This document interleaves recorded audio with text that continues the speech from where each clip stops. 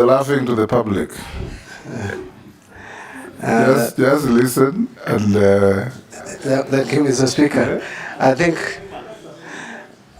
thank you. Thank you, Mr. Speaker. Mr. Speaker, allow me to start by responding to the questions raised by the Leader of Majority, my friend Kimani Ichung'wah. Yes, I agree. We have complained, Mr. Speaker, previously that our budget estimates, especially on the revenue side, are not realistic. In fact, I'm persuaded that we have been using revenue as a balancing figure. Revenue projection as a balancing figure. It's like what we do as a country is we look at our expenditure level, where we want to spend, how much we want to spend. Then once we get that total, then we ask ourselves how much can we raise from the loan or debt market, external and domestic. Then the remaining amount we put as revenue projection. That to me is very wrong. We must reform the economic policy department of National Treasury. Reforming does not mean you lay off staff. I want to be very clear there. Just focus our economic projections so that they are realistic, they are based on evidence of economic growth. If previously you have not been able to collect so much, why do you then pretend that you can collect so much in the subsequent year? Like Mr. Speaker, we have collected only 2.2 trillion this year from ordinary revenue. Yet we are projecting to collect, we had projected initially before the challenges we faced with the finance bill to collect 2.9. That is a whooping 700 billion increase. That was not realistic. Right now it has come back to, or come down to 2.6. So we must be realistic in our revenue projection. But even be that as it may, we must also still enhance revenue collection by reforming KRA, because we are still under-collecting. But in terms of budgeting and projections, I agree with the Honourable Ichung'wah that we are going forward, we are going to be more realistic so that we don't have big budget deficits and budget revisions in the course of the year, as we have had it previously. In terms of how do we address the challenges of collection of taxes, custom duties, it is, and I mentioned it, the system is porous. We must make sure that we automate it and automate it properly. Sometimes we pretend to be using automation, yet we use outdated systems that are just aiding the leakage of revenue instead of helping. We must carry out proper review and evaluation of KRA. I have the first meetings, I will guarantee this committee, if you approve my nomination to become the CS National Treasury, my first meetings will be focused on how to reform KRA. Because without that, we are not going to succeed in revenue mobilization. Honorable Junet, you've raised the issue of debt, and you have asked, how do we determine real from fake debt? I don't want to use it fake or real, but I talked about accountability, debt accountability, public debt accountability. And I said, I am committing that we must try to make this a statutory document so that every Kenyan knows how much we owe, to who, and at what cost. The other thing that I want to talk about in debt management is we must manage our liability. We have to restructure our debts. Let me just give me 1 minute, Mr. Speaker, to say the following. That if you look at how our debt was structured, especially external debt, in 2010, we had 60% of that debt, 66 actually, under multilateral, which are concessionary loans, and only 4% on commercial debt. We moved to a point where 31% in 2020, 31% of our debt was commercial debt. Averaging interest rate is 8 to 9%. That is not sustainable for an economy.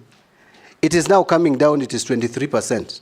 My focus is to have commercial debt at no more than 5%. of our debt portfolio, external debt portfolio, and have 75% of our debt under multilateral debt and only 20% or thereabout on bilateral debts. With that, you can clearly reduce the cost of debt. But something else about debt is, Mr. Speaker, and sample this, honorable members, our debt portfolio is 50-50, almost, external, domestic. Yet interest payable per year on external debt is 260 billion, on domestic debt is 700 and almost 50 billion. 3 times we are over borrowing domestically.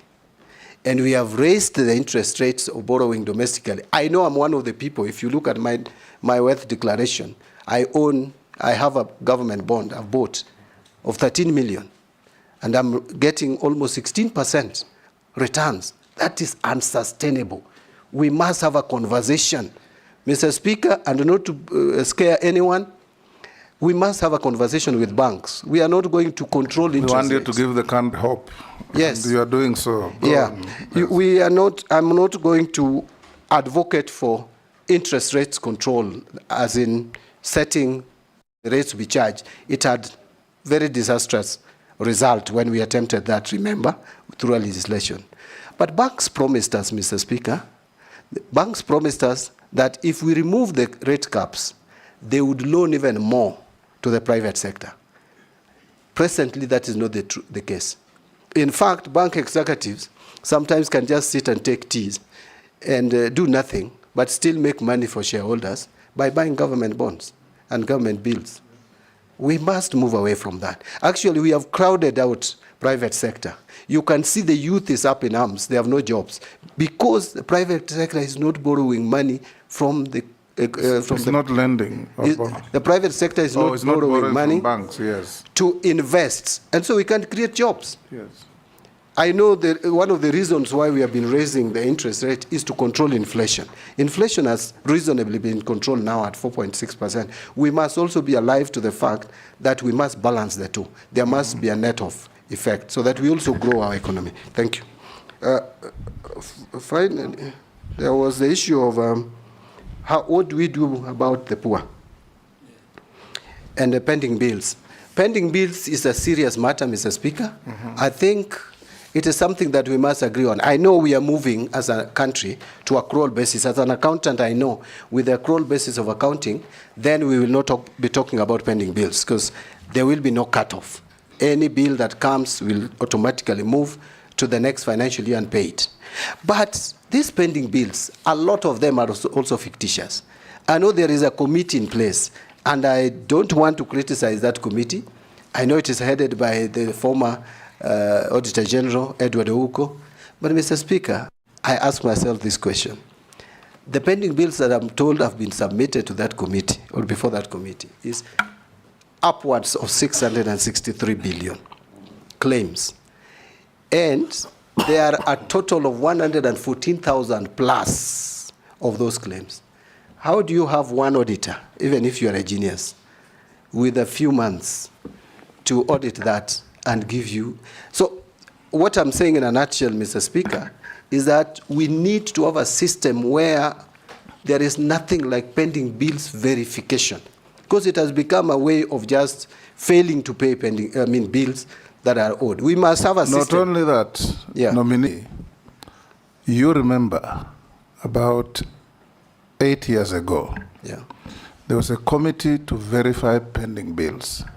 It became a toll station.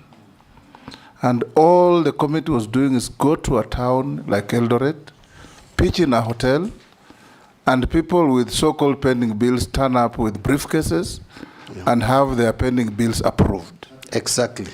You remember? Yes. Yes. And what are you going to do differently? It may happen again and again. What my proposal would be is that we may have to have a system, and it can even be through a legislation, where a legislation we have in the PFM Act that pending bills form first charge. But we should criminalize failure to pay pending bills. But above all, as CS Finance, which does not even require any policy or any legislative intervention, I will make sure that we have a system in place which locks anyone who attempts to pay a new bill and ignoring an old one. The system can lock you out. So that first in, first out. If a bill is supposed to be payable, let it be paid.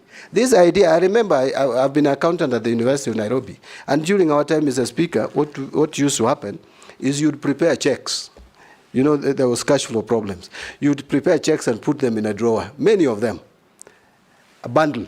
And so people come, and there was a big black book which was called check register. So the suppliers come, and checks are issued through that register. So depending on how nice you talk to the accounts department, then your check is released. Yet the one for Honorable Speaker even goes stale after 6 months. Those are things that we can cure through a system where you have an accounting system which allows payments to be made on first come, first served basis. Thank you. Finally, Honorable Jonette asked me a question I didn't expect to come from him, but I expected to come.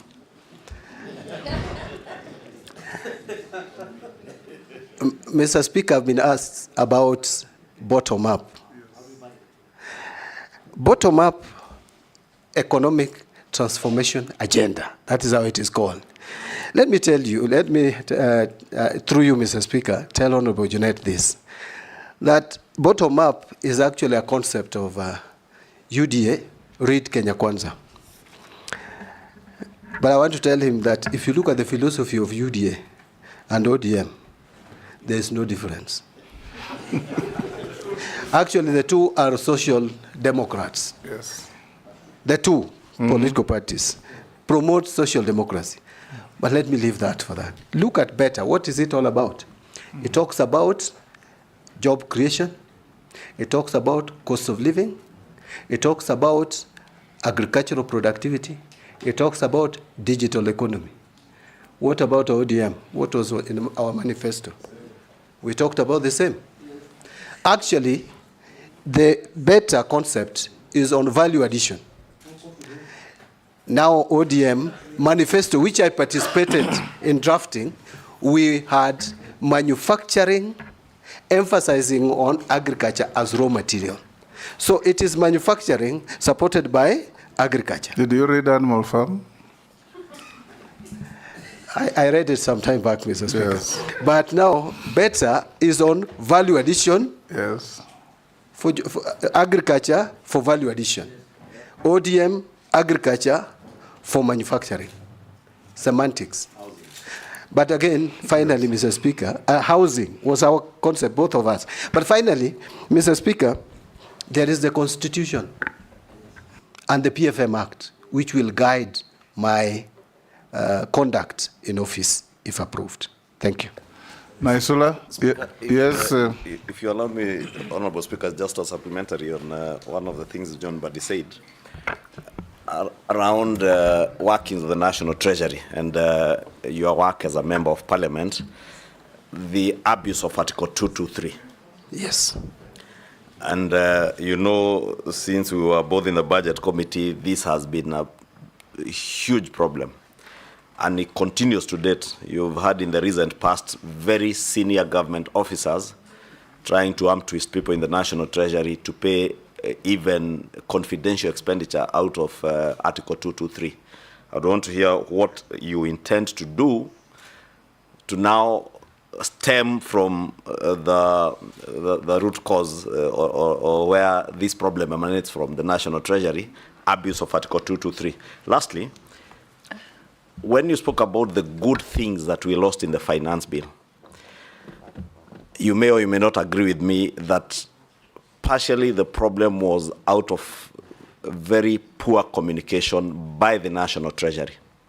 Kenyans out there were left to just listen to what was being said by members of Parliament during debate on the finance bill to know what were the good things in that finance bill.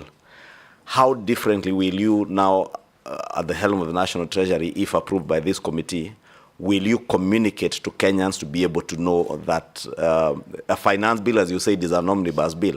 It has very many good things for the benefit of the country, which get lost in the misinformation and disinformation campaign that was there with the last one.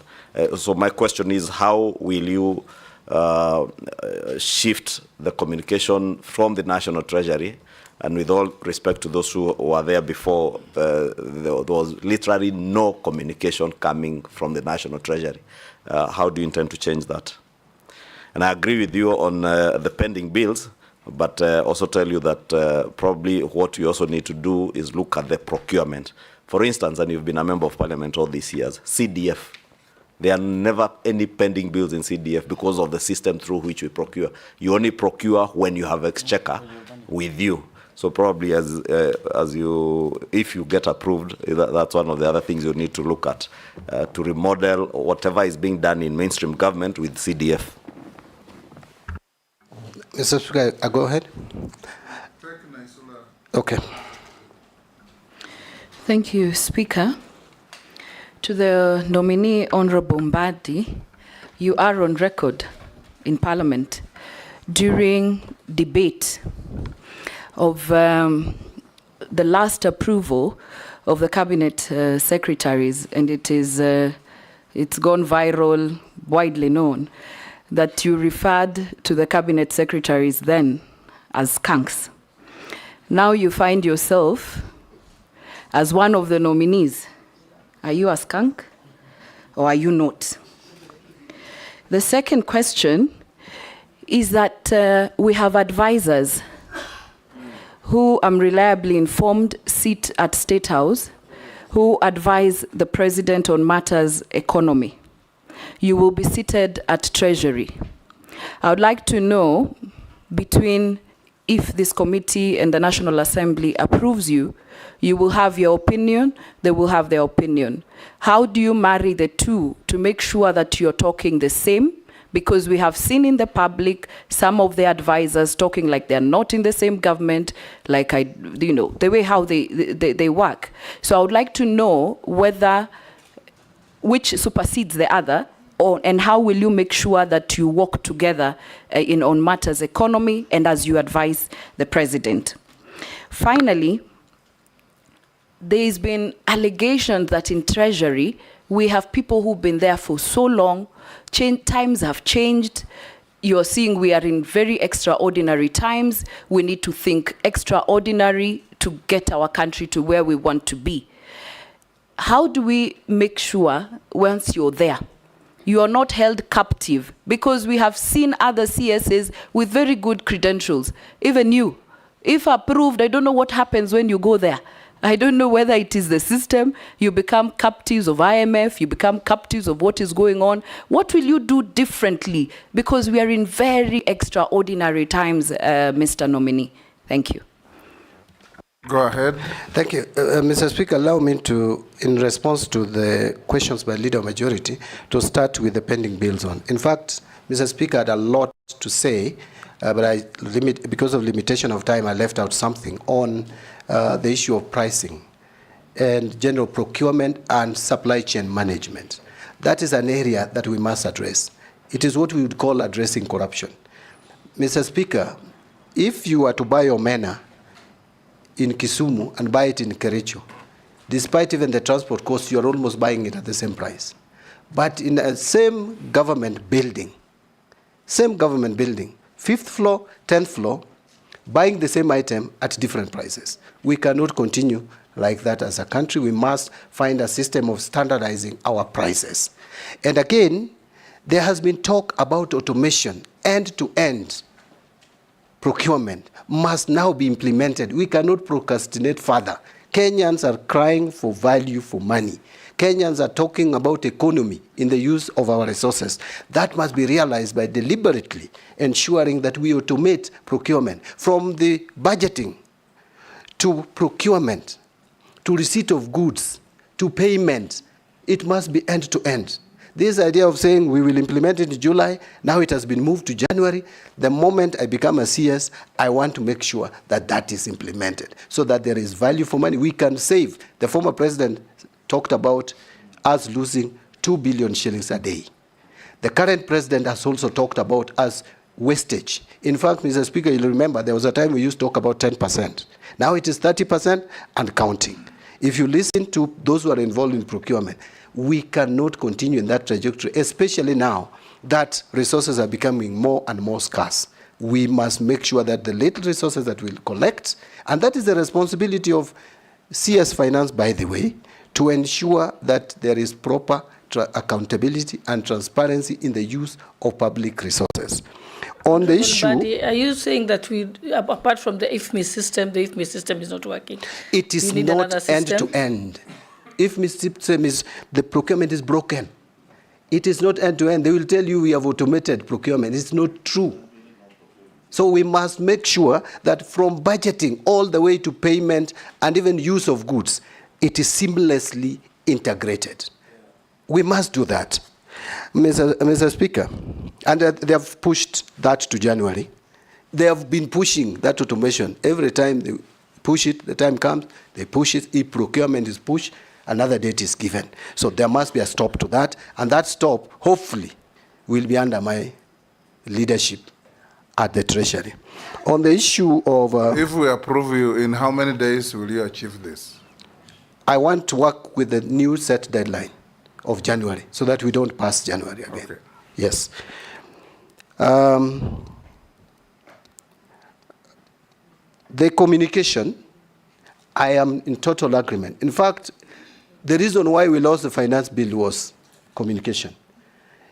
And this we must change. And by the way, one thing that I would want to talk about and maybe advise the current government, now that I'm going to sit at the highest policy decision-making body, if approved, is that we must improve on our communication.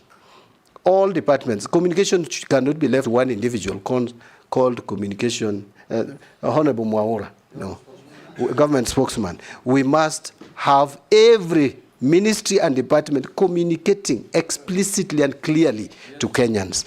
And Treasury is going to lead. I have already inquired and found that we have a state-of-the-art media center at the Treasury on 14th floor, Mr. Speaker. That must be utilized properly. But again, we must understand that the current generation would not be very comfortable with the conventional, the traditional ways of communicating. We must be innovative. We must use the current system of communication. I know I'm not in Gen Z, I'm not a millennial, but we must be responsive to the way they communicate. And my ministry will adopt modern methods of communication. The final one was from Honorable Shungwa, and it was the first one. What did you ask about the Finance Bill 2024? That Finance Bill was on what you have actually what I've just now Article 223. Article 223 abuse. Now, Honorable Shungwa and I have complained over the years about this Article 223 being misused and abused. Remember, Mr. Speaker, Ruaraka land was bought through Article 223, which, if you look at the Constitution and PFM Act, is very clear on how we should apply or use Article 223. It was for a good intention, that before that the government may find that there is something that should be addressed urgently, but there are not enough funds. Yet now we abuse it. We spend it on anything. Fortunately, it requires approval of the CS Treasury. And so if that abuse is to continue, it is John Badi, if you approve my nomination, who will continue with that bad habit. But I came up with a legislation, Mr. Speaker, not to cause any aspersion on this when I was just recently. I'm still a member of parliament anyway. I wanted to have some controls and checks on application of this Article 223. It was frustrated at the committee stage of the House, Committee of Finance. Why? Because Treasury refused to accept that legislation, where I wanted, before money is spent, before Cabinet Secretary approves, he should inform Parliament, give Parliament 17 days, just because Parliament is the one that has the constitutional mandate to approve expenditure. No any other body, even Cabinet Secretary. But now, it was frustrated. I hope another member will pick it up, now that I'm there, so that I don't resist it further. But I want to give guarantee in the meantime, with the current legal framework, the easier route is if you I will not allow for abuse you of this. become part of government. introduce as a government bill through the majority leader. I will be very happy to take it up if he sends it as Take minister it to now. cabinet. Thank you, Hand over to majority. But Mr. Speaker, let me just give confidence that this article will not be abused, even with the current legal framework. Okay? To the questions by Honorable Naisula, skunk. Mr. Speaker, let me say the following. Up to now, I'm a member of the National Assembly with a mandate to oversight, with a mandate to legislate and to represent. Mr. Speaker, I have a duty, up to now, to vet and approve President's appointees. I must discharge that mandate properly. And that is what I did. I am moving to the other side of the executive. I will not have that mandate anymore. It is now the mandate of Honorable Naisula and the rest of us to determine whether John Mbadi is a skunk or not. I want to leave it there. On advisors, it is true, and by the way, you can't stop the president from having advisors, whether political, economic, or otherwise. He has that mandate, he has that authority to hire. The only thing I want to state is legally, I am the principal, or I'm going to be the principal, if approved, advisor to the president on matters finance. You advise, the person advised takes the advice or not. You cannot force the person you advise to take your advice. But I also believe that these people are professionals like me. So we would be engaging at one point and agreeing or disagreeing, but the final decision will be taken by the cabinet, which is chaired by the president. Finally, the only caution I would give is if you're an advisor, please make sure the person you advise communicates.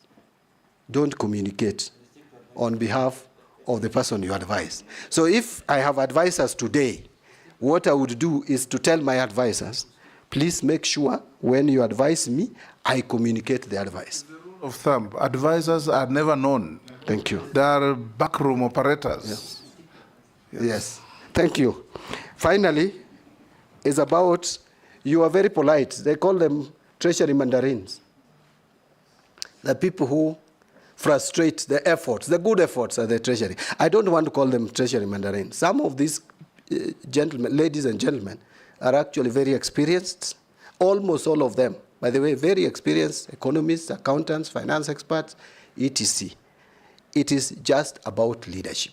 I'll provide leadership at the treasury so that we make sure that we work for the interest of this country. If there are gaps, I want to call them gaps. If there are gaps in resource capacity or human resource capacity at the treasury, I will liaise with the relevant authorities to make sure that those gaps are filled. Thank you.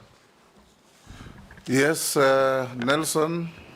Maybe even one question. Yes, Honorable Mbadi, maybe even hijacked and asked three. Ask one question each so that others can also ask. Maybe even consider further shuffling some of those senior treasury officials. I'm told that the mafia and the cartel there is so strong that they decide on when to send an exchequer, to release an exchequer where. So that you find agencies, some of the agencies are 60, 70% or 90% on consumption of the exchequer, yet you have others that are still lagging at 40, 50% way towards the closure of the financial year. So they are very powerful, and I think it is just not about, leadership. It's about also trying to shuffle those senior cartels that are there in the Ministry of Finance. And please do it if this committee approves you. Mine that was a comment. And a question is the exchequer, not exchequer release, on shareable revenue to the counties. The law says the 15th of every month, the shareable revenue should be released to the devolved units. It has never been done in the last 10 years. What will you do different to make sure that our counties receive their shareable revenue on time? Thank you, Honorable Speaker. Honorable Mbadi, should you be approved, This country is in ICU. It's in my look, it's in ICU. Number two, the success of all other cabinet secretaries that Parliament might approve, which now seems to be an alumni of Nairobi University. The success or failure of cabinet secretaries will be University of Nairobi. University of Nairobi is now the cabinet is alumni of Nairobi University. But the success of the Bombadi, should you be approved, is actually you. The success or failure of all of them will actually be you. So my question is this: what took us where we are from the public is opulence. It is the behavior of public servants and government servants vis-a-vis the performance of our economy. The talk of a performance of our economy is that it is very bad. The behavior and the look of the people who work in government is that it is very good. And I will give you an example. A minister driving a Prado, and then he has a chase car, which is a Prado. And actually two of them, I have seen this on the road. Since this problem, I have not seen any government or minister's car. I don't know if they have hidden them or not. But the truth of the matter is the behavior of the government servants and the performance of economy is not actually commensurate. So my thinking, Honorable Body, if you look at what you are saying, these are long-term, medium-term. I would propose, should you get this opportunity, let the minister drive a maximum car of 2,000 cc. Do what Kibaki did during Kibaki, so that the behavior of government servants and the behavior of economy actually goes together. But if you don't do that, Honorable Bombadi, that the people of Kenya will see, then you will be actually a failure. Maybe mine is a comment, Honorable Speaker, but that is a very big comment. What is your opinion, Honorable Bombadi? I thank you, Speaker. Take the third, Kikaria. Thank you, Honorable Chairman. Mine, first of all, is for the public out there. There has been this clamor that the president does appoint political appointees into. I think John Bandi is answering them. They are out there. John Bandi is making a good account to answer that question to the public. My question is to the nominees this. Currently, you're the chairman of PAC. And the auditing financial statement usually are 2 years or 3 years in delay. The Auditor General's report, which is a very important report for purposes of oversight, usually come late, maybe 2 or 3 years behind. What steps will you take to expedite the conclusion and consideration of the audit report in Parliament? Thank you, Honourable Chairman. John, I'm reading what the public is sending to us. Thank you. Put to you later. Go on now. Answer Nelson. Yeah, I will start from Honourable Nelson, the Chair, Defence and Foreign Relations. On the issue of transfers or shuffling at the Treasury, what I would say is I'm going to look at the Treasury in its totality and see if there are gaps and if there are areas where we can change people, move one person from one place to the other. But to me, the most important thing to do is to have a system that functions. Because if you don't have a system that functions, whoever you bring may just mess you up. So we need a system that is functioning, a system that even if I'm away, would still ensure that what should be done is done. The issue of favoritism, where some MDAs get funded and others are not, that to me is a failure of the system. We must correct that and ensure that there is equity, that there is fairness, that the system serves all Kenyans equally. So it is about system. Once you put the system in place, the officers you will put will do what is required. On the issue of shareable revenue going to counties, you are addressing, Honorable Nelson, you are addressing a converted person. I am a supporter of devolution, and I know that we need to support counties. Counties are struggling at times, and a lot of times. In fact, we are incurring a lot as a country by failing to send monies to counties within the required time. Why? Because counties end up borrowing money from commercial banks and pay huge interests on borrowed funds just to pay salaries. We must make sure that we reverse that. I know there are revenue constraints, but we must balance. We must manage our cash flow. That will be my responsibility. One of the most important and critical departments at the Treasury is that Department of Accounting, the department that deals with managing the cash flow. Honorable Kosing, I hear you. A lot of opulence, a lot of wastage. By the way, even the reconstitution of this cabinet is as a result of, is actually a direct consequence of show of opulence, which made some Kenyans mad, to the extent that now the president had to be forced to do certain things which he shouldn't have done, really. So we must contain wastage. We must contain wastage, but we shouldn't be mechanical about it. In my view, we should contain it practically. One of them is to reduce our operating expenditure. We must make our budget transparent. This idea of lumping budget lines and saying other operating expenses must go from our budget. What are these other operating expenses? We must be clear.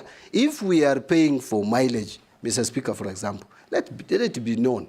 We know that members of parliament have to be facilitated to go to the consumer. I'm not saying that is parliament that is putting, actually parliaments rarely put block figures. It's good to use us as an example. Yeah, but I'm giving parliament as an example. But there are ministries, departments, which do that. Mr. Speaker, have you asked yourself why we still have one officer, a driver, taking impress for 200 staff for a training? Yet every member of staff has an IFMIS number. Let each person get a per diem allowance or imprest and comes back and accounts for it, like it happens in parliament.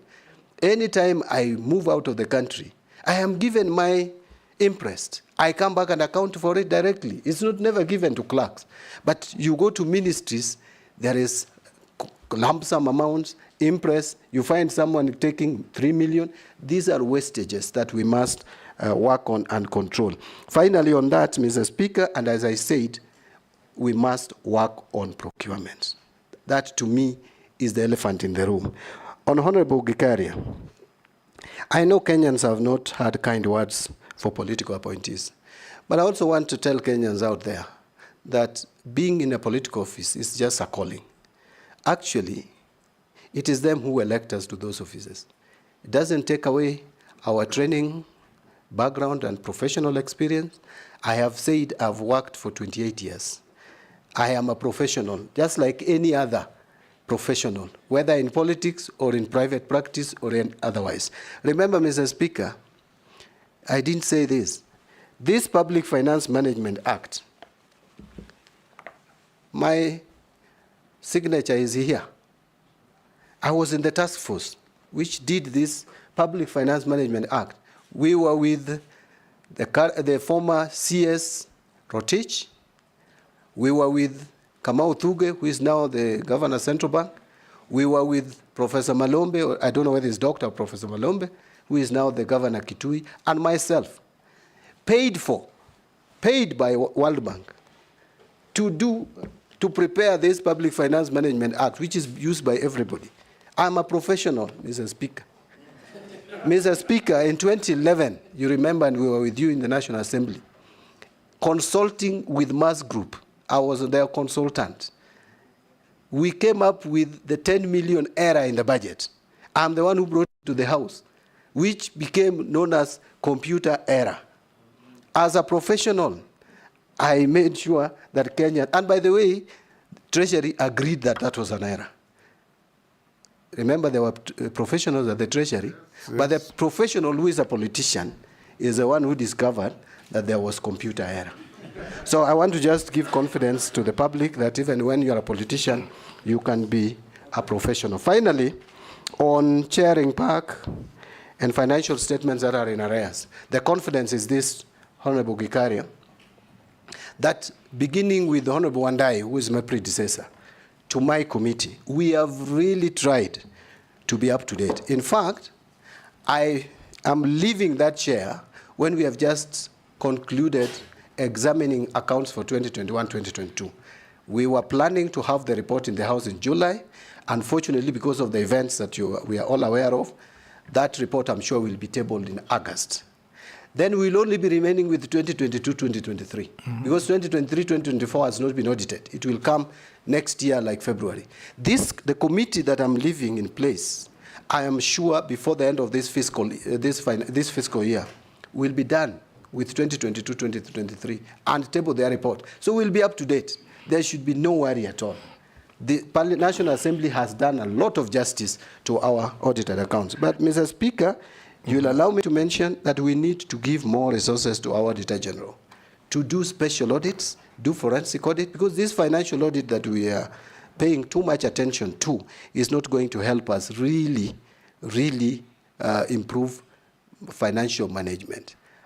In my office, if you approve me, I will persuade the cabinet to give more resources. We can afford to give more resources to Auditor General to save much more, because we are losing so much. Special audits, and I've left quite a number, which I asked the Auditor General to do.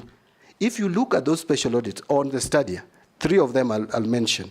One is on Article 223, Mr. Speaker. It is there in Parliament, and the committee will deal with it. There's another one on fertilizer. All these issues that we are talking about are in that report. Number 3 is on Stadia. Serious mismanagement of resources or in construction of our Stadia across the country. If you look at that report, you would be very happy with the work of the Auditor General, as opposed to financial report. So we should really give more resources to the Auditor General to do special audits so that Kenya can save money, which is being wasted through corruption. Thank you, Mr. Speaker. Mary Emasi, the Honorable. Thank you, Chairman.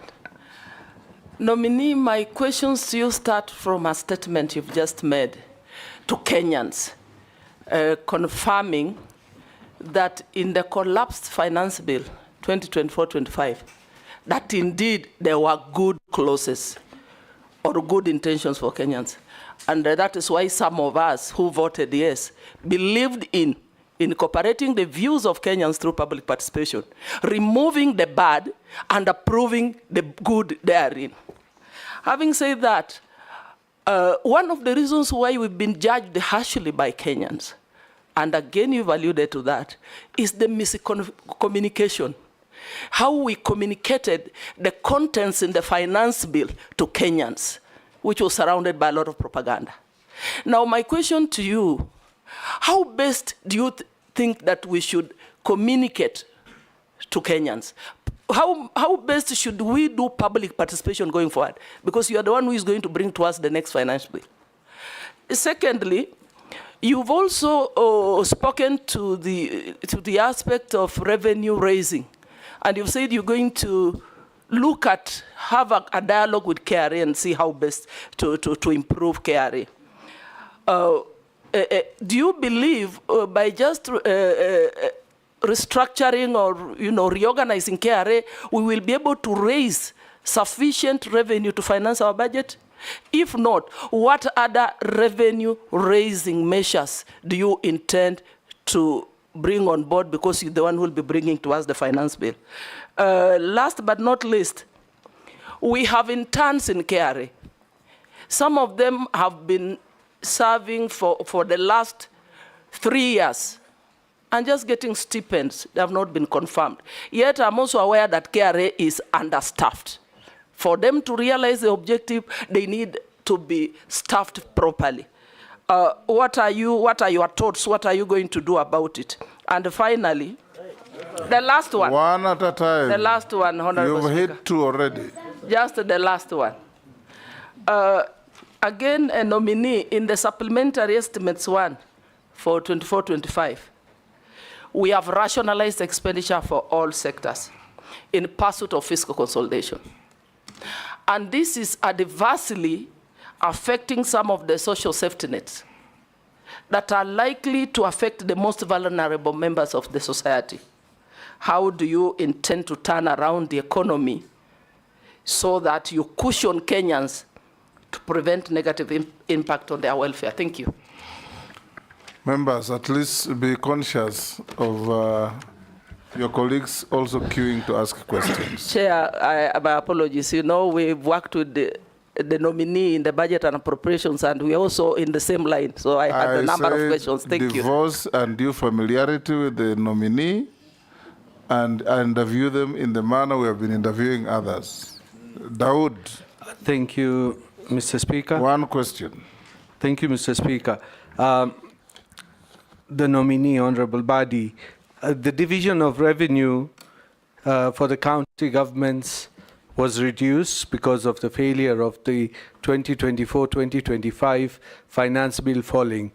And now, subsequently, the finance bill 2023 has been declared unconstitutional.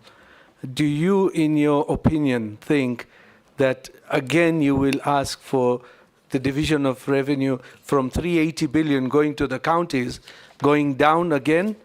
Secondly, is the tax policy.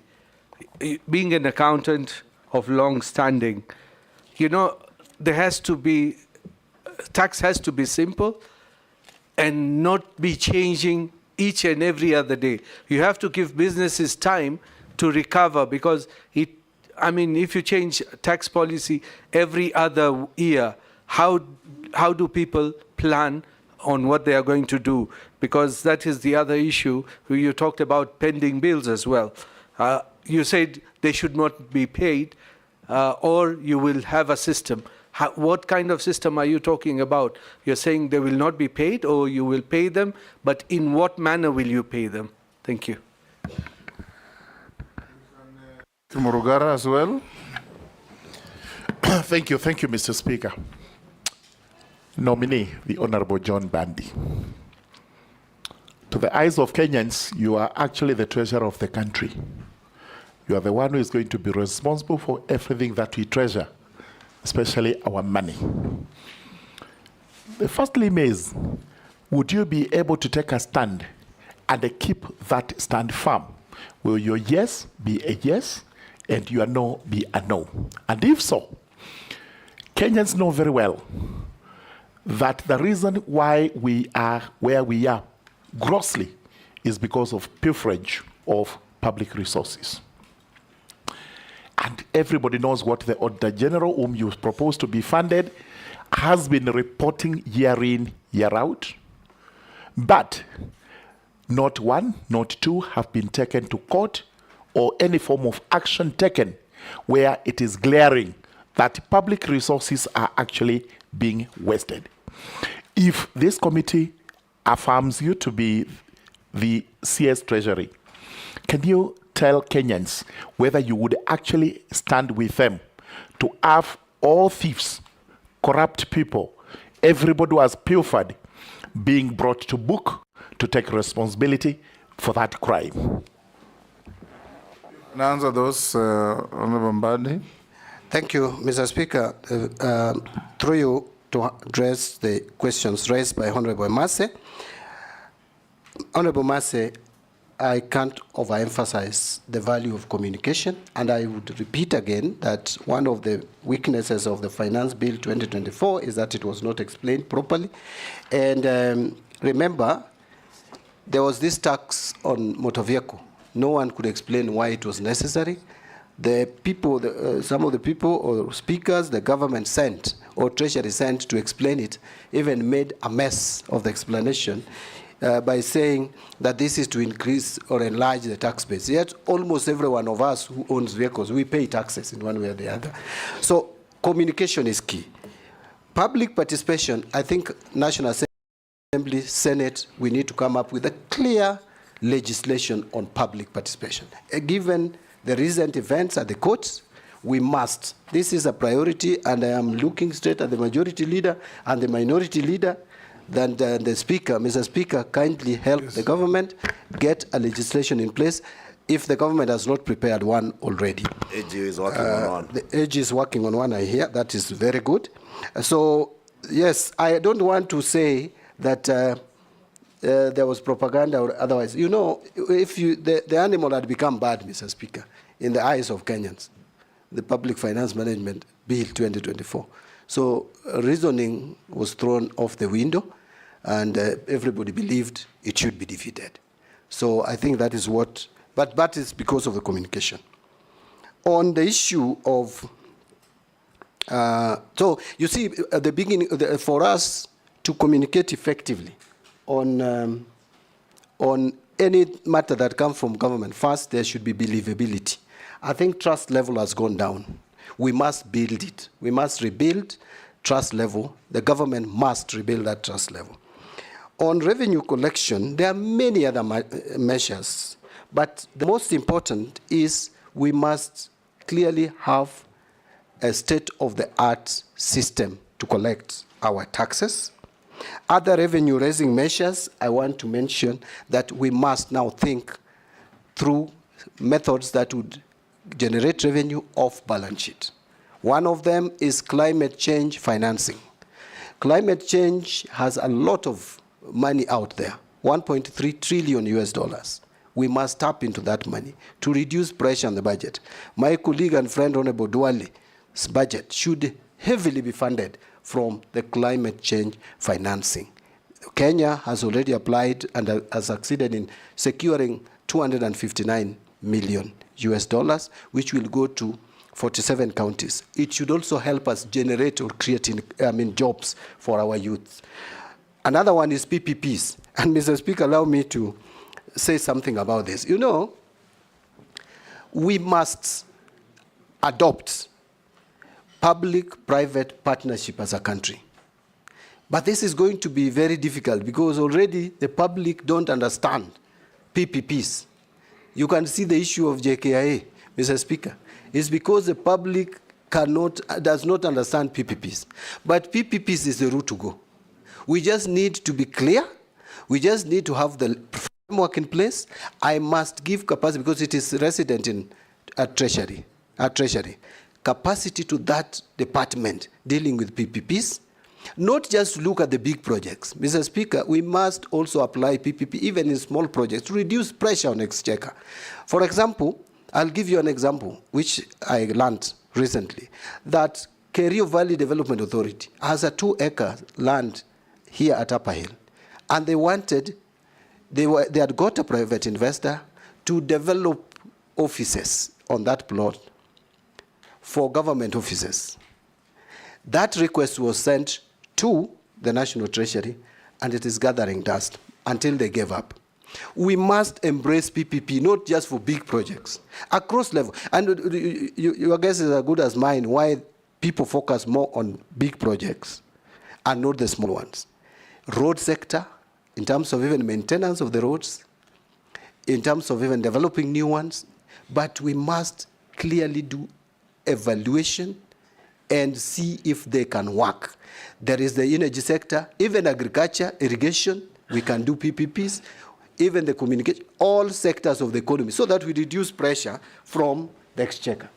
On staff at KRA, I think I dealt with this before, that we need to look at the staffing staffing of KRA and give them capacity and fill in the gaps. If there are people who have been serving on contracts for a very long time, it's not even, that is not even permissible in terms of human resource management. There is a period through which you can work as a temporary staff. On supplementary one, how do we turn around the economy? This one, I have a lot to say, but I don't want to say so much that I have, because it may take the whole day. Let me just, in 1 minute, summarize. Why is it that our economy grows at 5.6% but is not felt?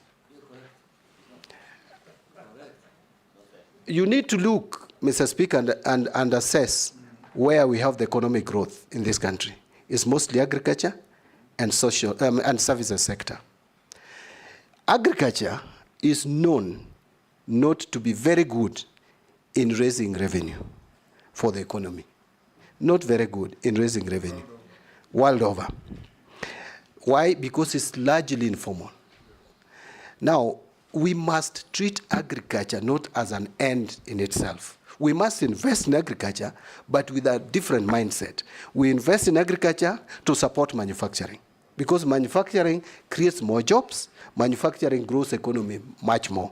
Vision 2030, our intention was by 2030, we hit a minimum of 10% GDP. We must do that by working on manufacturing. I want to leave it at that. On Honorable Daewoo's question, division of revenue, my view is we shouldn't cut any further the monies that we allocate to counties. Otherwise, we will kill devolution. This was a masterstroke with this constitution. We must, and we owe it to future generations to protect devolution at whatever cost. And that is why in the PFM Act, the moment we approve money to counties, you cannot reduce money that goes to counties, even if there is a shortfall in revenue collection. That was meant to protect the counties. One of the functions given to Treasury is to protect the county governments. And I would not fail in my constitutional obligation to protect the counties.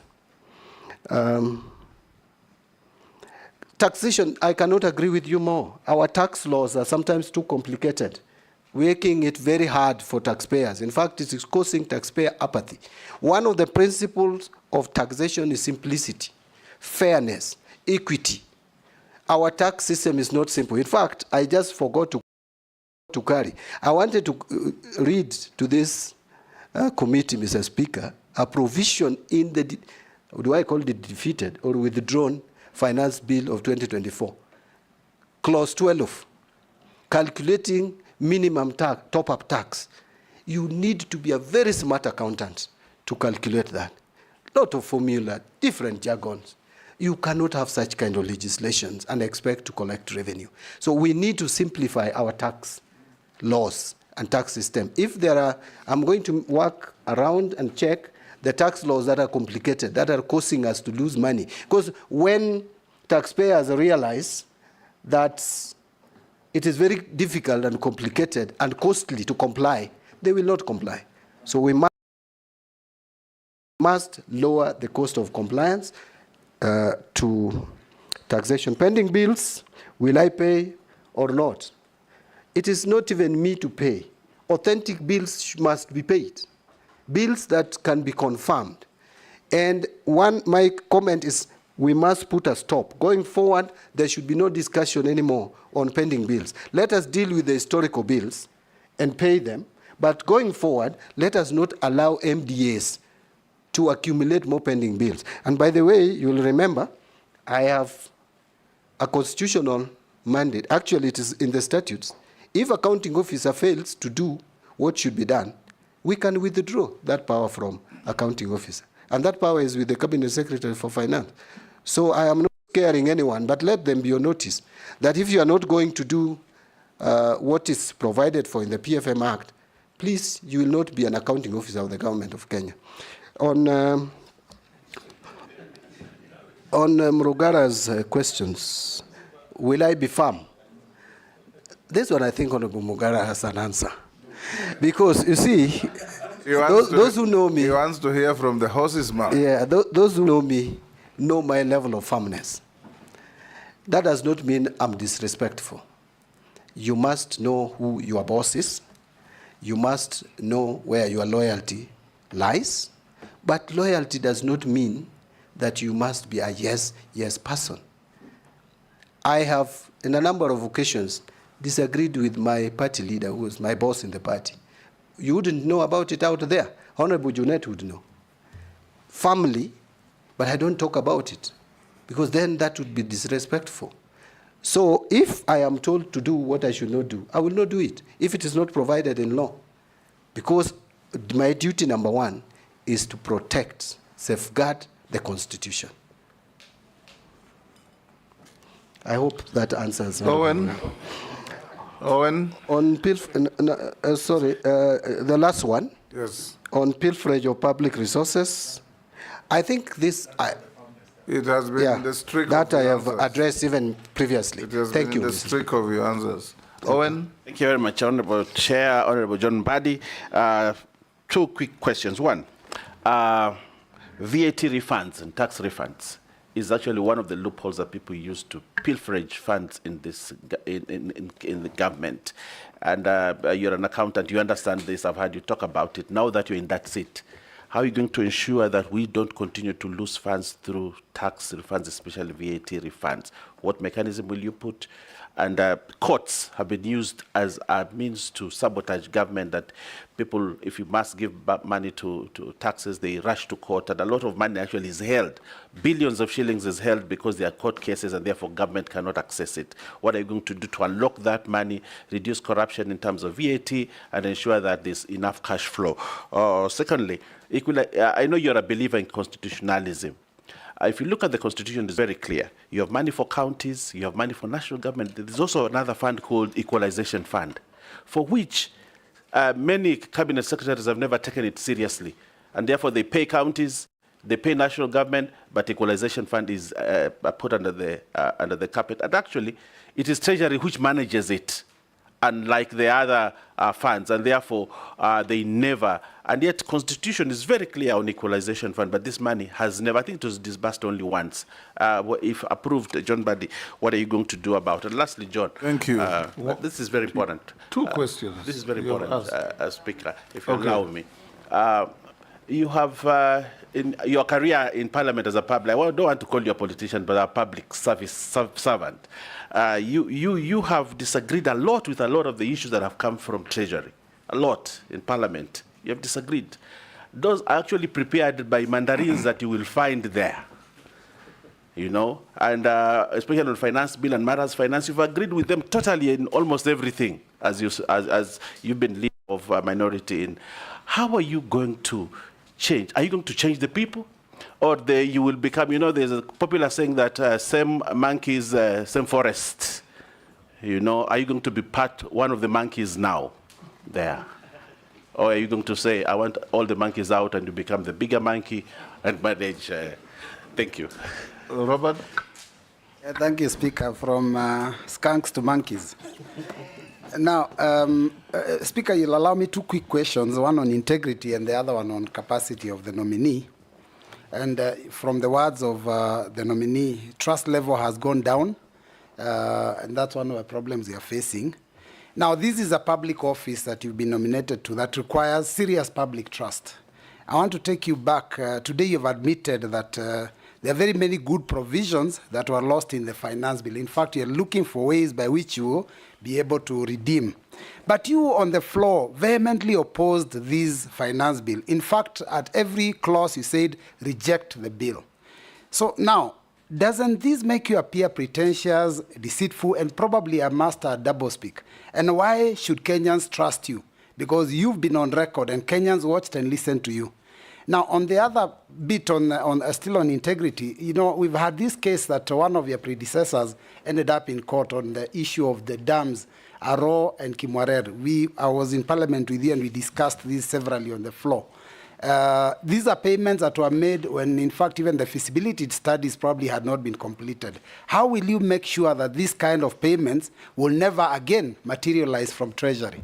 And now on the issue of capacity, as Azimio, where you are a member until just the other day, we were alarmed by the Kenya Kwanza plans to increase taxes and borrow more, and we are saying we are not even seeing the development out of that money. Noting that Kenyans do not want punitive and excess taxes, and at the same time, the young ones have said they don't want us to borrow. Can you tell us how you will navigate that space?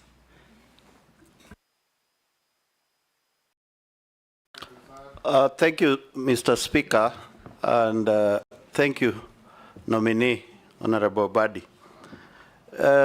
Honorable Buddy, you are getting into Treasury, whereby our health sector is extremely underfunded based on the Abuja Declaration and the United Nations recommendation on how countries should finance the health sector.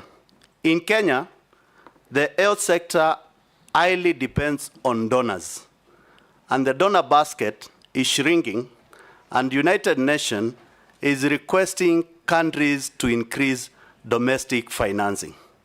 The challenge comes whereby the resources within the country are also shrinking. How do you tell Kenyans that they will enjoy universal health care and quality health care with the kind of scenarios I've explained, and how will you navigate to make sure that money sent from national government to county government, in preview that health sector is devolved, are in fence for Kenyans to get health quality service at the county government as a minister for, as a nominee, and if you are approved by this government, this committee, how will you make sure that the finances meant for health sector really goes to the health sector in this country? You can answer those. Thank you. Let me start with, Mr. Speaker, let me start with the questions directed to me from Honorable Owen Bayer, the Deputy Leader of Majority. On VAT refunds, Mr. Speaker, we have the tax, this is what we call the tax expenditure. It is costing us quite a bit, in fact, almost $500 million every year to refund taxes, a lot of which are fictitious. It means there is a problem with the system, and that system must be corrected. But again, I think we need to, as a tax expert, and Mr. Speaker, I think I'm one of the people who can explain clearly the difference between zero rating and exempt commodities in this country. But I don't want to bore you with those explanations. I just want to mention that I think we need to have a conversation whether those items which we need to subsidize through VAT so that we don't expose Kenyans to untold sufferings as a result of high cost of living, we may think of most of them go to exempt categories so that we avoid the zero rating of commodities which result in tax refunds. Because tax refunds is largely, especially on VAT, as a result of zero rated commodities. Yes, the prices will slightly increase because zero rated commodities become cheaper in the long run if it is properly administered. And I want to be very careful there because the zero rated commodity, sometimes the benefit is not passed to the consumers. So we need to emphasize and have almost every item that we want to still subsidize under VAT under exempt commodity. Then you will eliminate the issue of tax expenditure in that line. The other issue is also on the advance taxes that we pay. We must have a system that captures these advance taxes properly so that when finally the taxpayer files returns, they don't claim tax refunds which they don't merit. Then we will minimize the issue of tax expenditure. On equalization fund, I can't agree with you more. This fund must be operationalized. I know there are some challenges. When I get to the Treasury, if you approve my nomination, Mr. Speaker, I will find out what are these challenges. I'm told there are issues about whether to use counties or areas. The Constitution actually talks about areas. It doesn't talk about counties. But we should also not spread it too thin because we know it is stemming from Article 201, Mr. Speaker, where there should be inclusivity, there should be equity in developing our country, using our public resources to develop the country uniformly. So we should not spread it too thin. There are certain regions in this country which have been marginalized over the years, from Sessional Paper number 10 of 1965. Those regions deserve attention, and we had only 20 years to do this. I know Parliament can change that, but why don't we utilize that properly? So when I get to the Treasury, I will make sure that this fund is properly operational. Every year the money is released. It's not even a lot of money to attend to issues of health, roads, electricity, and water. It's only targeting 4 areas. Finally, on that matter, Mr. Speaker, I speak with passion because I know what marginalization is all about. Mr. Speaker, I recognize myself both as a Luo and as a Suba. My mother is a Luo, or the late mother was a Luo. My late father was a Suba. So because in our society, you take your father's ethnicity. I'm so a Suba, so I am a Suba. Subas don't even constitute 2%, so we are a minority. I know what it means to be marginalized. I have been disagreeing with the National Treasury. No, I have not actually been disagreeing. I've actually You've been holding just a different opinion. Yeah, a different opinion. And by the way, now those opinions, we will have difference of opinion, Mr. Speaker, at the source. So it doesn't have to come to Parliament. Those opinions, the differences will now be at the source. And they will be harmonized there. And they will be harmonized, and I will finally, Mr. Speaker, take the same to the cabinet. I'm the one who will be defending these tax measures, or whatever it is, whether budget estimates, or it is BPS. I'm the one who will now be presenting them to the cabinet. I must present something that I'm convinced, I understand, and I agree with. But that does not mean that only my ideas will have to be taken. No, you must accept also to be advised. These people have wealth of knowledge. Some of them know probably even more than I do in matters economics. So I will listen to them, but I'll take the responsibility. Honorable Mbui is now not trusting me. But Mr. Speaker, you know Honorable Mbui was actually my deputy for 5 years. And he knows that I can be trusted. On the rejection of the bill, Mr. Speaker, we understand the circumstances. Actually, we were responding to Kenyans. And I was actually, Honorable Junet is helping me by telling me the whip was applied. I am a very faithful and loyal member of it. By the way, I have been a member of the Economic Council of Azimio, advising the leader of Azimio on economic matters.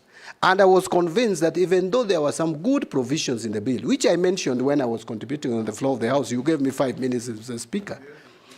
And I said there are some good ones, but the bad ones now have made the good ones look bad.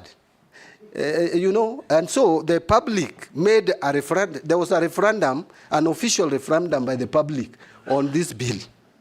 Mr. Speaker, if you looked at the social space, everybody was saying reject. And since I am representing people, not stones, not animals, I had to listen to the people and do what they wanted, Mr. Speaker, by rejecting the bill. So there is no inconsistency. My trust level is still where it was, Honorable Mbui. And by the way, I don't think I'm not a member of Azimio. I am, only that I'm not an official of Azimio. I mean, I'm not holding any political office. I'm still a member of ODM, by the way. On Arawa and Kemwarer, that, I must say, contracts in this country, Mr. Speaker, and my stint as the chair of Public Accounts Committee has taught me something, that the contracts that we sign, especially financial contracts, are lopsided. They are helping the lenders more than they help the country. Why on earth would you start paying interest on money that you have not received? I don't understand it. I don't get it. And this is why I'm saying when I get to the Treasury, if you approve my appointment, my nomination, I will have to get the opinion of the Attorney General. Because you find a lot of money, Mr. Speaker. It will come in the report of Public Accounts Committee.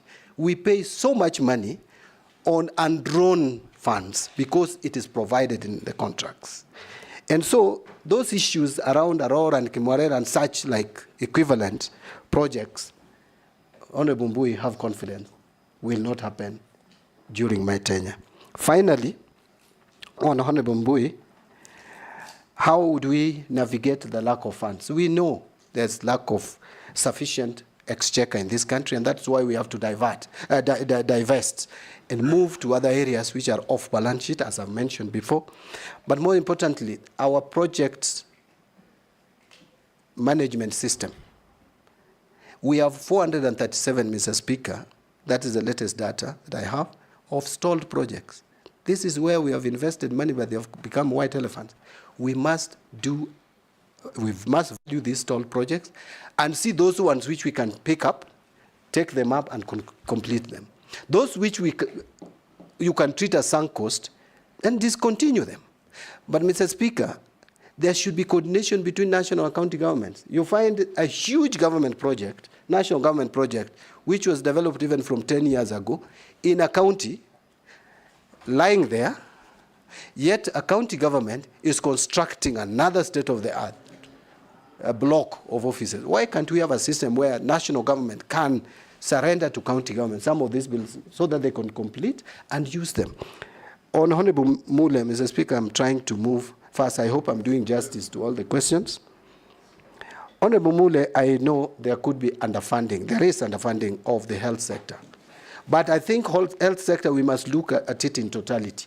Before we even calculate how much we spend, we must find out how much national government is spending and how much county governments in total, 47 of them, because we have one country with 48 governments, which should be interdependent. So when calculating how much we spend on health, we should take it in totality and make sure that any money that is supposed to be devolved for health is devolved for health. We should not keep money at the national level here, implementing things on projects which should have actually been implemented by the counties, and have a coordination on how this is done. It may not be my exclusive, it may not be exclusive duty of this office that I'm supposed to get to. We have the Senate to oversight this. We have county assemblies, and we have and we have control of budget. We must work collectively. So that would address the issue of ring-fencing the money. We must allocate more resources to that department. Finally, Mr. Speaker, all this would only bear fruits if all agencies work together, including the the ESCC and other DCI and other agencies which help us in fighting wastage of public resources. Good. Russell. Honorable Dida Russell. Thank you very much, Honorable Speaker. Honorable John Buddy, I think my entry is about the Treasury. Reform in Treasury is really important. As it were, Treasury is being manned by, I think, 2 or 3 tribes. Kenya has 42 different communities. All of them should be represented where the national cake is being shared. Having said that, my question is on financial inequalities in this country, where most of the rural constituencies, communities, or areas are actually totally marginalized, and they are not part of the mainstream economy. The question is, if the House will give you the job, what are some of the initiatives you are likely to undertake so that places like Suba, Moyale, Mandera, Lamu are part of the mainstream economy of this country? Finally, is on what we call funds. People are keeping money in their homes because you are told, don't bank more than 1 million shillings a day. These are prescriptions, we are told, from the World Bank, the IMF, and the money is not in circulation in Kenya. And even in counties, where we are told people actually steal a lot of money there than in the national government, people are not banking money. What are some of the initiatives you are likely to undertake to make sure that actually Kenyans are confident that they'll be taking money to the banks, and it is more safer in the banks than when they are in their homes? Thank you, Honorable Speaker.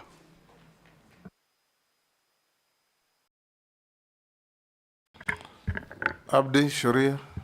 Thank you, Mr. Speaker. Mheshimiwa John Buddy. And for me, there's a team called the pensioners. You can imagine they've been working for maybe over 40 years, doing a lot of good work, contributing to nation building. But unfortunately, when they retire, and expecting now the nation to repay them back and so that they can enjoy their retirement in peace, they end up following their pension payments, sometimes for years. What are your plans to ensure long-term sustainability of pension schemes and the timely payment of pensions to the beneficiaries considering the growing fiscal pressures. I thank you, Honourable Speaker.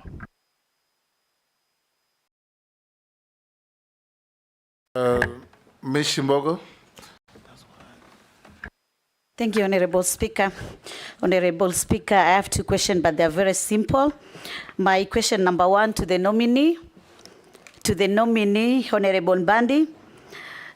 You have seen recently that there have been public unrest due to economic hardship.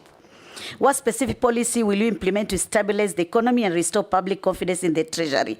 Kenyans are saying that you have been given that docket knowing that there's no money in the national coffers. And one of the reasons they're saying that it is the appetite in terms of borrowing. Why do we borrow beyond the ceiling, which has been put using our regulation or rather policies? Why do we borrow for projects which cannot finance itself? For instance, there's this project of SGR, where we took a big loan from the Exim Bank in China, and up to date, it has been a challenge for us to finance that loan. Why do we sometimes just borrow using foreign currency, and when our shilling goes down, it becomes a big challenge to us? Why can't we just know that, are we taking non-concessional loans or are we taking concessional loans? And why are we taking conditional loans which are not favorable to our country?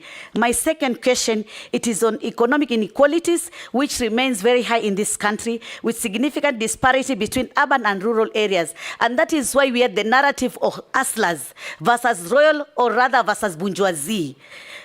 To me, inclusive growth strategies are needed to ensure that marginalized groups benefit from economic advancement. How will you ensure that economic growth will benefit all segments of society, including marginalized community, especially the youth, the women, and persons with disability? I thank you, Honorable Chairman. Can we take Murkomen as well? Thank you, Honourable Speaker. My question is that there are many unclaimed financial assets that have not been claimed by rightful owners. What strategies will you employ to raise public awareness of the existence of these agencies to the public? The other thing, I really wanted to support you regarding KRA. There were very good system in KRA when they were recruiting the university graduates. And the government had invested a lot of money. In fact, they used to have even an intelligence department. And even those graduates were taken for training. Later on, I don't know what happened because all those graduates were fired. So what I would like to ask you, if you happen to get this chance, are you going to instate those people? Because they are trained, they know what they are supposed to do, instead recruiting other. You can answer those, John? Thank you, Mr. Speaker. And honorable members, I'll start with the questions from Honorable Raso. On reforming Treasury, I think I talked about it, and I am committed to reforms at the Treasury. About 2 or 3 tribes manning the Treasury. Well, as a matter of fact, there has been discussion around this, and we are Kenyans. And if there are people who get positions just by virtue of being from specific communities, that should not be the case, and that should end. But the context within which the question was asked was that then it also skews sharing of revenue. But sharing of revenue is not done at the Treasury. It's done in Parliament, isn't it? That's correct, Mr. Speaker. Yes. Yeah, so, but... where everybody is represented. Yeah, but I think also on the issue of inclusivity, we need to be inclusive in all government ministries. Let's not just look at Treasury as alone. Yes. And by the way, Mr. Speaker, there was a talk that I'm most likely going to be the first cabinet secretary from my community. So that in itself, both, Mr. Speaker. I can't remember any other Luo who has ever been in that ministry. The only closest we came to is twice, when Tom Mboya was the Minister for Economic Planning, and when Anyang' Nyong'o was also Minister for Economic Planning. And yeah, and thrice. But National Treasury, no. But then that shows there's inclusivity, in my view. But yes, all ministries, there must be inclusivity.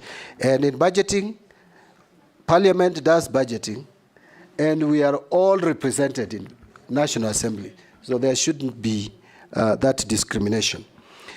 On financial inequality, I cannot agree with Honorable Raso more. We must find a system, and I'm going to ensure that is done, of equitable development of this country with the little resources that we have. Mr. Speaker, you've come to my constituency. Since independence, I will tell you, we have hardly. Now, in fact, the first time we saw a black surface in my constituency in terms of tarmac road was in 2017, when we had a small stretch, and then the work stopped. It's about 4 kilometers. What would you say if you go to North Hor? No, and I'm just giving you the example of my constituency. Yes. And I know it's worse even in other places. Yes. Where even having a Maram road that is usable is a challenge. So we must apply the resources of this country equitably, and that was the essence of devolution. But we must also make sure that the national government funds, which is still holding about 85%, is actually applied equitably. On the issue of keeping money at homes, we must strike a balance here, Honorable Raso. Yes, I know sometimes banks, because of the regulations and the policy that has been put in place by central bank, yes, that sometimes you go to the bank and your money, you know, sometimes I'm asked when my money comes from my SACCO, for example, Mr. Speaker, to my account, then I'm asked before I transfer it even to my wife. I'm told I must explain the source. And yet they could easily see this is from Parliament, this is from... So sometimes it can be discomforting. But we must balance that with international requirements, best practice. We are not operating in isolation, Mr. Speaker. Right now, through the Financial Action Plan Task Force, which is accepted internationally, and Kenya is a member of East and South African anti-money laundering group, where we have 22 countries. And actually in this August, Mr. Speaker, I am likely, if you approve my appointment, to chair a council meeting of ministers on this matter. We have set rules that we have agreed on, that we have signed to, so that we are accepted. Our financial system is accepted globally.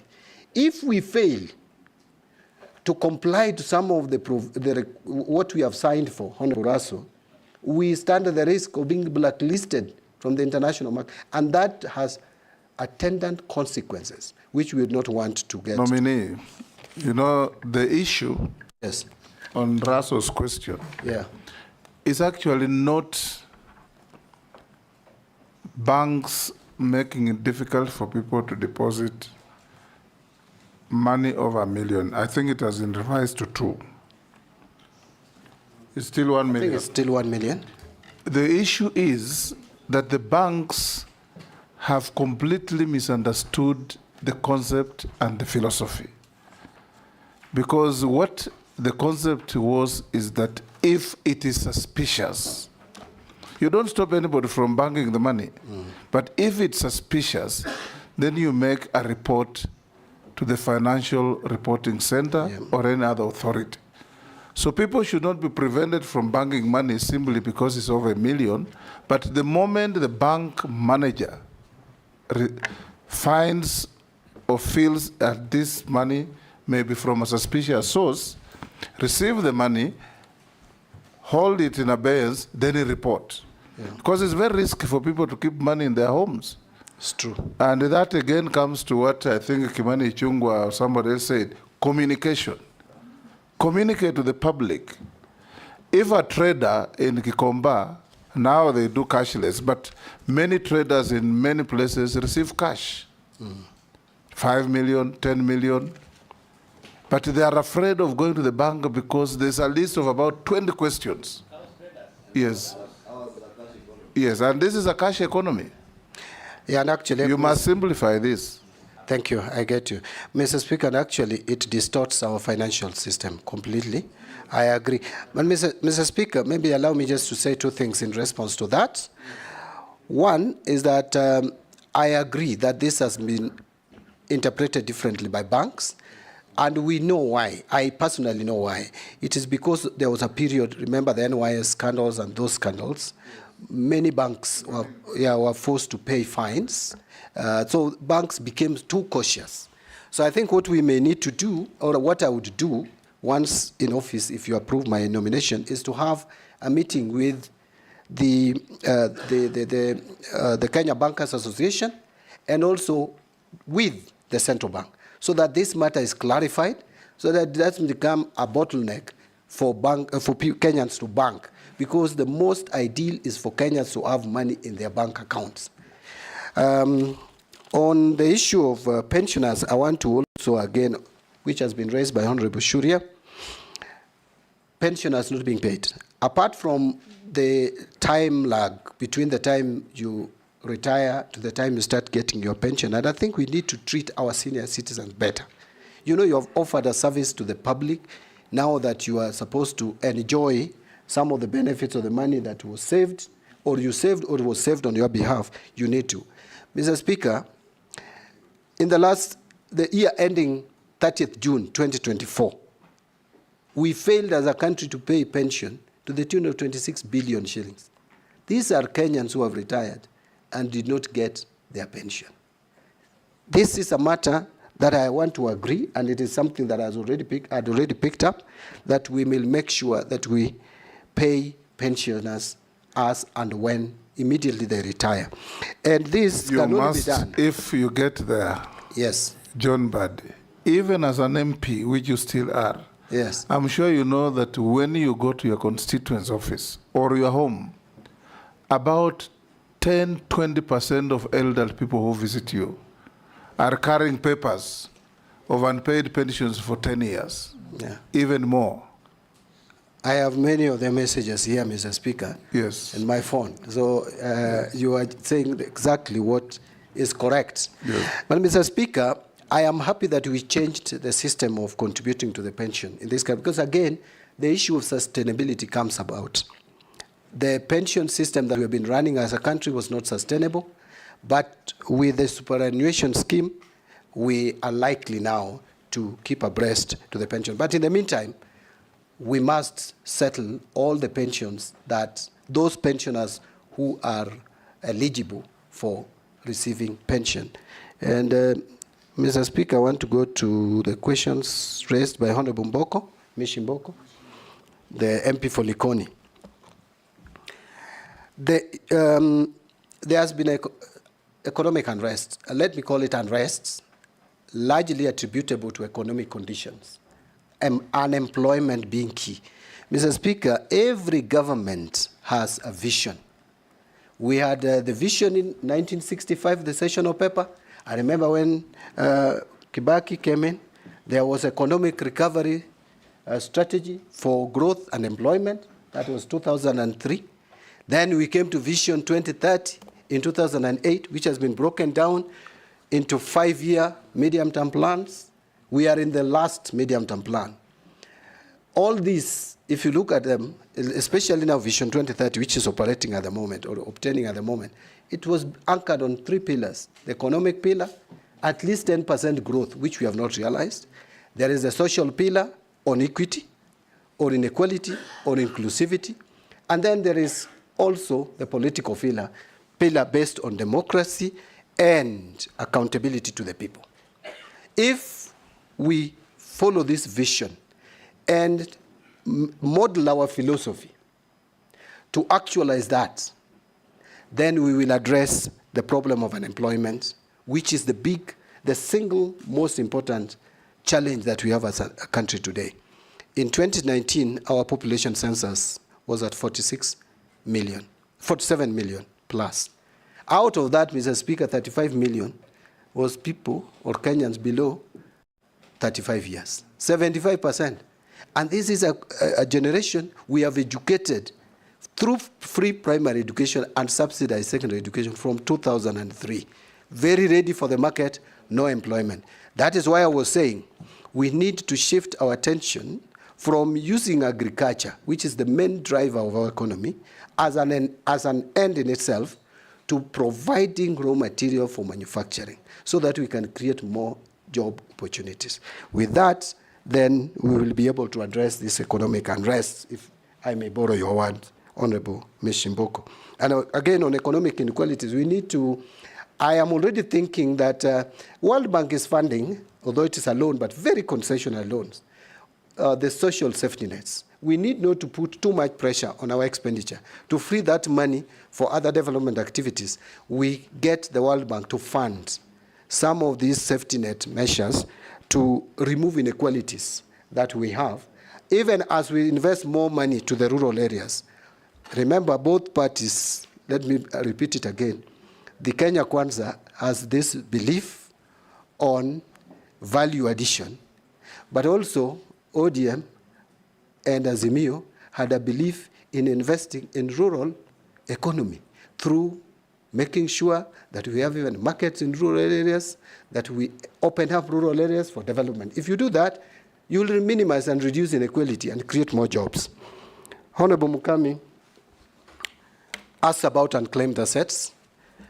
I must admit that personally I have not engaged a lot with this Unclaimed Assets Authority, but if there are reforms that are needed to ensure that it lives to its mandate, statutory mandate, I will make sure that that is done, that the reforms are carried out, and capacity is built into that authority, so that Kenyans who are still there and can get what is left behind by their loved ones, get them their dues. They should trace those who should benefit from some of these unclaimed assets. But I think what you should, if you get there, that is, improve is how to manage those unclaimed assets. Yeah. Take, for example, a person dies intestate, unmarried, but has relatives. You had a bank account to which you are the sole operator. You've left money there. The Unclaimed Assets Authority should get the banks to give them the details, which must be available, so that they publish for the next of kin of such fellows to come forward. But what they do is they just treat it as unclaimed assets and proceed to take the money. And that is not right. There is nobody in this country who has no relatives. Not in Africa. And Mr. Speaker, since this is a state enterprise or state corporation under my ministry, I will make sure that that is done. Actually, recently, I saw what one bank did. I will not give more details, but one bank reached out to beneficiaries of someone who died about 8 years ago, and they were still holding the money, and the beneficiaries came forth and got their money back. So that is what we should do with this authority. Finally, Mr. Speaker. Yeah, on Mukami. Yes. No, the other one, she actually agreed with me on the recruitment of staff. So yeah, the other one is about the graduates who were trained. Yes. And they were fired. KRA. Yeah, in KRA. Yeah. And regarding the system, because now you know what is happening. You can imagine the KRA officers are going loud, correcting taxes from hairdressers, mama mboga, and yet there were systems. So that is why I was asking whether you reinstate those people, because the government had taken them for training. Yeah, I actually said that there was a system in place of training graduates, and I think it was a very good system. Honorable Mukami agreed. Yes. As to reinstating those who probably should have remained on the payroll, that I cannot give a promise until I understand. Yes. You know, there are human HR issues and the legal issues. Unless I get to understand the technical issues, I may be talking about something that may not be tenable. Chairman, I'm sorry, but part of my question was not answered. Chairman, I had asked on the issue of the ceiling on borrowing, and also I quoted one example of a borrowing which we did on the SGR project, where we borrowed a lot of money from Exim Bank from China. I have raised this issue because I don't want to see you repeating the same mistake which was done during the last regime, and that is why we are having a lot of challenges now financing that loan to China Exim Bank. You didn't say anything about that. Although he had already said many things about commercial borrowing and concessional borrowing. Maybe just to summarize it by saying that public project investment management is a challenge. And I said I will make sure that we are investing on viable projects, whether it is from local funds or borrowed funds. And I also mentioned, Mr. Speaker, if you can recall, that we will be linking loans to specific projects and making sure that the expenditure is, public procurement is followed and done prudently, efficiently, and economy for money of the shilling is realized. Let's take the last one from Amisi. That was it. Caleb? Thank you, Mr. Speaker. One question. Yeah, for being last, give me two, kindly. Thank you, Speaker. You know, also, I get an opportunity to listen to the entire interview when you are last, and you seem to be a person ready to disturb the stubborn status quo at the Treasury. But, you know, the former president of US, I think it's Harry Truman, once said that he actually had a plate like this one at his desk and written there, the buck stops here. So you might consider having such a plate on your desk and you write there, the buck stops here. Because, Mr. Speaker, the reason why you are in this job is actually from the reject the finance bill. So we are going to be at the center of budgeting and the financing for that budget. One of the ways of raising, we've said the revenue from the loans, borrow either domestically, externally, or grants. There is the aspect of domestic borrowing from the diaspora. I've studied 3 countries, Tajikistan, Nicaragua, and the Philippines, and even India. They have one of the highest diaspora remittance. And in fact, for Philippines, almost 35% of their GDP is from diaspora remittance. 26%. 26. Yes. Some countries are as high as 30. I've studied them. In fact, I'll give you a report. You also study.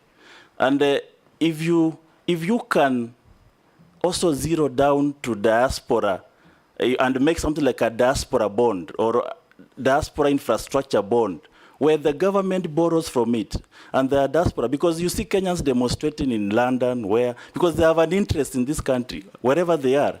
So they fail to remit that money and invest here, and invest elsewhere. So we can tap into the global flow of income, basically, because we don't have the oil, we don't have the natural gases. So how do we maximize? That's something that I want you to really explain to me. And the last one, Speaker, at the aftermath of the World War, 700 delegates met in Mount Washington in Britain, New Hampshire. And they developed an international system. And that's where now the International Bank of Reconstruction and Development came in. The IMF came in. The purpose was for reconstruction for the World Bank. On this other hand, the IMF, the purpose was to stabilize currencies of various countries, stabilization, and to balance of payment. But this system has saturated our domestic policies. They have saturated our physical and the monetary policies. So much so that a minister sitting at Treasury has World Bank in his head. He knows that in absence of this, I rush to World Bank. It's no longer a port of last call. It's now a port of first call. How do we dislink our development path from the continuous dependence on the Bruton with institutions that were there to reconstruct Europe and Japan after the World War II. Nominee, answer those quickly. We are running out of time. Thank you, Mr. Speaker. Go ahead. Do I proceed? Thank you, Mr. Speaker. Mr. Speaker, Honorable Kaleba Mitsi, the MP for Saboti, has actually noticed that I'm going to, and very ready to disturb the stubborn status quo at the Treasury. You could not be more right. Mr. Speaker, I am sure that His Excellency the President did not appoint me just to continue with the business as usual at the Treasury, because then there would be no need to make changes. He would have just continued with the person who was there. So I have an assignment to do. I will discuss with His Excellency the President on how to help reform the Treasury and to do it properly, and together with the Cabinet. On domestic borrowing and diaspora, I had a lot on how we can borrow more funds, whether green bonds, blue bond, and floating diaspora bond. It's only that the time limitation, I could not mention all of them. But I want to agree with Honorable Kaleba Misi that that is an area that we can tap on. And even look at ways of reducing transaction costs for diaspora remittances, because that's one of the reasons that you hear them complain a lot about. On IMF, by the way, I want to be very clear on IMF. IMF will never invite themselves to a country. We do invite them and agree with them on a program. There was a period we were not under IMF, but because of challenges occasioned largely by COVID-19 and the drought in the region, and also the global disturbance of the supply chain and all that, we then went back to IMF in 2020, 2021. But I have looked at what are these conditionalities. You know, sometimes we may blame IMF for nothing. We have agreed with them on a program, Mr. Speaker, that for us to tap onto that loan, what we must do, in fact, is one key thing: revenue mobilization. So we just need to agree on how we can convince IMF for the period that we are going to be under their program, which I don't think should be long. We must move to a system where we divorce ourselves from IMF and start depending on ourselves as we were before. But that we can only do by allowing, by doing what can be done in the interest of the country. They want us to maintain a deficit of no more than 4.4%. That's what we have agreed on currently. But we are moving towards, and we must move towards a budget deficit in the region of 2.5 to 3%. I know government has talked about 3.1. We can sustain a budget financing gap of 3%. With that, you will not need IMF intervention. And Mr. Speaker, I said, I want to end with that if we increase, we take back, don't even go to the ambitious 25% that we have set to ourselves of tax revenue to GDP. If we can take it back to 18%, we will be adding to this, to our exchequer, not less than 600 billion. And I think it is achievable. I believe it will be done. Thank you, Nominee. A quick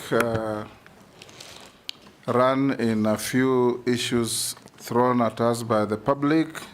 Some you have already spoken to. Are you aware that interest rates on loans are all-time high? What will you do to save Kenyans from exploitation by banks? Does Mbandi believe in single portal for tax revenue collection? How do you plan to position internal audit department to deal with zero-fault audit? Confirm or deny allegations of corruption at the University of Nairobi? I don't know whether when you are there or now, they're not saying. What are you going to do on unpaid refund from KRA for insurance agents? How will you expand tax base on how will you reduce tax evasion and increase compliance? Prioritize payment to UHC and JSS staff. Will you do that when you get in? How will you deal with late capitation to schools, whether you will make public contracts like SGR with public with Kenyans, because Kenyans have been asking for that, just as you have said that you will make public debt public. Housing levy, will you tell Kenyans where this fund is domiciled? Is it in consolidated fund or is it in treasury bonds? Those are from the public. There is also, how will you promote the informal sector in Kenya? For instance, would you propose that all government offices procure locally manufactured furniture? Do you think that certain parts of the 2010 Constitution have contributed to a high public wage bill compared to GDP due to an excessively large administration? For instance, there are over 450 MPs, 1,500 MCAs, 47 county governments. If this is the case, what are your thoughts? Would you recommend that the president proposes a referendum to reduce the constitutional overload of the administration?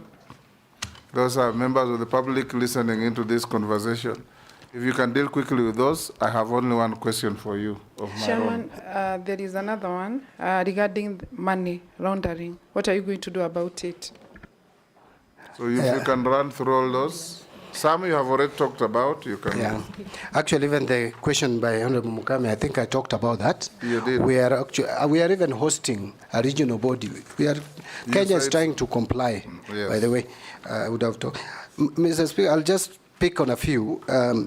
Interest rate, I think we talked about. Of the public watching these proceedings, and I think that's very good. Interest rate is high.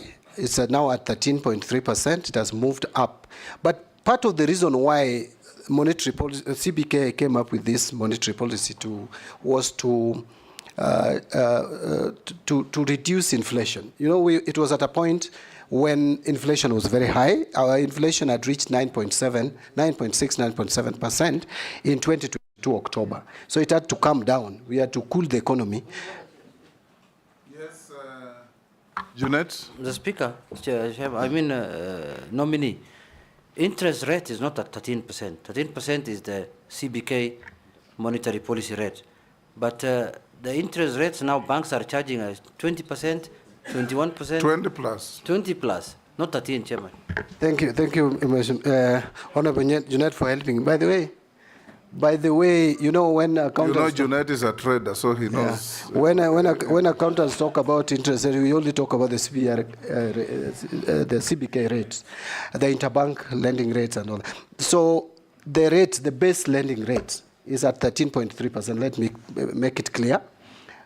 And that gives rise to even 20% charged by banks based on risk assessment. So this was done to cool the economy. But I think when I made my initial contributions, I said it has reached a point where we have to now balance between controlling inflation and making money available to the private sector. Mr. Speaker, you remember there was a time banks were chasing us all over the place to take money using pay slips. It's not there anymore.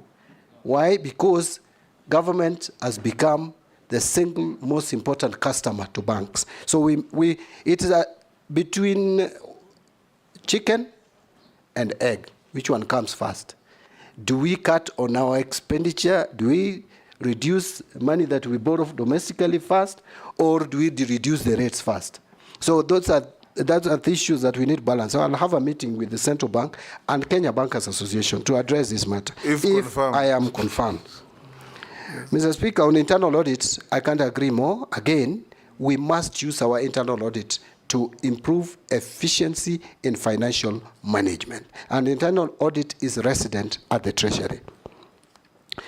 This issue of corruption at the UN, I saw it on some email that was sent to me. And the allegation was that I used... To the same person? I suspect. Yeah. That while working at the University of Nairobi, that I used the university funds to campaign. Probably the person who has sent that message is not alive to the fact that I left university and went elsewhere, worked for 3.5 years before I became a member of parliament. You said so. Yeah. So I left university in 2004. And actually I resigned and got my pension back. It was 218,000. If I stole their money, they would have not paid me my pension. I think that's, to me, someone who probably is wondering how I made it to Parliament. And I didn't have, I didn't Your have money. competitors, just go on. Yeah, but I want to tell him that I was or her, that I was the least endowed in 207. Actually, they used to make a joke that I was campaigning with a bicycle and made it to Parliament because of trust that the people had in me. Late capitation to schools, this is all about availability of revenue. We must make money available and pay capitation, pay pension, pay CDF. Remember, we have rolled over 13 billion from last year's NGCDF. I personally, Mr. Speaker, am a proponent of National Government Constituency Development Fund. I support it fully because this is money that has revolutionized education in rural areas. You go to my constituency, the constituency I've represented for 15 years. Before CDF, we didn't even have primary schools. They were there by name, but there were no classrooms. Right now, you can see what it has done, and many others. Contracting, making public the contracts, that I started by saying we must be transparent and communicate what we do as a country. Housing levy, I don't want to really talk a lot about this housing levy because I still need to understand how it is operationalized, where the money is resident, and all the challenges around it we must deal with, because it is my duty, if I'm confirmed, it is my duty to make sure that this money is properly accounted for. Promoting informal sector, I think I talked about that. Yes, in terms of wage bill, contributed to by the Constitution, that is true. Mr. Speaker, this Constitution is too expensive. I know the counties had been given, but Mr. Speaker, truth be told, we should have had these counties as agents of devolution for development, but not government. We should have had bigger governments. Where you have now, you go to Vihiga, Mr. Speaker, it's a county with governor, deputy governor, you have CCs, 10 of them, you have county assembly, you go to Busia, chief officers, it's the same, chief officer, all that. You go to sub-county administrators, yeah, and ward administrators, village administrators. You name it. Yes. Mr. Speaker, there is even a clamor, very outrageous, for more counties. My Suba community want a county. I'm even asking, is it viable? Mary wants a county. Mary is calling for the Teso county. Let us face it. If we could have a system where we have regional governments, and then now devolve resources you can devolve as much as you want. Look, we have devolved CDF with a fund manager there with a very few skeleton staff, and it is working. We could do the same with the devolving resources. That is what Kenyans wanted. But these big governments with big cars, with flags all over the place, I think we overstretched ourselves. But that is upon Kenyans to decide. It is not John Badi, either as a cabinet secretary or even a member of parliament, to decide for Kenyans. Kenyans will make that decision. Thank you, John. I'll ask you two questions. One, we were told by one of your colleague nominees that in the road sector alone, we have pending bills of 166 billion. Yes. Out of which 92 is actual debt or bills, and the rest is interest and penalties. Yeah. Now, in the event you get this position you are looking for, would you take time to negotiate with the people you owed the money to compromise on interest and penalties so that you reduce the weight on the exchequer? Number two, the PFM Act is very clear, and we passed it in this parliament, that no procuring agent can procure goods and services unless there's an attendant budget and funds. How are you going to ensure that this is enforced so that we don't run into these problems of pending bills? Because if you have an attendant budget, you procure goods and services, on delivery or completion, you pay. What are you going to do? Thank you, Mr. Speaker. Mr. Speaker, I want to agree that we will have to negotiate the interests and penalties that have been charged on various contracts. I am aware of that bill by the ministry. That is actually State Department for Roads. If you go to our records in Parliament, Public Accounts Committee had requested the Ministry of Roads to provide information on pending bills, analyzed, categorized in terms of principal sum, interest, and penalties. And we have that information in Parliament. I'm sure my colleagues will submit a report to the effect. We actually were recommending that the government negotiates with these contractors on the interest and penalties. But that you can only do if you show willingness and you show intention to pay. So I will work with the Cabinet Secretary for Roads and Infrastructure to make sure that we clearly demonstrate an intention to settle these bills. Road construction has stalled across the country as a result of this. And I will tell you, my constituency, where I come from, is one of them. As one project which has just stalled because of this. So we need to do this across the country so that the road construction resumes. Because we have already invested money in these roads. We can't continue keeping them. But we have constraints. Look at the budget of roads, Minister. In fact, I was saying that that budget, at the rate of 50 billion, the pending bills alone, you may require not less than 3-4 years. But then if you have to finance all committed... Churchill told us committed road projects. That's actually where I was heading. Are 1 trillion. Yes. If you have to commit for all commitments, you need 20 years. Committed roads, that is roads that have been started, their value, if you sum all of them across the country. So it's terrible. There are some initiatives which I think we should promote, where we get some of this road infrastructure done through PPPs. But there is also an initiative to negotiate, if the terms would be favorable, with some of the contractors that are coming from specific countries to take up this if it is within our budget ceiling, loan ceiling or debt ceiling, to take them up. Like the Chinese government has so many contractors around here who are doing roads using GOK funds. Currently, there are very few road projects done by loans from China. They are all working on roads funded by GOK funds. So we need to explore that. Finally, on procurement without budget. Mr. Speaker, this is again another problem. And the problem is not entirely that there is no budget. The budget is not there, but there is no money. Mm-hmm.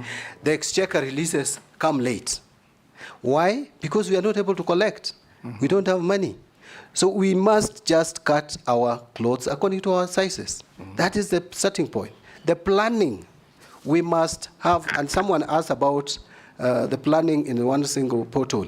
There is a disconnect between planning and budgeting. We need to synchronize. And this is the same ministry. We must ensure that we link planning to budgeting, to cash management, so that we don't commit ourselves into purchasing or contracting when we don't have the capacity to pay. We have grossly overshot the time. There are some people watching from US who have sent these 2 questions. What is your view on the potential of blockchain technology within the financial sector, particularly in light of the blockchain technology report to 2020? Would you support the adoption of this technology? The next one, in light of the increasing global uncertainties and economic volatility, gold reserves have become more crucial in safeguarding national wealth and ensuring economic stability. Elaborate on how you would propose leveraging gold reserves as a reliable store of value in the current and future economic landscape. Additionally, would you explain any strategic measures that can be considered to enhance the role of gold in Kenya's financial system? Take at maximum 2 minutes. These are Kenyans watching these proceedings from the US. Pardon? The first one of the blockchain, Mr. Speaker, I must admit that I need to understand it better. And that is an honest answer. We understand. We need to get what it is. If it is something that don't can also help know it. the country, I also don't know it. The better. On leveraging on gold reserves. We'll need somebody to teach us about it. Do we have an ICT person around? But don't you worry, Mr. Speaker. Now that's Cryptocurrency, there's a nexus between finance and ICT. We will CPK, maybe when you get, if you get approved, CPK should be able to sort you. Yes. Okay. That's why I was saying that don't you worry, I will get... On the gold reserves, just say yes or no. Yeah, gold reserves, that actually we need as a country to move towards even establishing sovereign wealth funds, and gold reserves can help us in that. Yes. And those are areas, those are emerging areas that we need to look at. Thank you. Thank you. Lastly, John Buddy, as a nominee, I have some few mundane questions for you. Have you ever been adversely mentioned in any integrity-related report or investigations? No. Do you hold any leadership position in any political party within Kenya? No, at the moment. You said you resigned. Yes. Can you tell us your net worth? My net worth, Mr. Speaker, is 380 million. And, Mr. Speaker, my net worth, the difference between, I saw some of my colleagues have done their calculation differently, but my understanding of net worth is it's assets less liabilities. Liability, yes. So if you take all the assets that I have, and I wish I had my file here. I've seen your calculation. Yeah, it's 380. You are 437. Yeah, 437 less 57 assets. million liabilities. Yes. You are 380. Yeah, and the liabilities is mortgage within Parliamentary Service Commission. SACCO loans. SACCO loans, about 20 million or thereabout. And finally, there is the KCB Bank loan of about 12 million. Yeah. We received 43. We received 34. The only deferred income, Honorable, the only deferred income I have is I have some I have two now, but the one for Parliament, I don't know. The pension, I don't know how much it will be, so I didn't. It will be calculated. But there's one which I have with ICA of about 6 million. Your pensionable now it will be calculated. Yeah. It will be just below 200. Thank you. Chair, I was mentioning that because of the challenges Kenyans have had with this matter, because like now his deferred income next year would constitute part of his net worth, or rather when it matures. Yes. And most likely, if he's approved or if he goes through another vetting, Kenyans will want to know how did your wealth grow? How did your wealth grow? I will be able to explain that, Mr. Speaker. So, nominee John Buddy, we received 34 memoranda against or about you, some saying it was right to be nominated, others not. And there are 3 particularly that just involve around, I think, parochial conflicts within your political setup. But you have answered all of them. So we will be, there's some things that clearly look parochial, how you quarreled with people in political meetings and so on.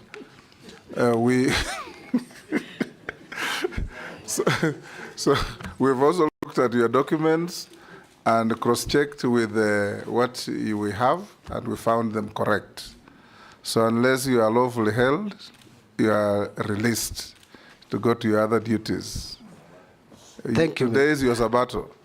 Yes. So you can go to church. Thank you, Mr. Speaker. In fact, Mr. Speaker, I requested for my day to be changed, but the only time which was available was still Sabbato.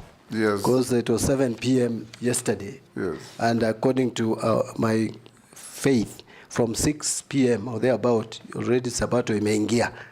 So, but I treated this as kama, is it donkey ama ng'ombe imeanguka kwa shimo? Yes, lazima utoe. Yeah, but thank you, Mr. Chairman, together with the members of Parliament, members of the committee, for giving me this opportunity to appear before you and present my case. I have done my best. Thank you. Thank you. Sergeant, you can escort the nominee. Thank you.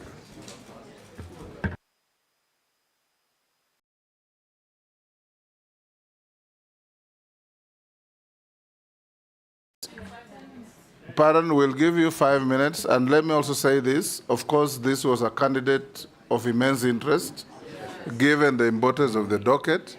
There will be others with less immense interest.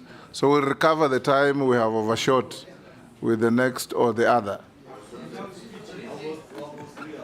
Yes.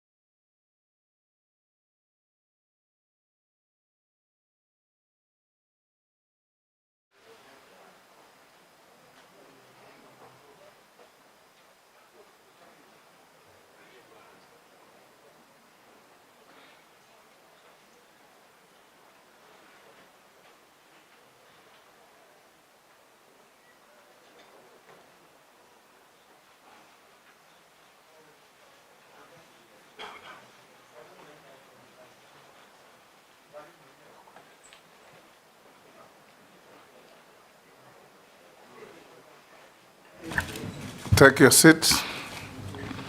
Good morning. Good morning, Mr. Chairman. You are Salim Mvuria Mugala, EGH. Yes. Welcome to this Committee on Appointments to interact with us so that you can be assessed by this Committee of National Assembly on your suitability to hold the office to which you have been nominated by His Excellency the President. We'll start by administering an oath. You may choose to use the Bible, the Quran. I think there's also an Indian holy book. The Quran. The Gita. Yes, the Quran, so you may be upstanding. Take the Quran in your right hand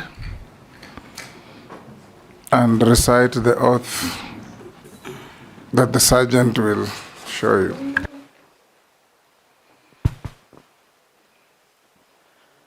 I, Salim Mvuria Mgala Mvuria, do swear that the evidence I shall give before this committee on the matter under this consideration shall be the truth, the whole truth, and nothing but the truth. So help me Allah.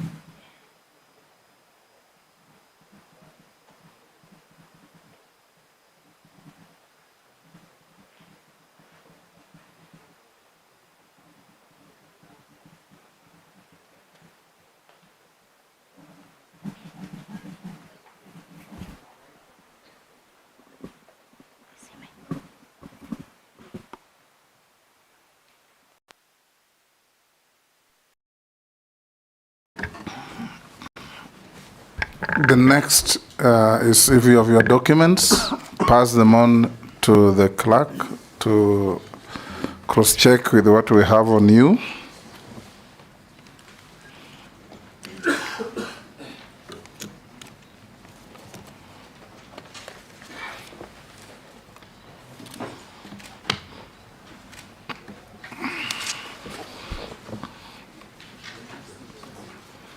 We'll start by introducing ourselves. I'm the chairman of this committee, Speaker of the National Assembly.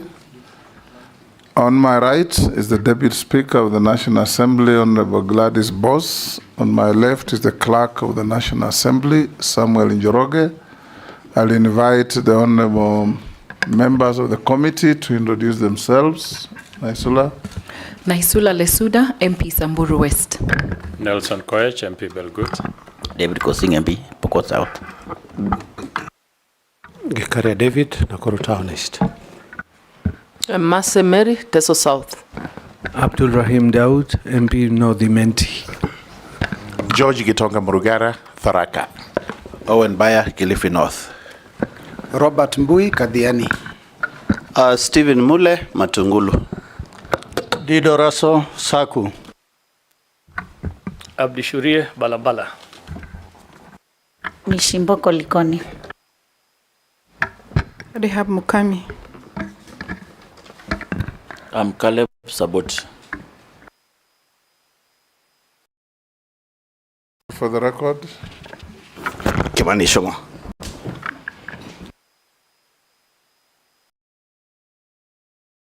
for purpose of these proceedings, you'll be referred by everybody as nominee.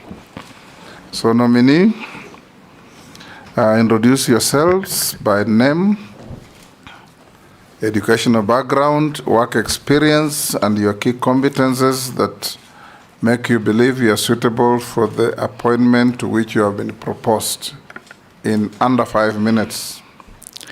Thank you very much, Mr. Speaker and honorable members of this committee.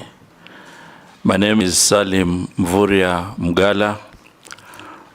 I have a master's degree. I also have a bachelor's degree from Egerton University.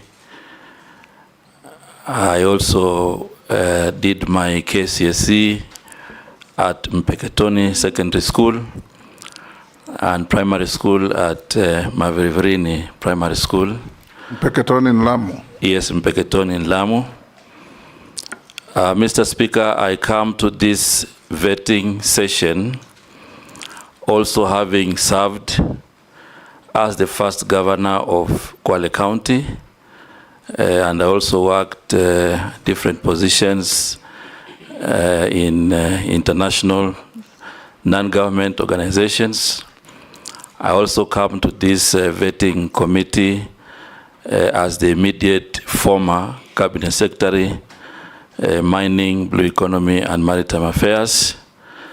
I come to this committee, Mr. Speaker, having served the public for over 10 years.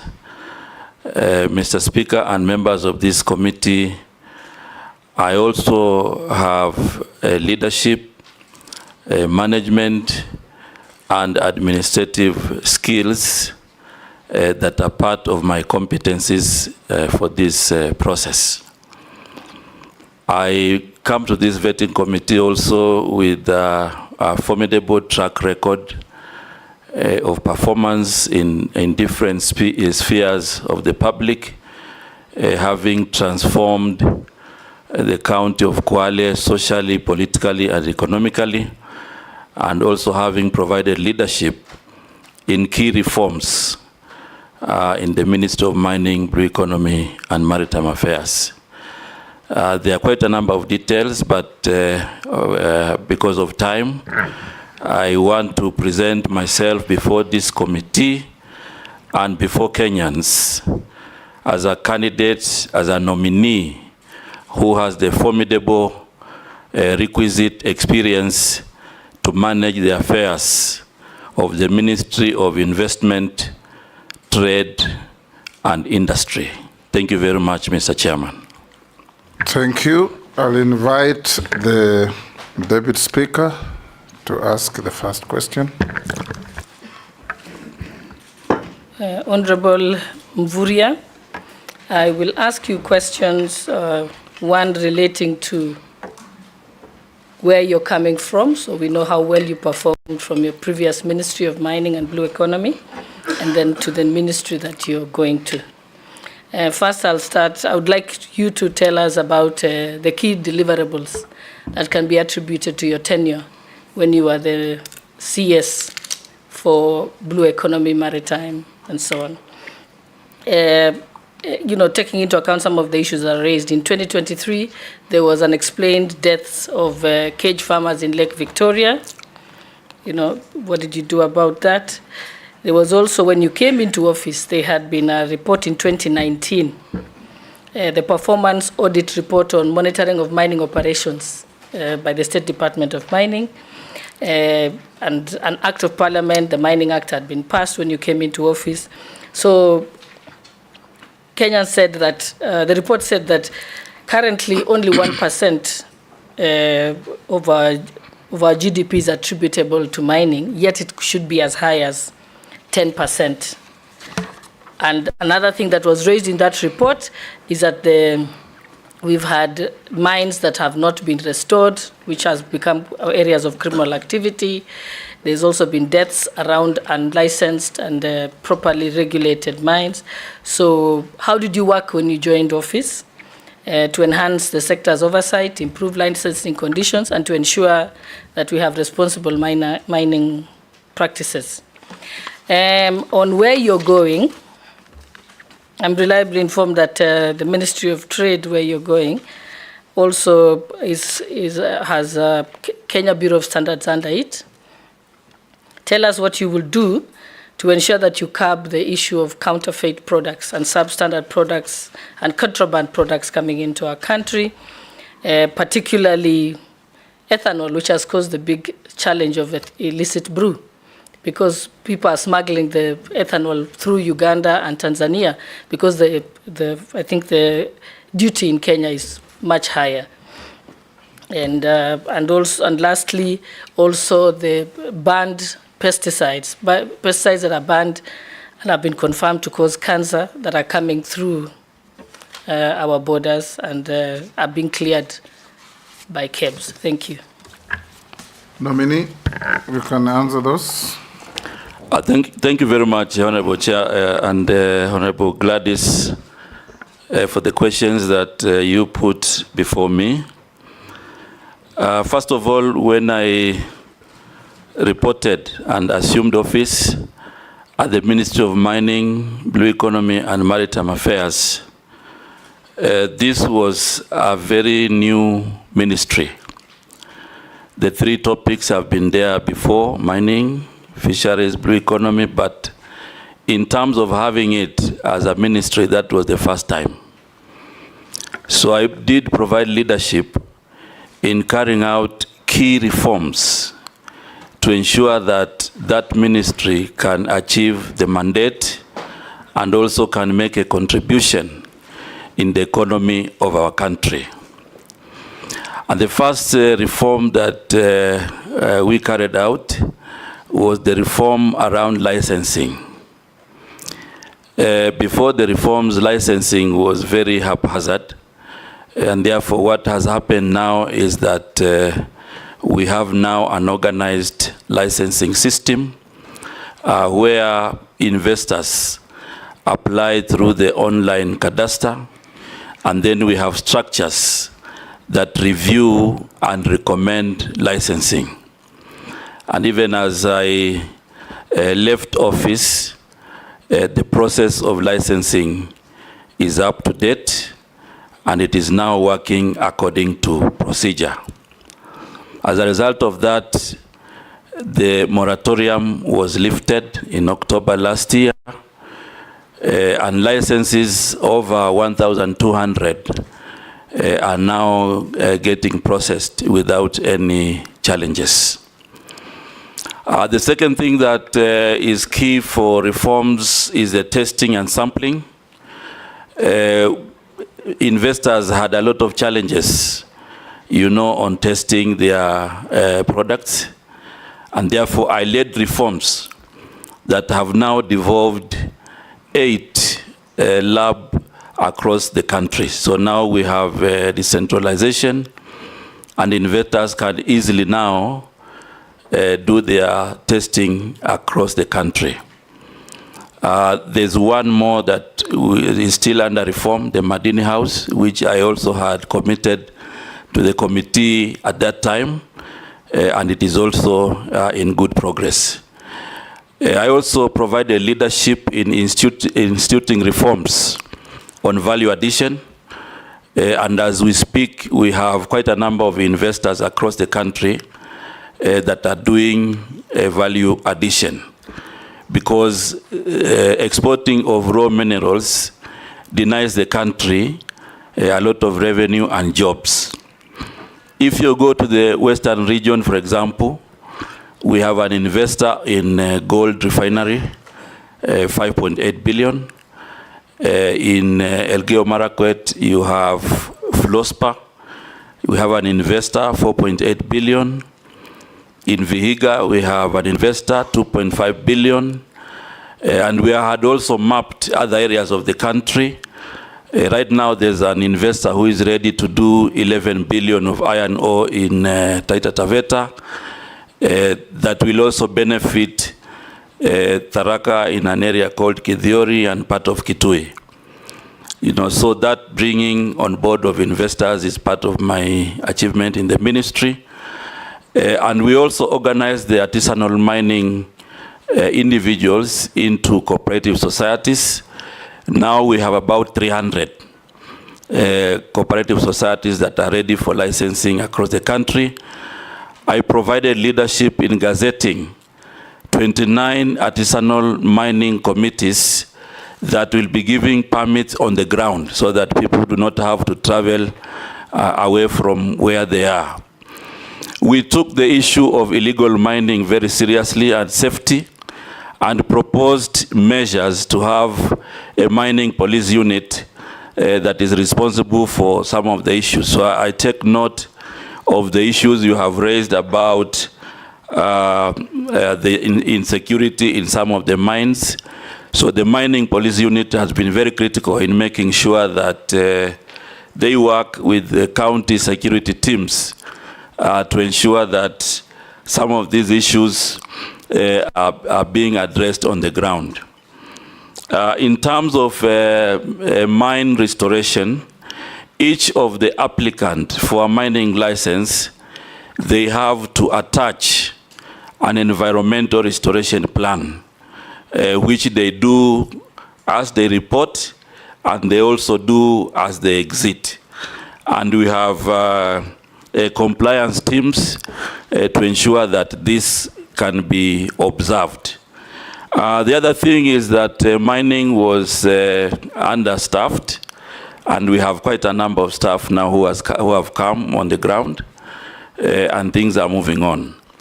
On blue economy, many people, many Kenyans had not understood the blue economy and fishery sector, and we instituted reforms also to ensure that we can inspire the economy of the country through blue economy. As a result, we provided mapping in the Indian Ocean and Lake Victoria so that we can allow for lower level value addition units and infrastructure that are going to help fishermen and other stakeholders in the sector. So as a result, we did mapping from all the way Lamu to Kwale, and also from Busia to Migori, and identified areas for basic value addition. As I speak, these value addition points have now been contracted, and they will be helping fishermen to delay sales so that they can fetch good price. On that note, we also provided leadership in ensuring that we reform the beach management units into cooperative societies. Right now, we have around 240 cooperative societies in the fishery sector that are going to be very useful, you know, to engage with the economy in terms of capacity building, but also in terms of engaging and being linked to financial institutions. So right now, the government is now ready to invest 1.4 billion in the coast region for the landing sites, and the government is also ready to invest another 1.5 billion in the lake region, all the way from Mulukoba to Got Kochola in Migori, where those structures have been identified. Since independence, this country has not had an industrial vessel. We licensed the first one, which is going to be providing, you know, avenue for industrial fishing and provide 4 billion every year in terms of income in the Indian Ocean. Our target was to do 3 before the end of the year, but last 2 weeks we gave license to 1 vessel, and more are coming to ensure that we are able to inspire the potential in the blue economy sector. So, Mr. Speaker, this topic is very lucrative, but I also want to add that Kenya is now a highly respected maritime country, because when we went to London last year and the campaign, Kenya was elected category C as a maritime country. And as a result of that profile, I continue to provide leadership to ensure that we are able to upgrade our institutions to fit the new profile. As a result of that, we have a pending draft bill for Bandari Maritime Academy to be a full institution. And part of the upgrade is to construct a survival and training center, which will cost the government of Kenya 2.4 billion, basically to ensure that we enhance our capacity building on maritime affairs. Okay, I think, Honorable Mvurya, I think I'm satisfied now, but I think it confirms what the President said, that you had very poor communication, because you've done great things, but no Kenyan knows about it. I am from the Flospa area. I didn't even know that you have an investor for it. So maybe you can use an opportunity to tell my people in Elgeyo Marakwet what exactly you're doing with Flospa before you go to your next answer. Thank you very much, Honorable Gladys. And I think maybe we missed out, but the members of parliament from that region and the leadership, we were together when we were introducing the investor. But because of this session, I'm sure now we have created awareness across the board to tell everybody that now we have an investor in Elgeyo. Before we go to the next, Salim, the licensed industrial vessel in our ocean waters, is it Kenyans or foreigners? It is a foreign owned, but also we'll have Kenyans who also partner in that vessel. What percent local content? The local content, okay, we haven't signed the agreement yet. I think that was part of the negotiation, but we are looking at between 15 to 30% Kenyan. The law provides 40. That was the initial negotiation, and the negotiations have not been closed, so I'm sure anyway, now my colleagues will take over and move. We'll ask whoever will be taking over. Exactly. Majority Leader? Thank you, Honorable Speaker. Honorable Speaker. Remember, strictly one question each. Honorable Speaker, CS nominee, EAC, the East African Trade Community, trade negotiations. Kenya is viewed as a very weak negotiator, especially for her local protection of her local industries and local farmers. And I would want to hear what you intend to do, should you be confirmed in this ministry, to be a good negotiator for Kenyan industries and more so farmers. Yesterday, the Honorable Mule here, or the day before, was speaking about tomato farmers, onion farmers, potato farmers, egg farmers, poultry keepers in the country not being able to sell their produce locally because of the proliferation of cheaper products coming from the East African community countries. And largely because of the East African Treaty, we cannot use tariff barriers, but the non-tariff barriers, which are supposed to be negotiated by the ministry, I'm told we've been very weak on that. What would you do to do that? And also on the policy of import substitution. We had very many good proposals, and I agree with the Deputy Speaker that you clearly failed in communication, because all the good things you've spoken about in your ministry of former Ministry of Mining, as you say, you engage with the Elgeyo Marakwet leadership. The Deputy Speaker was born there, but she represents the people of Singishu. Next door, she didn't know, because you engage with the local leadership. But that is an investment for Kenya, not for Elgeyo Marakwet County. And therefore, I want to put it to you, and you will tell us whether you actually did fail in communication. And if you failed in your previous ministry in communication, what would you say to convince Kenyans and us that you will not fail in communicating what you are doing for our country in the new ministry, should you be approved? And I'm saying that, moving on to what I was speaking about, import substitution, our local manufacturing sector, because of a failure of communication in government, our local manufacturers had very good propositions or provisions in the finance bill that was lost, as we have been told, out of poor communication by government. We have now exposed our local manufacturers, whether they are manufacturers of diapers, sanitary towels, or those in the steel industry, to unfair competition from very cheap imports whose standards we can't even ascertain since they come to the country, done on standards from other countries, especially those from the far Asian countries.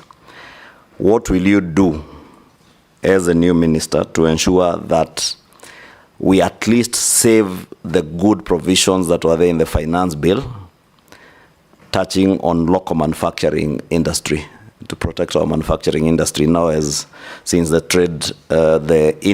State Department for Industry will be under you, and some of those provisions sought to protect that State Department work in the manufacturing sector. Nominee. Thank you very much, Mr. Speaker.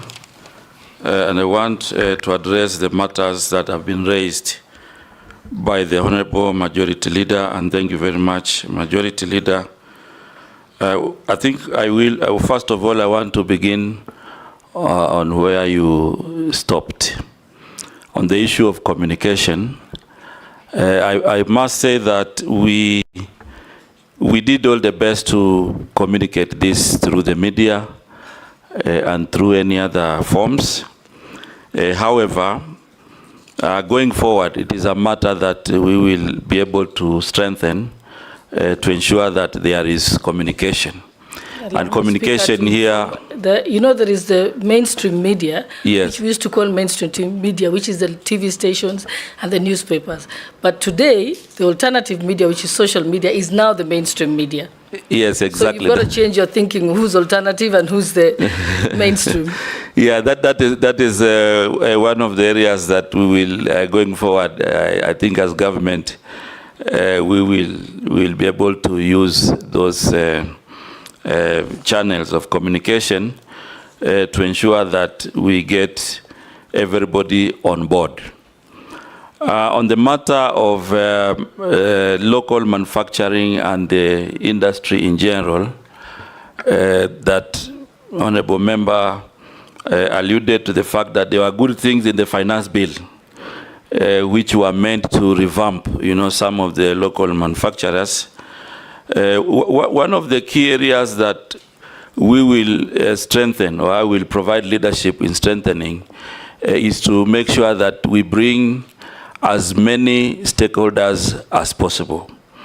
For example, the Kenya Association of Manufacturers, KPLC, the Kenya National Chamber of Commerce and Industry, and many other stakeholders, to make sure that as much as possible they participate. And also using some of the corporations and sagas in the ministry. Chair, on a point of order, maybe the nominee did not get my question right, because those are the processes you are describing. Yeah. I was asking, should you get nominated? Yes. And you find, for instance, the provision to levy excise duty on sanitary pads that are fully finished products from, for instance, China, was in an endeavor to actualize the import substitution policy, yeah, to support local manufacturers. That particular provision was lost in the finance bill. Should you be approved, will you pursue, and maybe the nominee who was there before you actually did put it very well, that it is possible to break down the finance bill into various other laws. Should you then be approved, would you pursue actualizing the good provisions that sought to protect local industry? Because, as I said, they were lost because of the poor communication generally in government. So my direct question is, are you going to pursue the import substitution policy and protection of local industry, should you be approved, and bring legislative proposals to Parliament to actualize that which was lost? Oh, yes. Nominee? Yes, Mr. Speaker. I think the answer is yes. Because, you see, if we had very good proposals that inspire the economy and they were lost, what I'm committing to this committee is that we will, and I will provide leadership in the ministry to pursue them. Because if we are to inspire the local manufacturing, then as government we need to have a deliberate policy to ensure that either we impose levies or we reduce levies to ensure that these manufacturing industries can survive. So the answer is yes. I will be providing leadership in pursuing these good things.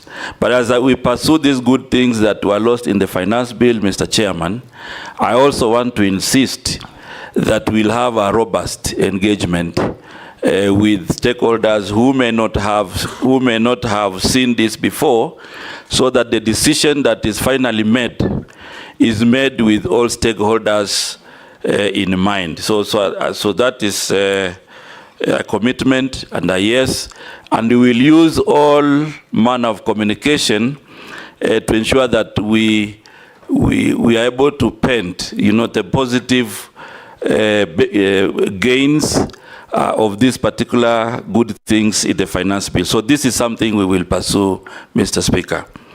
The second point about weak negotiation for Kenya, I also want to commit that we will change the tables. It has come out not just in negotiating for farmers, but even in other forums, where we have a subcommittee of the East Africa community. Kenya has been making a huge contribution in terms of budgets, but in terms of benefits, you find that other countries are the ones benefiting. So this is an area I also want to commit that I will move in to ensure that we protect the national interest. And on this one, we make sure that we have parameters before negotiation, and we evaluate our negotiation so that we are able to benefit our people.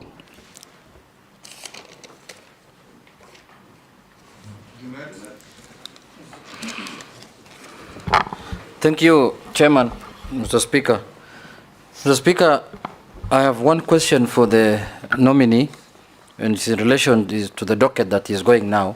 Even though I come from an area where his previous docket was important to them. But now that we have been told to ask only one question, let me go to the future. The past, the one who's coming is what I will ask, whom I will ask. So, Mr. Nominee, let's go to manufacturing. And you know very well that manufacturing industry employs many people, contributes a lot to the economy of this country, and that's where economies that have developed emphasize their efforts on long time ago. So the manufacturing sector in Kenya now is facing significant challenges, Mr. Nominee, with many industries shutting down actually, production plants or downsizing operation. This is because the key issues they are raising is high taxation, increased cost of power, ease and cost of doing business, unhealthy competition from imported finished goods. And then neighboring countries are seemingly looking more attractive to them because of those issues. Some of those who have relocated business to these jurisdictions, if approved as a Minister for Trade and Industry, what are you going to do to reverse this sorry state of affairs, Mr. Nominee? An additional question to that. It's almost a similar. As a Cabinet Secretary nominee for the Ministry of Trade and Investment, how do you plan to protect local industries and provide adequate financing for micro, small, and medium enterprise in the manufacturing sector, especially considering the significant decline of foreign direct investment as a share of GDP from 3.1% in 2011 to 0.3% in 2022? Salim, let's take the next person. If you have no question, we pass. I may not have a question, but I have something to say. Thank you, Honorable Chair. Honorable Mvurya, many Kenyans think or say you are a desk minister. You only sit on your desk and run your ministry from your desk. Why am I? And one of the evidence they are giving is that where you are as Minister for Mining, many counties are mineral counties or mining counties. And for example, West Pokot County is seriously a mineral county. If you have somebody in West Pokot who is Mvurya, or is Honorable Mvurya, they will be thinking you are actually a governor of Kwale. Nobody will remember these 2 years that you have been a minister, Honorable Mvurya, in all honesty and truth. Nobody. So now you are going to a ministry which is also very important, which is industries. And all counties are going the bottom up. They are going to be maybe industrial centers. Are you going to run your ministry from the desk where you are in minerals? Thank you, Speaker. Short questions. Thank you very much, Mr. Speaker. Quickly. I want to confirm that I'm not a desk minister.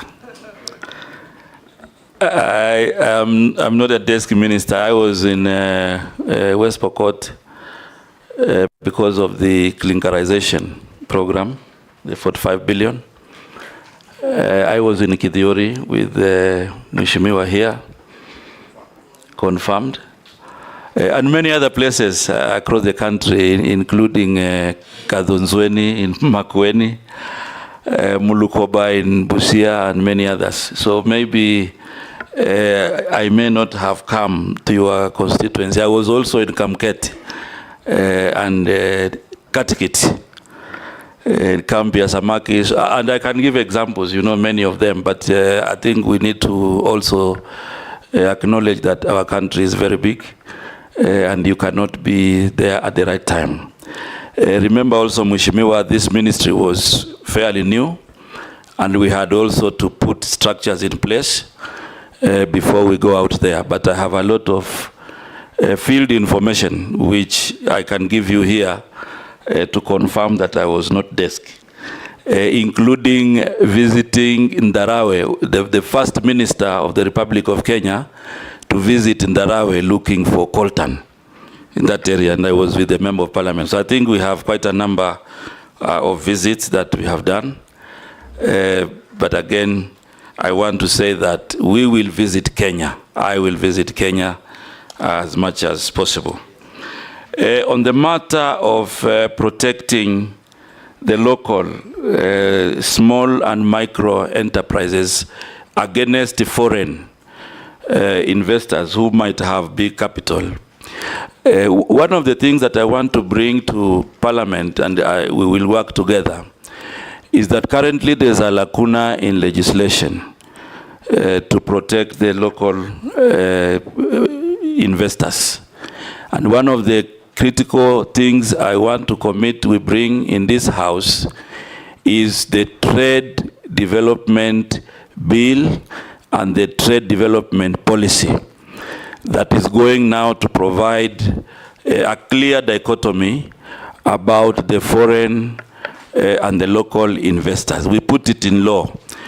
I know even previously there was a case of China Square which was handled, but I want to bring it to this House that we have a lacuna in law, and the first thing we will do together is to ensure that we review the Trade Development Bill, we review the policy to ensure that we have inclusion of this kind of protection, so that we don't just do protection as a matter of impasse, but as a matter of policy and law. The other law that we will need to revise to ensure that we anchor our actions in law is also the Investment Act 2004. To ensure that it also recognizes that kind of arrangement where we protect our local manufacturing. The other question by Mheshimiwa Junet, it is true that we have a big challenge with manufacturing now. You know, we have a target to move it to 15% in 2027. And 20% in 2030. But if you look at the trends, there are quite a number of challenges that also challenge the manufacturing sector. And one of it is the cost of power, which Mheshimiwa has mentioned. And the cost of power is something that we can also do negotiation with our colleagues in the Ministry of Energy, so that we see the kind of tariffs that will be encouraging manufacturing, and the kind of tariffs that do not encourage, we review them, so that we provide an enabling environment for manufacturing. That also goes with also the taxation. But more importantly on manufacturing, manufacturing also required an enabling environment. And currently what is happening is that manufacturers would want a plug and play arrangement. They come to the country, there's a shorter process for licensing, you show them where to work, and they can work. Currently we have a big challenge with the issues of land. You find that many manufacturers would want, big pieces of land. It is not there. However, because of the special economic zones and also the export processing zone, there is an opportunity there to ensure that we create an enabling environment for manufacturing in our country. And maybe these are some of the things we will discuss as we go along. Speaker, maybe you could add one from Kenyan, who is asking about those special economic zones, CS, that nominee that you have mentioned. A number of these special economic zones now are being seen as havens for tax evasion. And a number of people who are in those special economic zones are importing products apparently for use in the SEZs, but they dump them in the domestic economy. What are you going to do to stem, the Kenyan is asking, what will you do to stem the abuse of the SEZs as tax evasion havens? The action that I will take as the Minister for Trade is to ensure that all the manufacturers pay tax. So we'll use the institutions in the ministry to make sure that we enforce compliance. Because if they evade to pay tax, then it defeats the entire purpose of having them as a priority in the special economic zone. So we'll ensure that we use all the institutions available to make sure that they comply in paying tax in our country. Because we cannot give all the advantages and then they don't pay tax. That one is not going to be accepted. Yes, Gikaria. Thank you, Chairman. Maybe just to reiterate what the majority leader was talking about communication. I think it is important for the nominee to understand the importance of communication or passing the government information to the public. I have been in a committee where we were oversighting the nominee, and it has always been an issue. But all that not without the question that I want to ask the nominee is on matters to do with substandard, counterfeit, contraband products that find their way in the market.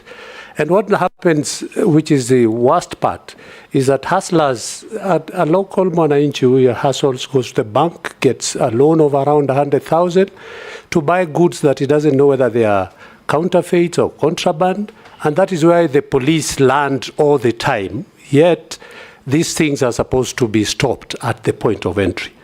In your tenure in this ministry, what are you going to do to try and save these Kenyans the agony of losing all their businesses to the police? Just, in fact, that would have been stopped at the point of entry.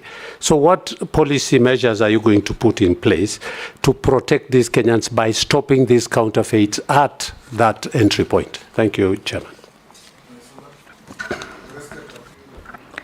Thank you, Chairman. Very quickly, I think it would be important if this committee finds you suitable to hold that position and you're passed or approved by the National Assembly, to have a candid conversation and a sit down with the manufacturers. And not just the normal conference, but have a conversation with them on what the issues are. Because we've left it to ourselves to decide it is the taxes, others think it is electricity, other things. Let us hear from them what their real issues are as you come up with the policies. Because if it's about taxes, others think that some manufacturers are favored. When we see exempts, we can almost tell which manufacturer is being favored. And so we want all manufacturers to feel that the country and you and the nation is actually serving them. But quickly to my question, direct question, what measures will you take to harness the entrepreneurial skills of our young people who have a strong focus on digital technology? We keep telling our graduates they are no longer, we don't have enough formal jobs, they should get into entrepreneurship, businesses, but what are we doing, or what will you do to see to it that we harness it and not just telling them there are no white-collar jobs?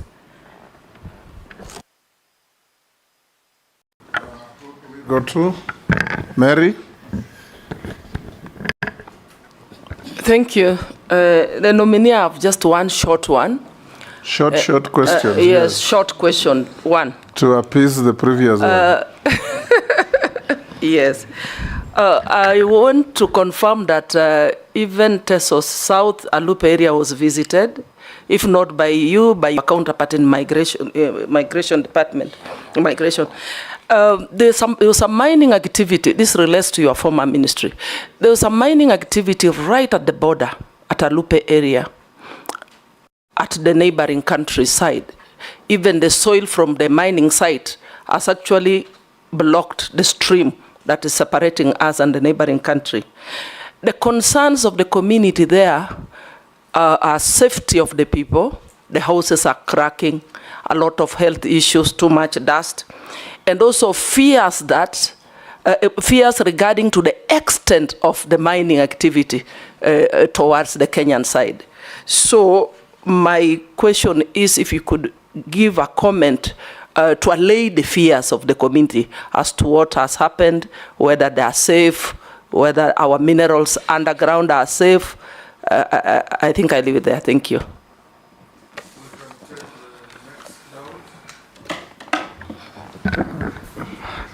Thank you, Mr. Speaker. To the nominee, Honorable Mvurya. How are you going to, everybody is talking about industries and the big people. How are you going to talk about assisting the small person who is on the street in terms of regulations, in terms of markets for them, small places where they can do business, and regulations and licenses?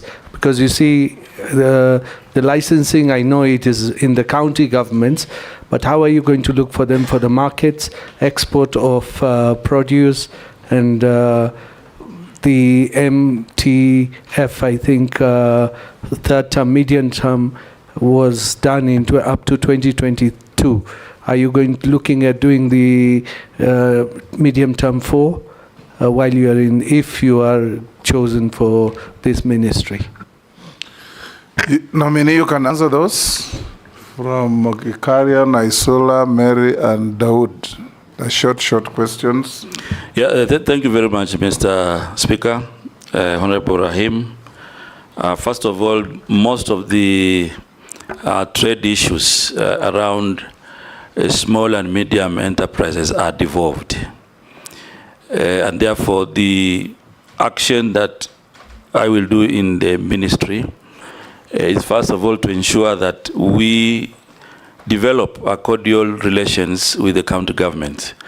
Right now, there are 37 county aggregation and industrial parks, and these are meant to provide an avenue for small level traders to have a place where they can aggregate, to have a place where they can have the first line of value addition. So this particular model that we are working with the county governments is meant to inspire the local economy. So we will be able to work together to ensure that these KIPs then become practical, formidable places for value addition, for businesses, and to inspire private investment. And not just the KIPs, we also have a cluster, of aggregation centers that will also be very useful to aggregate their products and they can prepare for the market. What we will also do at the national level is to support the county governments with the quality checks. So we'll be utilizing our institutions of quality checks that will work with the county governments to make sure that if it is tomatoes that are being aggregated, then we look at the issue of quality. The other issue that Honorable Mary has raised about mining in Alupe, I want to confirm that we have mining activities in our neighboring countries in Uganda, mining of gold in that region. And the investor from across the border has been mining underground, entering into Kenya.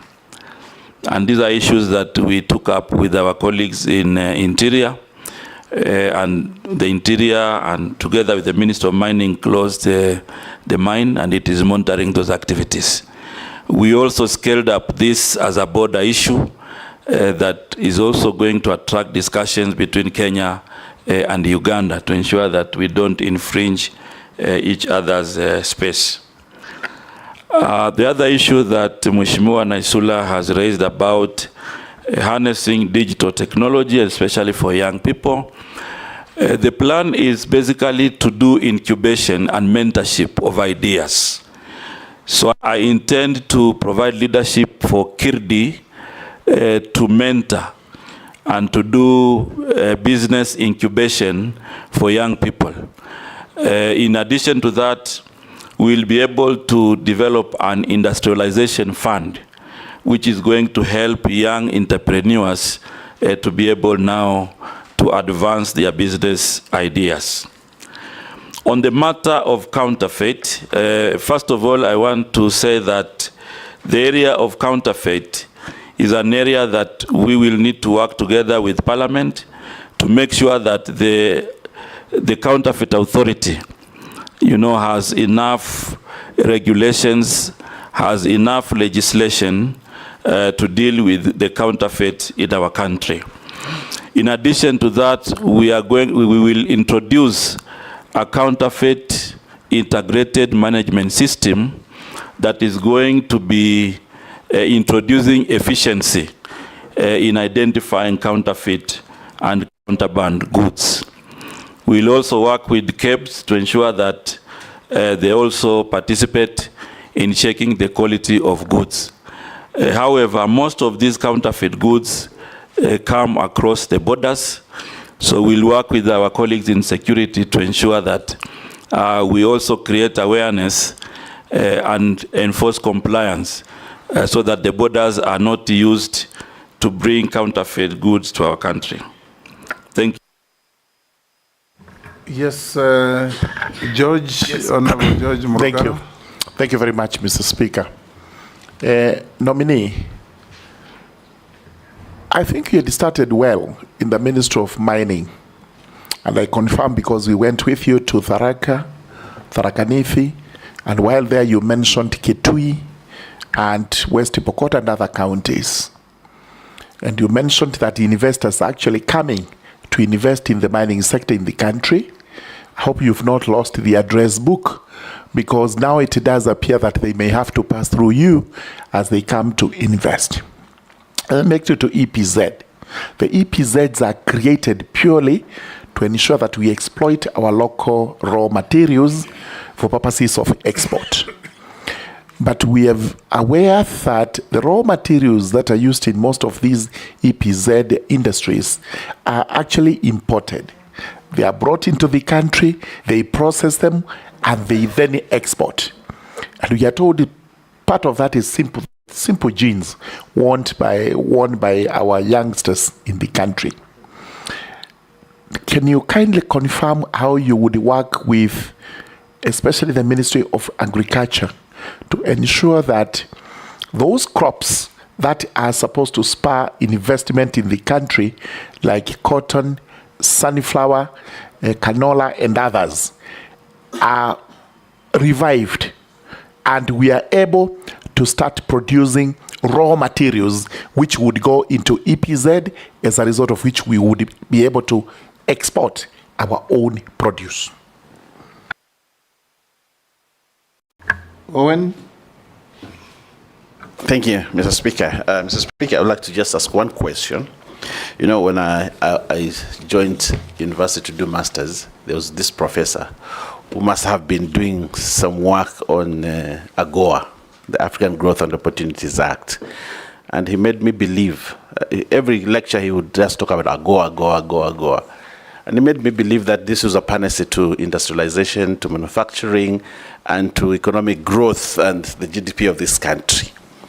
If you look at the AGOA, the way it is established, it has actually, for a large extent, provided jobs for young people and all that. But this act is actually coming to an end in 2025. 2025, that's when AGOA expires. I have fear myself about it because I know the process and what AGOA is and the negotiations. How are you going to ensure that this AGOA treaty, especially for Kenya, is extended so that we can continue to benefit from it, and that the people who have invested heavily in manufacturing, in the industries that are supported by AGOA, do not lose their investments, and the young people do not lose their jobs, and the country does not lose on the revenue from AGOA. In short, what are your plans about AGOA, its expiration, and going forward? Thank you. Yeah, thank you, Mr. Speaker. Nominee Salim Mvurya. Historically, Kenya was a preferred destination for foreign direct investments. In fact, major multinationals are operating in Kenya and their distribution and manufacturing networks. But however, you have seen that they have left this country in droves as a result of punitive erratic tax regime. Sometimes it's cheaper to produce elsewhere and just send to Kenya and then distribute from here.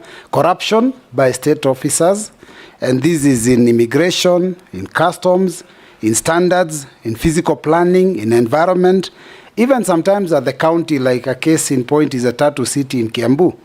And then also the issue of poor infrastructure and energy and transport. What do you want to do so that you can return Kenya to its lost glory and have those multinationals come back, because then we'll be able to boost the issue of employment of our youth. And there's a question that had been sent to the committee, though it wasn't submitted, not in the form of an affidavit as required, but it was a question that I think you need to also answer because an issue of integrity. These people are saying that there have been allegations, accusations, and criticism leveled against you on the matters of corruption with respect to misappropriation of county funds when you served as a governor. There is no details. They are just asking, what is your view on these allegations, and how will you build public trust and demonstrate that you are capable of dealing with stopping graft in that ministry? Thank you, Chairman. Chair, can I give? Yes, Mole. Thank you, Chair. The nominee, Honorable Mvurya.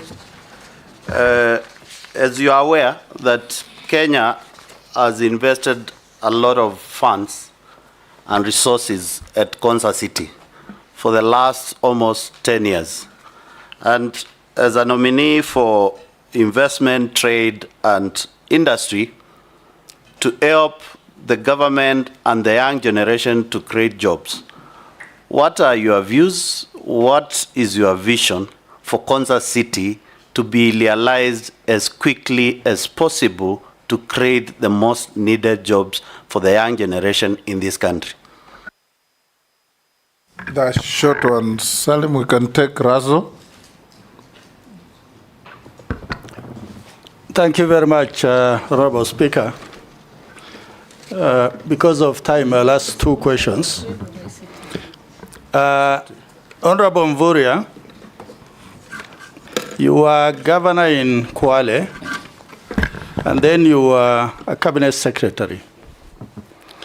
For those of us in parliament, I think a lot of us, we feel that you governors who came to the central government still believe you are managers in counties as opposed to workers in the executive.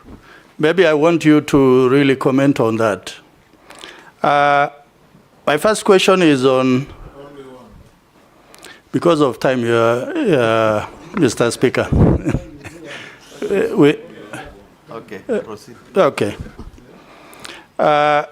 It is on the blue economy and mining. It is estimated that this is $1 billion industry if properly looked at, or a lot of effort is put into it in mining, in the blue economy of fishing. But at the moment, we are only able to raise even less than 1% of the GDP. Is it that we are underinvesting, particularly in that ministry, or we do not have the necessary human resource? Or maybe because we don't know that that particular industrial resource exists, particularly in excavation of minerals, in the blue economy. Those nominee. Okay, thank you very much, Mr. Speaker. There are 5 questions. Murugara, Owen, Robert, Mole, and Raso.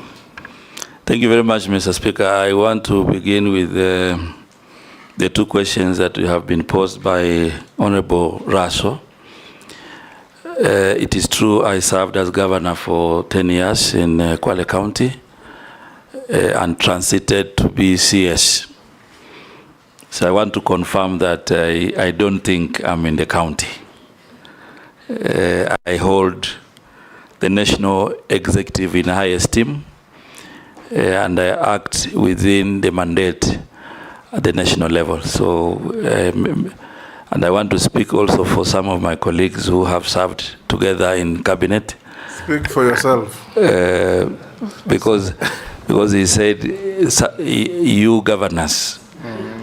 You know, I want to confirm that that transition has happened, and it is now a national responsibility. In any case, it was a comment. It was not a question. Oh, I thought it was a questions. It was a question. Yes.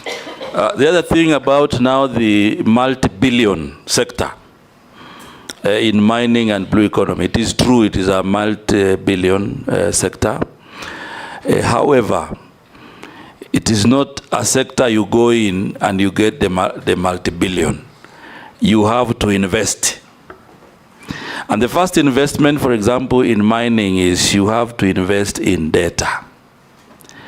If you expect to reap revenues, then you need first of all to invest in data. And that is why it is critical to mention to this House that exploration going forward, government should invest a lot in exploration. So that when you now have discovered coltan, the government is the one saying we have coltan, it has this economic value. Then now you move to investment. But when you have minerals as part of occurrences, you cannot reap the billions. And I give you an example, Mheshimiwa. The little actions that we took in the ministry to just reform licensing and the basic data. Right now, the investments in mining this year will be 221 billion. The investments I mentioned earlier, there's one in Kajiado, clinkerization, 60 billion. So if you combine, you get 221. But it is a sector you have to invest first. Invest in licensing, invest in mapping, because you don't expect an investor to come and do prospecting. Then the government is the one reaping the billions. You need to put some money for that. On a point of order, Speaker. Secondly, on a point of order, Speaker, just yes. on that point. Yeah. Because, Honorable Speaker, some of us, we've been here for some time. And I believe that's why probably Honorable Raso is asking that question. because data is available, CS. We spent not less than, if I remember, not less than 9 or 11 billion facilitating the National Intelligence Service to do a geophysical survey of all our mineral deposits. Are you then telling the country that this data is not available to the government or to the ministry? I know that was in the last regime, but government operates in perpetuity. And therefore, if that data, and we spend public resources on it, and I say that because I was the chairman of the Budget and Appropriations Committee when we allocated the first 5 billion shillings for that geophysical survey. That money was under the Ministry of Mining. It was moved to the National Intelligence Service with the justification or pretext that it was very sensitive data. Are you telling us now that that data that we were told was sensitive is not available at the ministry or with government? It disappeared with the other regime. Okay. And could that be the reason why there are people who settled on mineral deposits somewhere in, you know where? I may not answer. In Transmara. I may not answer on the settlements, Mr. Speaker. I may not answer the settlements. But what I want to say is that that geo survey gave us what we call mineral occurrences, and there are 970 across the country. Mineral occurrences are indications. Like now, if you fly the plane in Taraka, for example, they will show you, some basic information on iron ore, on lithium, and something like that. Once you do the occurrences, you need to come back and do a process we call ground truthing. Ground truthing now is the actual drilling of saying that in this area there are some minerals, coltan in Nachola, for example, in Samburu. Then ground truthing, you go back and now reconfirm. And now ascertain, is this of economic value or is something that is just for superficial? So that is the process that requires another investment. The good thing is that before I left, we have done 24 counties, and I think the technical team is reviewing data. So once you have that information, that is specific, you can now tell an investor, in Kenya, we have coltan in Darawe, in Alale, in West Pokot, of this value. Now that is the kind of information, Mheshimiwa, that we need to invest in. The second thing, the question also had blue economy. It is the same way with blue economy also. It is multi-billion, but it is not but multi-billion on arrival. It is multi-billion on your initial investment. For example, if you go to the Indian Ocean, there's a process that has to be done. You need to do stock taking, stock taking of the fish in the Indian Ocean, so that when you are negotiating also with investors, have an idea of what is there. The Indian Ocean and Lake Victoria are highly occupied also by settlements, especially Indian Ocean, you have beaches and whatever. You need also to do marine spatial plan so that you can identify areas where you can put small pots. You can identify areas where you can put different investments. That is an investment you need to put initially before you begin now to reap the multi-billion. But I want to confirm that as a country, we are now on the right trajectory. That will be achieved with time. Now I go to the other question. The other question by Mheshimiwa Mule about Konza Technopolis. This is really a gem for young people because this is a city which is going to host the digital ideas for our country. And in terms of management, the Minister of ICT is leading this special economic zone. Just like any other economic zones, the challenge is the infrastructure, the horizontal infrastructure. Already there has been discussion with the government of South Korea, and they have committed to help us in putting the infrastructure in Konza. So once the infrastructure is put in place, then we will have a good environment. Point of order, Chair. Chair, so that I can help the CS nominee, already the horizontal infrastructure in Konza City is done. What is being required right now is to pull investors to come and put up the factories. And what I want to hear from you, what plan do you have and incentive government need to give so that you can pull the investors to Konza City to create the jobs? Kenya government has already invested, and we have visited Konza City not twice, not thrice. The horizontal investment is done. What you are speaking about, Korea government has already committed to put up the technical institution in the city. What are you going to do for the new investors?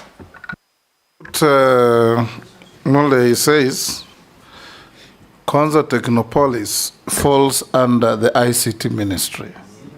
And the investment and all the plans is to make it Kenya's equivalent of the Silicon Valley. So it is not investments to manufacture clothes or shoes or those ordinary manufacturing and trade wares that will fall under him. That's what I understood him to say. Chairman, what I'm looking forward for is the intertwining of the two ministries. We know very well.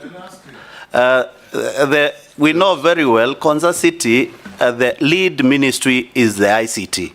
But you are coming to a ministry whereby investment, trade, and industry will be under your purview, whereby government has already created the environment. And in your previous response, you say that the land and the infrastructure is required. Already there is already infrastructure done by Kenya government. It's you to intertwine with the industry, ICT ministry, to bring us the investors and to create the trade and the industries within the Konza City to create jobs. The Speaker, I thought Konza City is a parastatal on its own, under the Ministry of ICT. Yeah. If I got it wrong, yes. I got it right. It is. Yeah. And parastatals are semi-autonomous things that... That's what I tried to tell the Honorable Mule, but he's asked the question. Let's see if Muvoria has the answer. Yeah, Mr. Speaker, I think there's no contradiction between me and the Honorable Member. Yes. When the Ministry of ICT is taking leadership, yes, we will work together to ensure that we support them and we create the necessary synergies within government to advertise Konza City, to provide support through KenInvest and other institutions in my ministry to ensure that then it becomes a viable project. So there's no contradiction. Okay. We will work together. Okay. Have you answered all? Robert Mbuis? I haven't gone. I'm now going to his question, actually. So I started from the recent. Now I'm coming up until.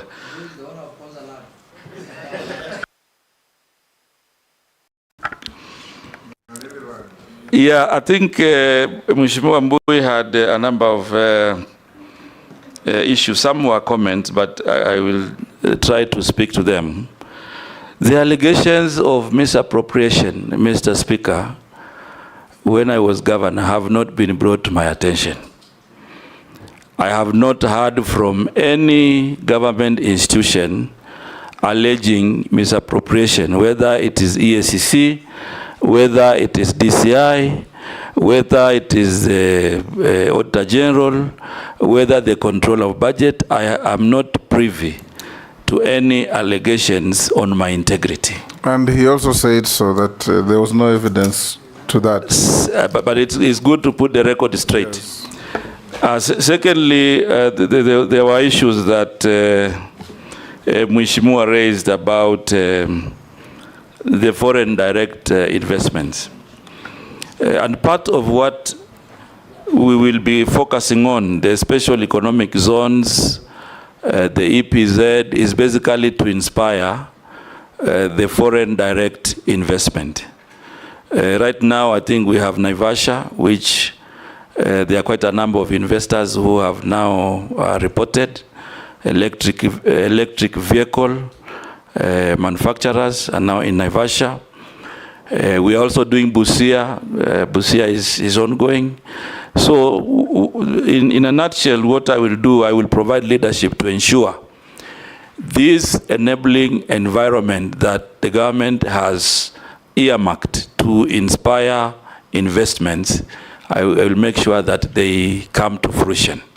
Of course, there will be other issues that we will deal with together with Parliament, issues of taxation, issues of incentives for ease of doing business, including making sure that when investors report to Kenya, we have minimum restrictions. There are some investors, when they come here, we tell them they have to do some local registration or those kind of things. But that we will deal with you as Parliament to ensure that we together create an enabling environment for foreign direct investment.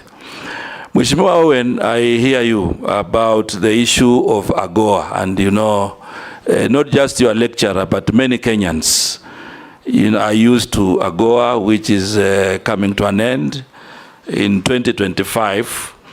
And the discussion on AGOA is two-front. One is political, and another one is economic. Political in the sense that currently there are elections in US. And in between, the Congress might not sit to discuss AGOA. However, as government, we've already made our position known as Kenya position, that our wish is AGOA to continue, and that has been put emphatically. Didn't the government sign a trade agreement with the US, or is not yet signed? On AGOA? No, not on AGOA. AGOA is not just about Kenya, it's about Africa. It's about Africa. So you have to go cooperate with the rest of Africa. Exactly. So I think the other issue, Mr. Chairman, that I wanted to bring on board is that we all know AGOA and the deadline. The government of Kenya, through the ministry, is also in discussion with the US government for the strategic investment partnership. That is ongoing, and part of what I will be taking over upon approval by this House is to ensure that, you know, we discuss graduating, you know, this STIP into a market access arrangement and a comprehensive free trade agreement. Those are some of the things that I want to commit that we will be putting on the table. Once we succeed to have it as a comprehensive free trade agreement and market access, then we will have had a good transition, you know, from AGOA to this new arrangement. But it's still on the table. There's a meeting next month on STIP, and I'm sure these are some of the ideas that we'll be leading as Kenya. The other question by Mheshimiwa George Murungaru, on, I think there are a number of issues that he mentioned, some comments.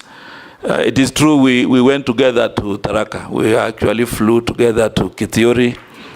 We saw the iron ore, and there are many things. I want to assure you, Mheshimiwa, there's an investor who is now coming into that area.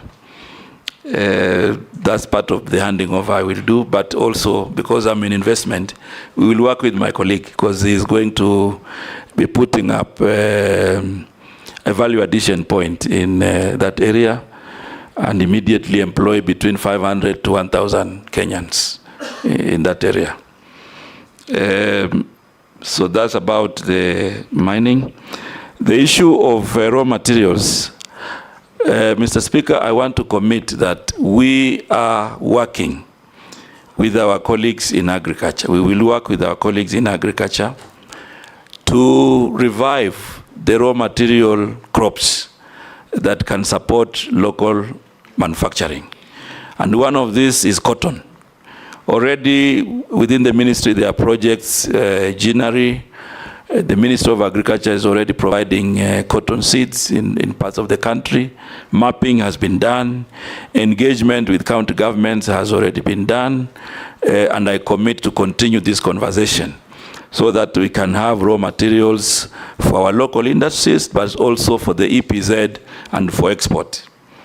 Part of these raw materials also means sunflower, because the importation of edible oil is taking a lot of our budget, and it is the desire that we inspire local manufacturing so that edible oil can be value added here in the country.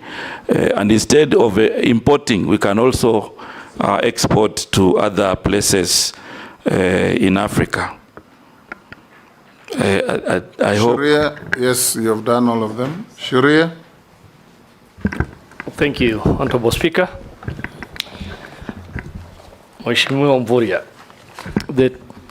the Trade Ministry, in collaboration with county governments, has been and continues to implement the county aggregation and industrial parks. In your opinion, do you think there has been enough publicity and stakeholder engagements? And what strategies or approaches will you adopt to forestall these projects turning into white elephants? Thank you. Thank you, Mishi. Thank you, Chairman. Chairman, before I ask my one question, I just want to start adjusting on what our nominee has just said, and because it affects my constituency, and this is about the special economic zone. You need to know that there is what we call Dongokundu Special Economic Zone, which is situated in Likoni constituency, where I represent. And I just wanted our nominee just to give some clarity on how many foreign investors so far have expressed their interest vis-a-vis the local investors. And if it is true that local investors have been denied to be given land for investment, I just want him to answer this so that he gives clarity to Kenyans. And my question, Honorable Chairman, it is on the... a rider or a... That is a rider because he's already talked about special economic zone, Chairman. But he didn't mention about Dongokundu Special Economic Zone. That is why I had put that rider. Honorable Chairman, my question, it is on the Kenya Kwanza Manifesto, which was talking about establishment of leather industry clusters, which was to be in Athi River, Narok, Isiolo, and Wajir. I just want to ask our nominee, what specific strategies are you going to employ to ensure that Kenya Kwanza government will realize this agenda? And on the same breath, what policy intervention are you going to employ to help reverse the current unfortunate trend of closure of industries? And also coming up with new industries like coconut, cashew nut, and Bixa, which is grown in where you come, Kwale County. I thank you, Honorable Chairman. Mukami. Honorable Mukami. Honorable Speaker, my question is considering the legal challenges to the Finance Act 2023 and the significant role of small and medium-sized enterprises, SMEs, in Kenya economy, what steps will you take to ensure that new tax regulations are fair and supportive of SME growth, while also addressing the broader goals of economic stability and trade enhancement? Thank you. Caleb. Thank you, Honorable Speaker. Our nominee, you must have looked at the developmental states and how their path to development was based on, especially the ones that took the route of trade surplus, that is the advantage of the exports over the imports. Some they call it mercantilism, where you put more rules and the standards to make sure that the exports surpasses the imports to develop your nation. It has proven in many especially the South Asian countries of Taiwan, South Korea, and Japan. This one requires a regime, a set of rules and principles to guide it. The general agreements on tariffs and trade is one of the regimes. Of course, it has transformed now to the World Trade Organizations to encompass the service industries and the intellectual properties. But where does it put the Kenya, the global south? Do we find it fair? Are we guided by fair regimes at the World Trade Organizations that enable us to have this mercantilism advantage to us, the trade surplus, as a factor of development? You, as a new coming minister, if you are approved, which regimes and how will you maneuver through these international organizations that are always unfair to the global south? But the last week I had to raise as a point of order, but I knew I'm going to speak. The question of Honorable Kimani Ichung'wah was very pertinent, Mr. Speaker, because I'm also aware a lot of money has been put to survey by the NIS. But most importantly, Speaker, is that most of the nominees we vet here, they have a lot of promise on what they are going to do. Once they get to the office, they say there's no money for implementation. But we need them to tell us, is there even a paper you wrote requesting for funding that if this one is provided for, then this one will be actioned upon? Nominee. Thank you very much, Mr. Speaker and members. I want to begin from Mheshimiwa Caleb. I think I want to be very clear on the issue of mapping of minerals. As I said earlier, this process was done. You know, the resources that were allocated for that activity, it was okay, it was done. Identified 970 mineral occurrences. Then the process of ground truthing began also with the budget that we had. And now 24 counties have been concluded and it will continue.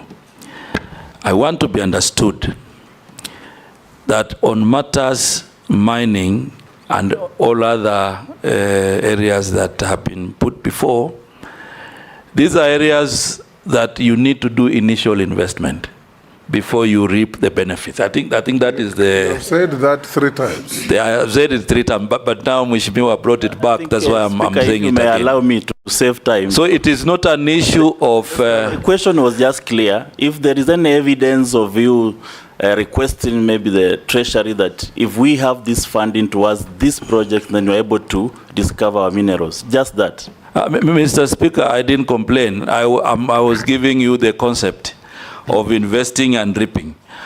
However, all that I committed in the first vetting, I was able to do. So on that one, I can pen off on that one. The other issue about World Trade Organization and engagement with Kenya government. The World Trade Organization, in my understanding, is an organization which gives broad policy framework for countries. However, when now you want to do specifics, you do negotiations specific to the area that you would like to have advantage. And therefore, I want to confirm that upon approved by this House, I will engage World Trade Organizations at the global framework level and also provide leadership on now specific negotiations. For example, if you are doing negotiations with a certain region, then that is a specific discussion.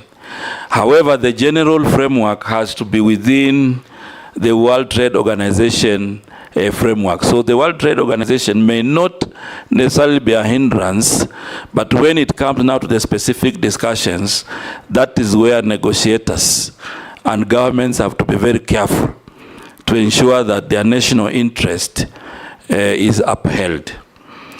And on the matters of tariffs and many others, I want to give an example. You know, last year, just one statement imposing levy on clinker has been able to bring a lot of investments in clinkerization in our country. So the tariffs are being employed by government selectively and deliberately to address a particular policy implication. And I'm sure these matters of tariffs and taxes, the ministry will not just conclude. The House of Parliament will be very critical in having discussions on the kind of levies and tariffs that will apply for certain agreements, for certain products, and for certain negotiations. So I think I want to commit, Mr. Speaker, that the ministry, upon approval, will not make these decisions in isolation. We have National Treasury, we have the National Assembly, and the matters of tariffs will be for all of us.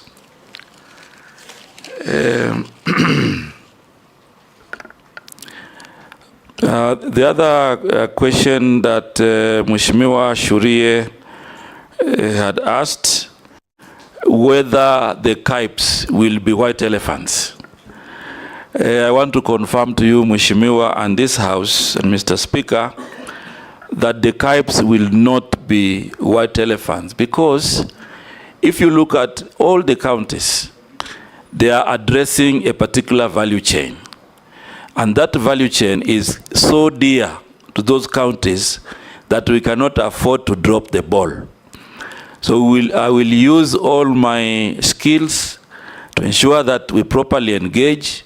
I will use my skills to ensure that we get the right business model strategically to ensure that the KIPES do not become white elephants. The other question by Mheshimiwa Mishi on Dongo Kundu. And I want to say that I have not skipped Dongo Kundu, Mheshimiwa. It's a very, very important project for Kenya. And it covers Kwale County and Mombasa County. The current situation with Dongo Kundu is that we are now moving on with the implementation of infrastructure. JICA has come in to support the government of Kenya, and also KPA is providing leadership in this project. We have 1,648 project affected persons who will be compensated. There's 384 acres of land in this area. They will be resettled and properly compensated before the project begins.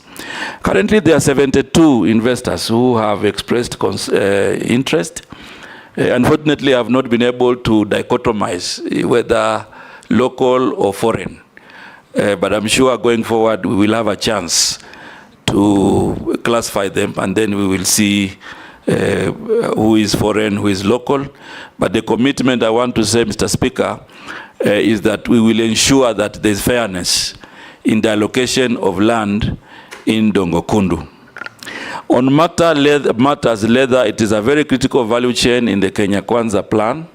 It is also a critical value chain in MTP4, because Kenya has abundance of leather, and we actually have a target to, get income from leather to the tune of 120 billion every year. What is happening, Mr. Speaker, is that right now we will be working on the value chains, and upon approval, there's already Kenani in Athi River, which has been identified, as part of the leather industry that is going to host the value chain there. And therefore, we are on schedule. We know there's Isiolo and many other counties that will participate, and we will work, I will provide leadership to ensure that we work with everybody and all counties involved to revive the leather industry in our country. That also goes for other value chains. I think Mheshimiwa also raised the issues of cashew nuts. And already with Kirdi, we'll provide leadership with Kirdi. There's an open area in Malindi, which is earmarked for cashew nut value addition. So we'll be working with government agencies and also the private sector to ensure that we get value addition investments in these crops. And part of what we're already doing is that on coconut, we have an investor, Kentest, where they are also doing value addition for the products within coconut. So this is a trajectory that I commit to continue to ensure that we capture all the value chains that are going to be useful to the economy of our country. Mheshimiwa Murkomen, on the issues of finance bill, I think both the 2023 and the 2024, it's not all lost. There are good things there. And I commit to keep the good things, to engage widely, to ensure that those that will be supporting the micro and small enterprises are also brought forward to support Kenyans. Nominee, a few questions sent in by members of the public. So one, he must be probably from your county. Wish you Allah's blessing. What will you do if approved to invest in digital technology, especially in agribusiness? Another one, why is titanium shutting doors under your watch with the locals losing jobs? You have taken away mining of titanium from Australians and handed to Americans. Why? Chairman, can I add one? Let me finish, then you add. Okay. Another one, what specific trade and investment policy proposals would you suggest to create jobs and unlock new economic opportunities for ordinary Kenyans, particularly the youth? Kenya has, the next one, Kenya has a vibrant startup ecosystem, but many young entrepreneurs face challenges in accessing funding and support. How will you foster a more supportive environment for startups? And what measures will you introduce to attract investment in tech and innovation? Next, with the rising cost of living, affordability is a major concern for many households. What measures would you recommend to reduce the prices of essential goods and services? And how will you make it easier for local businesses to provide affordable products to the public? The next, small businesses are the backbone of our economy. Yet they often struggle with challenges like access to finance and markets. What specific strategies would you propose to support small and medium-sized enterprises, SMEs, and make it easier for them to thrive? The next, with the rapid growth of the digital economy, many Kenyans are looking for ways to leverage technology for businesses and personal growth. What proposals would you recommend to support digital entrepreneurs and ensure that all Kenyans have access to the benefits of e-commerce and digital trade? The last is, Kenyans are proud of locally made products and want to see more made in Kenya goods in the market.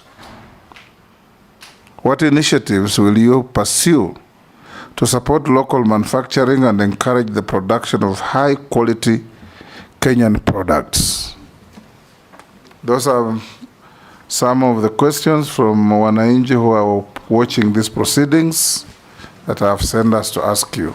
Honorable Speaker, can I ask mine? Yes, yours or Kenyans?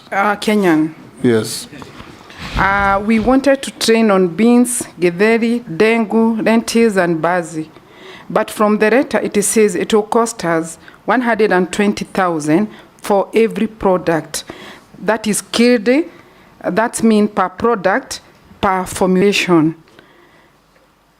How are we going to afford that? And yet, we are urging our young Kenyans to start small businesses. Thank you. Russell. Thank you, Speaker. What emerging markets hold the greatest potential for Kenyan exports, and what support is available to help businesses penetrate these markets? Mr. Speaker, one more.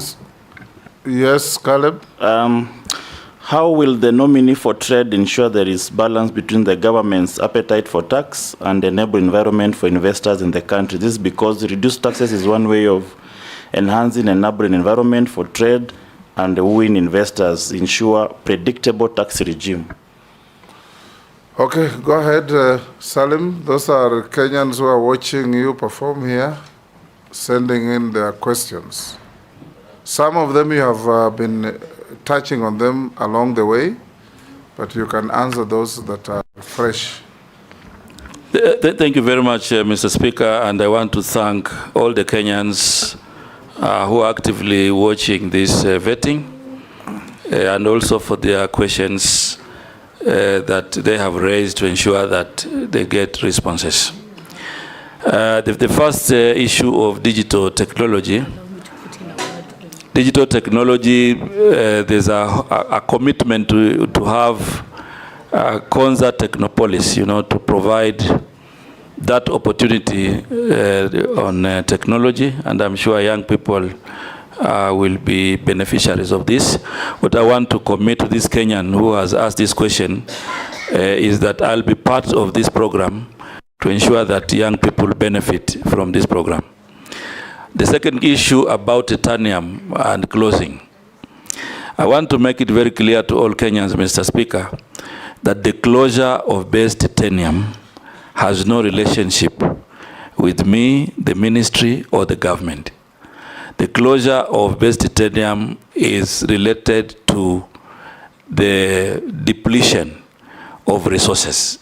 Last year in October 2023, they wrote a letter. Financial resources or mineral resources? Mineral resources. Last year in October, they wrote a letter to the ministry indicating that they have now exhausted the titanium that they have been mining in the area that they were given a license. The same base titanium has applied for other areas in the country. They have applied in Lamu. They have applied in Tana River. They have applied in a very small area of Kwale County, and those applications have been gazetted and they are under consideration. I'm sure my colleague will be taking over the decisions of those applications. I also want to make it clear, Mr. Speaker, that as government, we didn't have any role in the shareholding by Americans or Australians. Base Titanium is a private company, and therefore when people buy shares, it is not that I'm the one who has given it to Americans. So I want it to be very clear. But I also want to say that we have a post-mining land use committee, which I did institute, and it is going to discuss with the stakeholders on how the post-mining land is going to be used. And I want to urge this Kenyan who has asked this question to also participate actively in this forum so that they can decide on the post-mining land use. The other question related to issues of trade. As I said earlier, we will work with the Parliament to ensure that we review the trade policy and trade law so that it can be more inclusive to support local investments and have a framework that can also support funding. The issue of support ecosystems, as I said earlier, Mr. Speaker, Already, we will be working under KIRDI to provide mentorship and business incubation. I will also provide leadership to set up the industrialization fund so that those business incubators can benefit from this program. Yes, the cost of living and issues of prices, I think this may not fall squarely on me as the CS when I'm approved by this team here, but it is also relating to many other. Not when, but if. If approved by this team, Mr. Speaker, the issue of prices and the cost of living, it touches, many aspects of government, and therefore, as multi-agency, we will be working closely to ensure that this is done. However, there's a point of order from Jeanette. However, yes. Okay, carry on. However, there are also some aspects that we can handle as investment, trade, and industry, especially on working with the Ministry of Agriculture, for example, to ensure that we inspire and encourage, production. And when the production is enough and it has surpassed, like now, what we have, then I will provide leadership to ensure that we have a warehousing receipting system, that takes the surplus to the warehouse, and that then we can use it to bring down prices at some point in the year. So we'll be working to make sure that we have that warehouse receipting system to aggregate surplus produce and to make sure that farmers and other business people in that are not captive of cartels. The other issue about SMEs and access to finance and markets, part of the reform that I will propose upon approval is a situation where the big manufacturers work with the small, medium enterprises. We have a situation where manufacturers are the ones transporting their last mile product. We want to bring regulation, we want to bring a policy and a law that allows the small, medium enterprises to be subcontracted, to be able to deliver to the last mile. This is part of the reform that I will be proposing upon approval. Again, on matters of e-commerce, now that we are focusing more on technology, the ministry will also be working on making sure that we strengthen our presence through e-commerce. People can make the advertisements, they can have systems to pay, and all this. So we'll be working with stakeholders and Parliament to ensure that this comes to fruition. The issue of local products in the local market, I think I also agree that as Kenyans, we are very proud when we buy Kenya and build Kenya. So in this front, I'll be activating the Ken Invest and the Kenya branding agency to ensure that we promote the local products. Most of our products are not properly advertised. And part of the reform is to ensure that Ken Invest and the Kenya Export Promotion and Branding Agency come to this field so that we can have a lot of advertisement of our local products, and of course work on other issues of quality, look at our quality laws, whether they are sufficient, and propose amendments where need be. The other question by Mheshimiwa Mukami, which is very specific, it has a very specific cost. Mr. Speaker, I would wish that I give commitment to work with Mheshimiwa and many others to look at this issue of training at 120,000 per value chain. I'm sure many small business people will not afford this. And this is a commitment that we'll be discussing on how this can be reviewed and how we can strategically position KIRDI to support more Kenyans in the value chains that are being suggested. Mheshimiwa Raso talked about how Kenya is positioning herself on emerging markets. Mr. Chairman, we already have efforts that I wish to continue upon approval by this House. One is that we already have the APA, the Economic Partnership Agreement, with the European Union, which is giving us an opportunity as Kenya to consider a new export market. However, Mheshimiwa Speaker, this APA, or the Economic Partnership Agreement, many investors locally and even producers may not be aware of some of the advantages and opportunities that exist. I want to undertake to ensure that we do a robust dissemination so that people can understand what is duty-free, quota-free, right? Yes, but you know, there are products that have been mentioned there. Like when I read it last, immediately after signing, I realized that there were a lot of things to do with fisheries.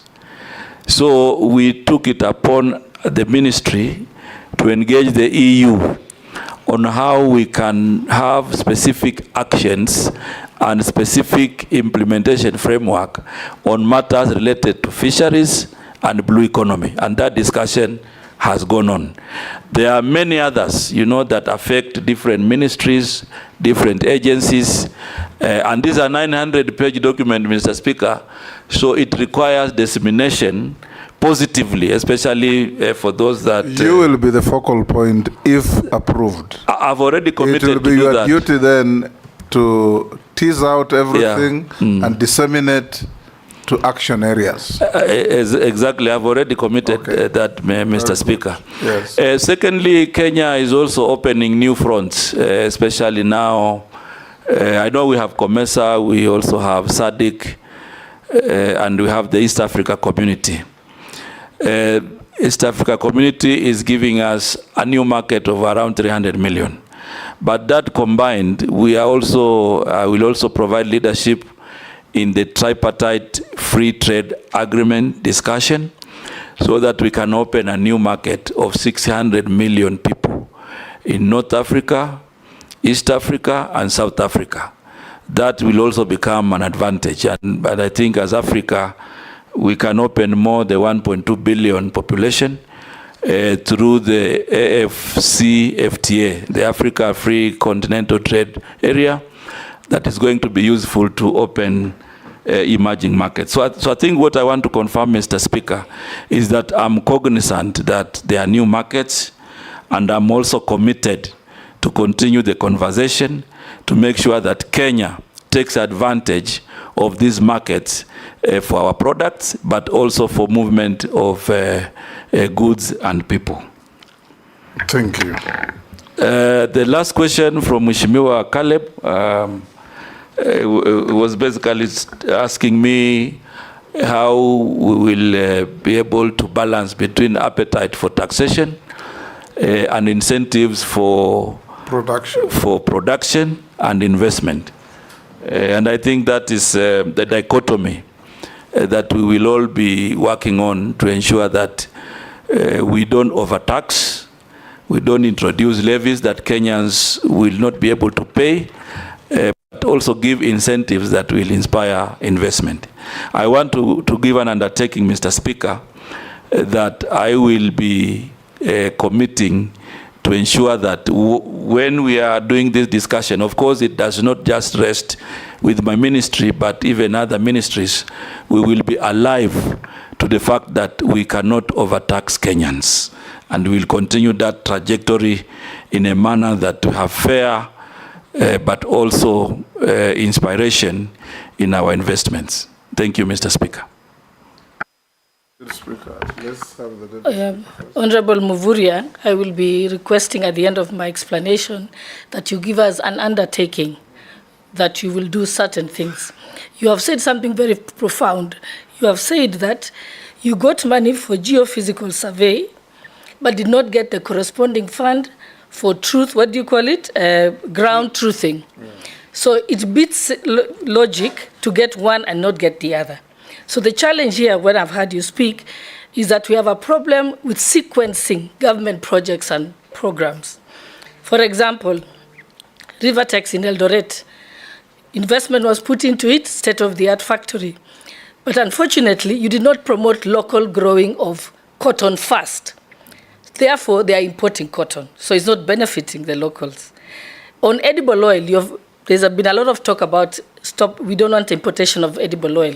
But by now, we should have marshaled all our farmers to grow sunflower, canola, coconut, so that by the time you're bringing the industry to come and make edible oil here in Kenya, we have the raw material.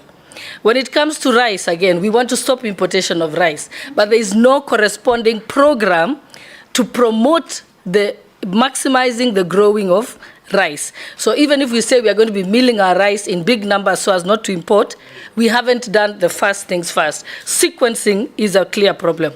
On the issue of clinker, we have put levy on clinker, but we did not ensure that we have sufficient clinker deposits in the country and that are already being mined, so that as we put the levy, we ensure that we have enough deposits in the country.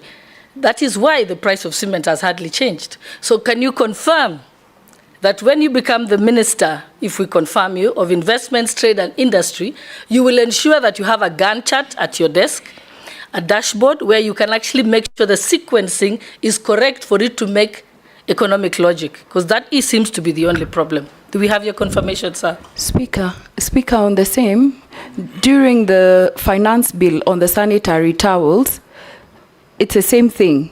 The raw materials are expensive for the manufacturers, local manufacturers, and that is why during the amendments, Honorable Leah now brought amendments to exempt the raw materials. So there has to be a sequence, not just putting taxes on the on the imports, and we're not dealing on the raw materials. He hasn't given assurance. He will give when he starts answering. Mr. Speaker, there is one issue I wanted to bring in conclusion to the attention of the nominee.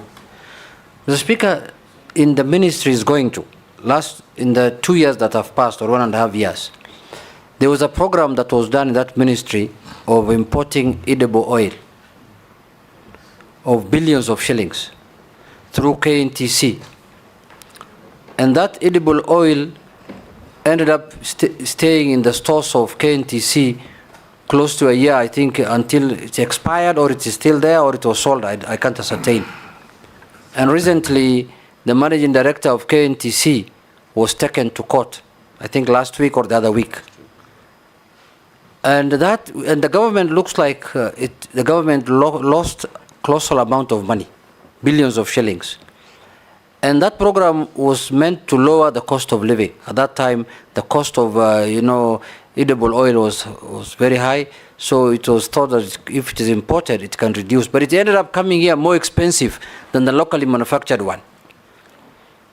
So how that ghost is waiting for you in that ministry if you are approved by this committee? Are you willing to go into that ministry with that kind of ghost, or what do you think? I'm sure you have done your survey, or how will you handle that matter? Because it's going to wait for you there.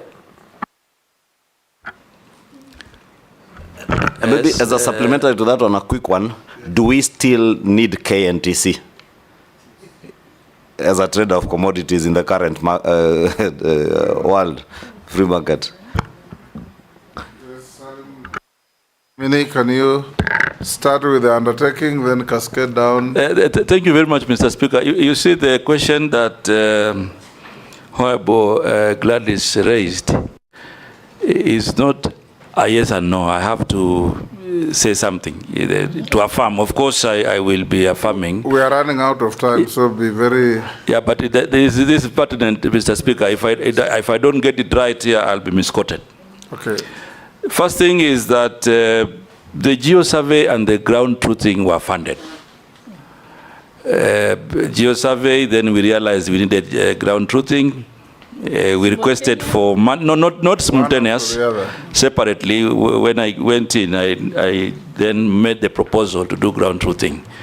It was funded. Some money was removed during supplementary, but as I said earlier, some work has gone on in 24 counties.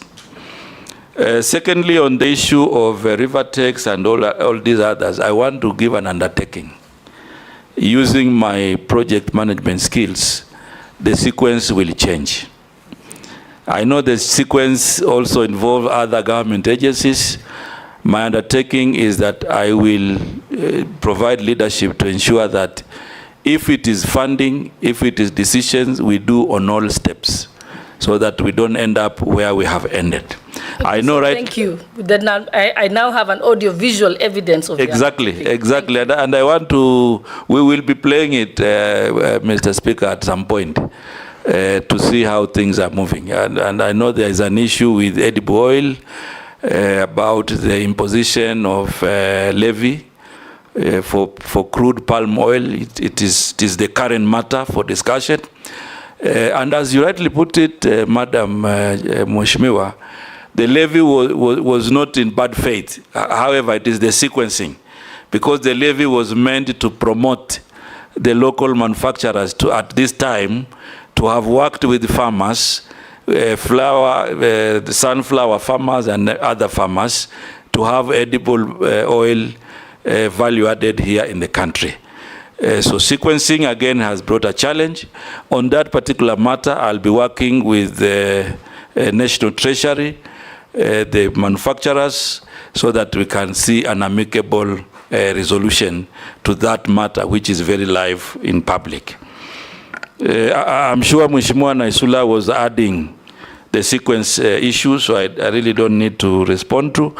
Mr. Speaker, I want to assure this House, even though there are challenges that have happened with the KNTC, upon approval, I will report to the ministry. I have no fears, Mheshimiwa Junet. I will go to the ministry.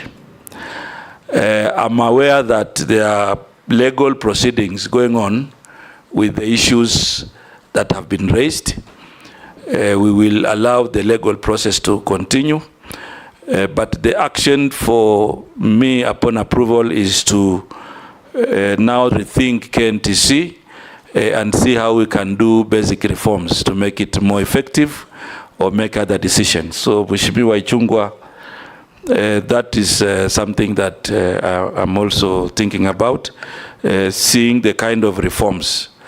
It is not responding to whether we need it, but when we do an analysis and the reforms, then we will come up with a good decision. Is it under among the 47 that you passed in cabinet to get rid of? I'm not, I haven't looked at the list, Mr. Speaker, but what I'm saying is whichever way we look at basic reforms to make it more efficient. But my question was CS, because we are here to ascertain your capacity and ability to take over that ministry. In your opinion, under the current liberalized market, KNTC is the old thinking, where you needed the government to trade in commodities to regulate pricing. Do we honestly need KNTC, in your own opinion? In my own opinion, Mr. Speaker,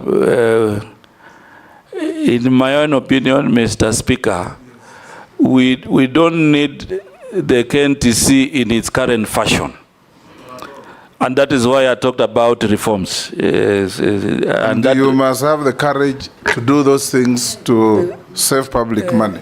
Now, before I come to mundane questions, Mr. Speaker, we must come to an end. We must come to an end. Okay. Yes, there is only one question that has been sent asking you, nominee, that there's a command called Kenatco, which is still in GOK books as a parastatal 100% owned by ICDC. It has been under stage managed receivership for over 27 years. what measures will you put in place to simply wind it up or privatize it? Mr. Speaker, you know Kenatico? Yes. Yes. The measures upon approval, my first assignment will be to understand it, because I think the Kenyan has put some basic information, but there will be more that we will need to find out, and then appropriate action is taken. So I will take it up, Mr. Speaker, to ensure that we get to the bottom of the matter and then we make the necessary decision. Okay. Yes, Russell? I think unlike KNTC, with Uber, Kenatco should go. Do we need it really?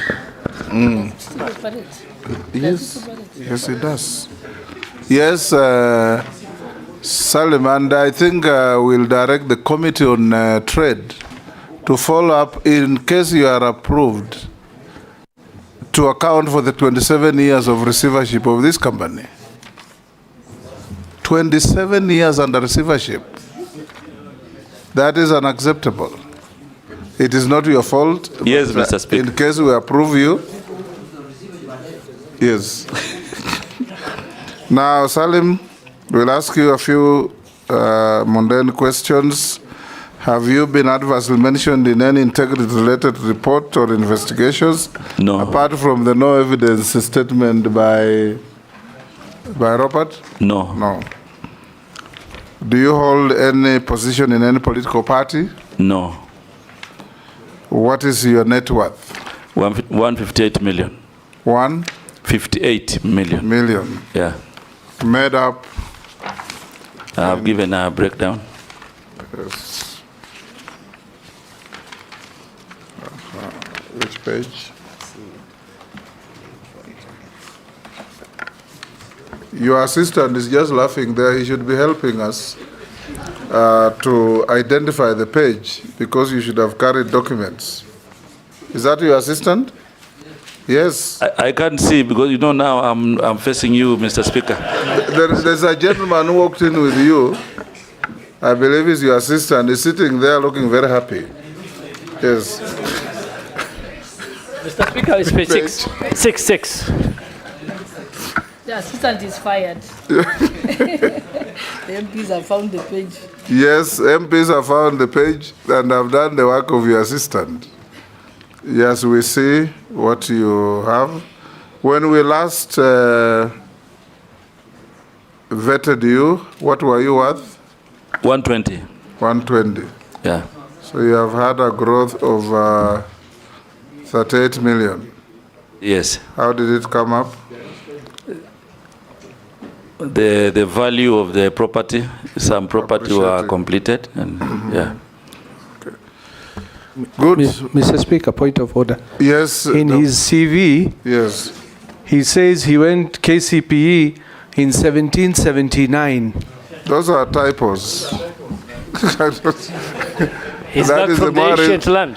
That's the more reason why you should fire your assistant. Your assistant. Mr. Speaker. Yes. Just, Waziri, from your declaration of wealth, have you benefited from the mortgage scheme as a cabinet secretary? Recently, but it is not concluded yet. Not concluded yet. Yeah. So it's not part of this. Yeah. Okay, nominee, we are coming to an end. Make sure you take your documents with you. We have checked with what we have and we found them correct. We have also found the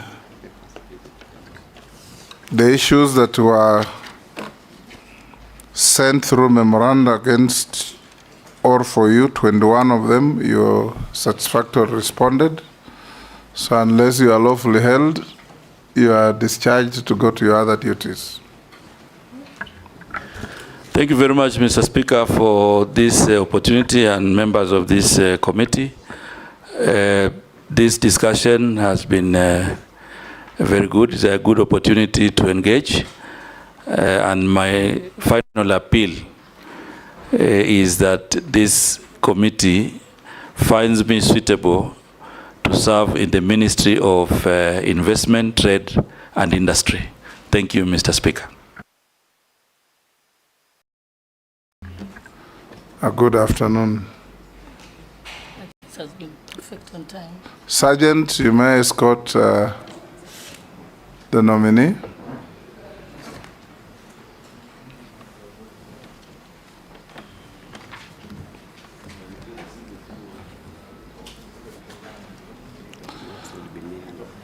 Members, you have 5 minutes to allow the pardon? You need to pray. My Muslim friends normally pray for 3 minutes. No lunch. Lunch will come later. Eh? Yes. Yeah, 3 in the yes. Yeah. You have 10 minutes to come back. Don't go for lunch. This one was well managed. Yes. Yeah.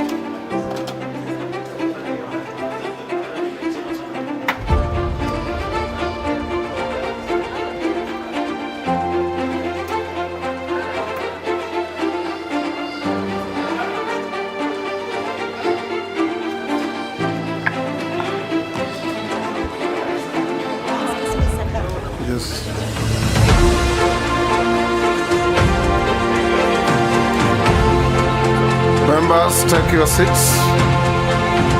Let me take your seat. Take your seat.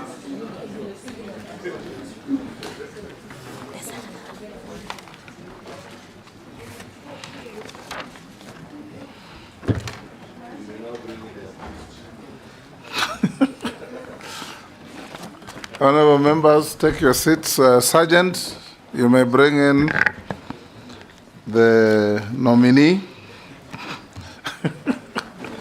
The accused.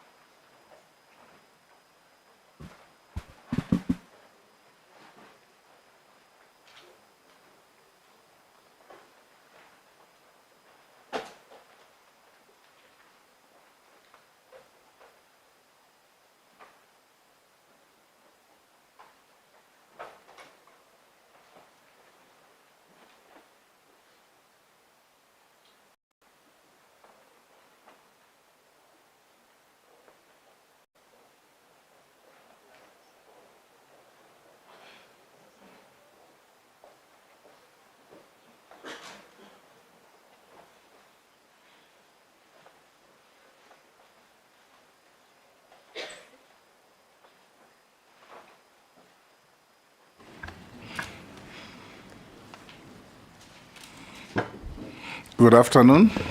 Good afternoon. Take your seats. For the record, you are called Rebecca Miano, AGH. Use the mic. Yes, Mr. Chairman. Yes. My name is Rebecca Miano, EGH. Good. Welcome to this Committee of the National Assembly, Committee on Appointments, to vet you or have approval hearings to assess your suitability to recommend to His Excellency the President to appoint you to the position of Minister, Cabinet Secretary for the Tourism and Wildlife Ministry. This committee is a committee of the National Assembly, and I'm the chairman. On my right is the Deputy Speaker, Gladys Boss. My left is the Clerk of the National Assembly, Samuel Njoroge. I'll invite members to quickly introduce themselves. Naisula Lesuda, MP Samburu West. Kimani Shongo. Nelson Koech. David Kosing. Gikaria David Nakruist. Masemeri. Abdul Rahim Daud. George Gitonga Murugara. Owen Bayer. Stephen Mule. Didoraso. Mishimboko. Rehab Mukami. Caleb Amisi Saboti. Rebecca Miano, you are one of the few with the luck to be vetted twice. We did vet you just about 2 years ago, and here you are again. We'll start in earnest by inviting you to take an oath. And the oath is on the holy books, either the Quran, the Bible, or the Hindu holy book, whichever is your faith. Which one? I will take the Holy Bible. The Holy Bible. So be upstanding and take the Bible in your right hand and recite the oath. I, Rebecca Miano, do swear that the evidence I shall give before this committee on the matter under its consideration shall be the truth, the whole truth, and nothing but the truth, so help me God. Thank you. You may sit and sign to the oath.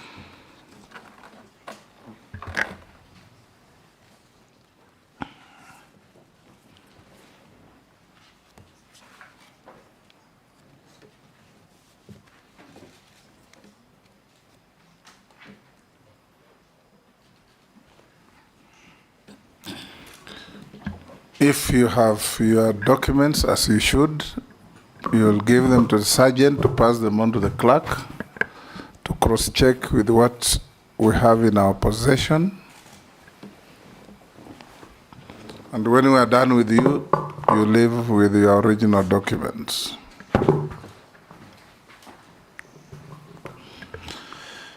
In just under 5 minutes, Rebecca, for purposes of these proceedings, members will be referring to you, including myself, as nominee. So nominee, tell the committee your name, your educational background, your work experience, and your key competences that make you suitable for being recommended to take up the appointment for which you have been proposed. Thank you very much, Mr. Chairman and honorable members. My name is Rebecca Miano, the nominee for the docket of tourism and wildlife. I am a lawyer by profession, having graduated from the University of Nairobi, and also an advocate of the High Court of Kenya of good standing. I have been able to do leadership trainings at Harvard University, at the IP3, and many others. I am an alumni of Strathmore University and Navarra University, Spain. I am also a certified PPP expert, having obtained that at the IP3 Institute. I have been trained on advanced negotiation skills, and also a member of the Fast Forward Premium Leadership Group that consists of leaders in Kenya. Mr. Chairman, over time, in my workstations, I have ended up in the C-suite offices, the last one being a CEO for 5 years.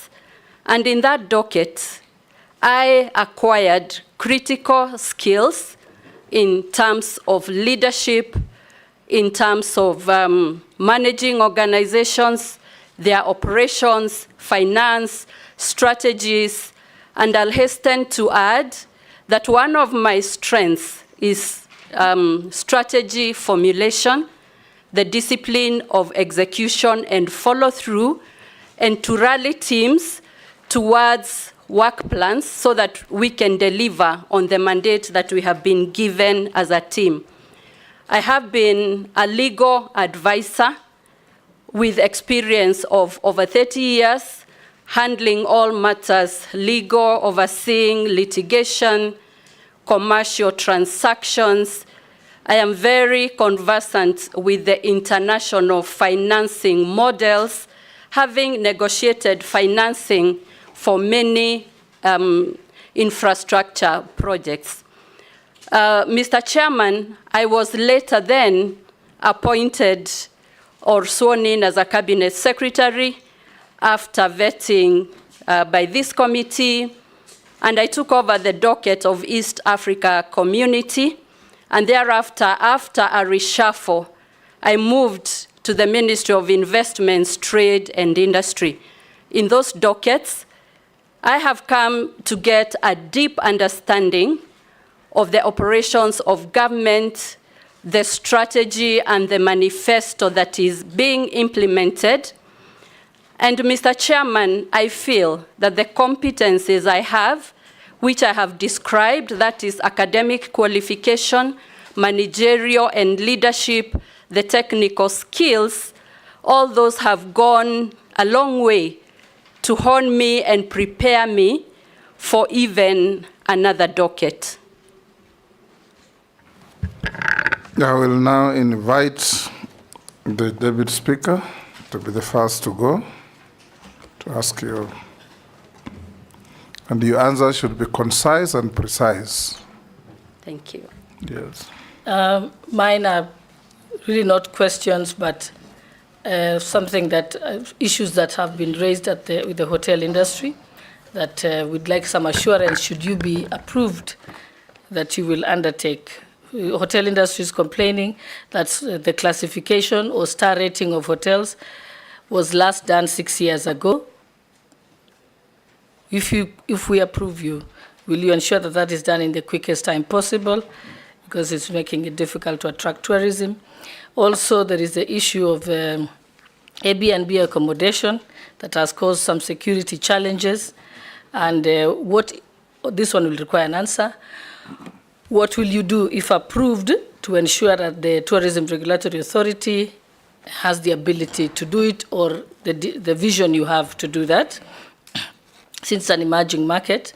And lastly, the two funds, the Tourism Fund and the Tourism Promotion Fund, what can they do to support the tourism parastatal so they can execute their mandate? Thank you. Go ahead and respond. Thank you very much, Mr. Chairman. On the question of classification, it is indeed very important that hotels are classified, because then they give them world-class practice. We know that world over, classification of hotels is a necessity. And besides that, it is a requirement of the East Africa community that hotels are classified.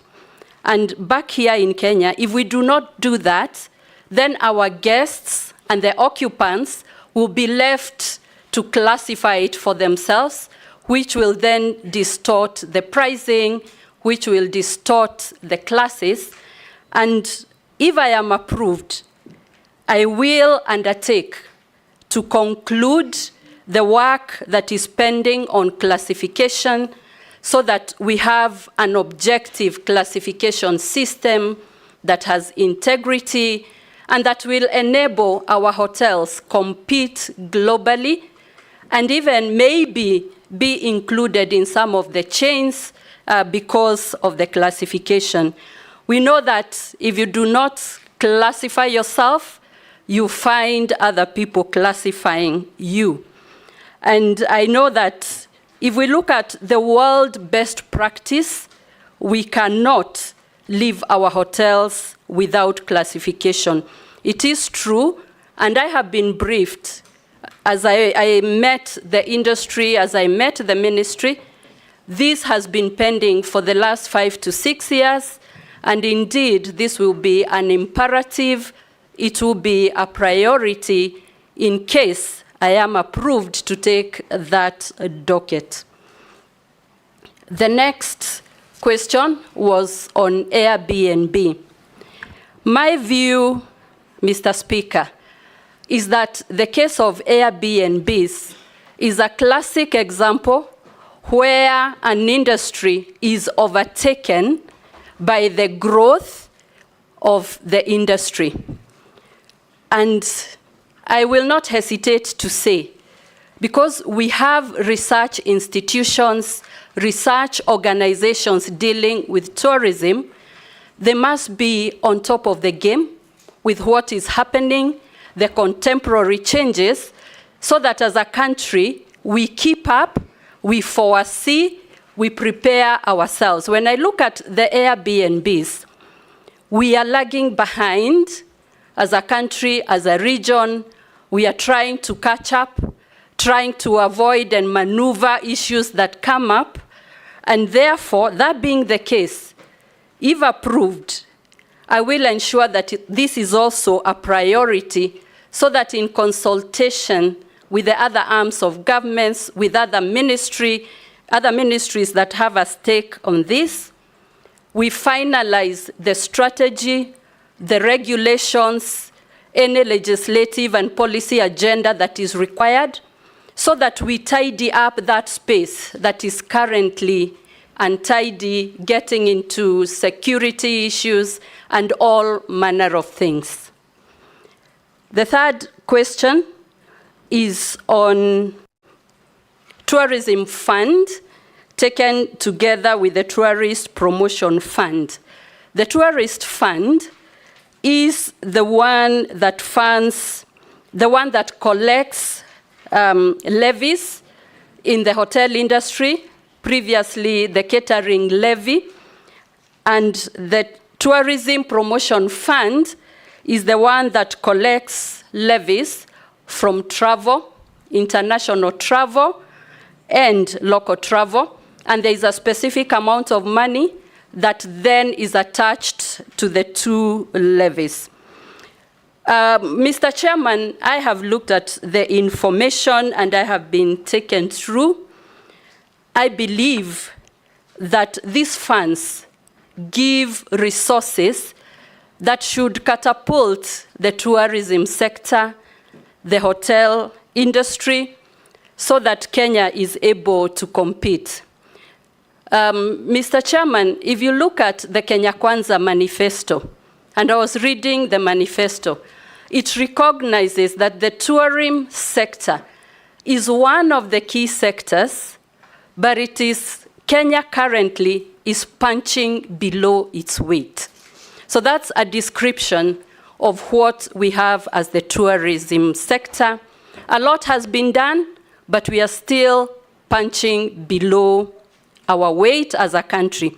If you look at the numbers, Mr. Chairman, with a population of 55 million and counting, and our tourist data of about 2 million to 2.3 million visitors, that confirms that Kenya is punching below the weight.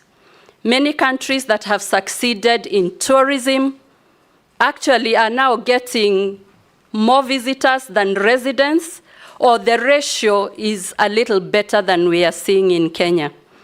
But the contradiction that I see is that Kenya is a destination that is much better than many other destinations that are attracting very many tourists. The Creator has endowed Kenya with the weather, natural resources, people who are hospitable, and many, many other tourist attractions. But then we are still punching below the weight. So these two funds should then be structured in a way that it addresses this burning platform. I'll call it a burning platform because it is urgent. It is something we need to do. And as a country, this tourism sector will be the one that will take Kenya, among the ones that will take Kenya to the next level. And therefore, we will structure, we will organize so that the fund is able to fund the critical priority activities that are required to develop and promote tourism. Majority Leader, you have any question? She has said what I would have asked in her preamble. I have no question. Minority Leader? Okay. Naisula? Honorable Miano, leadership requires that you're not only seen or heard, but your leadership must be felt by the legacies that one leaves wherever they have been. So very briefly, just mention two things that you have left as a legacy in the two dockets that you previously held in a short period of time, 2 years. What can you say are those two things? And what is the legacy you will want to leave in the docket you will hold if this committee and the National Assembly approves you? Lastly, having worked as the CS of East Africa Community, do you consider Kenya to be competitive in its tourism? There's one day I landed at JKIA. I was so happy because there were so many people from the international community who had landed at JKIA. And I was like, wow, all these people are going to Masai Mara, to the coast or somewhere else. But then when we got to where we branch, the locals go, and those ones who are on transit, they all went to the transit. I don't know where they were going. So please tell us whether we're actually competitive as a country. We'll take another. Nelson? Thank you. Madam Miano, Masai Mara Game Reserve. The wildebeest migration is one of the 8 wonders of the world. There's a lot of activity, human activity, that is happening in the Masai Mara Game Reserve. I'm sure you've visited, and if you've noticed, the hoteliers there have complained of a lot of human activity. The other one is the county government of Narok. Recently, arbitrarily increased the fee, the entry fee into the park, which has sent so many of the tourists out to Tanzania's Serengeti. What we want to do to reverse the trend? Go ahead and answer. Thank you, Mr. Chairman. On the 2 things that I can say I'm proud of, I have achieved in the 2 dockets that I have served, in the East Africa community, arid and semi-arid lands, I am glad that we managed to make Kenya a strong partner, and our participation was visible. Because of that, we were able to resolve many non-tariff barriers so that we could have products from Kenya being taken to other countries. I remember the case of juices in Tanzania and other products. So that is one. And then the participation last year in May, public participation for the East African Confederation Constitution. Kenya was among the first countries to finalize the public participation. We went around the country explaining about the Confederation, while at it, a good appreciation across of what the East Africa community is, the positioning of Kenya, and the benefits. Under the arid and semi-arid lands docket, I took that docket or that department when we were at the worst drought in Kenya that had not been seen over the last 40 years. We were able to put strategies to manage, glad that we did not lose human lives.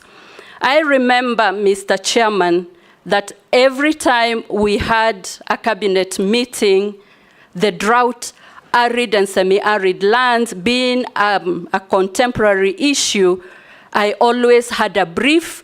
I always brought together the whole of cabinet and government to appreciate what is happening, and I learned the power of communication, the power of disseminating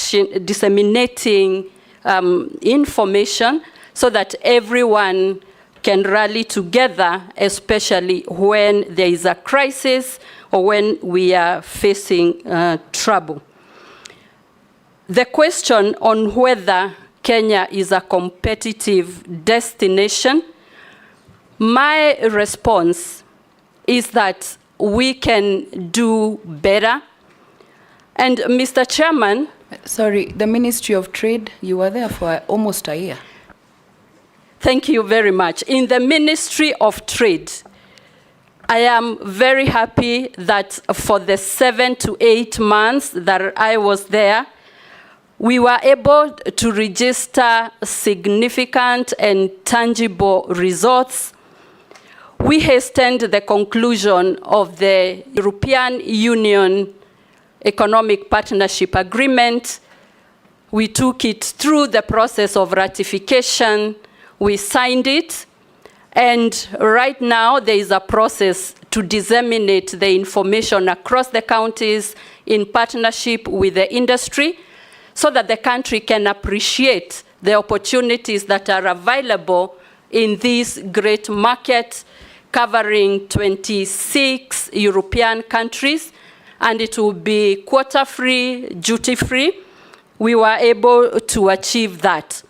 Mr. Chairman, we have managed to create a robust relationship and participation with the private sector, roundtables to discuss issues. And based on that, I was appointed to chair the Business Reforms Action Plan with a timeline of 3 months, We met many stakeholders. We have a catalog, a whole menu of what issues are ailing industry, especially regarding the cost of doing business. I submitted the action plan to the cabinet.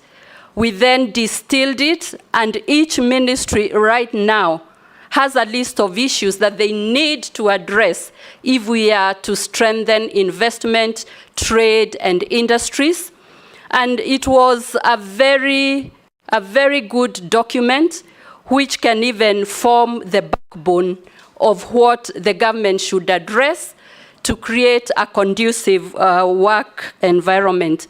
But finally, the global stage. We were able to have trade and business forums in various countries where we showcased Kenya as an investment destination.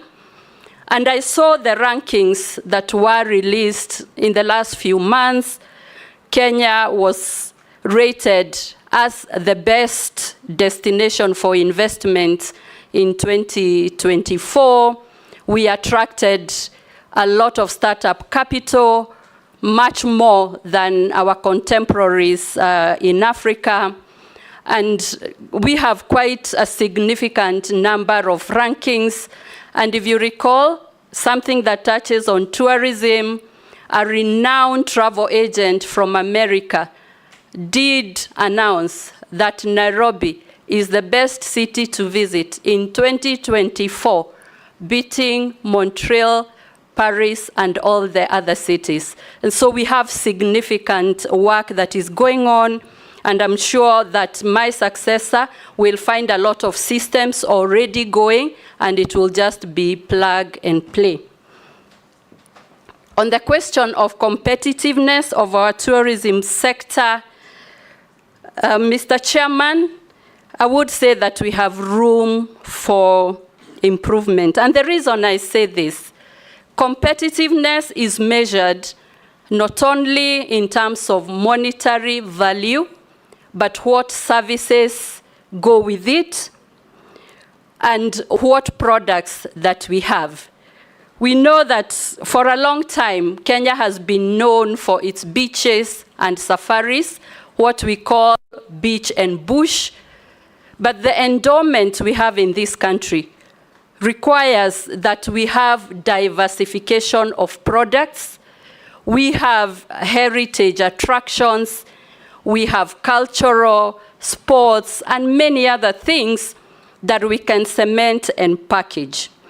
If you look at the monetary bit of the competitiveness, local tourism does seem to suggest that we are not very competitive.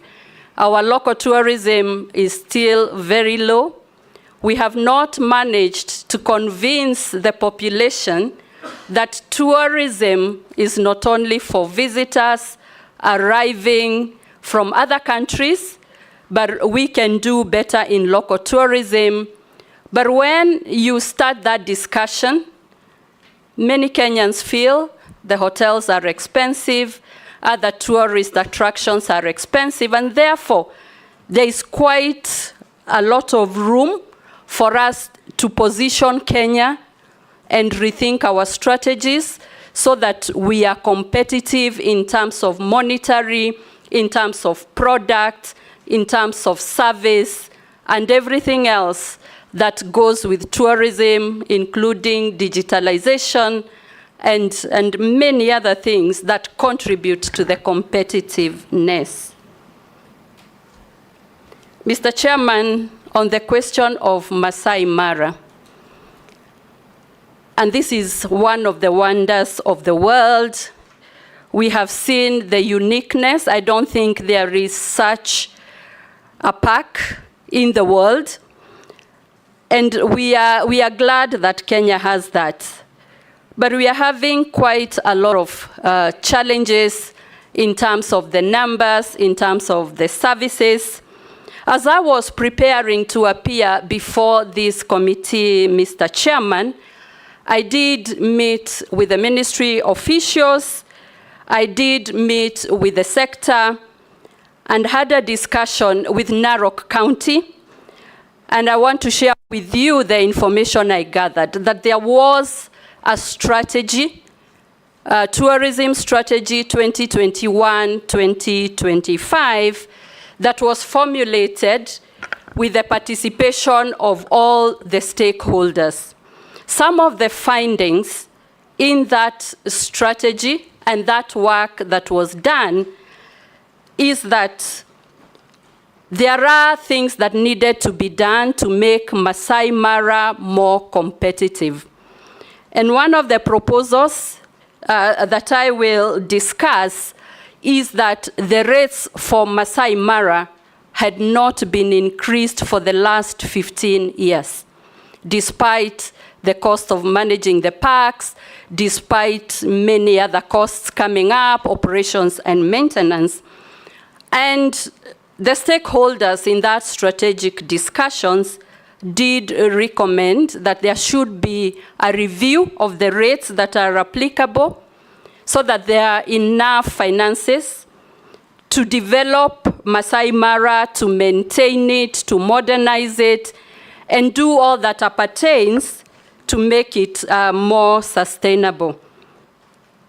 These rates, the revised rates, were to be implemented and were actually implemented from January 2024. But to clarify that the new rates that were implemented were actually slightly lower than what the strategic plan had recommended. And therefore, the rates were implemented from January 2024. The data that I have seen is that Masai Mara in this high season has been up to 90% full and counting. And Mr. Chairman, I tried to check empirical data to show or to prove that tourism have shifted elsewhere. We do not have that empirical data yet. This reporting gained momentum a few weeks ago, despite the increment having been done in January. But what I'll say, if approved, and I assume office, I will equip myself with the right information, the right data, to have an informed decision and announce to the country the correct data, so that we are not having a reporting that is disadvantaging Kenya and maybe it is not correct, so that I'll promise to have accuracy and a strategic direction going forward. Thank you, nominee. Just as a point so that you note, let's be very careful. I get the feeling that they have actually captured you in your communication. Narok County collects a lot of money from those parks. There's nothing to show for it. In fact, you shouldn't have gone to the ministry to fact find. You should have done it independently. The fact that you went back to the same ministry to ask, I can tell you for sure they are colluding. Just take your own independent research and find out exactly what is happening in the Masai Mara Park. That's a comment. Posing, anything? Kikaria? Honorable Chairman, you know, recently I've seen so many transfers of game reserves, national parks, from the national government to the management of counties. How many apart from Amboseli? Okay, let me say that one, Amboseli. Now, is there a policy guideline on how these transfers should be done? And I'm saying this in line of whether, like transferring Hell's Gate or Lake Nakuru, for purposes of the county, giving license to fishermen in Lake Nakuru, which is a very big business that is being done illegally. Thank you, Chair. Yes, nominee, let's take one more, probably two more, and try and give short answers, short and clear. Mary? Thank you, Chairman. Mine is also one and very short, and I'm picking it from the statement from the nominee. that Kenyans feel hotels are expensive. And I can't agree with you. I agree with you totally.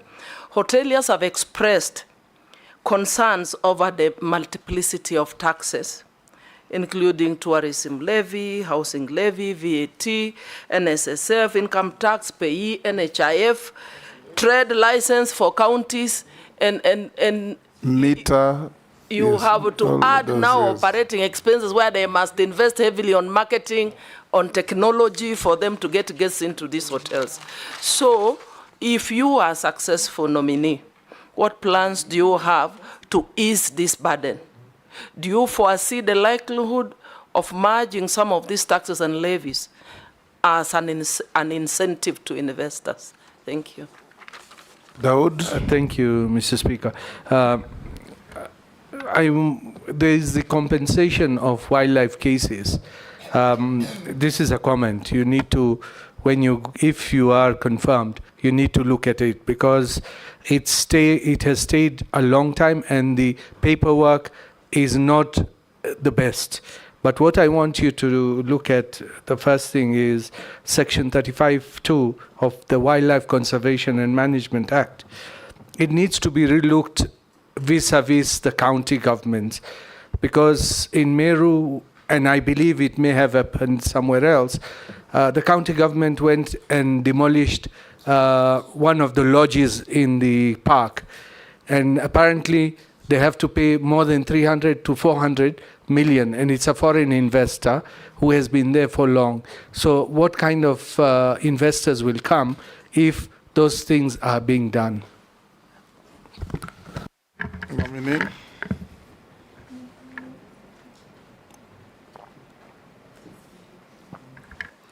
Thank you, Mr. Chairman. The Wildlife Management Act actually stipulates and spells the role of the two levels of government, the county governments and the national government. And on the issue of transfer of national parks, I am aware that there is a task force that was formed to look at these matters, the merits, the demerits, the regulations, the processes, and the procedures that will be used in case of any transfers, like Amboseli and any other that may be in that category. The task force, I am informed, has finalized its work, and in the next couple of weeks, will be presenting this report, and I will be looking out at this report for my contribution, for contribution by the whole sector, so that we are able to come up with clear guidelines, clear advantages, and clear processes of how this matter of transfer of national parks should be handled.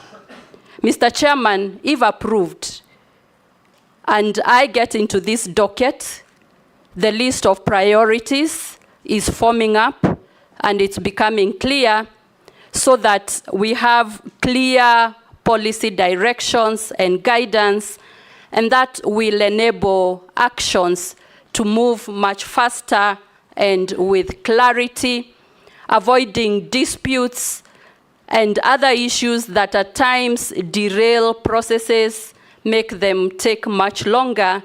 And I will promise, if approved, I will be able to look at this as a priority. On hotels, licenses, and levies, there is duplicity and multiplicity of licenses and levies. In preparing for this vetting and this hearing, I came across upwards of 16 licenses and levies that apply to the hotel industry. And Mr. Chairman, this speaks to the ease of doing business, the cost of doing business. I've also come across quite a lot of work that has been done in trying to address these issues. I know that there is a bill on county licensing unified bills, and also some work that was being done by the Commission for Revenue Allocation. We will be able to finalize this work and, where applicable, merge, eradicate, and be able to consolidate some of these licenses and levies.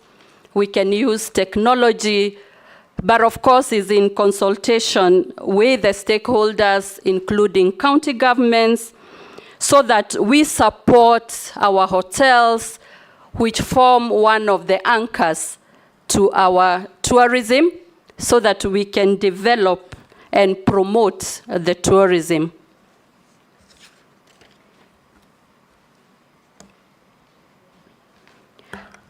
The other question on Section 35(2) of Conservation Act, we need to work very closely with the county governments.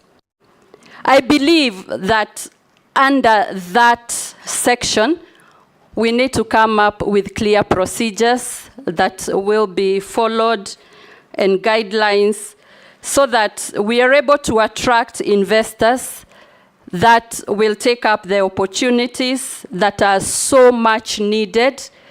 We require to upgrade our infrastructure in terms of hotels and other tourist attractions, and we need a very good coexistence between the conservation areas and our tourism. The conservation areas form the backbone, and we need clarity. I have realized that many of the issues that face many industries, including the tourism industry and sector, all are due to lack of enough clarity in procedures, in regulations and processes.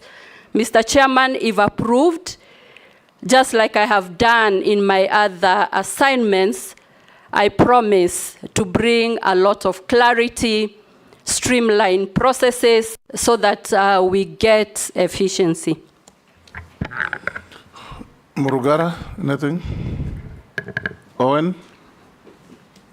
Thank you, Honorable Speaker and Chair. I just want to ask one question on problem solving, another one on policy, and another one on strategy. No.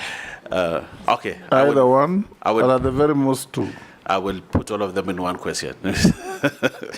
One, nominee, my question is, how will you solve the problem of the Ronald Ngala Utalii College, which was a legacy project by the late President Kibaki, but up to today, we are still waiting, and it is actually affecting the tourism sector in terms of training. Also, in the same breath, our nominee is to ask you, what is your take on the open sky policy in terms of promoting tourism, given that you need infrastructure, you need people to fly into the country, and probably you need to expand that space. And countries have benefited so much from having what we'd call tourism social, economic zones, special economic zones. And these countries have developed special economic zones specifically for tourism to ensure that tourism moves forward. As you take, if approved, a nominee, how will you uptake this idea, develop special economic zones, just like you have handled special economic zones in the Ministry of Trade, but now transfer that into tourism and expand tourism so that we move to double-digit growth within the tourism sector? Thank you very much, Mr. Speaker, for that one question. Yes, Robert. Thank you, Mr. Speaker. Nominee Rebecca Miano, Kenya Kwanza regime have arbitrarily raised the cost of government services across all sectors in the recent past. And recently, they increased the park charges very, very significantly, making it, of course, expensive for local tourists and probably even discouraging some of the foreign tourists whom we have lost to our neighbors.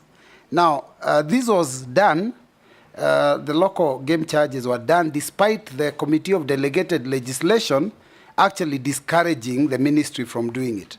Now, I have two questions on that. First and foremost, will you respect Parliament so that whenever you have any proposals, you have a discussion with Parliament before implementation? And the second one is, what will you do so that you can return the sector back to competitiveness? Might you consider reducing those charges? Because the increase is extremely high. Thank you, Chairman. Thank you very much, Mr. Speaker. CS nominee, Tourism, Honorable Miano. In March 2024, the Kenya Wildlife Service launched the National Human-Wildlife Coexistence Strategy Plan 2024-2033. The strategy aims at fostering a sustainable wildlife conservation while effective mitigation mitigation on human life conflict, which has been a menace in this country for most of the parks within whereby most of the communities are living. What action plan and measures are you going to put in place to make sure that the entire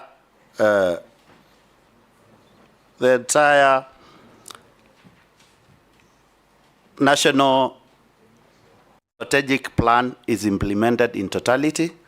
And how do you envisage, not thinking on the normal parks we are looking at, that is Tsavo, Masai Mara, there are also other destination areas in this country which need to be opened up for new corridors to attract tourism. We want to hear that from you. I rest my case. Go ahead and respond.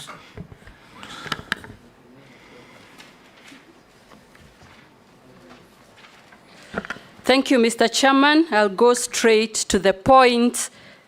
The questions asked by Honorable Baya on Ronald Ngala Utalii College. I am informed that the college, the infrastructural work and buildings are about 85% complete, and it is anticipated by the month of October, most of the work will be completed and intakes will start happening. I am glad that that is the information that is coming up to show that eventually the Ronald Ngala Utalii College will become operational and offer the very much needed training after many, many years. I will follow up in case I am approved to ensure that the timelines that have been given are adhered to, because I have seen a report giving those timelines.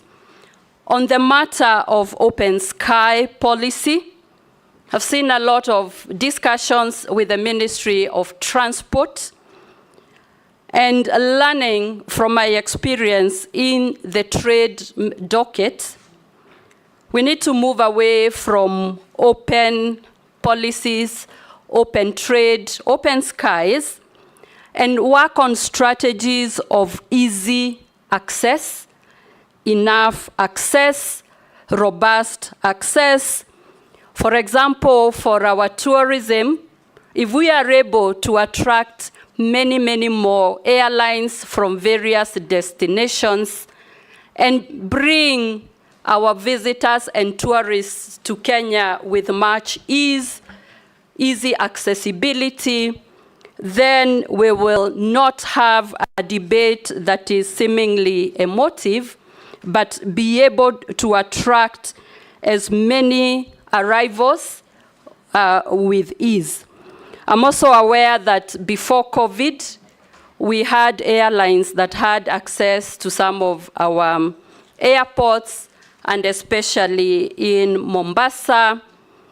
I do believe there is merit in working with those so that we can have a lot more access and visitors being able to access our country, not necessarily through Nairobi, Jomo Kenyatta, but the other airports.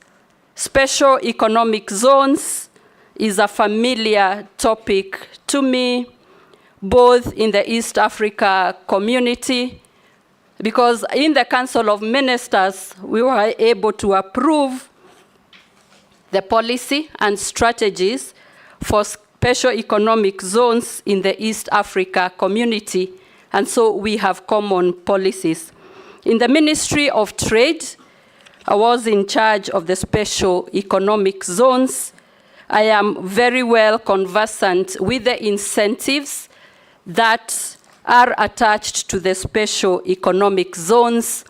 We have actualized quite a number of special economic zones as a country, and based on the policy that we have, it is envisaged that there will be various special economic zones, and then we can have sector-specific zones that accrue to it.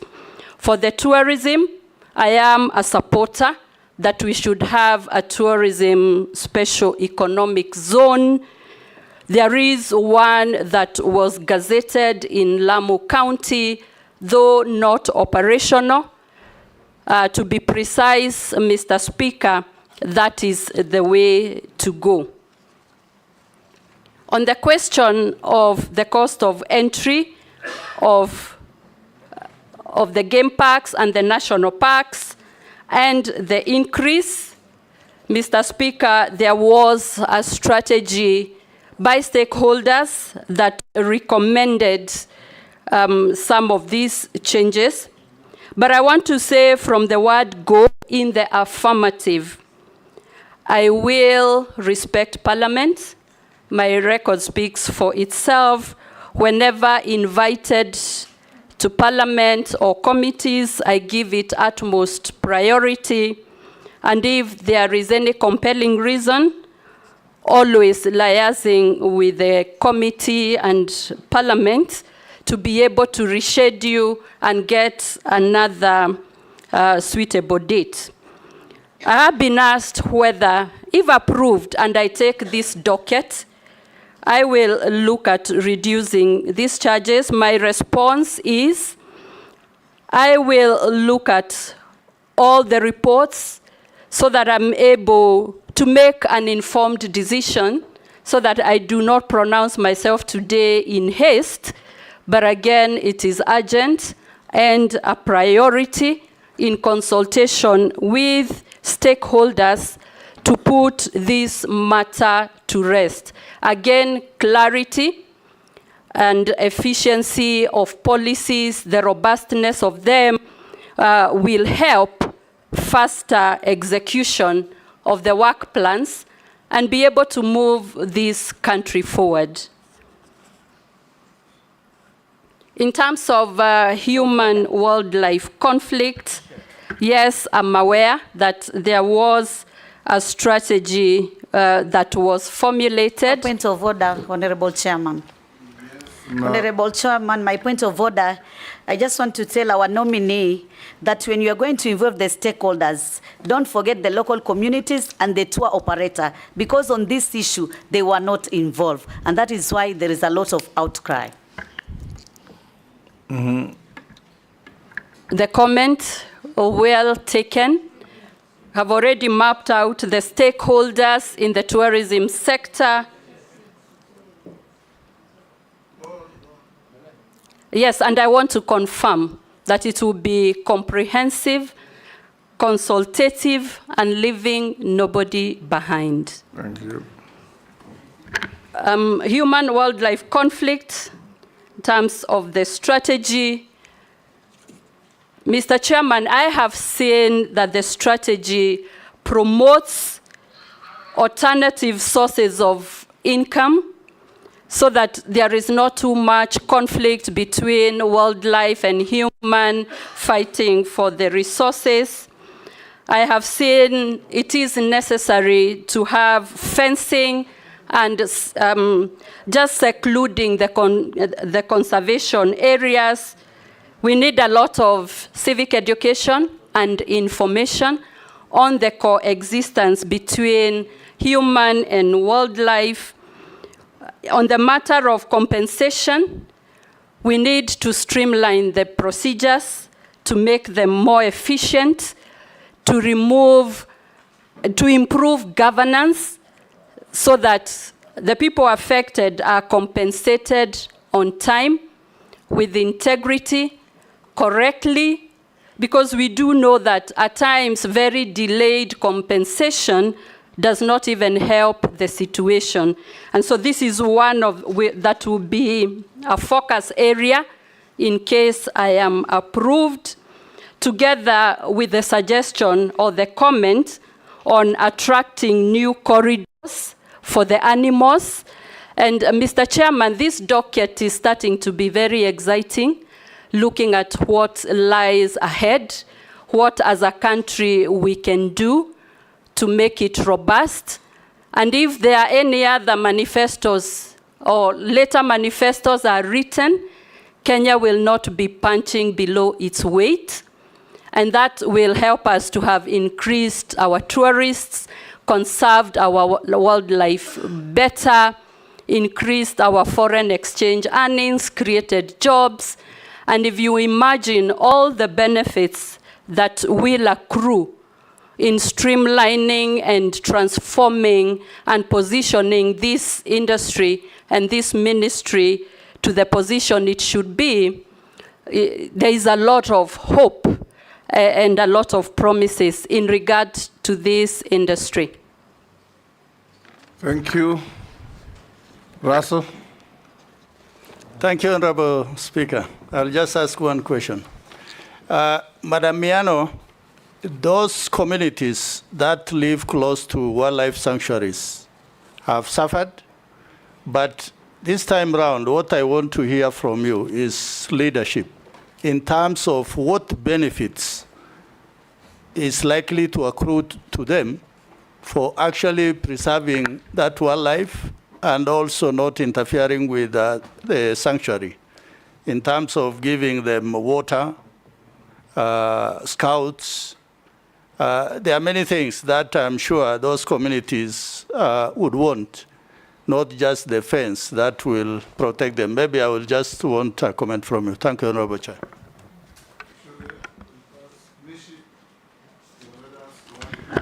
Thank you, Honorable Chairman. Honorable Chairman, you know I come from Coast Region where tourism is, so I need to ask some few questions. Honorable Chairman, you know Kenyans have lost some hope in terms of this docket. I will allow you two. Only two I'll do. Yeah, Kenyans have really lost some hope on this docket.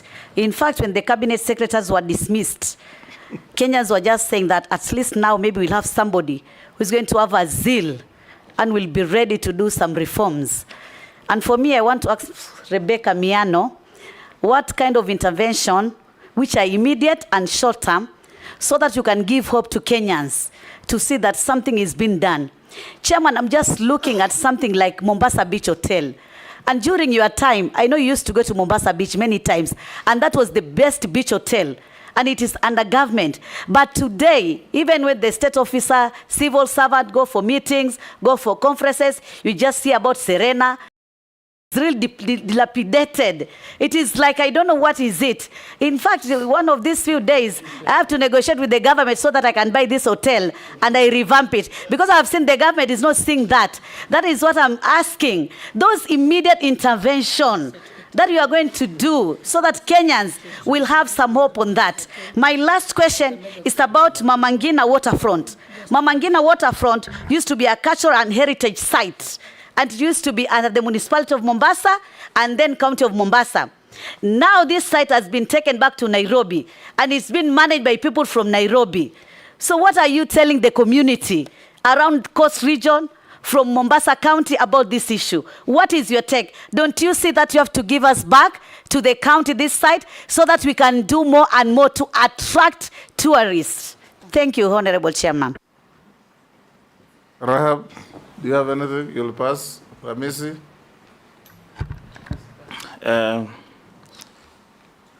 Mr. Speaker, I have some information have been sent by a senior citizen on touching on nominees' credibility. So I'm requesting if you allow me to read, maybe she can respond or clear the air, though maybe it's not part of our records. If you don't, then I go to my question. Do you allow me to read? Okay. So, Honorable Speaker, Kenya, rich heritage. From where I sit, I don't think that is fetching from the world tourism market. When you see government officials visit on benchmarking, they'll go to Thailand, Dubai, European states from the historical sites. And then they just wow at the tourism attractions elsewhere in China, and they come and sit. Tourism in the modern times has gone through a lot of innovations. There are different sustainability measures on the tourism, but in this country, we are just on Masai Mara, coast beaches, and all that. If you look at the statistics on why people go to Singapore, for example, they don't have all those natural resources that we do. But it's about innovation, modernizing tourism. That is some aspect that I have not seen in this ministry.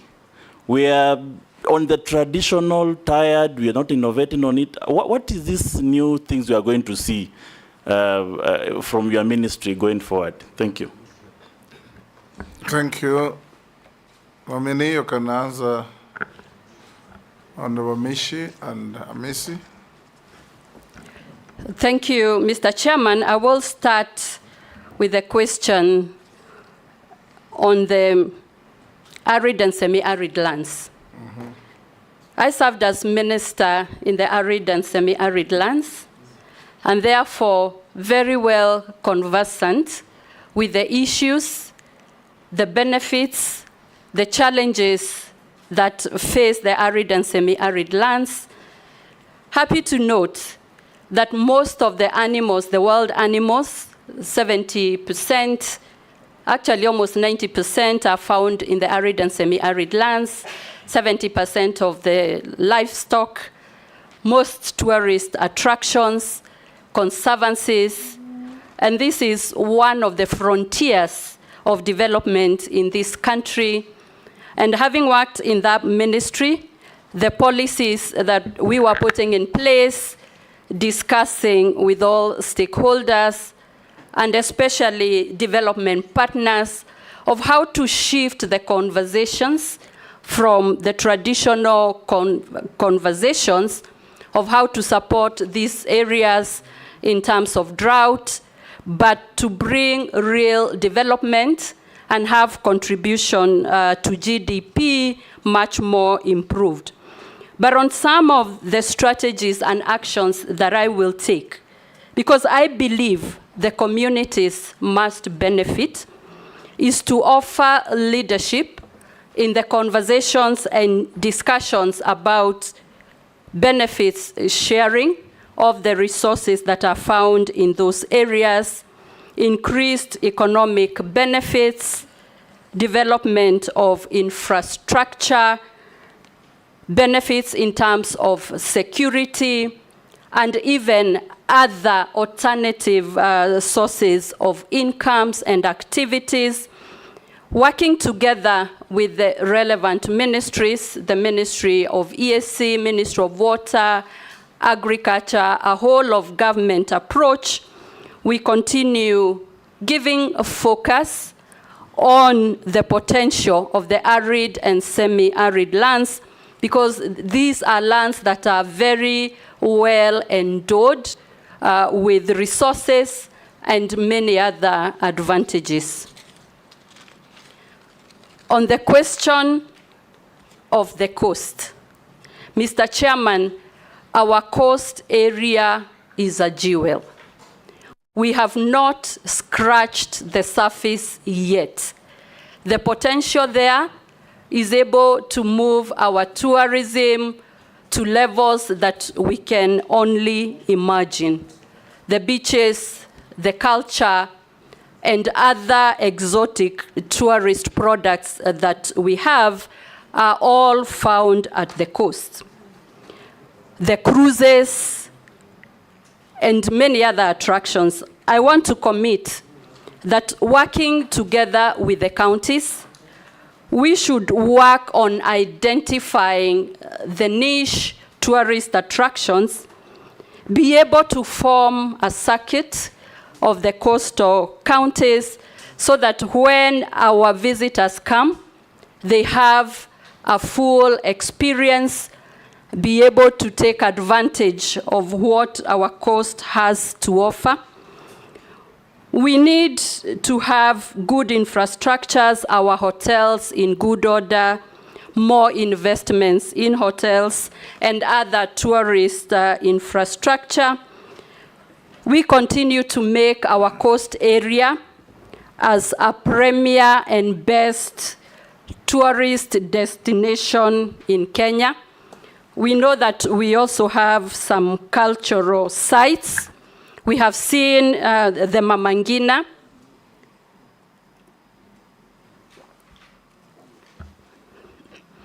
And Mr. Chairman, to respond to the honorable member, on the issue of Mama Ngina, we need to work together with the purpose of getting maximum benefits, increased tourism, increased earnings, something that will just blow that region into economic activities and to success. And therefore, reason together, consult with the counties, and see the formula and the strategy that will achieve maximum benefit for this installation.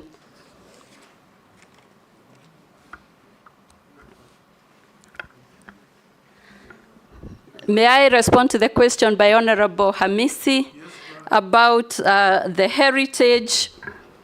Again, we continue saying in terms of tourism, Kenya is punching below its weight.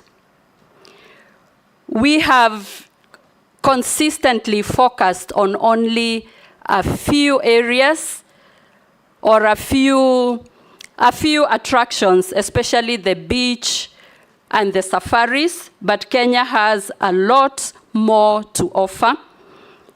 The honorable member did indicate that some of the benchmarking trips go to other countries and maybe do not bring back enough information to spur and catapult our tourism sector. Mr. Chairman, there are quite a lot of things that we can take advantage of. The first one, we now know that our highest visitors and tourists are basically from the USA, followed by Uganda. And while I mention Uganda, Mr. Chairman, we used to have a lot of Ugandan citizens wanting to bring their functions at the coast, the beaches, weddings, anniversaries, but we got into a little issue with our systems and the Attorney General's office, and that has denied the country a lot of revenue that we used to have and marketing Kenya as a destination. What was the problem? When under the East African Community, we have a protocol on free movement of people, goods, and services. Mr. Chairman, I'll say it's a non-tariff barrier, but we will get the real issues and be able to resolve what it is and open up again this niche market of affording countries that are landlocked with opportunities to experience the beauty of the beaches and have memorable functions, anniversaries, and all that. But on the issues, on what we can do to spur our tourism, Mr. Chairman, we need to diversify the origin of our guests. We need to attract new markets, the Middle East. When I looked at the numbers, we are not getting enough visitors from some of these good destinations. The East, Japan, China, we need to diversify the source of our guests, while at the same time, diversifying our products so that we can do a lot more. As I finish, Mr. Chairman, branding and communication in our tourism has to take the center stage. We must package our country as a product to be consumed, produced, packaged, sold, and consumed. And so we should not spare any effort. We need also to take advantage of innovation, technology.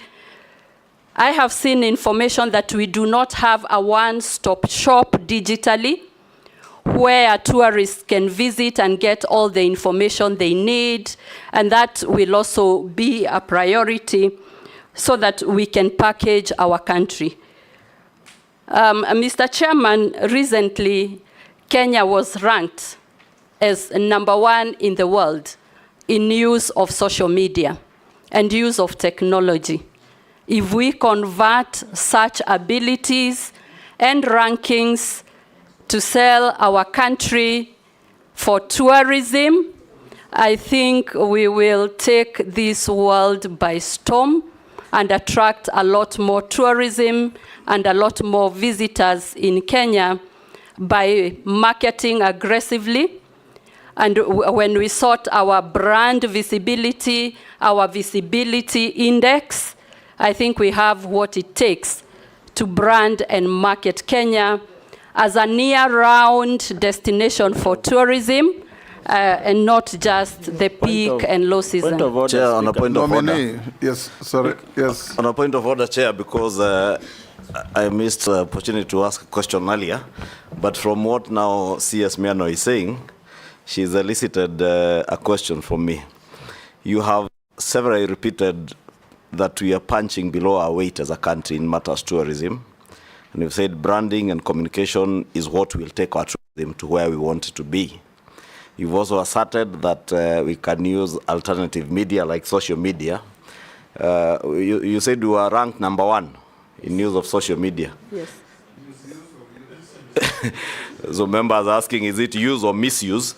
And from what I hear, Honorable, and by asking, it's actually use of social media, not misuse.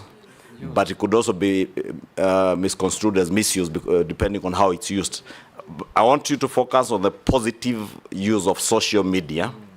And now that you are saying we are punching below our weight, how then, as a cabinet secretary, are you going to leverage on that strength by young Kenyans?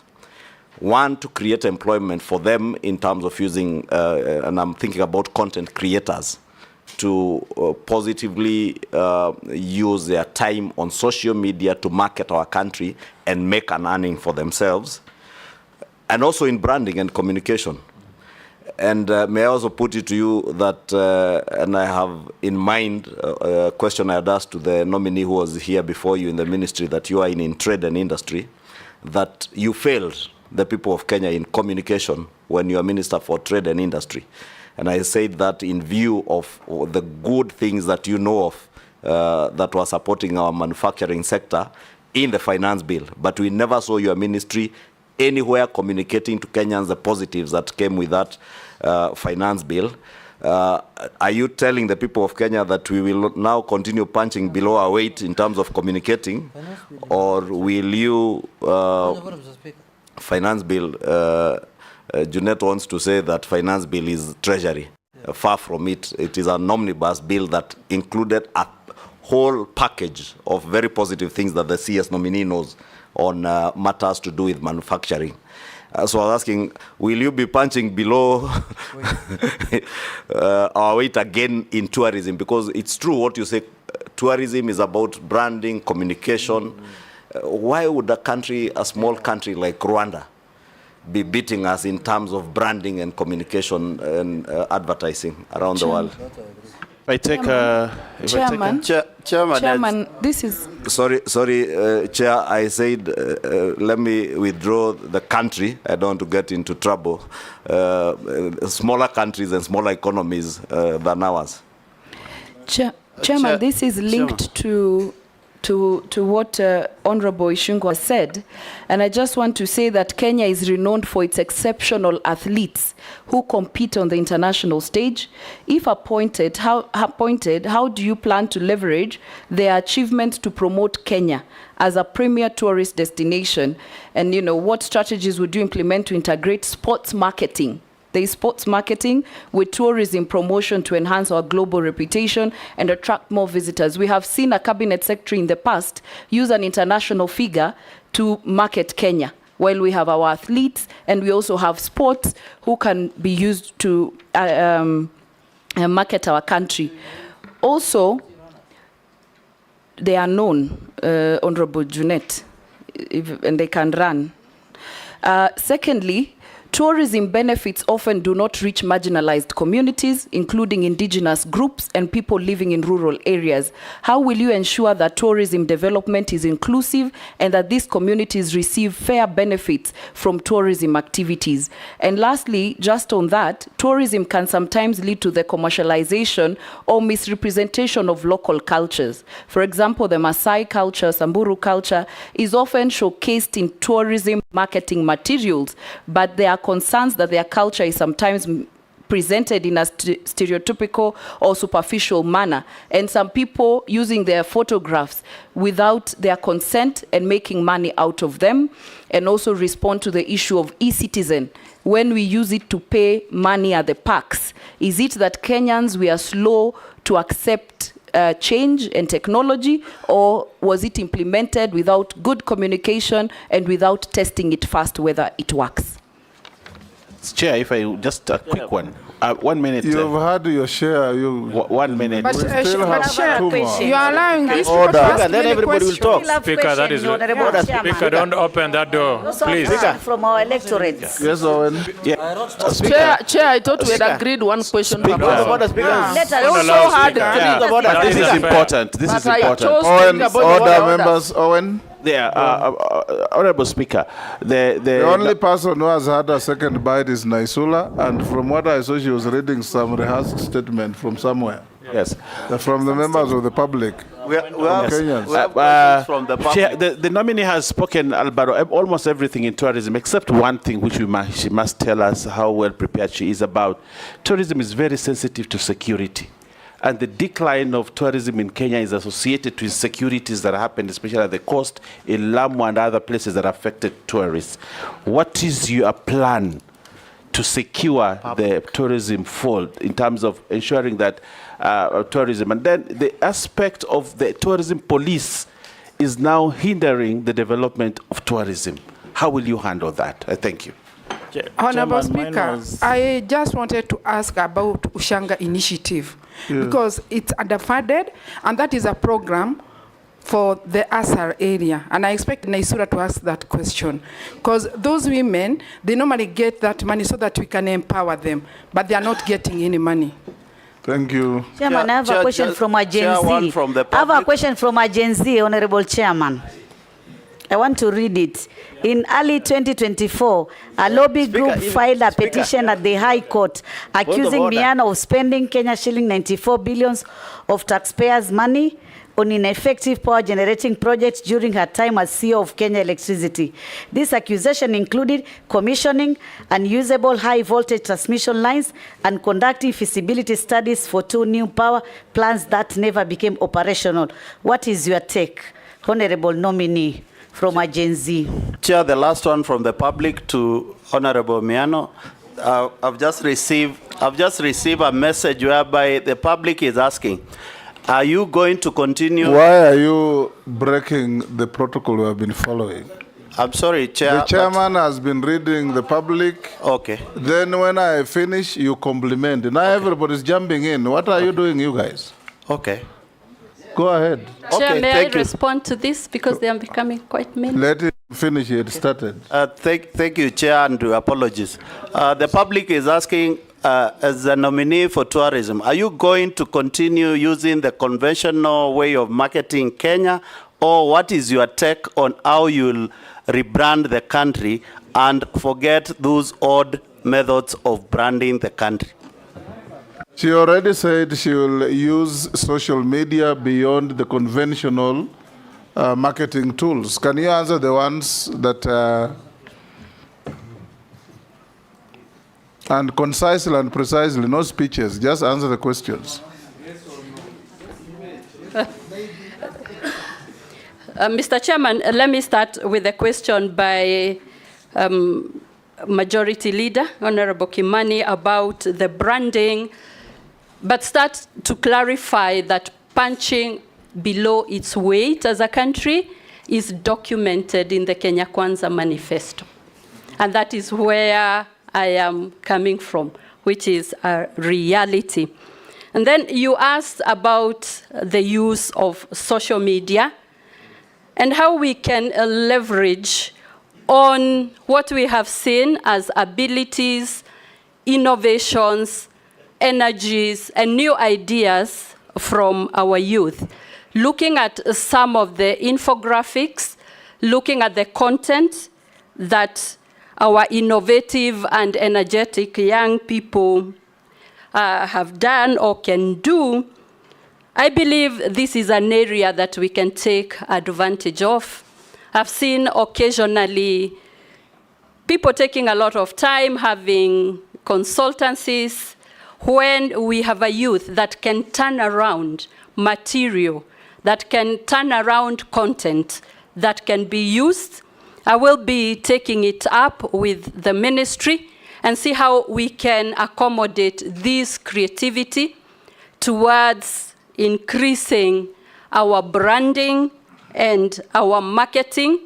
And I think together with the private sector, we can use the positive social media to position our country and showcase it out there. In terms of communication, I want to confirm that some of the proposals that we had made as a ministry to promote local manufacturing, to stop unnecessary imports of what can be produced locally, we had endless meetings with the industry, with the manufacturers.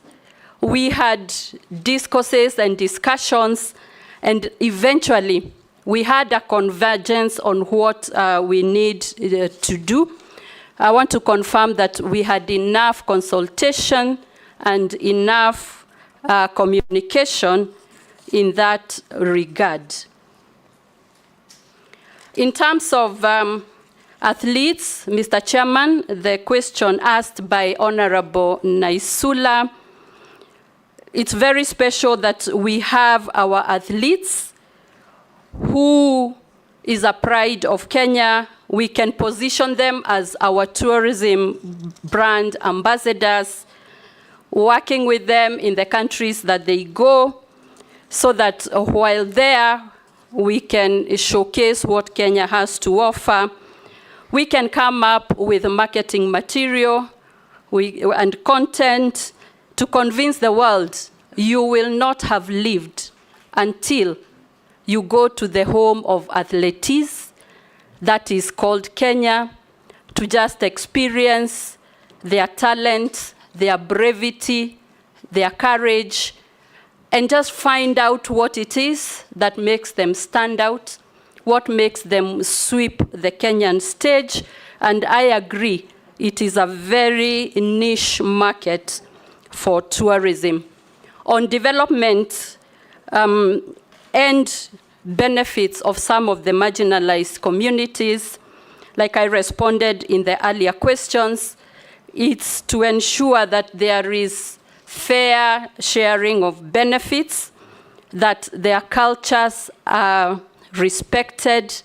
We should explore opportunities to even have intellectual property rights so that we can respect and safeguard the usage of the cultures that those communities have to offer. I believe they need to benefit in terms of the ripple effects of tourism, offer economic activities, offer employment, so that it is a win-win situation in the country.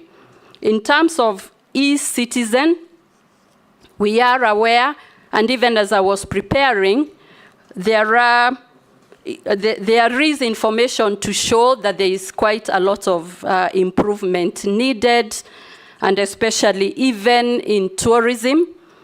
I got information that occasionally when paying, especially as a foreigner or for services, it takes long, it may not be clear, but I'm aware that there is a lot of work going around to strengthen and to streamline the e-citizen platform, and I believe this will be one of our quick wins because it is digital and will hasten and make it efficient. In terms of the question about the power industry, Mr. Chairman, I do not have the actual information, and I'll be ready to respond to any issues that come through, but I want to confirm I've served with diligence, a good record, and I've done what I should as the CEO or as a strong leader in the energy sector, and I'm proud of the achievements that we received. But Chairman, I'll leave it there. But I also want to talk about how to refresh the Kenya brand and what... Talk about Ushanga. About Ushanga initiative, Mr. Chairman, this docket is in the Ministry of Heritage, Culture and Arts. They will be much better suited than myself to give comprehensive and convincing answers. Honorable Mole's issue? It was answered? Yes. Okay. Yes. There was a question about security. And tourism police and so on. Can you answer that? Yes.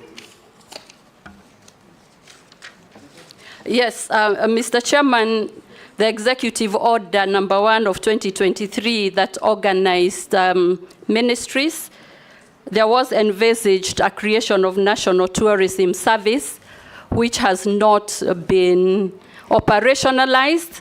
And again, it will be one of those priority areas because we need to ensure that there is enough security, not only for tourists, but also for the citizens. I will also propose that we take advantage of technology, the closed circuit TV, CCTVs for surveillance.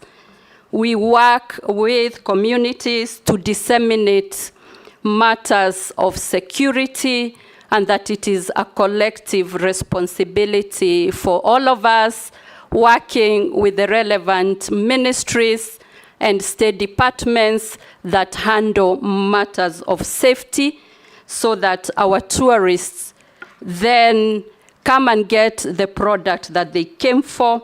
Tourism is the product that sells joy and adventure, and security easily kills that reason why tourists visit. And also working together with police so that they become enablers and facilitators and do not hamper our security. We need community policing, also information to the tourists on security briefs. And I want to say that there is a lot that can be done, tangible activities to enhance security and safety in the tourism sector. Jeanette? Mr. Speaker. I'm giving Jeanette because he didn't ask any question. You already asked questions. Yes, Jeanette? No, Mr. Speaker, I wanted to say that my constituency borders the Masai Mara. So I have a lot of information from there which I wanted to share with the committee and bring to the attention of the nominee. Mr. Speaker, for example, between the Mara and Serengeti, there is a lot of interconnection. The government sometimes, I don't know whether they are serious about tourism, because there's an airstrip in Migori which was tarmacked recently.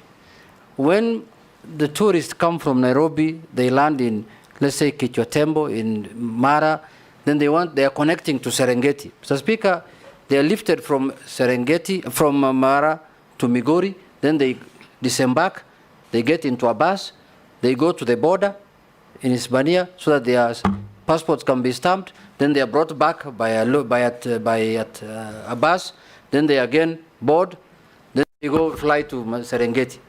Or they fly from Mara to Kisumu, just for immigration services only. And they are around between 5 and 10 flights every week.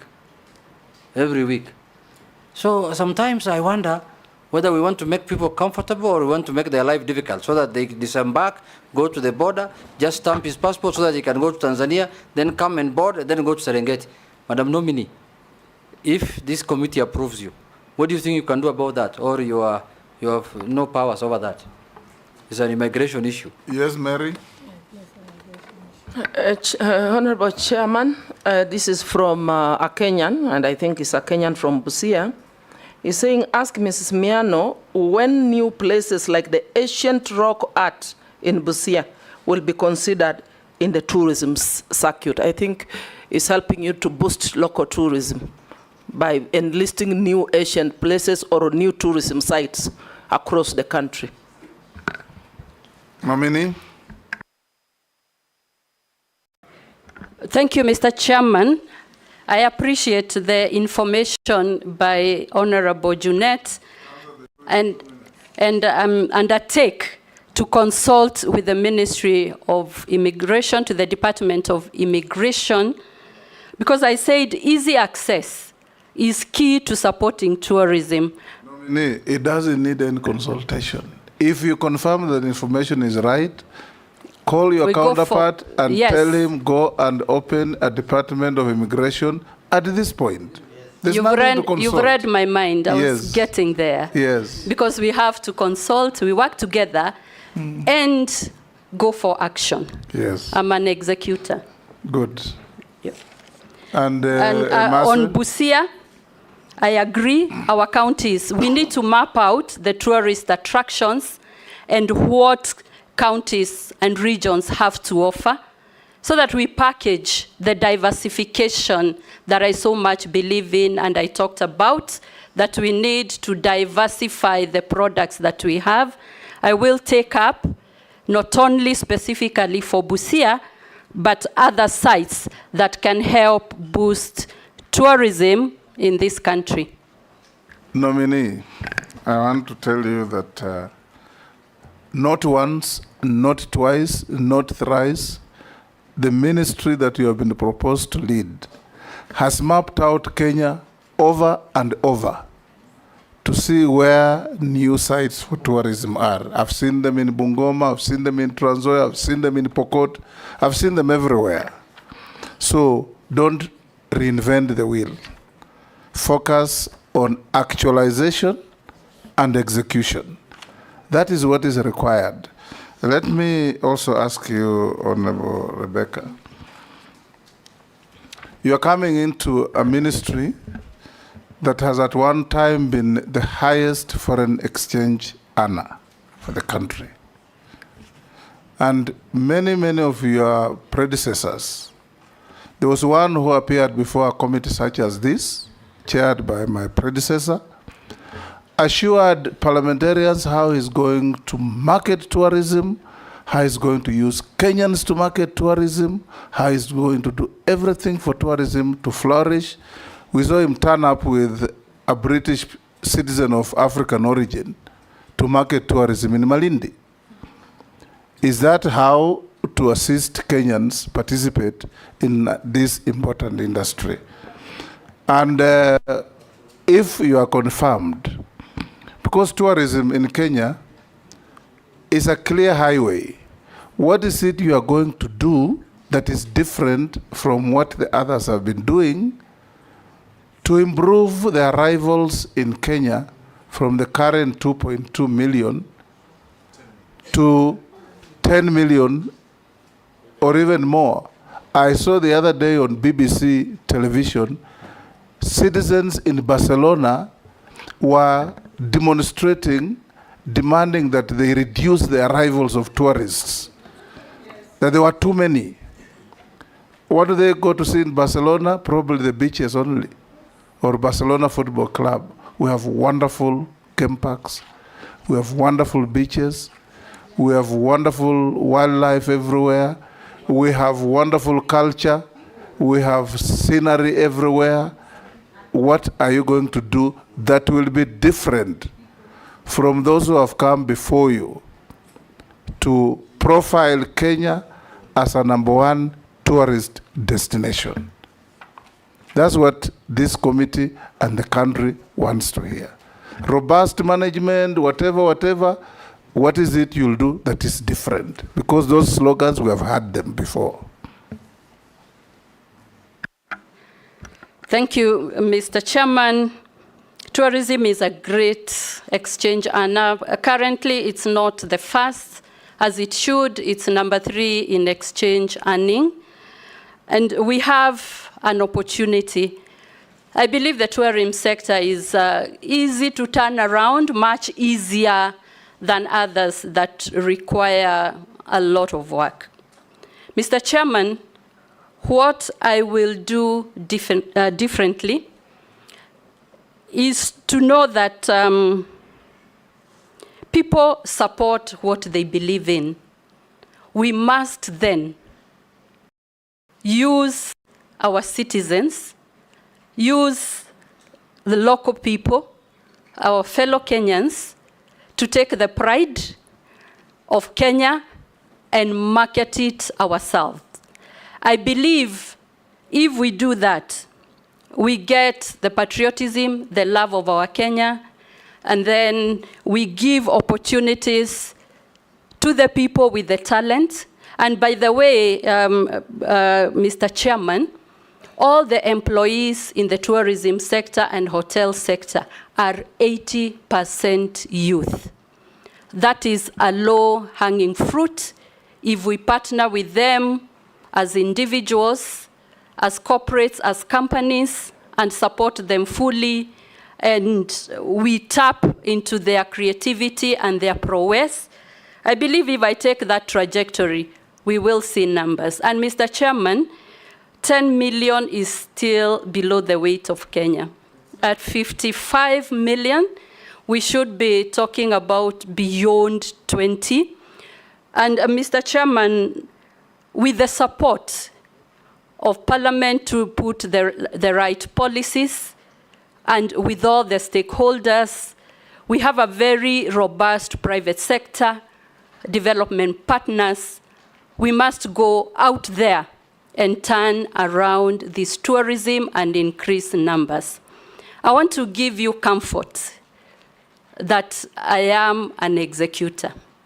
I'll give it my all, more than ever before, and especially because when you get a second chance, you must also double up your efforts, your delivery, and that is the reciprocation that I will owe if I am found fit and I am approved to hold this most progressive, exciting docket that can just turn around this country of ours.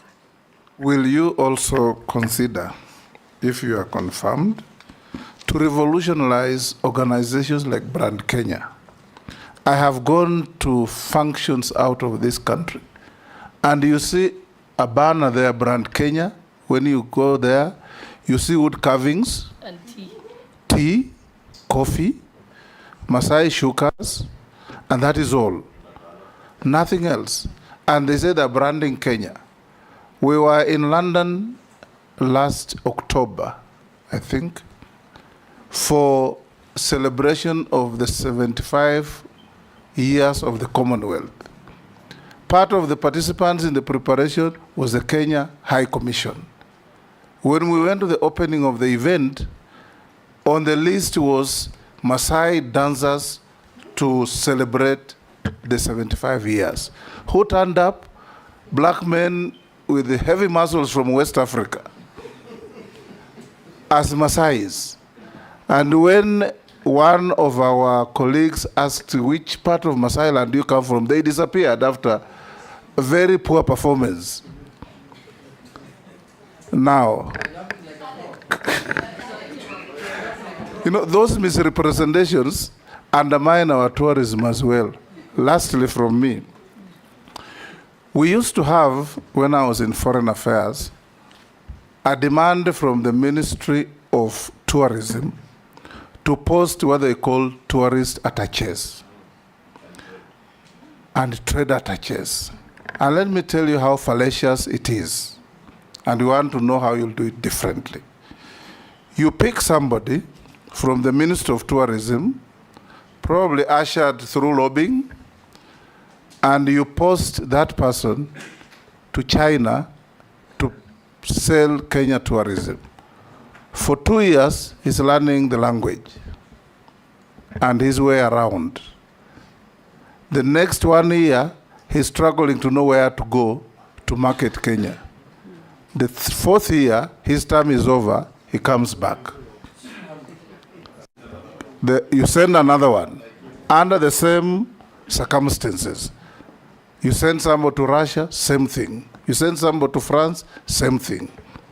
What are you going to do differently to market our country in major destinations? China has more than 200 million Chinese going out as tourists every year. If you just get 2-3 of those, you can imagine the impact on our GDP. Mr. Speaker. Yes. Just to add on what you're saying, Mr. Speaker, also it depends on when you arrive at the country. What do you see first? Yes. Look at the kind of airport we have. It looks like a bus park, Mr. Speaker. There's no difference between that airport and Migori bus park, where people park matatus and everything. You can't even have a parking space, Mr. Speaker. You go round and round. You don't know where to park your car. Secondly, Mr. Speaker, I met an Arab in Dubai. I asked him, why are people coming here like this all the time? He told me the sheikh called the immigration and everyone who deals with visitors and told them, anyone who comes to this country is my visitor, and you must make sure that he's handled well. Mr. Speaker, it also depends on how we handle our visitors. When you are parking them in Migori bus park, how can they be happy? So, nominee, can you give the people of Kenya an assurance that you will act differently? Market Kenya in a different mode and different version, using different tactics and different people. Thank you, Mr. Chairman. The tourist industry and some of the things we do in Kenya, we are caught in a time warp. Comfort zone, doing the same things the same way. Carvings, the beach, we have not stretched our imagination.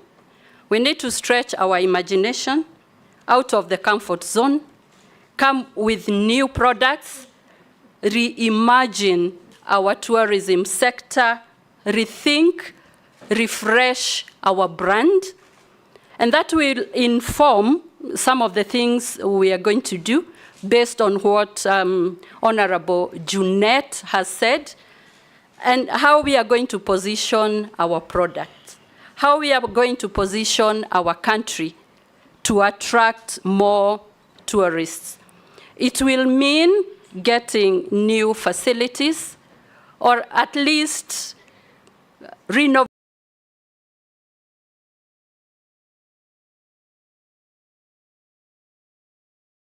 should have.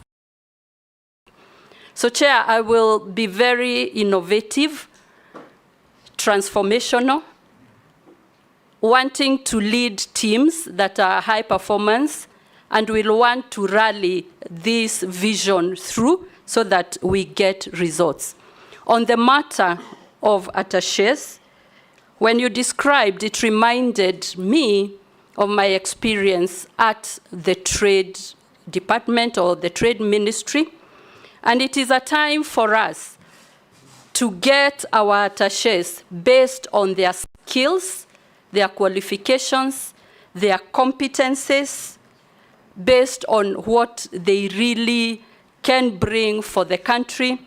We need to check even their linguistics so that we send the correct people. I am a believer, if you have the right teams, well equipped, with competencies, you'll be able to get much more. And this is... On a point of order, because I think the CS nominee did not get your question. Because when I listened to you, the speaker was asking, is there a need to have a trade attaché, a tourism attaché? Why not have what you have been calling a one government approach? Whoever is at a mission has the capacity and ability, and you're able to train them on how to market tourism. Because from what the speaker was saying, the example he gave, you send someone, it takes 4 years moving around China. Why not use the ambassador in China to market Kenya, to market Kenya as a tourism destination, and even use their locals there with the branding you are talking about? Mr. Chairman, if we get the right people, they are likely to do very well in multi-skilling. There will be no distinct or dramatic difference from an attaché who can do trade to the one who can do tourism. And I think if we combine those roles, it will be more efficient, more affordable, so long as we get the right people, a selection procedure that is fair and firm when we are getting the skills that we need, and we will not need to duplicate a Kenyan handling this, another one handling this, while one person can be very well equipped and able to deliver that service. Yeah. Mr. Speaker, she never answered my question about compensation. Wildlife. Yeah, human-wildlife conflict. The forms are not right, and they are not paid. 10 years down the road, we have not been paid. So please tell us what you're going to do differently. I am aware there is a backlog on compensation. The process has started and it's picking up again. Remember, in my previous docket, I was invited for a function earlier this year, and there was a launch of the compensation.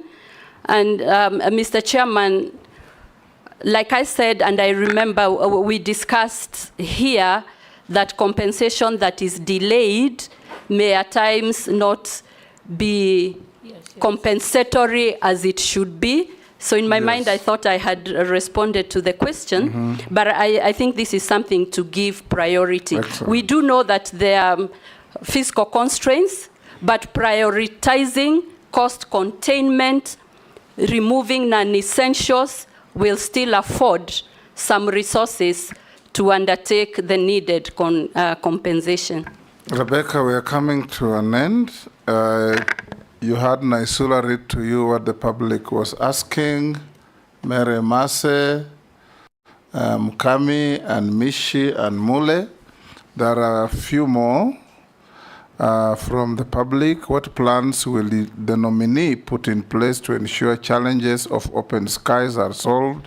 I think that was asked by Owen. You don't need to answer.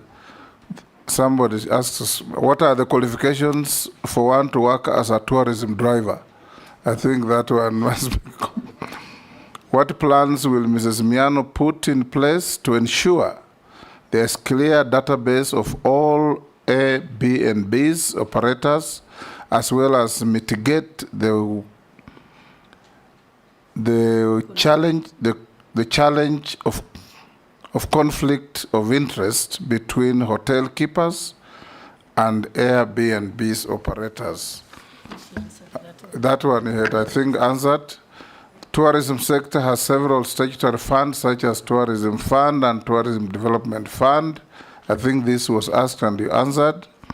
there is widespread concern in the local hotel industry regarding the impact of current budget cuts on domestic travel and hospitality in Kenya. What steps will be taken to prevent further shutdowns and staff layoffs in the hotel industry?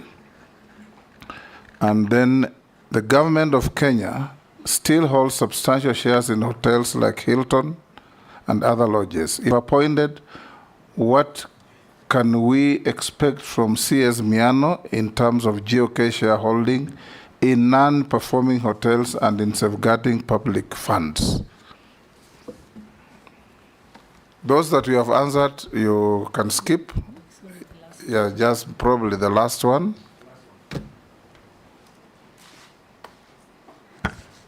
Mr. Chairman, on the issue of cost containment and how it can affect the hotel industries, I think we need to rationalize industry, and even for the hoteliers to optimize their operations and maintenance costs, get maybe alternative, cheaper ways of O&M, and that way they will continue offering rates that are competitive and affordable.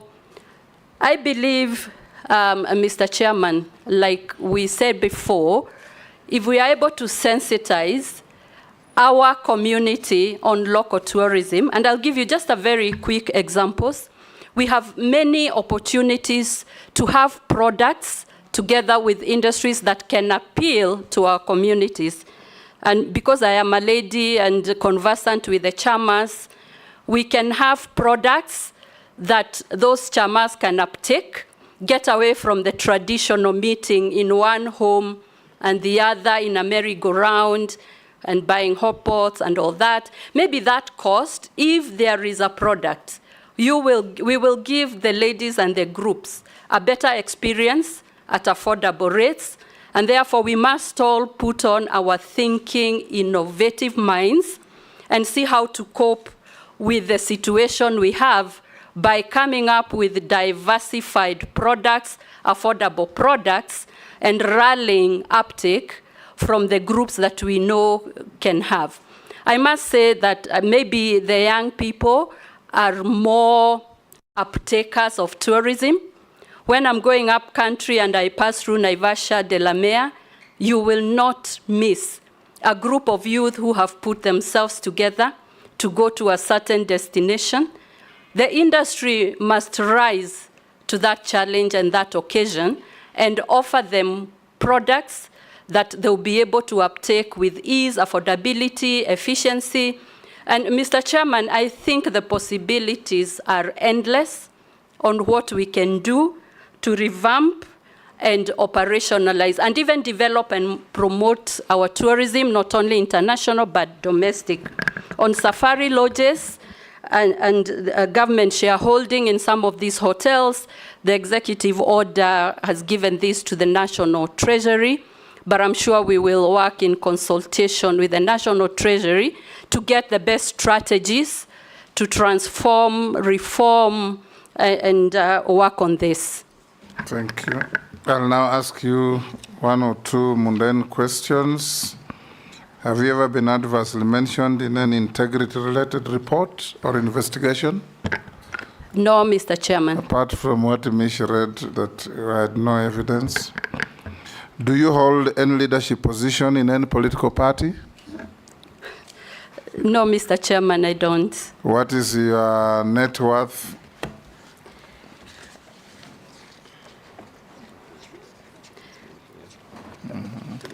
Mr. Chairman, my net worth is 444 million shillings. 444. How much were you worth when we last vetted you? When you vetted me about 22 months ago, my net worth was 397. Mr. Chairman, I have not increased the assets, but what I have done is to revalue modestly the properties, taking into account the appreciation. And that's why it is unrealized, but it is an effect of valuation to be on the reasonable side of things. Good. We have looked at your documents and compared with what we have. They are in order. We received 21 memoranda on you, some supporting you, some saying some things that we passed on to you, and your responses were all satisfactory. We now want to wish you well and release you to go back to your other engagements.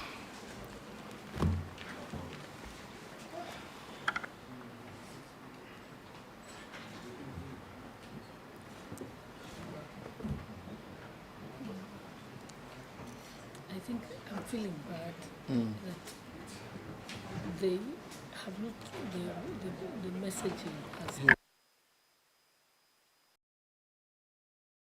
Have a good day. Thank you very much. Rebecca. Have you taken back your documents? Yes, okay. Great.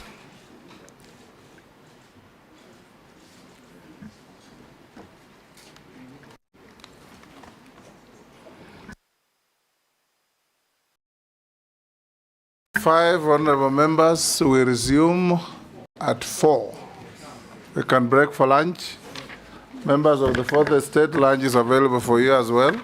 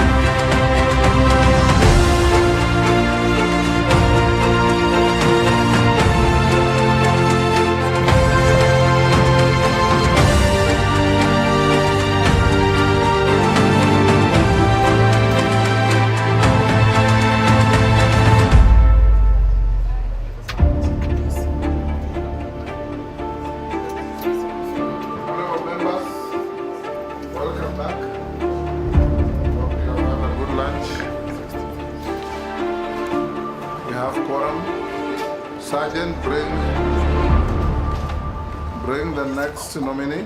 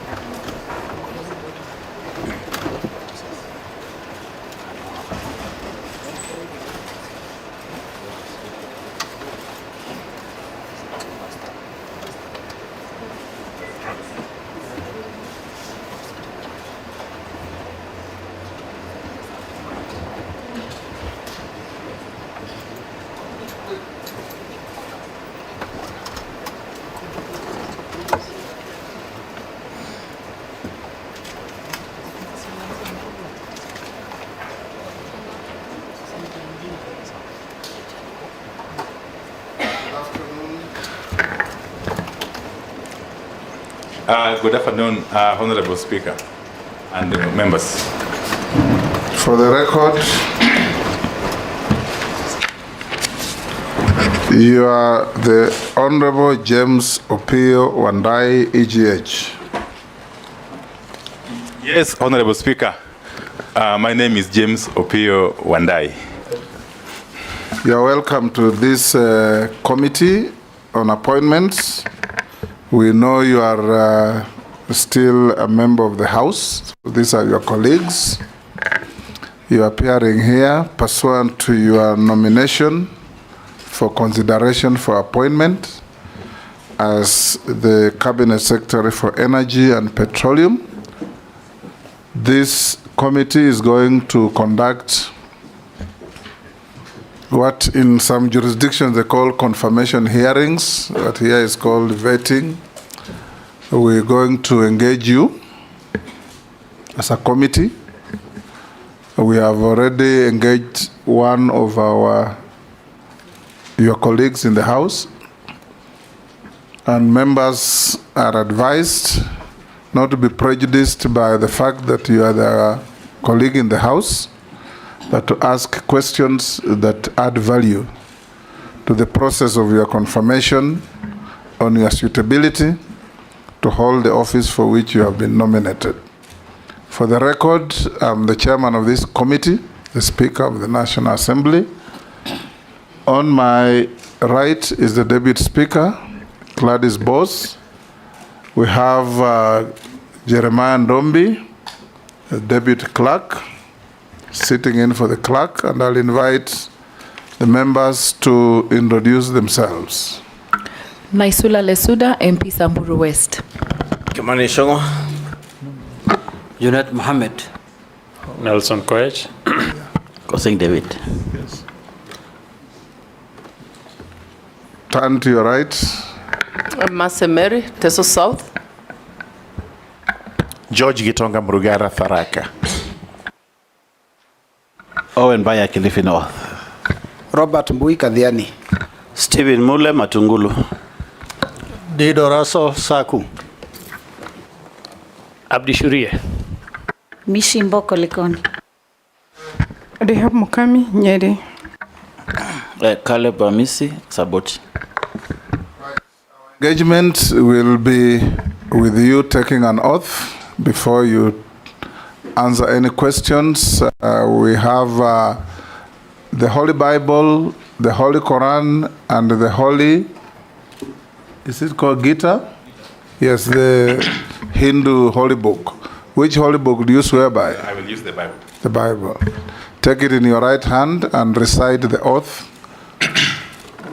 I, James Opio Wandai, do swear that the evidence I shall give before this committee on the matter under its consideration shall be the truth, the whole truth, and nothing but the truth. So help me God. Thank you. you may sign on the oath.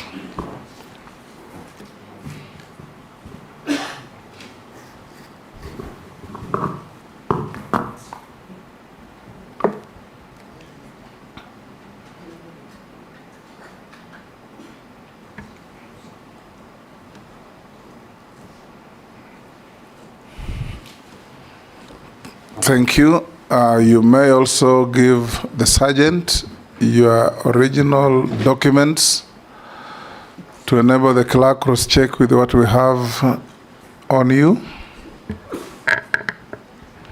As we start, Honorable Wandai, we expect from you precise and concise responses to the questions put, no unnecessary stories, and if we go that way, we will move reasonably fast.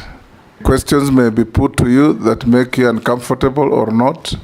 Just take them in the stride and answer them, because there is no ill will from any member here. It's all in the course of duty.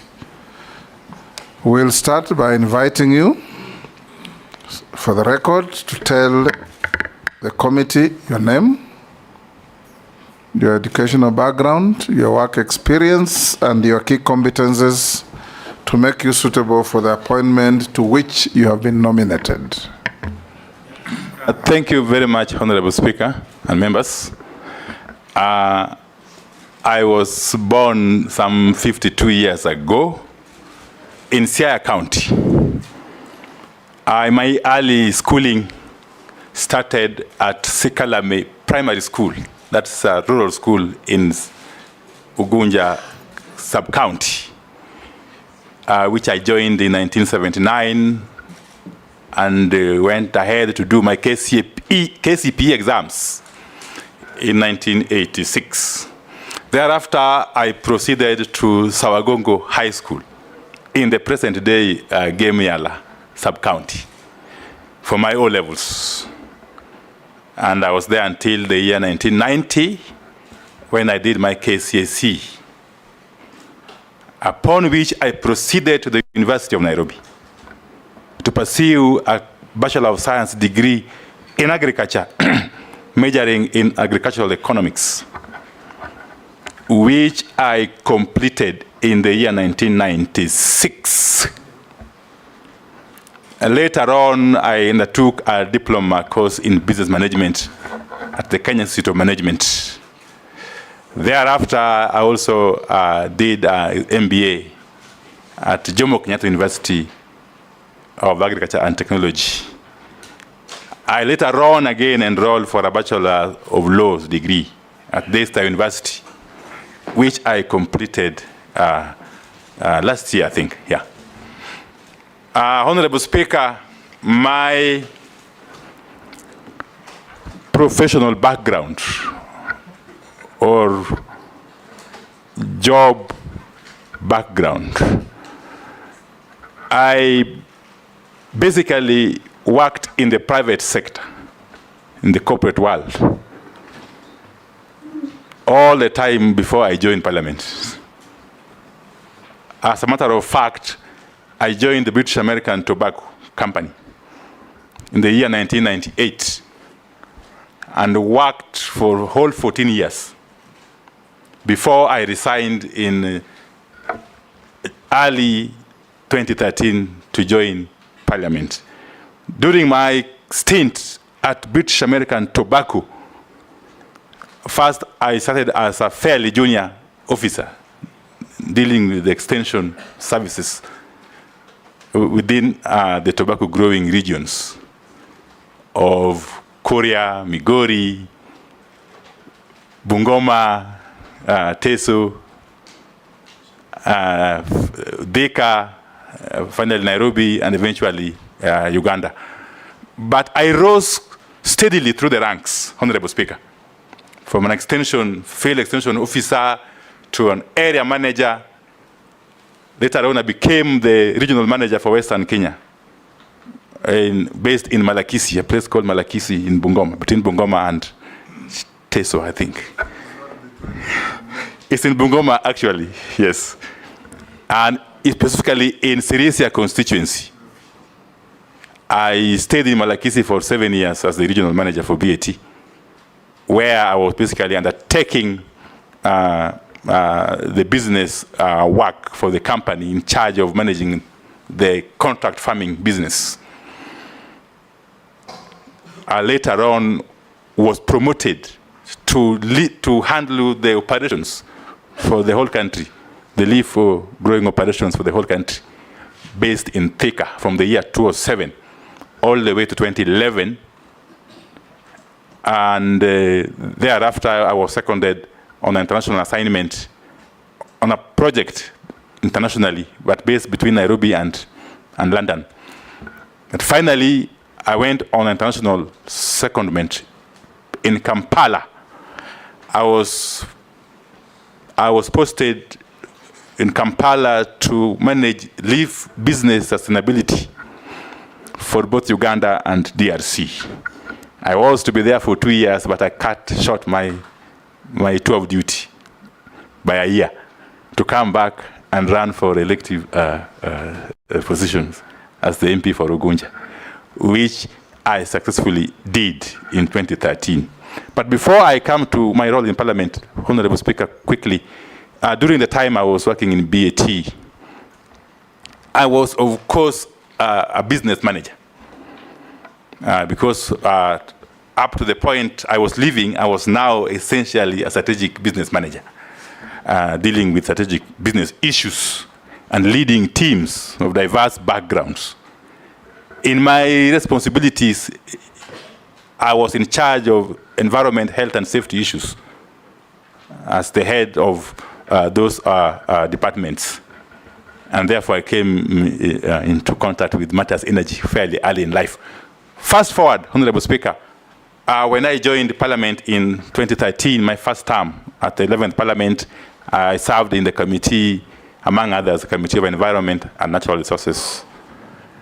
In my second term, beginning the year 2017, I was privileged to be elected the chairperson of the Public Accounts Committee, a role I played for the entire term of that Parliament, serving with some distinguished members who are in this committee, including the Honorable Junet Mohammed, who is now the leader of minority. Honorable Speaker, in my role as chairman of PAC, I interacted with accounting officers of all ministries, all state departments, and all constitutional commissions, but to narrow down to the Ministry of Energy, whose books of accounts I examined for the whole 5 years. So that gave me an idea, really, of matters energy and petroleum.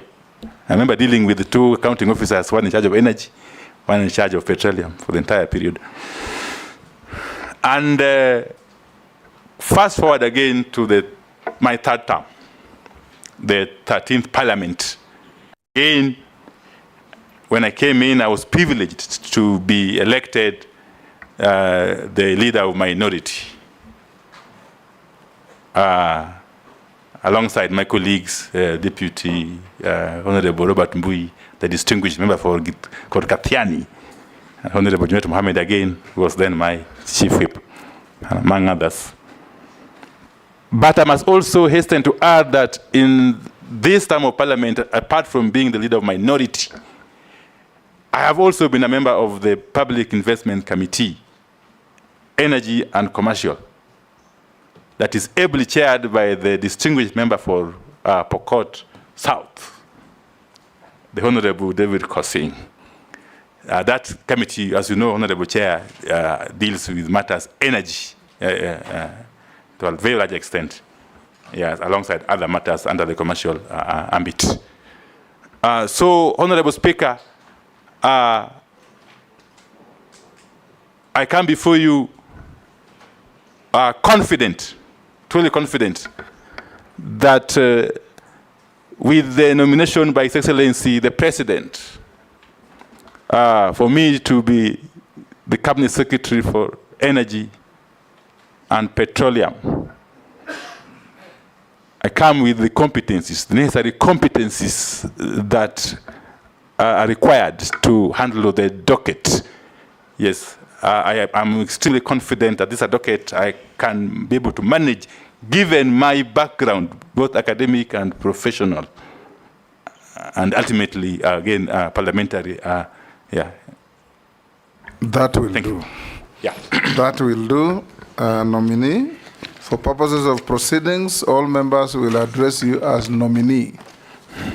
No causing around, it's just a nominee. So nominee, I'll invite the Deputy Speaker to be the first to ask a question. Honorable Wandai, my first question to you, my question is where you're coming from and where you're going. So where you're coming from, as leader of minority party in the National Assembly, it has been your duty to hold government to account. On many occasions, you opposed government proposals. What shift in ideology will allow you to satisfactorily serve as cabinet secretary in government, and how will you demonstrate your commitment to the bottom-up economic transformation agenda? My second question is about where you're going, something topical that Kenyans are asking. On the 14th of July, 2024, IPRA, the Energy and Petroleum Regulatory Authority, announced a marginal increase in fuel prices. However, once people made an analysis, it revealed a notable increase in the road maintenance levy from 8 shillings to 25 shillings per litre. Despite the public rejected that increment. What are your thoughts about the surge in the road maintenance levy? Do you propose to address, how do you propose to address it? Should you be approved as Cabinet Secretary for Energy and Petroleum? Thank you. Honorable Speaker, first and foremost, when I was sitting in the House, indeed I still sit in the House, before I eventually resign if you agree to approve my nomination. Honorable Speaker, I was simply playing my role. And it must be understood clearly that under the Article 94, 95, and 96 of the Constitution, Parliament, regardless of which side you are sitting, has got a collective duty to oversight the executive, okay, to legislate and also to represent our electors. It only follows that I happen to have come from the party to which the president and his executive do not belong. And let me say this, Honorable Speaker, because there's a misnomer here. People tend to think that it follows, it goes without saying that the president and his team must come from the majority side. In America, for instance, you know very well, that despite President Joe Biden being a Democrat, the leader of majority in the House of Reps is a Republican. Okay? When you go to the Senate, it's the vice versa. But therefore, I was simply playing my role first and foremost as a member of Parliament under Article 95 of the Constitution. Okay? But above all, I was the leader of the minority, and therefore I was leading my troops in putting the government or the executive to check without any prejudice. Secondly, Honorable Speaker, there is no contradiction whatsoever in what I believed in then and what I believe in now. I simply believe that I've been called to perform a national duty. And as a patriotic Kenyan, I have responded positively to the call, Honorable Speaker. And therefore, I will be open to scrutiny. So, Honorable Wandai, that's exactly what we wanted to hear, because the Kenyan public wanted to hear and have that assurance. Thank you very much. So I think you've explained it well. Thank you very much. It was not to put you on the defense. It was just for the country to understand the shift. Secondly, the next question. The issue of fuel prices is a very emotive matter. extremely emotive. But I will come to it perhaps later. For now, let me just say this, that the road maintenance levy is one of the levies and taxes that constitute the ultimate pump price of fuel. Unfortunately, it doesn't fall within the remit of my ministry if I get approved. The road maintenance levy is a levy which is proposed by the Ministry of Transport and Roads. And it goes through the normal process of parliamentary approval, I believe. Thank you. Majority Leader. Thank you, Honorable Speaker. CS nominee, you have said that nothing changes in the things you believe in. And I want to believe if nothing changes, your publicly known stand on the fight against corruption will continue being so even when you join the ministry, if you are approved. And in view of that, you do know the problems that pervade the power sector, especially in regards to the cost of generation of power and what is offloaded to the Kenya Power and Lighting Company. That independent power producers in this country, over the years, since the early 60s and 70s, to date, continue to sell very expensive power to KPLC, while that power that we generate from Kengen, including the green power in Olkaria and Marsabit Wind Power, the solar farms in northern Kenya, are much cheaper. Will Kenyans, or can Kenyans trust you that when you take office, should you be approved, that you will literally do what they call biting the bullet and fight the power cartels in power generation and sale with the PPA agreements that are there, to make sure that Kenyans eventually can enjoy lower costs of power? Because there is power that is cheaper and it's there. But we are still on thermal energy when we have cheaper geothermal energy, we have cheaper wind energy, we have cheaper solar energy. Can we get that assurance from you that you can bite the bullet, relook at many of those contracts, of course within the law, that were procured corruptly to the great detriment of the people of Kenya? You hold, we'll take another one. Janet? Thank you, Mr. Speaker. Mr. Speaker, I want to put to the nominee that, Mr. Speaker, the nominee is somebody known to me very well, having been his whip for now 2-3 years in Parliament. And there is somebody who believes, the way I know him, he stands with on what he believes. But having said that, I want to tell him that working in Parliament, the way we have worked in Parliament together as a whip and a minority leader, and working in the executive are two different things, two different ball games completely. Having said that, I want to ask him that there are issues that are of energy in nature that require immediate attention. For example, issues of electrification. You know very well, nominee, that there are places, you know and I know, who have not seen electricity since God created Kenya. They are still in darkness. You know very well that those places have suffered quite some time, and they need urgent help, attention. But promises have been given year in, year out by people who have taken up jobs like the way you're taking. So what Marshall Plan or what measures are you thinking of to help in the next 3 years those areas that have not seen light, not the light of God, but the light of human being, who have not seen it? What are you planning? Secondly, that is last mile. My final question is, this country, the way it is now, and your predecessor, the nominee that was holding your docket, has come here to be vetted on for another docket. He has said that the networks and the systems of the electricity has gone down because of non-repair or something like that for many years. So it requires a lot of money to be upgraded.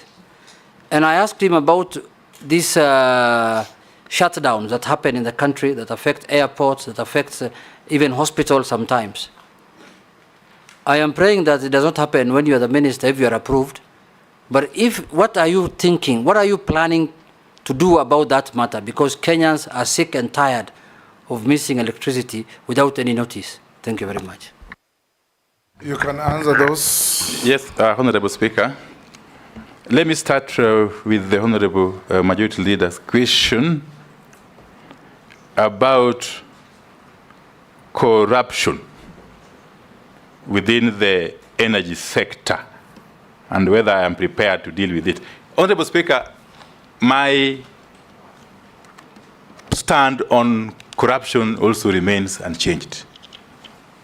I may not be an angel, but I can tell you, Honorable Speaker, throughout my life, yes, I have fought very, very seriously against corruption in all its manifestations. Honorable Speaker, there are two problems with the matter of the IPPs from where I sit. And I want to explain a little bit. First and foremost, our energy sector has undergone or is supposed to be undergoing what we call unbundling. Unlike many other jurisdictions which have got a vertical integration kind of structure, our sector has been unbundled, and therefore we have got agencies or entities that do the drilling of the wells if it comes to geothermal. There are entities that do the generation of power itself, entities that transmit, ultimately entities that distribute to the consumers. Honorable Speaker, we have these IPPs largely at the generation level, where they compete with state entities such as KenGen and to some extent even GDC. And I'll come to that later again. Honorable Speaker, when it comes to the point of generation, I have noticed a problem that I will have to tackle head on. One, you know that in our mix of energy sources, geothermal is one of the clean energy sources and the cheapest. In fact, Honorable Speaker, Kenya is lucky. It is the 6th largest source of geothermal and in the world. In the world, Honorable Speaker. We are lucky because if you had a look at a satellite image or picture of the Earth, we fall within what you call the ring of fire. Those are areas where we have got geothermal resources worldwide. Kenya happens to be within that region. And therefore, we are blessed as a country to have geothermal resources that could help our energy be among the cheapest, Honorable Speaker. But what do you see? GDC, which is supposed to do what we call de-risking, yes, because not every private player can do the drilling of the wells. So GDC is supported by taxpayers' money to do the drilling and therefore allow the sites to be commercially utilized by other players, including KenGen. But now you find that GDC has dug the wells. They have identified, they have got the sites which are ready for development commercially. And you find that licenses for a number of those sites have been given to private entities, these so-called IPPs, a number of whom are not utilizing the sites. They have kept them for purposes of speculation. And therefore starving KenGen, which has got excess capacity of opportunities to generate more power, or geothermal power for that matter. Okay? So the country is losing on that account alone. Persons who have been given licenses, what we call geothermal concessions, and they are holding those licenses, which are public assets in my view, whilst KenGen, which is a publicly owned entity, at least 70%, has the capacity, the expertise, the resources, is not able to get access to those sites to be able to generate for us energy. So that I will have to deal with But I will have to deal with them by way of first engaging with the Attorney General to see what we can do. What we can do about these licenses that are remaining idle without necessarily exposing the country, of course, okay, to litigation and the likes. But eventually to see to it that in the new dispensation, if such licenses are to be issued, there must be conditions. That you get a license, but you have got certain terms within which to play. That is one. Two, it is this animal that we call take or pay. These are IPPs which have been given, which have signed PPAs, the power producing agreements, with Kenya Power and Lighting Company. And the agreement is such that whatever they generate, you either take it, or if you don't take it, you still pay for it. So really, that is not sustainable. And they are very, very, very long-term agreements, some running to as long as 20 years. Again, I will have to engage the Office of the Attorney General on how to deal with this. But eventually, of course, I'm aware that there is currently a moratorium on the engagement of IPPs following the Presidential Task Force on PPAs that was established earlier in 2021. Even if that moratorium is lifted eventually, we shall have to ensure that whatever PPAs we get into do not put us in that or in such a situation. As a matter of fact, my view is that eventually, because currently we have a very robust legal framework, since the enactment of the Energy Act of 2019, one of my first duties within 100 days, if I am lucky to be approved, would be to ensure that the requisite regulations are brought to fruition, because there are different stages of processing, so that the country can benefit fully, can reap the full potential from this robust legislative framework. But then, if it comes to that, I foresee a situation where this country will not need this kind of lopsided agreements. We may actually want to have an energy auction kind of situation, where you generate your energy, take it to the auction floor, as it were, and then we buy when we need it as consumers, through KPLC, of course. Okay? That is a futuristic view, my Honorable Speaker. Let me quickly go to the next question, because I'm trying to be, okay. Yes, I understand Honorable Jeanette's view that the executive is not like Parliament. I'm here to experience that, because, Honorable Speaker, you know, I have never worked in the executive throughout my life. You will get to learn. Yes, so I will get to learn. And I'm a first learner, I believe, Honorable Speaker. So I don't have any qualms that I will be able to fit in fairly well. Honorable Speaker, the immediate issues, which are of concern to nearly all members of the National Assembly, I being one of them, at least for now. The issue of rural electrification, the issue of last mile. Honorable Speaker, I said from the outset that our energy sector is supposed to have been unbundled. But I must add that that unbundling is not yet complete. Why do I say so?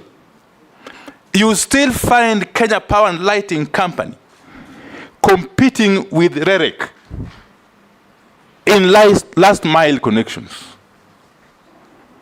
Honorable Speaker, Kenya Power and Lighting Company is a publicly listed company. It's supposed to be running commercially.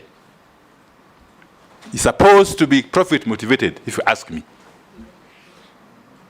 And therefore, it cannot be able to do what NEREC was envisaged to do. That is to extend power. Nominee. Yes. I want to guide you. Yes. You have been nominated to be the CS Energy and Petroleum. Instead of pontificating on what they are, tell us, if you are confirmed, what do you want to do with them? That will be your vision, and that will be your message to the country. Because when you engage in a complaining type of narrative, it doesn't give hope to the country. Let me endeavor to give hope now to the country. Honorable Speaker, therefore Mr. Speaker, Mr. Yes. Speaker, the nominee is trying to shed off the opposition leadership slowly.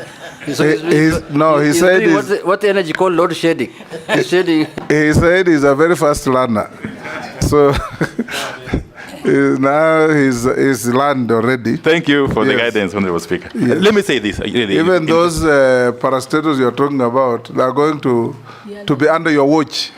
Okay, so let me say tell this. us what you want them to be. As a policy direction, yes, I would endeavor, first and foremost, to separate or to reduce the overlap, okay, in the functions of KPLC and REREC, okay?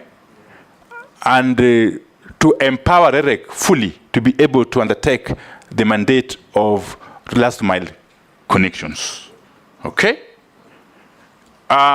So that KPLC can concentrate, can focus on its commercial function, business. Is that better, Honorable Speaker? You are trying. Okay. Yes. Finally, Honorable Speaker, on Honorable Jeanette's question, it is indeed true that we have got fairly dilapidated infrastructure, especially for transmission. Again, you must also understand that these are legacy problems. Before the coming into being of KETRACO, it was the sole duty or mandate of KPLC to do the whole business from generation to distribution. Some of this infrastructure was inherited, and some improvements have been done, but there's still room for further improvement, especially if we have to take electricity, optimally to those who need it. Honorable Speaker, we have situations where we are not able to evacuate power from the generators, okay, to the end user because of lack of transmission capacity. That's something I'll be working closely with the agencies in my docket to be able to fast track the modernization of the infrastructure. And especially when it comes to the last mile connectivity, we are going to work closely with REREC together with KPLC again, by way of engaging with the development partners to be able to finance this process. I'm aware, Honorable Speaker, before I conclude, that there was a proposal in the now defunct Finance Act 2024 for some money for each constituency. But as a matter of fact, 50 million shillings. In the budget, yes. In the budget, yes. Now that has been removed in the wake of the withdrawal of the Finance Bill 2024. But let me assure my colleague members and the public generally that even with that, all is not lost. We are going to work very systematically with the REREC and KPLC to engage the development partners to help us finance this function. Indeed, even as we speak, there is a project going on which is being funded by the World Bank, okay, in terms of extending powers to those areas where the national grid has not reached, what we call the off-grids. And they have been very helpful, Honorable Speaker. I must commend the management of both KPLC and REREC, because as we speak, there are islands on Lake Victoria which previously had no power.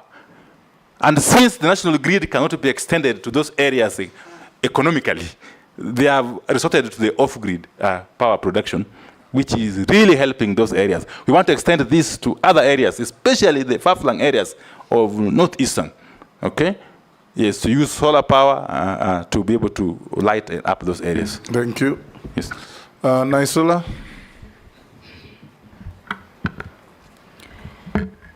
To the nominee, there has been talk about breaking Kenya Power's monopoly.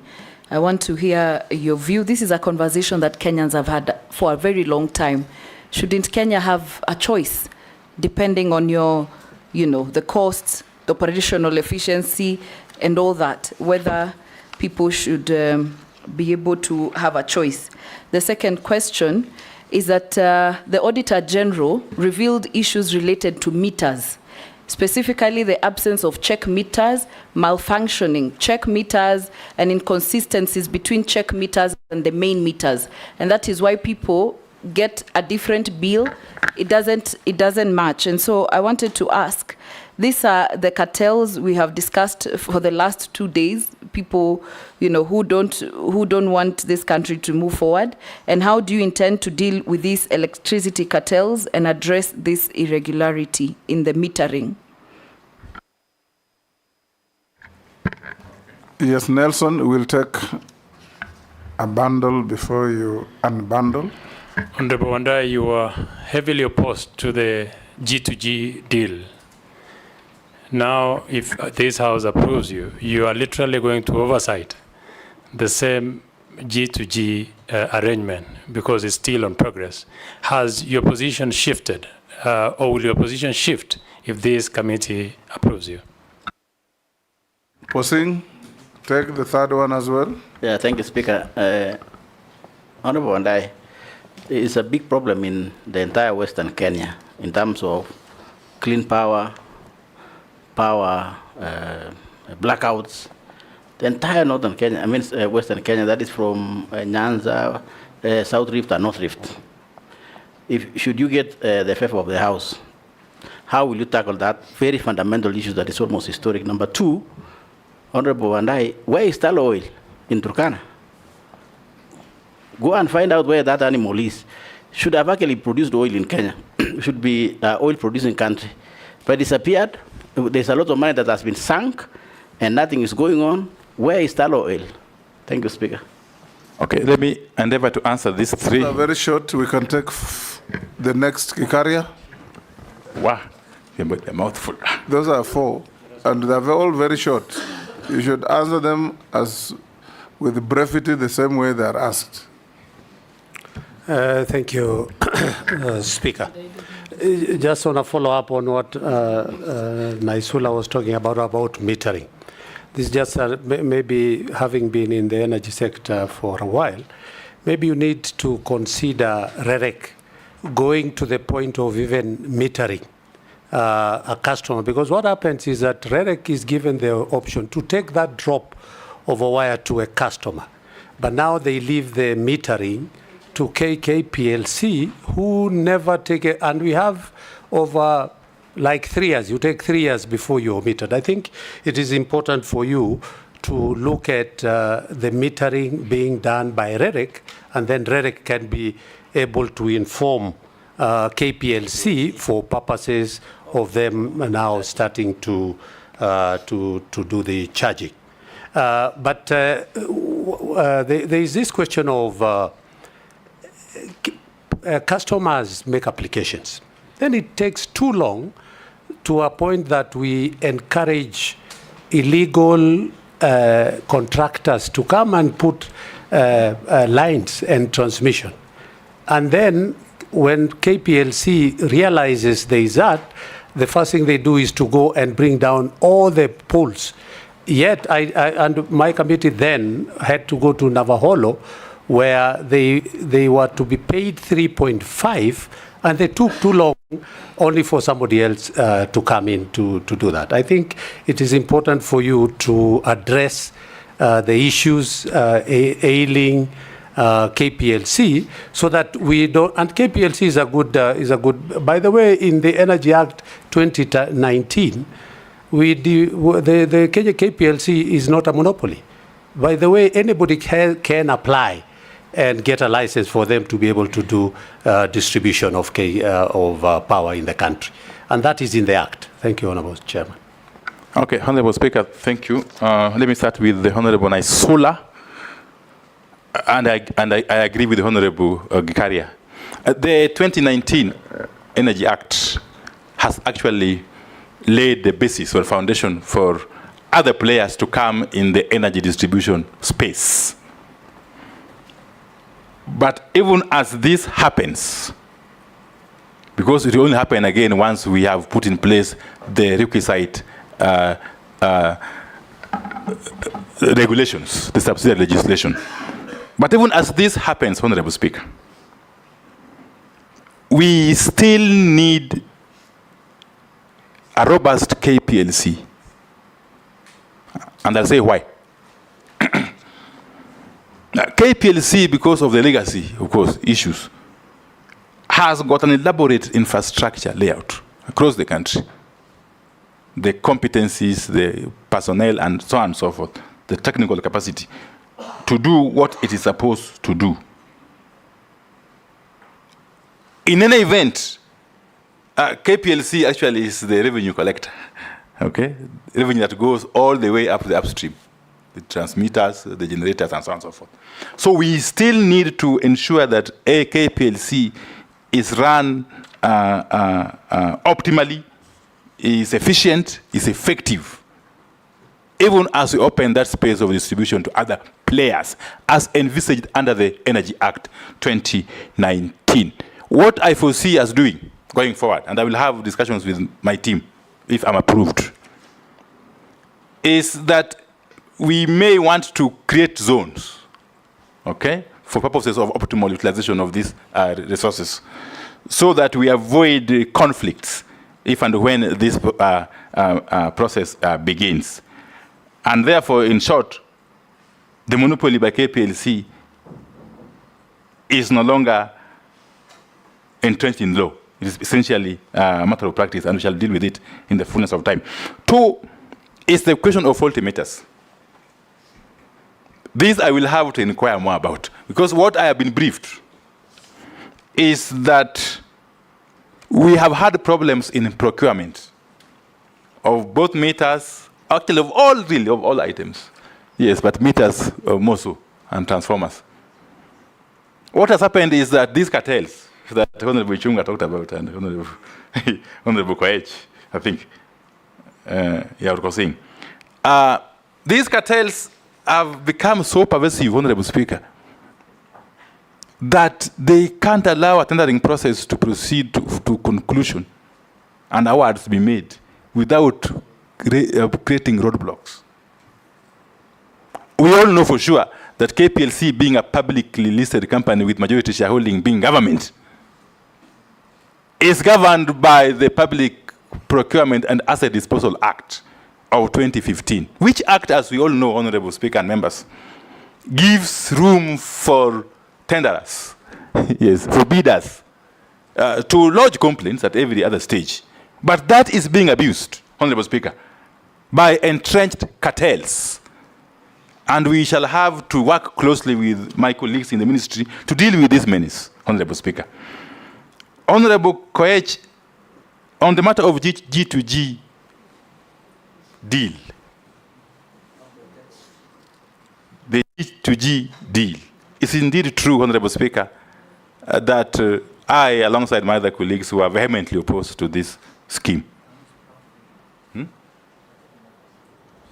But let me tell you, Honorable Speaker, that was then. And I was doing it as my duty to put government to check. I think you already answered that question when you are responding to the Deputy Speaker. But this is specific. So on this G2G, Honorable Speaker, I am aware that it is running up to end of 2025. That gives me ample time to go and study its impact, its workings, and understand it, and for me to be able to offer appropriate guidance, Honorable Speaker. The Honorable was saying, my chair, my good chair, the matter of power outages or inefficiencies in the Western Kenya belt. Well, but it is more pervasive in the Western Kenya. But I'll explain why. Sometimes you can have a blackout for 12 hours. I have already engaged officers, of course informally, in the ministry. And if I am approved, if I'm eventually appointed as CS Energy, I am going to fast track the development of transmission lines, okay, with the requisite capacity to evacuate power and take to the consumers, not only in Western Kenya, but across the country. And in Western Kenya specifically, I'm going to ensure that the Tarkwel or Tum Kitale line is completed and commissioned in the shortest time possible. That will deal with power issues in Pokot, in Kitale, in all that area. I will also ensure similarly that the Kibos or Kisumu, Kakamega, Musaga line is also completed. Similarly, the Narok Bomet line has to be completed within the shortest time possible for the entire southern Nyanza region, including Kisii and Nyamira counties. And Bomet, of course, southern Nyanza includes Migori, Homa Bay, and yes, and the islands, yes, in Lake Victoria.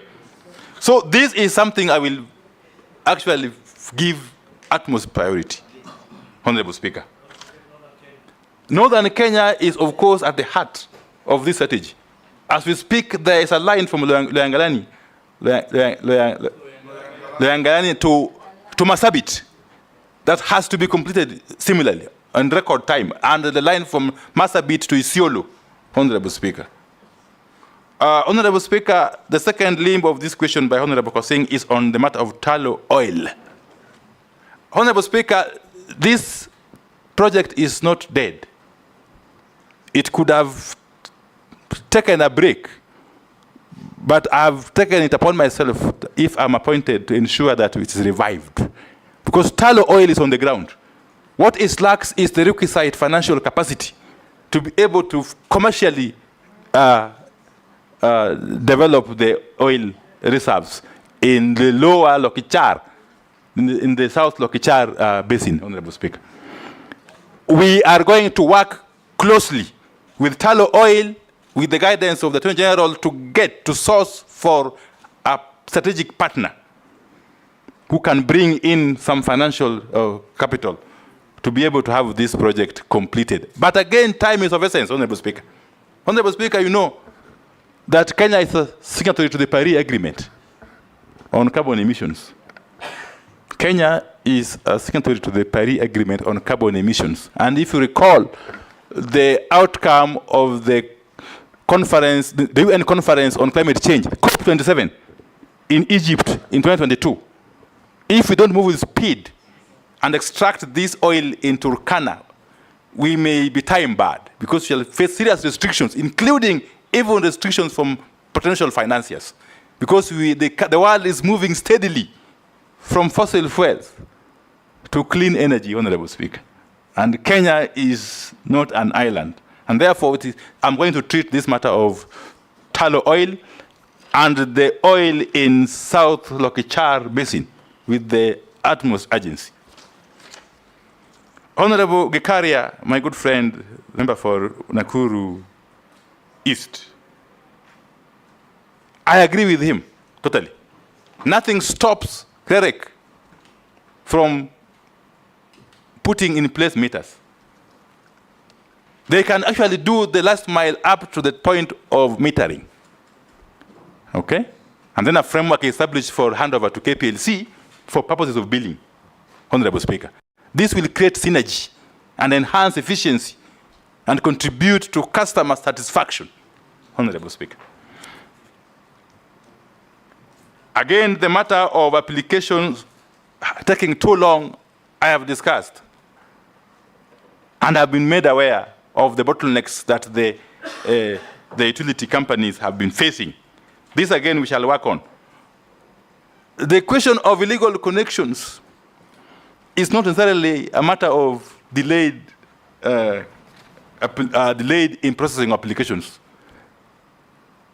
The matter of illegal connections will still be there even if the applications are processed on time. And we have to deal with it separately or differently. And my proposal, and it's a crime, you know that. It's a crime, of course. Yes. It is a crime, but we must also live with the reality that some of these areas where this practice is rampant, are not easy to access even by the officers of Kenya Power and Lighting. Yes. Yes. So we are going to work on a proposal, of course, together with Parliament and the Attorney General, to pursue an option of bulk metering. Okay? In those kind of situations, the Kenya Power and Lighting can be empowered to identify one entity or one person who will then be billed, and then he distributes the power to the rest of the law already consumers. allows them to do that. Why don't they?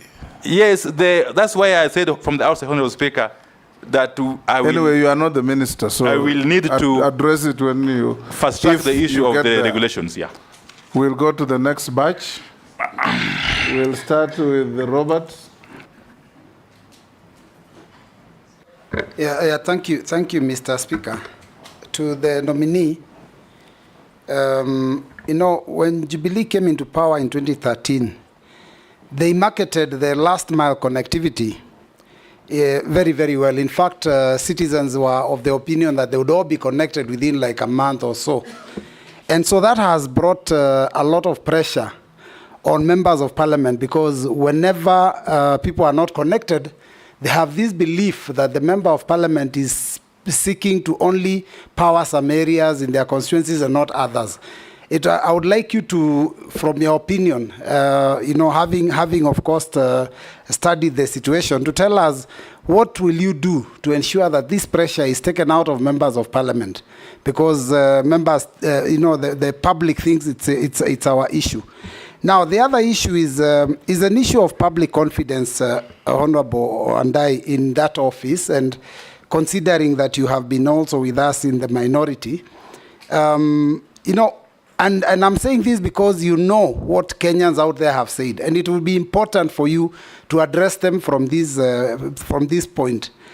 What can you tell those Kenyans that believe that you took advantage of the young Kenyan demonstrators, some of whom died while they were demonstrating, so that you could negotiate your way into government?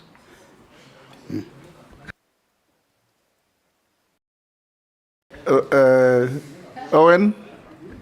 Thank you very much. After that bomb from your former deputy, I want you, from your former deputy, I just want you to focus on cost of power, Honorable Wandai. Order, Bossing? Yeah? It has expired. Yeah, I would like to get full attention. Honorable Wandai, the cost of power in this country is such that it is over the roof. If you get a power bill, you look at it, you know, you're paying so many things apart from, in fact, the units that you are paying for actually become a small part of what you're paying for. For this country to rise or fall in terms of manufacturing, in terms of production, the cost of living and the prices of items, it all falls and all rises on the sword of power cost, for which, in your statements, you have said this country, in Parliament, many times in Parliament, you've said that the cost of living in this country is very, very high. But one of the biggest contributors of that cost, of that high cost of living, is power. You are in the middle of it. Apart from thinking about reticulation of power, apart from thinking about all these other things, you have a big elephant in the room. How do you bring the cost of power in this country to reduce the cost of life and also to increase manufacturing, industrialization, and all those other things? Thank you, Honorable Wandai. Rugara? Thank you. Thank you very much, Mr. Speaker. Nominee, the ministry you are just about to take over, if this committee and the House approves you, is one of the key ministries in the country, akin to roads, water, and every Kenyan is looking upon you to be connected to electricity. And there are not two options to it. Even before I ask you the question, it's good to know that there are historical injustices in terms of power supply in the country, such that, take the case of the year 2017, the Raka constituency was at 9.5% connectivity to the national grid. At the same time, Gatundu South constituency was at 100%. These are all equal Kenyans. There really should not be that disparity. Number two, we have schools. Schools where electricity is just but mandatory. Yet, those areas are not connected to the national grid, and the children are supposed to compete competitively in national exams, which are standard. My question to you is, would you be subscribing to a form of affirmative action in terms of electricity supply to constituencies which have lagged behind? And it's just not Tharaka. You go to Mwingi North, you go to Mbalambala, which is also my neighbor, Bere North, Bere South. These actually have been discriminated against. And therefore, would you be prepared to take affirmative action in respect of those constituencies? Thank you, Mr. Speaker. To Honorable Opio Wandai, the nominee. My colleagues have talked about electricity, you have talked about the transformers. Do you see we need to move away from oil-based transformers, because every other day you will hear people removing the oil from the transformers, and we have got transformers which do not work sometimes, or we have got a shortage of transformers. So do you see, will you do research? Because I've done, if you go to the Western world, you do not see any transformer, and I know you've been there. So you do not see transformers there. Do you think we can have KPLC having a company where it will be having fiber optic? I know they are doing it right now, but because of the ICT of this government, to deliver fiber optic to each and every place, because it's a vast network, as you have spoken about it. The last one is about the Kenya Pipeline Refinery. Your predecessor, if you are confirmed, who was here, Davis Chirchir, he said they were looking at it once the oil, which Honorable Posing has talked about, the Tolo oil and all that, once it's done. But I believe if that refinery was there, we could even get cheaper fuel and refine it the way it used to be. So do you think it is possible under your watch, if you are confirmed? Thank you. Okay, thank you very much, Honorables. You can answer those. Honorable Speaker. Yes, indeed it is true. That is, with respect to Honorable Mbui's question, that members of parliament are facing serious pressure from the public on the matter of last mile connectivity in the respective constituencies.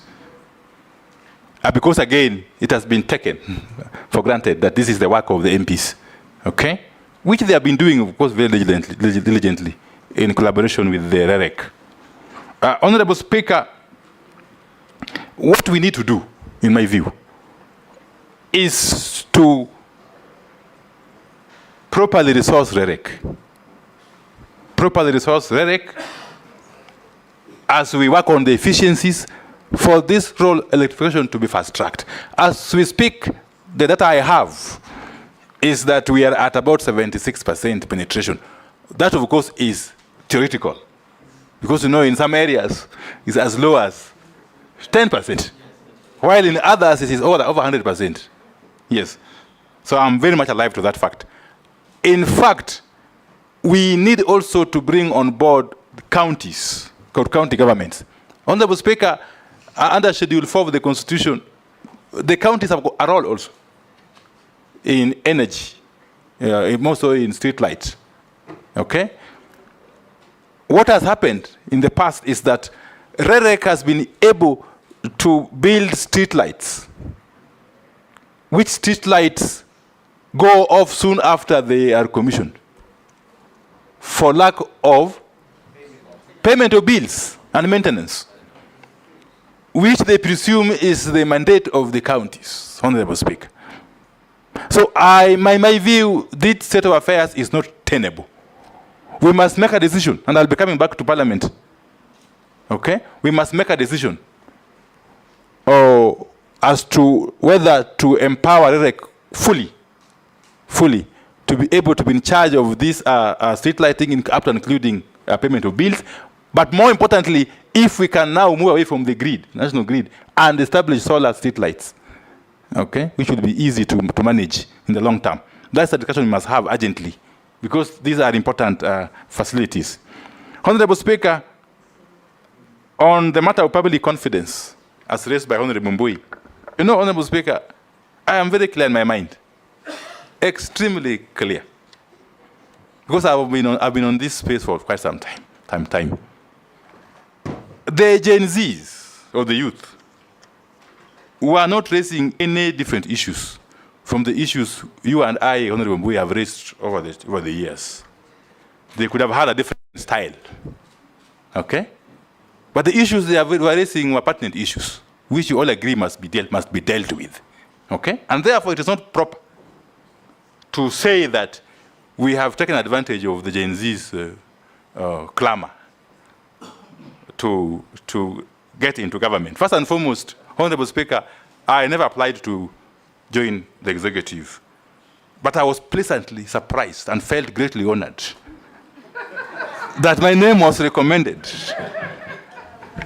And His Excellency the President went ahead to nominate me. You know the facts. Just answer the questions. So, Honorable Speaker,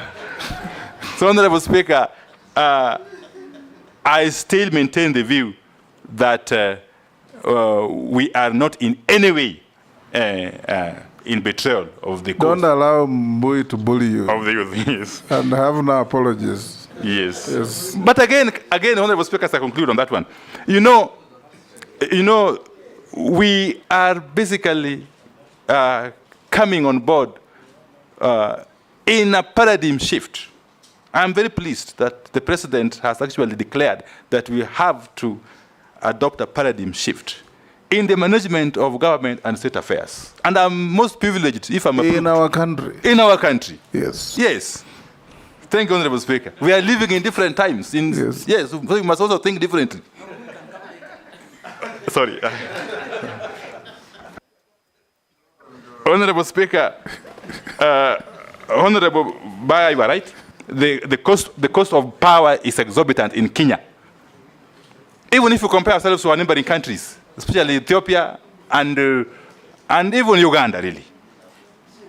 But part of the reason why our cost of power is too high, is the exorbitant amount of commercial and technical losses that Kenya Power, especially in cars. Kenya Power loses up to 23% of the power it buys from the generators. Okay? In other words, it doesn't sell. Almost 23% of the power it buys from the generators. Inefficiency and recklessness. Yes, there are many factors. You must assure the country that this will stop. This is going to be managed. I can't say it will stop, Honorable Speaker, because in any scientific process, there can be losses. But they have to be reasonable losses, Honorable Speaker. Yes. So we are going to work closely with the KPLC, and I'm happy, Honorable Speaker, by the work the KPLC management is doing currently. As a matter of fact, I'm privy to the information that they have done some turnaround. I'm not allowed by the rules of the CMA to get into details. But they have done some turnaround, and they may post some good figures in the coming... Don't be prejudiced by briefs you have received. You'll get there and learn. Thank you, Honorable Speaker. I'm just being optimistic. Yes. And giving the country hope. To borrow your words. Yes. Okay. Continue. Honorable Speaker, let me dash to the question, by Honorable Dawood. Murugara. Murugara first. Murugara, yes. Honorable Speaker, it is true, there have been historical injustices. Okay? And we must work together in terms of addressing these injustices or these imbalances. We must correct them. That's systematically. But I must also throw a challenge to my colleagues in the National Assembly, because I'm aware that this lopsided allocation of resources, especially on energy and electricity, is also coming from us. in Parliament at the budget time. The agencies, the ministries, are receiving printed estimates with figures which they cannot change, they can't touch, which figures are scary, Honorable Speaker. You find one constituency being allocated upwards of 400 million Kenya shillings, while another one is getting a paltry 10 million Kenya shillings in the same financial year. So we must also actually do some introspection as a house to help us in the ministry, if and when I am approved, to deal with this issue. You know, once you bring printed estimates, the ministry, the agencies have got no leg room. They have no room to maneuver. Okay? So these imbalances, this injustice may continue as we watch, Honorable Speaker.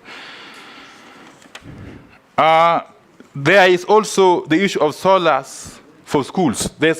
There is currently a very robust project being undertaken by REREC, the solar for schools. We want to follow through this project to ensure that at least every school in this country is able to benefit. Point of order. No. Point of order. George? Point of order. Solar has been tried from time immemorial. It works only for 1 month, 2 months, it just dies. And those schools will remain in the books of KPLC or whoever that they are connected through solar when actually it is not working. So it doesn't make sense whatsoever for Kenya Power or for RELEC to introduce or to go back to that solar business. Let us get connection to the national grid so that we also assured of constant electricity supply. Point of order, Chairman, on the same. Yes. And you know, this was done mostly from the regions I come from. It is so that if you do electricity, the households around the school also are connected to power. But now if you give us solars, you're just giving to the schools, they're vandalized, they're not working, and you continue to marginalize us on issues to do with electricity. We don't want the solars. Point of order, Speaker. Point of order. And it is vendor-driven, the solars. Yeah, point of order, Chair. I just want to urge my colleagues that, you know, the nominee is actually a nominee. And we are addressing the nominee like the CS for energy, a decision which we are yet is to not. make. Because the pressure is on him now dealing with solar versus, you know, regular energy. So. No, it's important for him to know. Probabilities. We are working on the probabilities. You are being warned of landmines ahead. Okay, thank you. Yes. I've taken note. Yeah. I've taken note, Honorable Speaker. Let me just proceed quickly to Honorable Dawood. Yes, I've gotten your point on the possibility of moving from oil-based transformers to something else. I need to check with the technical people to be able to give some feedback on that. Honorable Speaker, there's an issue raised, the Honorable Dawood raised, on the Kenya oil refinery. Did you mean the refinery or the Kenya pipeline? Oil refinery with the pipeline. Yes. You know, I am aware that the Kenya oil refinery has or is in the process of being acquired by the Kenya Pipeline Company. I will need to get into the details as to the rationale behind this, but I still foresee a very big role for the Kenya oil refinery, at least its installation. Firstly, in terms of the processing of the crude oil, if and when it finally flows from the South Lokichar, yes, to Mombasa. But more importantly, Honorable Speaker, I have come to the realization that this country does not have provision for a strategic reserve of oil. That we can actually one of these days wake up and find that we can't bring oil to Mombasa. And then after some few days or weeks, we are ground to a halt as a country. So I think this facility in Mombasa can still be useful in future. Once we work on the strategic oil for the country that can last for at least 90 days. That's the best practice universally, Honorable Speaker. Thank you. You have not answered if KPLC can do the fiber, a company. Would Yes. it be possible or not? I will also pursue this. Yes. Mary Emase. Thank you. Nominee, you've talked about customer satisfaction. I put it to you that KPLC customers are the most dissatisfied. And I want to believe that there are serious management challenges to do with the leadership of KPLC. Why do I say that? A simple task, but of urgent nature, like restoring a falling post or a collapsing post, goes a time bomb. It can collapse any time, it posing danger, and in certain instances it has occasioned deaths. It will take forever before it is restored. Actually, there is one about to fall onto my house. You will call the regional, so-called regional directors. There is no response. Secondly, restoring power when there are those frequent outages.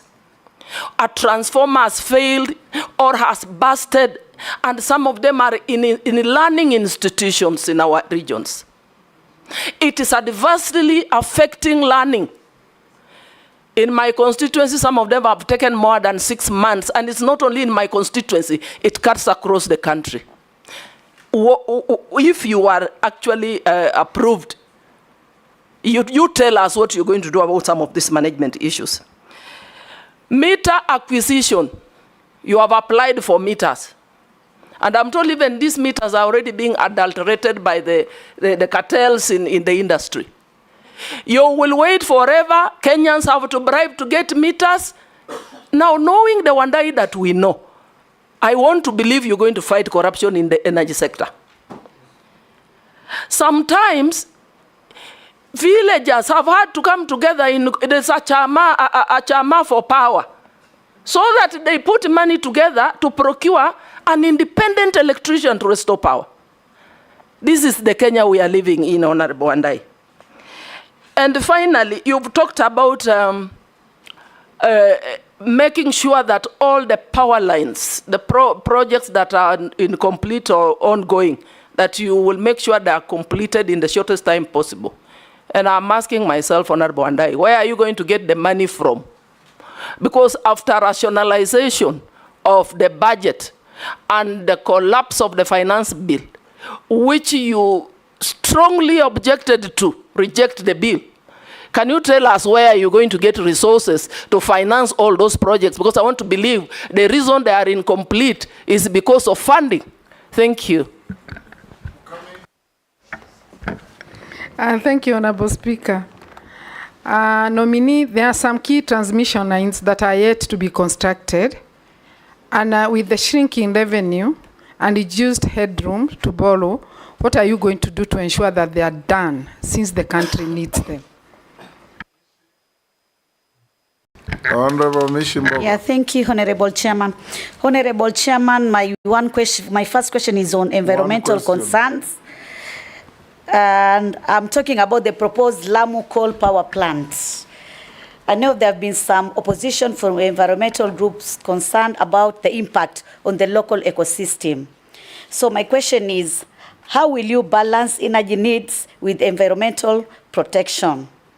My second question, it is on the issue of the project dubbed the Lake Turkana Wind Power Project.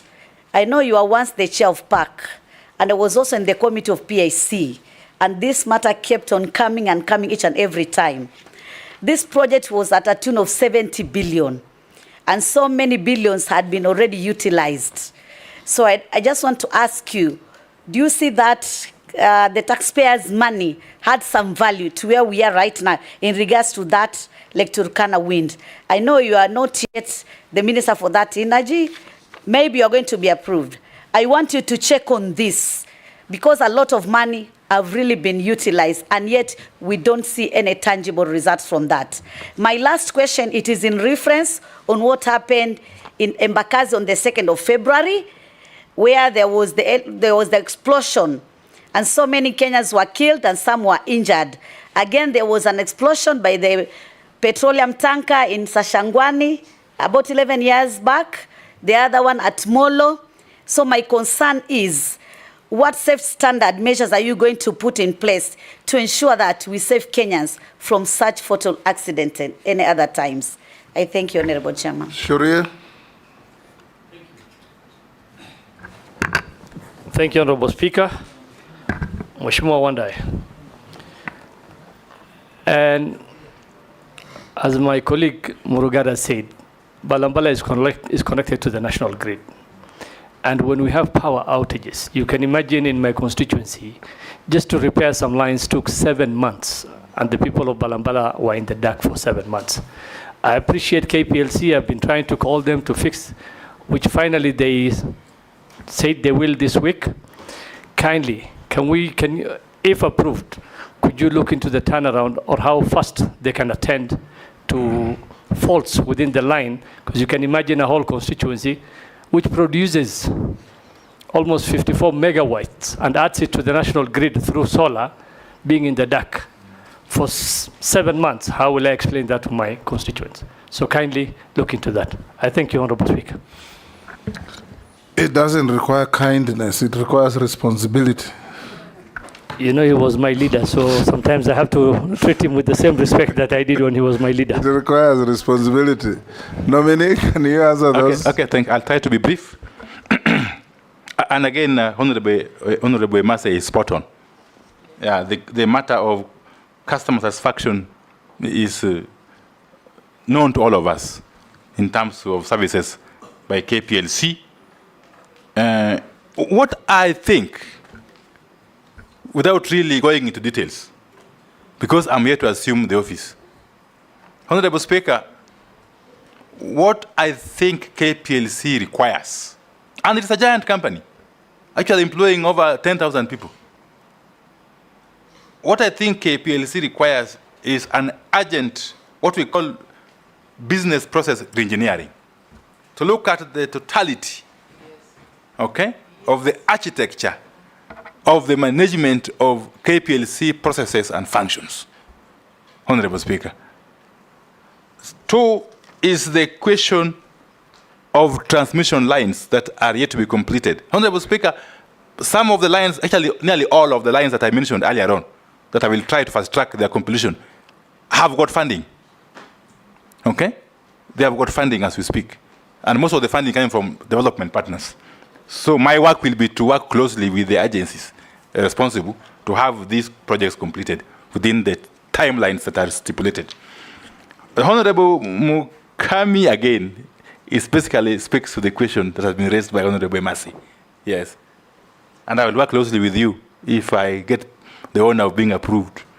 Yeah, to see to it that this is done, the matter of completion of these transmission lines. Honorable Mishi, yes. The question of carbon emissions is very serious. But again, we shall have to work closely with all stakeholders to strike a balance between energy needs of the country and environmental protection. That delicate balance will have to be struck, Honorable Speaker. Yes. Lake just on the same. Yes. If you allow me, Mr. Speaker, I don't want to allow myself. Thank you. I would like to ask you a question on nuclear energy. You know, there's a proposal in my... It's not the same. No, He it's... was answering a question on coal. That is called, this is nuclear. How can it be the same? It's different. Yes. Let him finish answering those questions, then I'll give you... Thank you, Mr. Speaker. Honorable Speaker, Lake Turkana wind project. Honorable Speaker, for sure, this is a matter again of public notoriety. I kept hearing about it when I was in the last parliament, I think. Yes, it was within the purview of the Committee on Energy and PIC then. I'm aware, despite all the issues that were raised then and even now, that eventually the power is being generated. Okay? As a matter of fact, Honorable Speaker, in our total installed, out of our total installed energy capacity, which is about 3,200 megawatts, The wind power is accounting for about 460 megawatts or so. The bulk of which is from this Lake Turkana wind. So I will take time once I assume, if and when I assume office, to establish more details surrounding this project, yes, and to draw lessons from it that could inform our future engagement with similar projects. Yeah. Yeah, Honorable Speaker, yes, again, the issue of gas explosion in Bakassi, Sachangwan, and so on and so forth. It's a question of regulation. It's a question of regulation. I will be working closely with EPRA and enforcement of the law. Yes, I'll work closely with EPRA to see to it that these occurrences are a thing of the past. In fact, Honorable Speaker, one of the areas I'll be focusing on, if I get to be appointed, is to push the LPG uptake by the public in terms of cooking, okay? From the current about 40% to 100% by 2028, actually, 2028. That should be the target, Honorable Speaker. And we are going to work closely with all the relevant players to ensure that we make it possible for the Kenyan people in the countryside and everywhere else to access gas, clean energy for cooking. Because we can no longer continue in the manner we are continuing of using charcoal, using firewood. It's not sustainable, Honorable Speaker. Yeah. And therefore, if for this to happen, we must put in place a proper enforcement mechanism to forestall such unfortunate occurrences that have happened in the past. Honorable Speaker, Honorable Shurie of Mbalambala, again, the same issue of response by KPLC that was raised by Honorable Emasi. But I'm also happy that the solar plant in Garissa is really contributing immensely to the national grid. Currently, solar energy is accounting for about 220 megawatts of our total installed capacity, the bulk of which is coming from Garissa. And Mbalambala, to be specific. I'm also happy, Honorable Speaker, to notify honorable members that there's also a line which I need to fast track, a transmission line from Garsen to Garissa, that if completed will also help in connecting the populace around that area to the national grid. Honorable Baya, if you allow me, I just finish with him. Honorable Baya's question on nuclear energy. He did not finish asking. Now you can ask. I would like to say this, yes, we must generate electricity through other means, including safe energy like nuclear. There is a proposal to set up a nuclear plant in a place called Uyombo in Kilifi North constituency. And this has elicited a lot of reactions. It's not just about environment, it's just about human beings and preparedness of this country in venturing into nuclear energy and nuclear waste and all that whole realm about nuclear. But the people of Uyombo have said no, they have refused. And looking at many factors, and they have a right, they've been forced, they've been beaten, many things have happened to force them into this nuclear. Would you stand with the people of Uyombo and actually agree with them and look for other sources of energy other than nuclear? Honorable Speaker, let me just take some 2 minutes to explain something. First and foremost, Kenya is a member state of the International Atomic Energy Agency that regulates matters nuclear across the world. And Kenya has adopted the International Atomic Agency's milestone approach in terms of establishing a nuclear energy plant. In this approach, there are phases that we have to go through. I am informed that the first phase, which involves public participation, among other things, has been undertaken.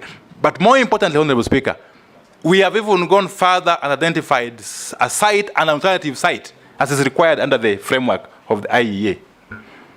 And the site, Honorable Speaker, is in Kwale County.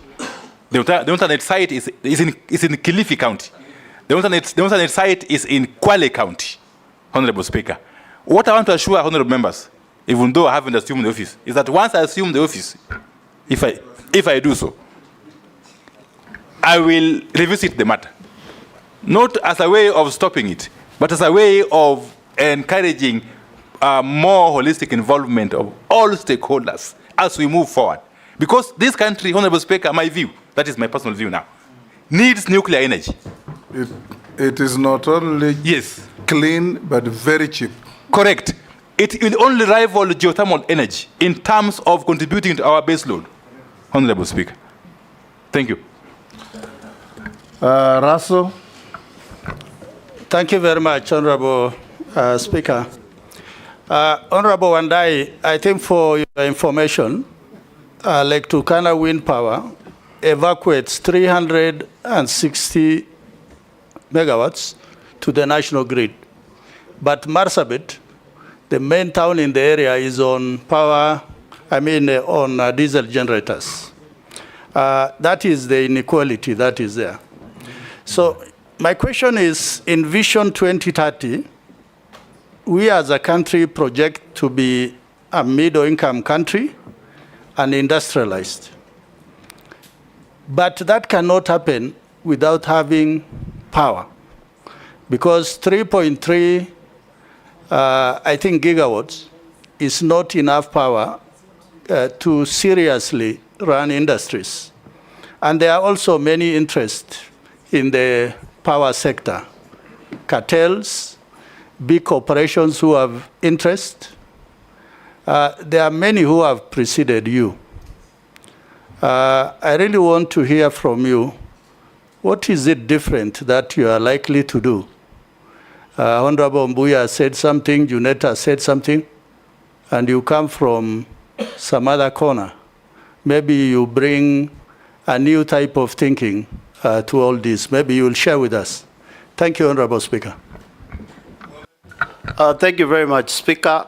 Honorable Wandai, the nominee, I want to look at Kenyans and to tell them what new formula are you going to bring to the energy sector to see the pump of oil in the petrol station go down, and to see the purchase of electricity in this country goes down by at least 30%. Thank you. Thank you, Mr. Speaker. I just want to follow up where Honorable Imase left, Mary. Billing of Kenya Power, if you do get through, if there is wrong billing, you have to pay before you even complain. It's like KRA. So if you do go in, would you probably talk to them and, if there is a dispute, of course you don't pay the whole thing. Thank you. Honorable Speaker, beginning with the Honorable Russell's question, yes, it's indeed true that the Lake Turkana power, wind power, the energy from it is not going to Marsabit. Okay, and of course this is a factor of transmission, Honorable Speaker, which I said earlier on, yes. And in fact, I now plans to take it down to Mombasa, yes, to Mariakani. Yeah, so I think we still have to look at our transmission network and see how cost-effectively we can re-engineer it to serve the country better. Honorable Speaker, Honorable Russell has spoken about a very serious issue here. Kenya, of course, aspires to be a middle-income economy. This is according to the country's Vision 2030, which is in line with the East Africa Community's Vision 2030 also. Yeah. Honorable Speaker, there is no way we are going to industrialize and therefore grow the economy without an assured supply of clean, reliable power or energy. I was just looking at some statistics, Honorable Speaker. A state like California in the US, which is the same landmass as Kenya, has got an installed capacity of 60,000 megawatts. The peak requirement, I'm told, is about 40,000 megawatts. Kenya has got an installed capacity of 3,200 megawatts with a peak requirement of 2,200 megawatts. So we are playing in different leagues, and yet we want to grow through industrialization. My take is that we must increase our installed capacity based on clean energy sources. Geothermal, of course hydro, even if it is not very reliable, because sometimes we get prolonged drought. But we must continue to increase this. And that's why I'll be very keen in ensuring how the licensing for these geothermal sites is done going forward. We have to give the KenGen the capacity, the mandate to generate more power, okay, which then will attract investors. Because once we have got enough power, Honorable Speaker, people will come and establish industries. There's a school of thought that has it that first of all we establish the industrial parks, then power will. I don't think we have to find a balance, Honorable Speaker. The fact of the matter is that we need cheap power or energy for us to attract investments and for the economy to grow eventually. Honorable Mule, the pump price of fuel, we must understand, is not just a simple matter. What contributes to eventual pump price of fuel, I think, are threefold. One is the landed cost. Landed cost at Mombasa, of course, will vary from time to time based on other factors globally, including the war in Ukraine. Now, the other day you saw the Hamas leader was killed. It creates shocks in the oil market. Correct. All those factors will contribute to the landed price, landed cost at Mombasa. That's one factor. And we have no control over that as a country. The second factor is taxes and levies, which to a large extent is determined by the House, the National Assembly and the Senate, I believe. So I'll be working closely with you if I get appointed to address that. But the third factor, Honorable Speaker, which we as a ministry may have more control over, is the question of storage and transportation of fuel, the logistics. And on this score, I will be working closely with the Kenya Pipeline Company to enhance efficiencies.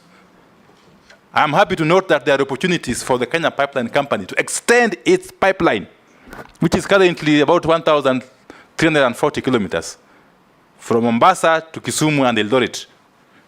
There are opportunities to extend that pipeline to Kampala and eventually to Kigali, and possibly to DRC, Honorable Speaker. If and when we do that, then KPLC will be able to generate more revenues, okay, and reduce its costs, operational cost, which of course goes into the pump price, you know. Honorable Speaker, you know, you are aware that Uganda has, since this month, I think, started importing its fuel directly. But even still, it's using our pipeline, okay? Which is a benefit to us. We're not losing anything, really. Previously, we would... The pipeline world over is a highway. Correct. Yes. And they're paying us. Previously, out of the 100% imported fuel or petroleum products, Uganda would take 20%. But now that 20%, it is importing directly, but still passing through our pipeline. How I wish the extended pipeline to Kampala and DRC could be owned by Kenya, you know, Honorable Speaker, if it's possible. Because pipeline makes money in two ways. One, by the volume that goes through it. Two, by the distance that volume travels. So I think we have got serious opportunities to make Kenya Pipeline Company more competitive, even now it is posting fairly good profits. Kazi yako. Pipelines all over the world are not constructed with domestic resources. They're so lucrative that any lender will give you money. So it's up to you to go and organize. Thank you. I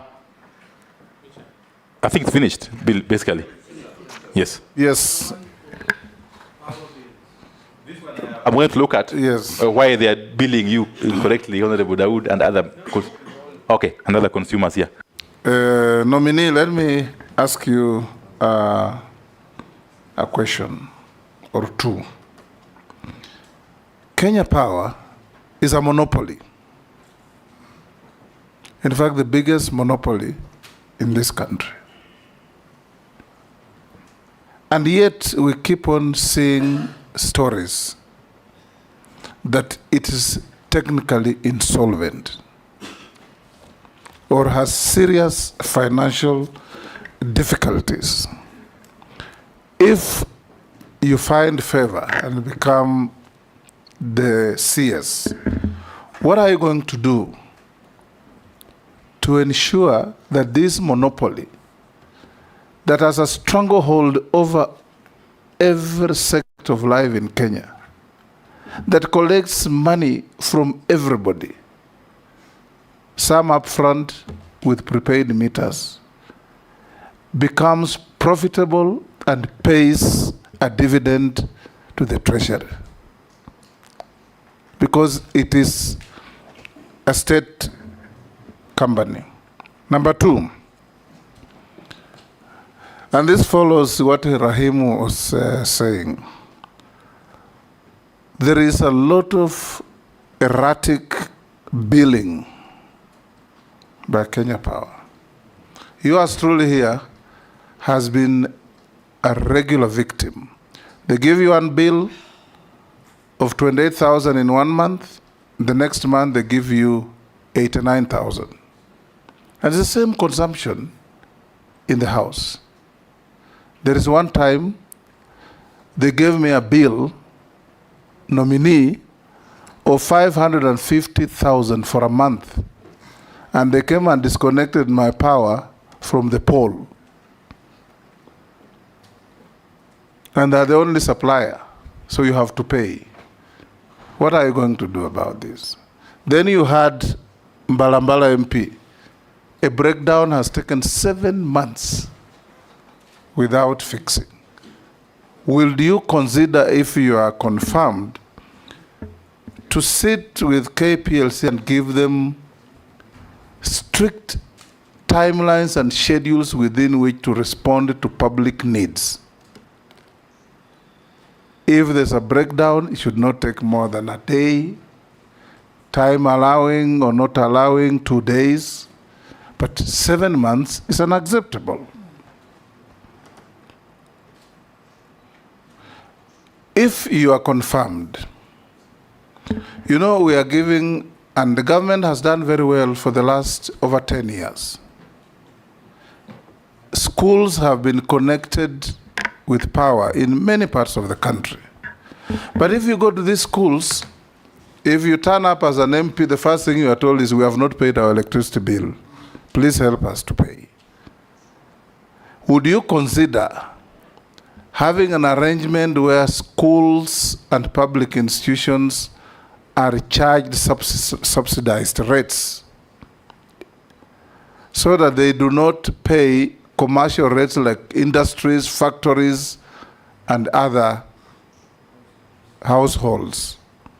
So that in some schools you go, there is power connection, but the only thing it's used is teachers charging their phones, nothing else. They cannot afford to use it for anything else.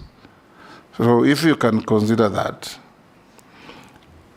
Lastly, if you are confirmed, you know, I was the first electricity regulator in this country. You remember? At that time, when we carried out a study, there was in the Southern Africa countries called the Southern Power Pool, where Zambia, Zimbabwe, South Africa, Botswana, Lesotho, Swazi were all interconnected. So if there was a shortage of power in Zambia, it automatically flows in from the connection in the pool and vice versa. Would you consider working with your counterparts in the region to create a power pool for the East African countries, including Ethiopia that now has enormous capacity after the Renaissance Dam, so that we can, in times of stress like droughts, it automatically flows into Kenya. There is metering and we pay for it. Thank you, Honorable Speaker. I will answer them in the reverse. And I agree with you. We have no option but join in the East Africa Power Pool. First, as a way of creating for our actors additional market, so that if we do what we are promising to do of increasing our installed capacity, then excess energy can find an outlet, Honorable Speaker. And in the converse, if we are short of energy for whatever reason, we can get energy from the neighboring countries within the pool easily into our national grid, Honorable Speaker. There are no two ways about it. The issue of possible subsidy for schools is a great idea in my view, Honorable Speaker, and it's an issue I may have to pursue and see to what extent it can be actualized. If and when we adopt it, it looks very revolutionary because the schools are actually suffering a great deal in terms of struggling to pay these bills. And the issue of erratic billing by KPLC, which was clearly indicated earlier on by Honorable Dawood. The issue of KPLC profitability, despite being a monopoly. Honorable Speaker, I said from the outset that in my view, based on what I've seen on the desk, my desktop analysis, the KPLC would require nothing short of a business process reengineering. But then, if and when I get appointed eventually, I will have to have a sitting with the KPLC management and other players to dig deeply into the matter of KPLC. Yeah, so that when eventually we prescribe solutions, the solutions that will have long-lasting impact for the benefit of the people of Kenya, Honorable Speaker. Thank you. I've sent a few questions. Some have been put to you and you have answered. Will you end KPLC monopoly? That I've just asked you. And corruption in the petroleum industry, what will you do about it? When you will revamp oil drilling in northern Kenya? I think this you have all answered. Another one says, KPLC sacked 40 staff in Mombasa in 2020. When they appealed, the managers who had sacked them sat on the appeal and summarily dismissed it. Will you intervene if you are confirmed? Then other one, yes, Maya? The other one is, what strategies do you plan to implement to reduce or eliminate power outages and improve the reliability of electricity supply across the country? This you have answered. Can you outline specific measures to enhance the efficiency and capacity of the national grid? You have answered. Illegal power connections not only result in significant revenue losses, but also pose serious safety risks. What steps will you take to curb illegal power connections and ensure that all consumers are legally and safely connected to the electricity grid? How will you collaborate with law enforcement and other relevant agencies to address this issue comprehensively? I think you have also touched on that. And finally, it's to also indicate to you, nominee, that in comparable jurisdictions like Philippines, power losses amount to just about 5 to 6%. And here you talked of what, 40%? 23%. It's unacceptable. Owen? Yeah, I have a question here from one of the people watching. It says, hello, Mheshimiwa, my name is Kibor, an employee of KPLC and a skilled contract. Can you ask Honorable Opio why we've stayed almost 5 years under contract, yet they bring unskilled employees instead of hiring us? And he says, we have 892 skilled fundis who are under contract in KPLC, and they have refused to hire. You are not a minister. You will not answer that. And you are not solving industrial problems in KPLC. Yes, you are being vetted. Yes. Honorable members, we'll now... Yes, Mary? From? No. You have? Go ahead. One only. Sorry. One is from a Kenyan who is complimenting you and saying if you open the refinery, they'll have opportunity for internship as students. The other one is asking, how long does it take to compensate a Kenyan whose house was burnt in 2022 through a transformer fault? So if you get to office, how long will you take to compensate such Kenyans? Honorable Speaker, I think if I am lucky to be appointed, I will take up these issues with the relevant persons in KPLC here. Yes, nominee, can you answer the following questions? Have you been adversely mentioned in any integrity-related report? Not at all. Not at all. Yeah. Do you hold any leadership position in any political party within Kenya? No, I'd resigned last week from both ODM and Azimio La Umoja Coalition Party. What is your net worth? My net worth is about 530 million Kenya shillings. 530. Made of? Well, it's largely cash, a little bit of cash, real estate, a lot of interest in real estate, developed, and also farms. I have farms all over, Honorable Speaker, in Siaya. In Siaya. You've been buying out your neighbors? Not really. I also have a farm in Narok, Honorable Speaker. I've got some plots in Kitengela. Yes. In Migori, yes.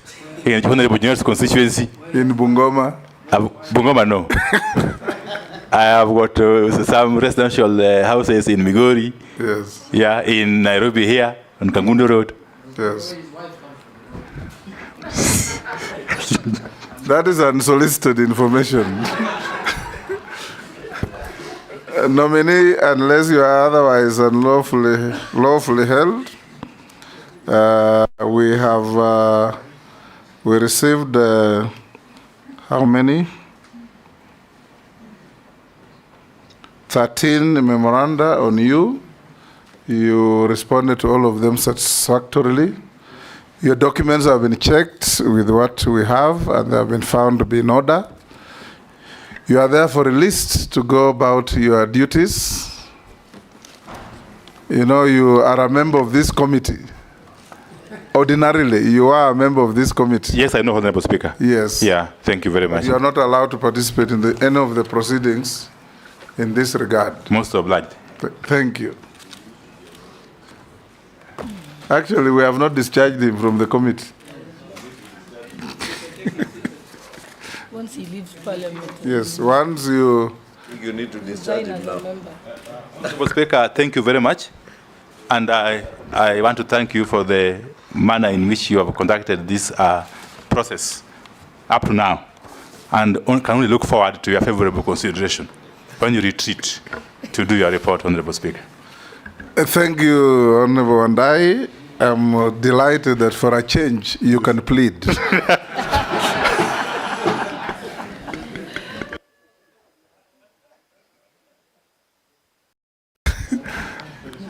Honorable members, we break for 10 minutes. No, 10, so that the staff can also put on your desks the documents for the next. Yes.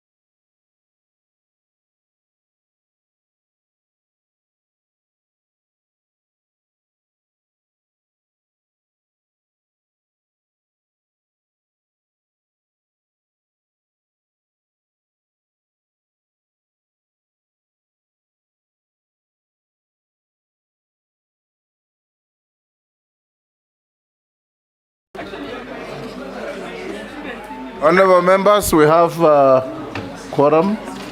Let's. Where is the front row on my right? Anyway, we have quorum. Okay. Call in the next nominee.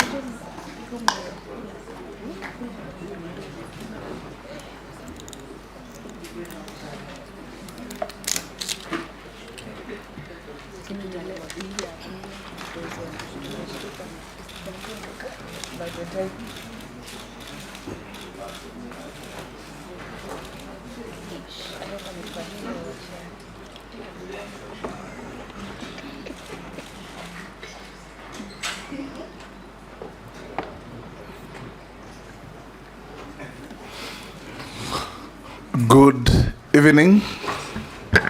Good evening, Mr. Speaker. Welcome to the Appointments Committee of the House. We are conducting confirmation hearings or vetting, as is commonly known, of persons that have been nominated by His Excellency the President to be checked to see if they are suitable to hold office as cabinet secretaries. Your name is Honorable Onesimus Kipchumba Murkomen, EGH. Yes, Mr. Speaker. For the record, the committee here is chaired by yours truly, the Speaker of the National Assembly.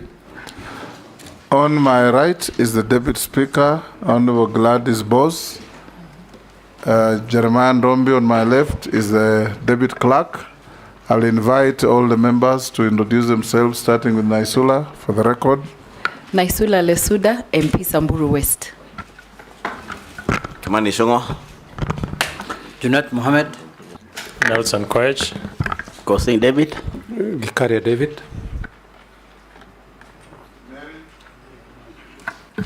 Emma Mary, Teso South. Abdul Rahim Daoud, Nodimenti. Owen Bayer, Kilifi North. Robert Mbui, Kadhiani. Stephen Mule, Matungulu. Dido Raso, Saku. Abdishurie, Balambala. Mishimboko Likoni. Rehab Mukami, Nyeri. Kitonga Murugara, Tharaka. Thank you, Honorable Murkomen. You will, of course, be asked questions to answer them on oath. We have the holy books there. We have the Bible, we have the Hindu holy book, and the Quran. Depending on your faith, which one do you swear by? The Holy Bible. Take it in your right hand and recite the oath. I, Onesimus Kipchumba Murkomen, do swear that the evidence I shall give before this committee of the matter under its consideration shall be the truth, the whole truth, and nothing but the truth. So help me God. I'm sure the mic is not.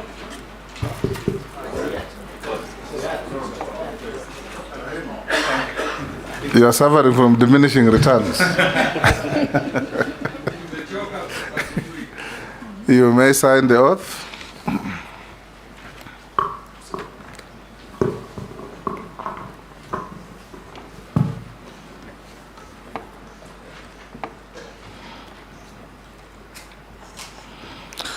Honorable Murkomen, you are one of the few who have got the luck to be vetted twice within 2 years. This is the same committee that vetted you some about 18 months ago. We Before we embark on the business, hand over your certificates through the sergeant to the clerk to check against what we have.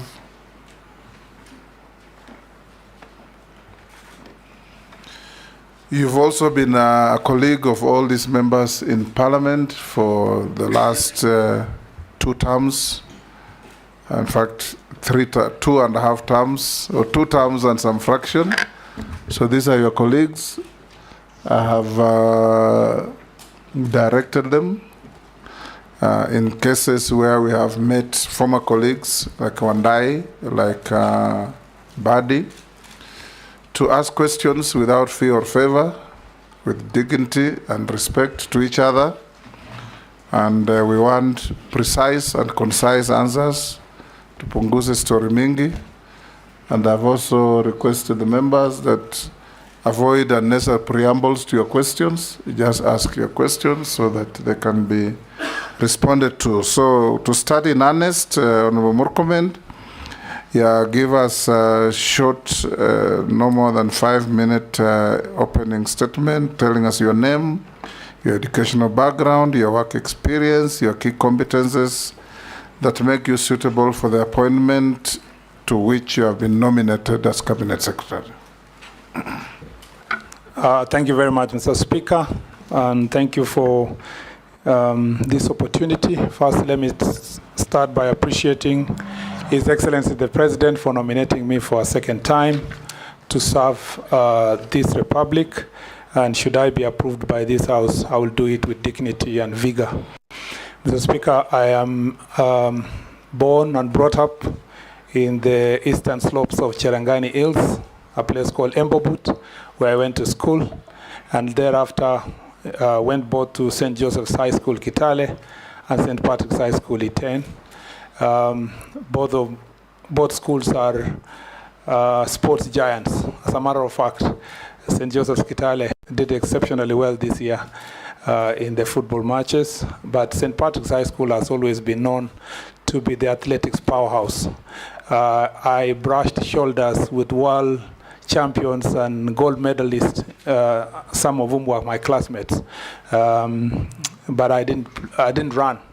Instead, I was a footballer, Mr. Speaker, and I did fairly well based on the standards then in the district.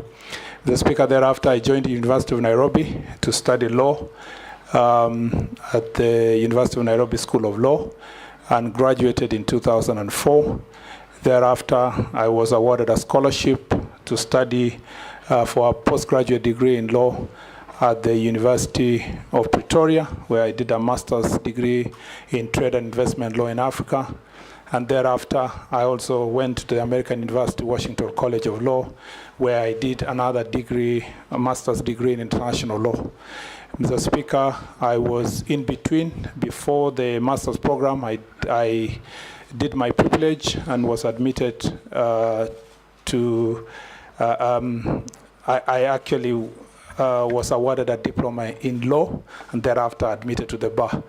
Mr. Speaker, upon return from the United States in 2007, I was employed to teach at the Catholic University of Nairobi, where I am very proud of the first cohort of my students in my time, one of whom is the President of the Law Society of Kenya. Thereafter, Mr. Speaker, I joined Moi University, as also I taught in Moi University until the time I resigned in 2012 to join politics. In between, I was an adjunct lecturer at the University of Nairobi, Kenyatta University, and a few other colleges and institutions. And Honorable Junaid Mohammed was a beneficiary of that knowledge, Mr. Speaker, in the legal profession. Mr. Speaker, other than that, I need to say that the most relevant part of this experience in the university and college, Mr. Speaker, is the fact that throughout my tenure from high school to the university, I was a student leader. As a matter of fact, at the University of Nairobi, I was the first student to be elected to the president of the Law Society in my second year. And Mr. Speaker, I also served as chair for SONU for a short period of time as we reconstituted SONU. And Mr. Speaker, I also was the CU chair, not just for the University of Nairobi, but all the CUs in the country. I am a product of student movement. I have been brought up, mentored, both in Christian leadership circles and also in the political movement of students. When you say CU means Christian Union. Christian Union, yes. Someone can think it's Cafeteria Union. It's not CCU at the University of Nairobi. It's actually, Mr. Speaker, the Christian Union. Mr. Speaker, I was the president of the Fellowship of Christian Unions leadership across the country. Mr. Speaker, beyond that, I need to say that I also was a board member of the Youth Agenda, where our focus was to make sure that we mainstream youth issues. Mr. Speaker, I have worked with many civil society, both as a consultant, but also as a volunteer in the board. I do a lot of sports-related issues. Mr. Speaker, I was the captain of Bunge FC. And I see my members here, Mr. Speaker. Honorable Kikaria was a fantastic midfielder, a bit aggressive sometimes, but Mr. Speaker, I was the captain, and we did exceptionally well during my tenure, and I scored so many goals in different countries in East Africa.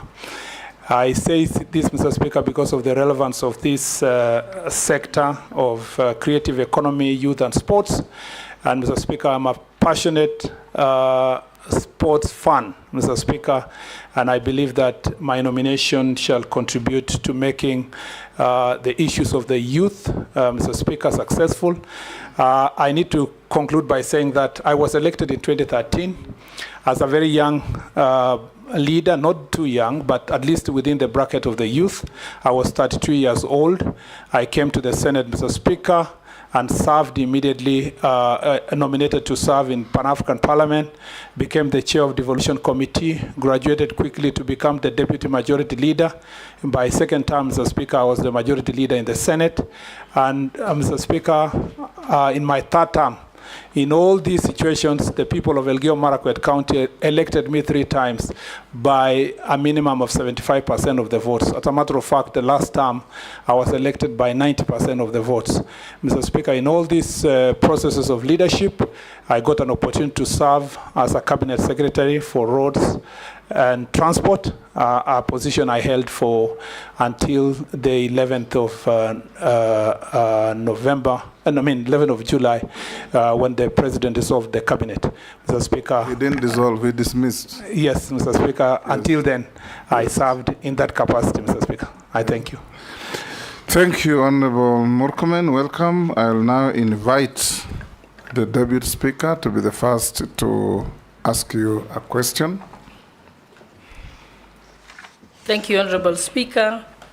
Honorable Kipchumba Murkomen, my questions will just be two-way, where you're going and where you had come from, because we will judge your competence as a Cabinet Secretary for Youth Affairs, Creative Economy and Sports based on your performance in your previous position of Cabinet Secretary for Roads and Transport. So I'd like us to tell us what you found when you went to the Ministry of Roads and Transport, and then what were your key achievements, and what is your legacy, so to speak, so that if we had to assess what Murkomen did during that time, we can be able to judge you by that. And then secondly, I'd like you to now tell us what is your vision when you go to the Youth Affairs, Creative Economy and Sports docket. What's your vision of it? What are the challenges you have? Because you've been listening out, you've been in cabinet, you know what the challenges are, and you can make explanation on that. And as you know, I've been very vocal about that particular ministry. Thank you. Proceed to answer. Thank you, Mr. And we expect Speaker. concise and precise responses. Thank you, Mr. Speaker. Mr. Speaker, I start by saying that my greatest success in the Ministry of Roads and Transport is leadership. My first responsibility was to be a leader, to put together a team that works together, to make sure that the ministry and the state agencies are working together seamlessly, Mr. Speaker. Some of the agencies that I found dysfunctional, especially Kenya Airports Authority, with too many of its senior staff acting. I made sure that, Mr. Speaker, we fixed that problem, because that problem was the cause of the other systemic problem within the institution itself. Mr. Speaker, I operated and worked with the managing directors, director generals, the PSS as a team, and at no time, Mr. Speaker, did you hear any squabbles in the ministry. Number two, the second success for me is to be able to lead for the 2 years with integrity and honor, without, Mr. Speaker, bringing my office into any disrepute. And, Mr. Speaker, for the 2 years, no accusation was leveled against me, Mr. Speaker, of any kind on matters of integrity.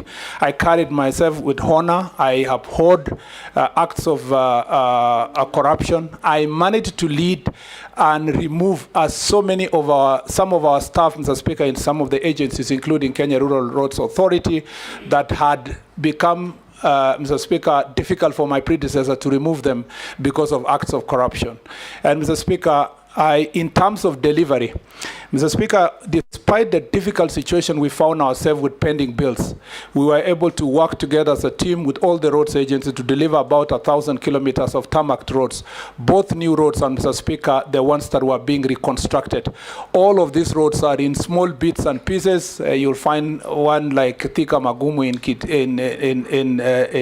in Kiambu, or the road from Mtwapa to Kilifi, or the road from Kwanjumbu, Mariakani, or Masera Sori in Homa Bay, or the towns of Embu, Kericho, Bungoma, and other towns in the country. Cumulatively, Mr. Speaker, we did about 1,000 kilometers of roads, despite the difficulties we had with the budget.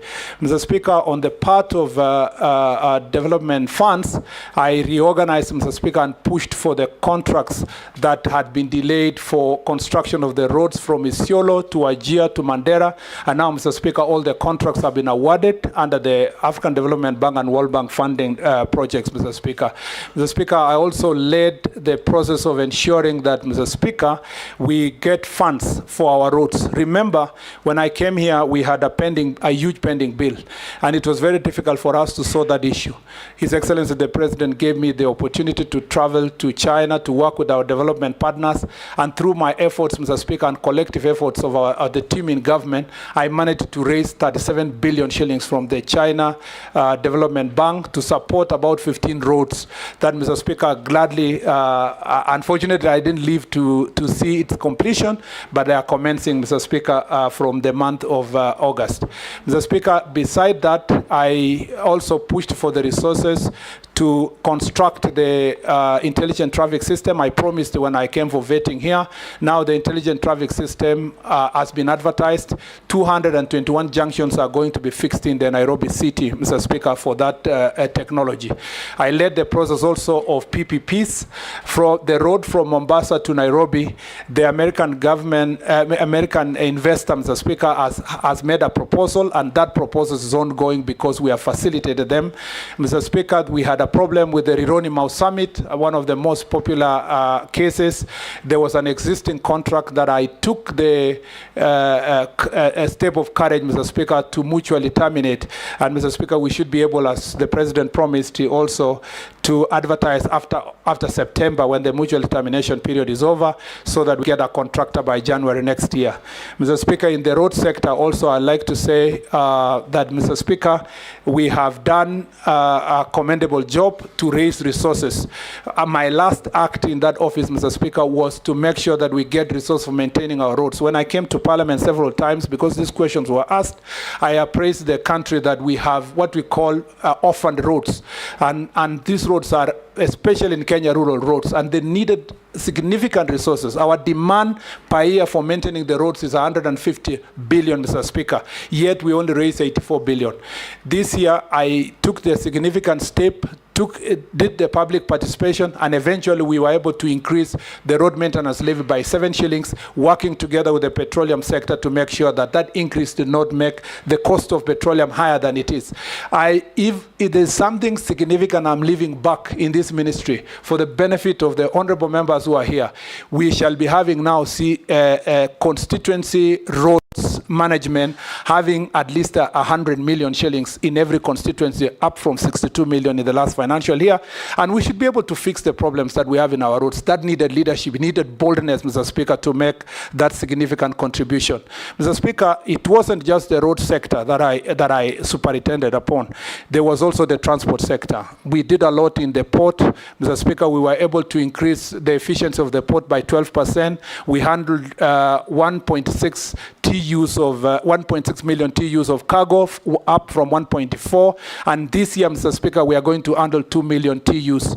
In also that sector, Mr. Speaker, we have increased investment, especially in Lake Victoria.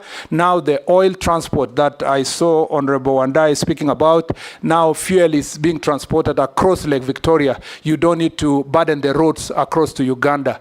Mr. Speaker, we are also building piers in Kisumu and also getting a ferry from Fangano Island.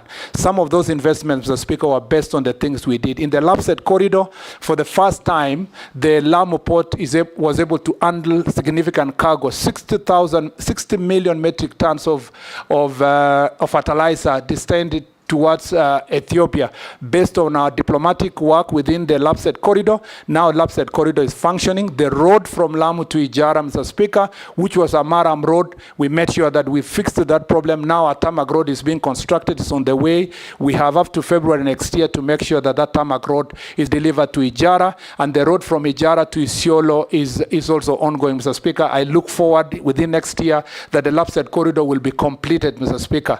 Mr. Speaker, I also did some work at the airport. You remember that when I arrived, the Jomo Kenyatta International Airport was a place of shame. All the airports do not have a maintenance policy. Mr. Speaker, after fixing the human resource, we made sure also we fixes the maintenance policy. Now we've been able to fix Jomo Kenyatta International Airport drainage system. We've also been dealt with the roofing, and Mr. Speaker, there is a progress in that direction. We've also fixed, Mr. Speaker, many of the other airports. There was a lighting problem in Eldoret. Wilson Airport, for many of us who are here who've used the Wilson Airport, you know that it's full of potholes and bumps, Mr. Speaker. Now we have awarded a contract to make sure that the aprons and the runway is redone afresh, because Wilson Airport is among the busiest airports in the continent, Mr. Speaker.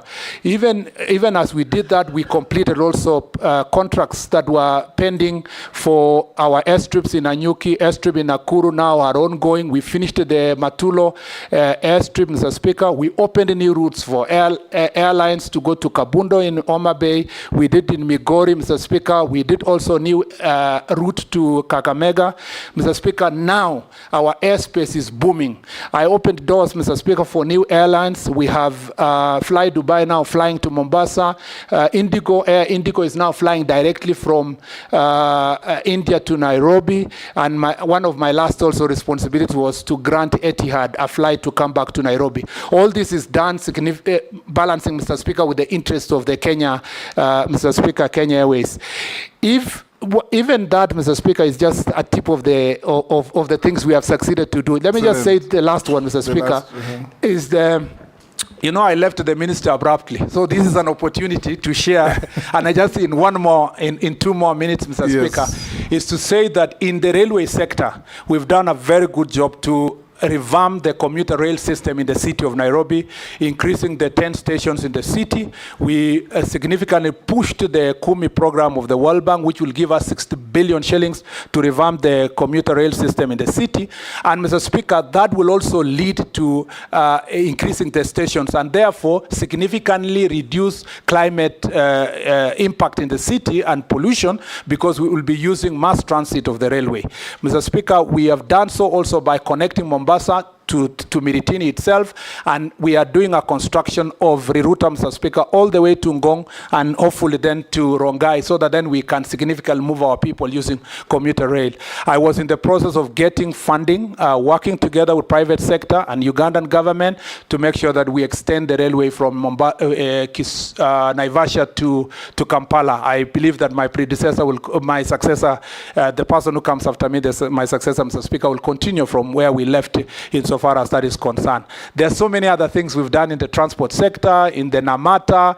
All these will be now factors of history, and we shall have the time to be able to share. So I just want to say this, Mr. Speaker, that even as we accuse the government, and there is a general accusation across board that we've not done the communication, unfortunately, Mr. Speaker, no matter how much we try to publicize these great things we have done, it is trounced by criticism and predetermined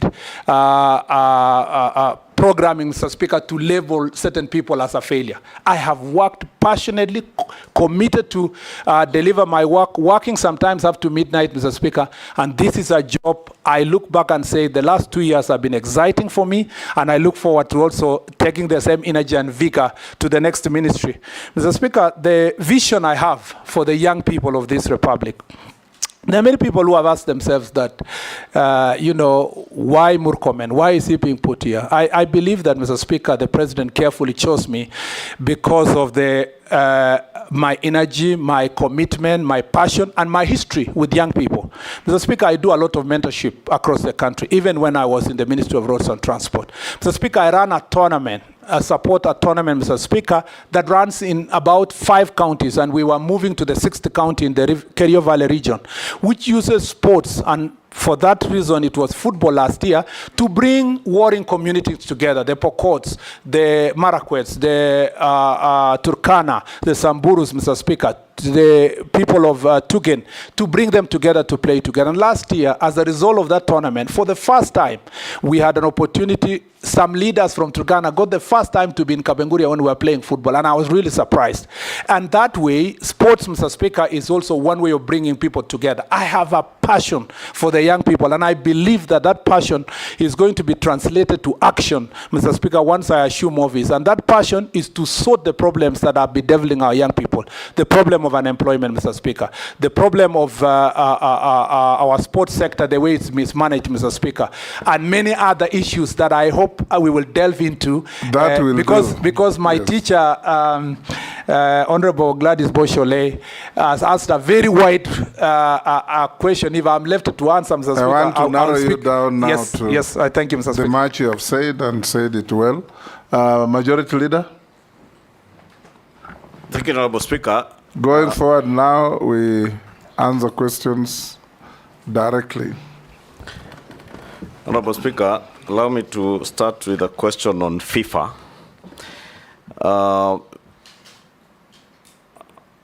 CS nominee FKF received a letter from FIFA in March threatening suspension following a litany of court cases bedeviling the Kenyan Federation.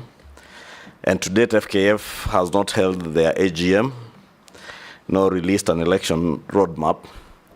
If you get the opportunity to serve in this ministry or don't to hear what you intend to do, I do know you're a football fan, but the teams that you support are not Kenyan teams, at least the ones I see you online supporting. What will you do to make sure that our football gets back its glory and at least Kenyans can be watching our Premier League the way they watch the English Premier League? 2, you have clearly put out your report card for the time that you are the Ministry of Roads and Infrastructure. I remember a year ago, you appeared in Parliament and promised Parliament and the people of Kenya that you would be exploring PPP as a model, an alternative model of financing huge infrastructural projects. I do know there was some work on Adani at the airport. Would want to hear whether this is the Kipchumba Murkomen who has been accused on social media of selling, in quotes, our airport. Did you or did you not sell our airport? And who did you sell to? Jeanette as well. Mr. Speaker. Yes. I have taken note that the CS nominee, last time we vetted him here under your chairmanship. And I've seen he has just come with the same suit that he came with that time. I have the picture with me here in my phone, Mr. Speaker. Yes. I was waiting for a different one. It's the same suit? The same suit and the same tie. I was looking for something else. Maybe that's his attire of luck. Yeah, that's what I'm seeing, Mr. Speaker. Maybe the people who live in the valleys of Elgeyo Marakwet told him, if you want to get approval, just take that suit and that tie. Yes. Anyway, Mr. Speaker, the question I want to ask him is that one is about this Ministry of Sports. I wanted to ask him that about protection and growth of local content. What measures will you take to protect Kenyan artists from plagiarism? Then how is the government going to assist local artists, local creatives in achieving 60% of content for local broadcast? How will you ensure that all Kenyans, including those who do not have access to TV, can consume our local content? How will you achieve that? And lastly, Waziri, from your previous office, please put it very clear to this committee. What is this matter of Adani and Jomo Kenyatta Airport? When did you travel to India? Whom did you go? What is the content of the letter? Everything. We want to know whether the Jomo Kenyatta Airport is still Kenyan Airport or it is now Mumbai International Airport. Please. Yes, nominee.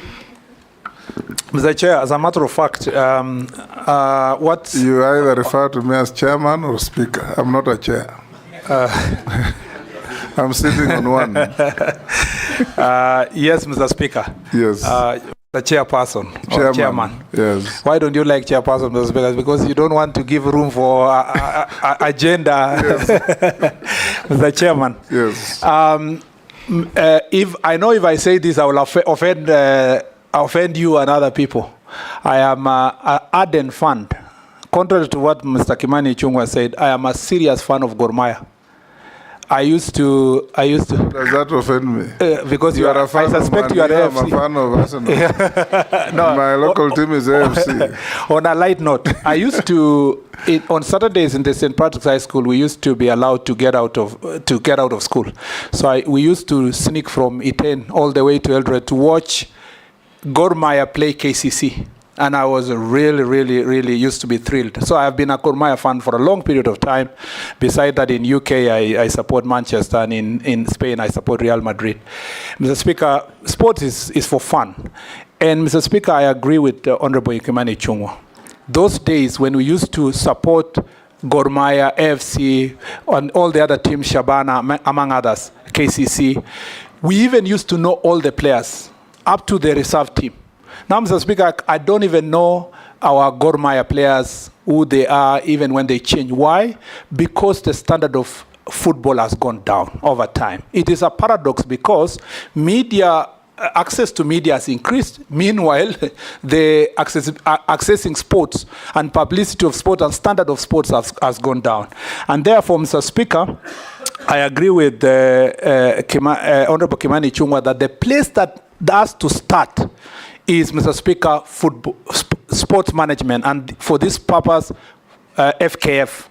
Mr. Speaker, it is not right that for the last 8 years, you have an organization that has a leadership in office that has not been elected, but they are there in perpetuity, Mr. Speaker. Mr. Speaker, it's not just FKF, it's AK. AK has been there for 12 years without an election. Cricket Association, the same. Badminton, the same. Mr. Speaker, for swimming, the same.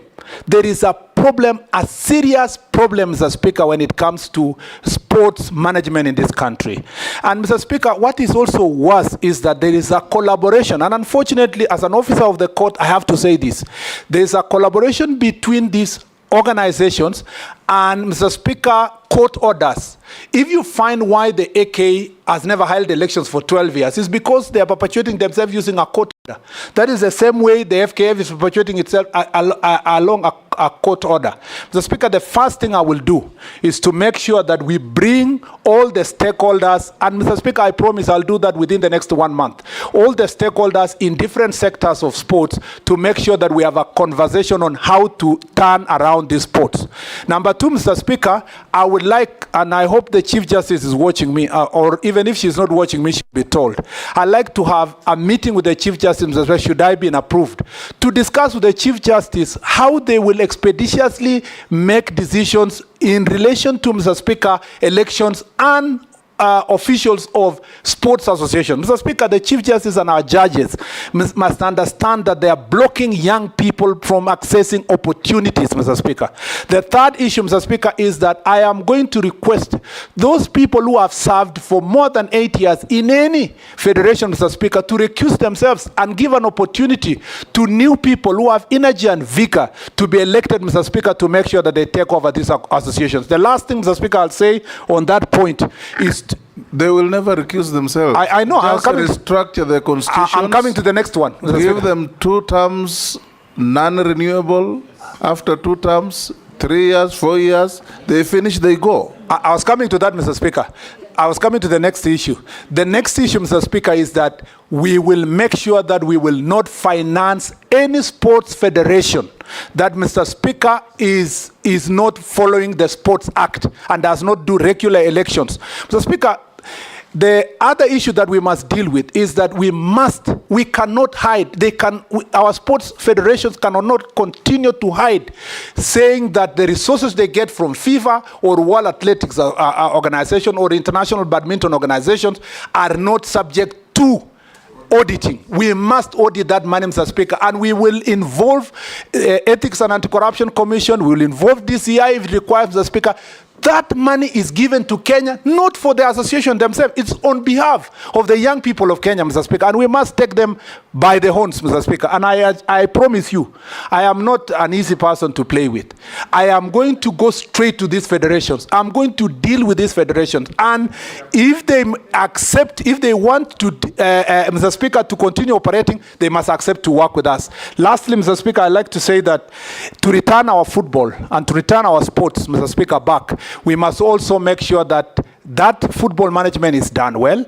But on the other side, we must also support the private sector. For example, Safaricom with Chapadimba, they're doing a very good job in identifying talent. We need to encourage other associations, other companies, Mr. Speaker, with tax rebates that are paid on time and transparently to make sure that we return private sector to be able to support our sports teams, Mr. Speaker. Mr. Speaker, I know there are many other issues on sports, but that was very specific to FIFA and the cases that are there. Mr. Speaker, as a matter of fact, Mr. Mwenda is my friend, Mwendwa, and Tuei is a person I know. I want these people to just believe in the people of Kenya and give a chance. You are confirmed. Yes. You are not be confirmed to go and work with friends. You are going confirmed to go and work for the people of Kenya. That's why I'm saying, Mr. Speaker, yes, they are my friends, but they need to know, Mr. Speaker, that time is up. The people of Kenya would like to have an organization that is being run in a proper manner and in a accountable manner. And they need to know one thing. Murkomen is not alone. Now I have an army behind me of young people. Mr. Speaker, they either voluntarily exit these positions and accept the changes that we need, or we greet them or occupy them, Mr. Speaker. This is that will be unlawful. Mr. Speaker. And we encourage you not to go that route. No, Mr. Speaker. If you are confirmed. No, not illegally. We will do it, Mr. Speaker, in a peaceful manner. Because, Mr. Speaker, we will follow Article 37 very carefully, Mr. Speaker, to make sure that this is achieved. Mr. Speaker, I want to say that on the PPP issue of the airport, PPP is a very important concept of developing our infrastructure. You know that, Mr. Speaker, the as I said earlier, on the road of Rironi-Mau Summit, already the previous government had committed itself on the PPP. Unfortunately, the contractor they worked with was not willing to ensure that there is no transfer of guarantee to the people of Kenya. That is the reason why we are terminating the contract. Otherwise, the road would have started if they had accepted not to transfer that burden to the people of Kenya. We are redoing that PPP because of that. Mr. Speaker, for the airport, I want to be very clear, Mr. Speaker, to the people of Kenya. I have not, and I do not have the capacity to enter into any PPP as a person, as a cabinet secretary. And I have not in any way sold the airport. Mr. Speaker, the truth of the matter is this. The president has said this publicly. The PCS has said this publicly. PPP, the people of Kenya need to be taken through the process of PPP. A PIIP proposal, which is the case of Jomo Kenyatta International Airport, that is privately initiated proposal. Mr. Speaker, which is part of PPP. Mr. Speaker, is not the first one. The first PIIP, Mr. Speaker, in this country was the expressway. The expressway was through a PIIP. The government evaluated it. They found a proper contractor. Now we have expressway with a contract period of 30 years, transferable back to the people of Kenya once the road is used and maintained. Mr. Speaker, the difference between the expressway and the airport is that there was a proposal. And this is not just one proposal. People keep coming with proposals. Some are serious, some are not serious. Some you invite them to come for meetings, they don't come. When a PIIP proposal has been done, the contracting authority, in this case Kenya Airports Authority, goes through a preliminary process of establishing the viability and the verifying the existence of the company, the capacity, and so forth. Once they do the preliminary process, Mr. Speaker, as the case is in Jomo Kenyatta International Airport, that process now moves to PPP committee, PPP's directorate in the ministry, in the treasury. That process has not even reached the treasury yet. What Kenya Airports Authority was to do is to first establish the relationship with the proponent. Now, they have reached a certain threshold now that they should be able now to do public participation and stakeholder engagement, after which they will send the report to PPP's committee. The PPP directorate will move it back to the contracting authority. The contracting authority will write to the ministry. The ministry, the cabinet secretary in charge of transport, when the time comes, will write to the attorney general. The attorney general will go through it, Mr. Speaker. If he agrees, also it is forwarded to the treasury minister. The minister, if he agrees, you do a CAB memo. And you know, Mr. Speaker, you have worked in government. A CAB memo will be circulated to among the parties. It's tabled in the cabinet. And if the cabinet agrees, they pass it. So for someone to wake up one morning and say all such an elaborate process would have involved one individual, let alone even one agency. A PPP process is a collective process of government. And I want to assure the people of Kenya that your assets are safe. Jomo Kenyatta International Airport is safe. When this process advances, and I hope it advances, we will get to the level where we will make sure that the product that we get is going to benefit the people of Kenya. One thing I want to assure you, the first thing I did was to resolve the dispute that was there. There was a claim of 20 billion shillings hanging on KAA. Through negotiation and mediation, we made sure that we negotiated out and only we are paying 600 million shillings. Mr. Speaker, that now the airport is ready for investment, ready to receive investment, like other airports. Once we are done with that, Malindi, for example, where Honorable Baya comes from, Mr. Speaker, has got funding from Italian government, and we are able to get funding from Italian government to build a modern airport in Malindi. This is how we should move. If we succeed to get PPP in Jomo Kenyatta, and again, another thing I want to assure Kenyans, where the proponent will build the terminal is the only size of land, maybe 20, 30 acres. It's not the 1,000 acres, the total acres of Jomo Kenyatta International Airport. It's only a small section that will be concessioned where the proponent will build the terminal. And we need it. Otherwise, if we don't need it, Mr. Speaker, if we don't do it, we will become, Mr. Speaker, the last in this region. Ethiopia has defeated us. Rwanda is about to complete their airport. Tanzania has improved theirs. Even Uganda have a better airport. Even Entebbe is looking more presentable. The same Kenyans who are talking about leaking roofs, drainage systems, Mr. Speaker, very bad infrastructure. CS nominee should be able to support that process. Nominee. Yes, Mr. Speaker. You're just confirming one thing. Yes. Even the president lamented that the weakest link in his government was public communication. You seem to have all the facts, but nobody has been told. Mr. Speaker, despite the fact that PCS has said, despite the fact that the presidents were communicated, but it remember this issue. It came because of the storm. But if it was explained along the way as you went about these things, the public would have understood you better. Let me absolve the KA for this reason. This is a proposal of March. Honorable of March. Yes. I think what we just need to we have to admit that we were bad communicators. Just assure Kenyans that you will communicate better in your next assignment and that you'll advise your successor to ensure that this message you have given us today of the great work you have done will go out to be known by the public. We can now. Yes, Unit. Mr. Speaker, I agree with you. You see, Jomo Kenyatta is the biggest airport in the country. In the region? In the region, actually. And that's the biggest, one of the biggest assets Kenyans have. You want to go PPP with it. And Adani has written a letter saying that he wants to go PPP. You are not informing Kenyans that Adani, a man called Adani, has written to us. And you expect Kenyans to keep quiet. And they can see the airport was almost going. They will not keep quiet. They will not keep quiet. Mr. Speaker, let's move on. For the record, let me just say for the record. You are being evaluated for Minister for Sports, so let's move to sports. But my integrity on this issue is important. And we move on. That, Mr. Speaker, this is a proposal of March this year.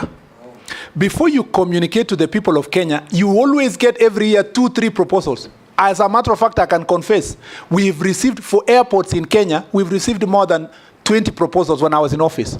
But you keep evaluating to see who is a joker, who is a serious person. Once you achieve a certain threshold, the public participation engagement is done, which was supposed to be done from this July. But Mr. Speaker, it coincided with the time that the president made the changes, when we were now supposed to do this. Number two, more than 5 times, I have communicated PPP on Jomo Kenyatta International Airport through Parliament. Several times I've been asked this question, and I've said there are proposals that we are working on, we're looking at, and we will communicate to the public about the PPP. So, Mr. Speaker, the time had not reached for us to make that public. You've made the point. The last thing I want to say is that Honorable Junet talked about protection of local content. I think, Mr. Speaker, we just need to be serious as a country. We need to implement our intellectual property laws, Mr. Speaker. I know that we have institutions in place, Kenya Corporate Board, Kenya Industrial Property Institute. We have also, Mr. Speaker, Anti-Counterfeit Agency, which I served as the first board member, who are supposed to do enforcement. I think that needs to be done. Suffice to note, Mr. Speaker, that is not within my ministry. It is in the Arts and Culture Department in the Ministry of Gender, Mr. Speaker. Mr. Speaker, also in the terms of local content, I totally agree with Honorable Junet. We need to bring Citizen TV and Royal Media have a product that they try to support local content. Mr. Speaker, they want to go the same way with Sony Studio, Universal Studios, and so forth. We need to support more of the same of local companies that are going to take local content, air them, and, Mr. Speaker, pay our artists across the country. And this 60% local content is easily achievable if we find ways of engaging them. And I think what I have had for the short period after my nomination, I have engaged the sector. Many people think that this is one sector that has never had proper public participation. The people have the ideas, the stakeholders have the ideas. It needs just a leadership that is listening, and I'm going to listen to them, and we work together towards achieving this 60% local content. Members, one question each, and Minister nominee, you answer concisely and precisely. Naisula. Mr. Speaker, allow me to say this because PPP might happen again where the nominee will go to.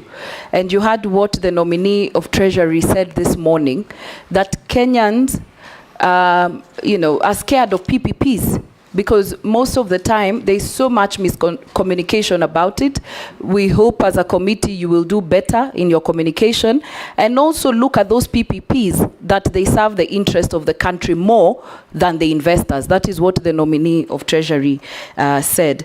But to my That is just a comment. You will It's a not comment. Don't answer to it. Yeah. So I have a comment. Kenya is hosting the African Nations Championship 2025 next year and the AFCON in 2027. Do you have any ideas on how Kenya can deliver this to world-class standards? What will we do differently if we find you suitable to hold that office? And how do you plan to incorporate stakeholder and public feedback into your planning process? And lastly, do you know if as a country we have a gender violence and abuse policy in sports? Nominee? In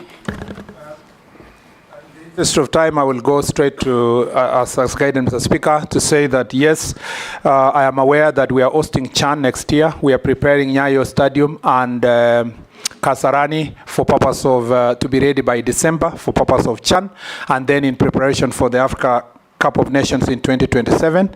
Mr. Speaker, I'd like to say that to deliver this world-class, to deliver the tournament to a world-class level, Mr. Speaker, we are going to put in place a steering committee that has all the stakeholders. Mr. Speaker, I'm also inviting, and I will invite the private sector to quickly join in. We don't need to wait until late, Mr. Speaker, to make sure that they invest, Mr. Speaker, in the opportunities that come with, Mr. Speaker, the Africa Cup of Nations in 2027. Mr. Speaker, also we are working on the infrastructure. Talanta Stadium, which is going to be in Jamhuri along Gong Road, Mr. Speaker, is ongoing. I will make sure that it's delivered to the required standards. Mr. Speaker, also all the stadium where the players who are going to train, we are going also to make sure that the stadia are put to be world class. One thing that is lacking in our country as we speak, Mr. Speaker, is that we do not have standards put in place in regulation of infrastructure. The law itself, the Sports Act, says that Sports Kenya will set the standards, but the regulations must be put in place. As a Cabinet Secretary, I promise this committee that will be a priority for me to make sure that all the infrastructure across the country are going to be built based on world-class standards.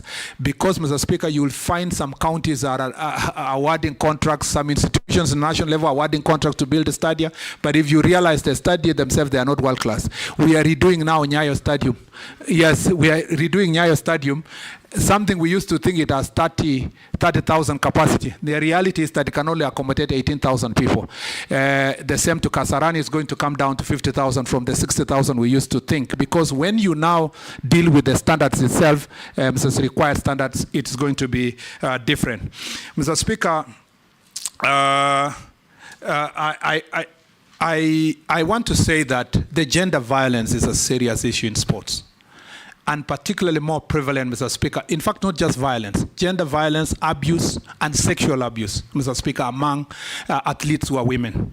Mr. Speaker, you know the case of Agnes Tirop. You are an ardent fan of athletics, who was killed, Mr. Speaker, in my county.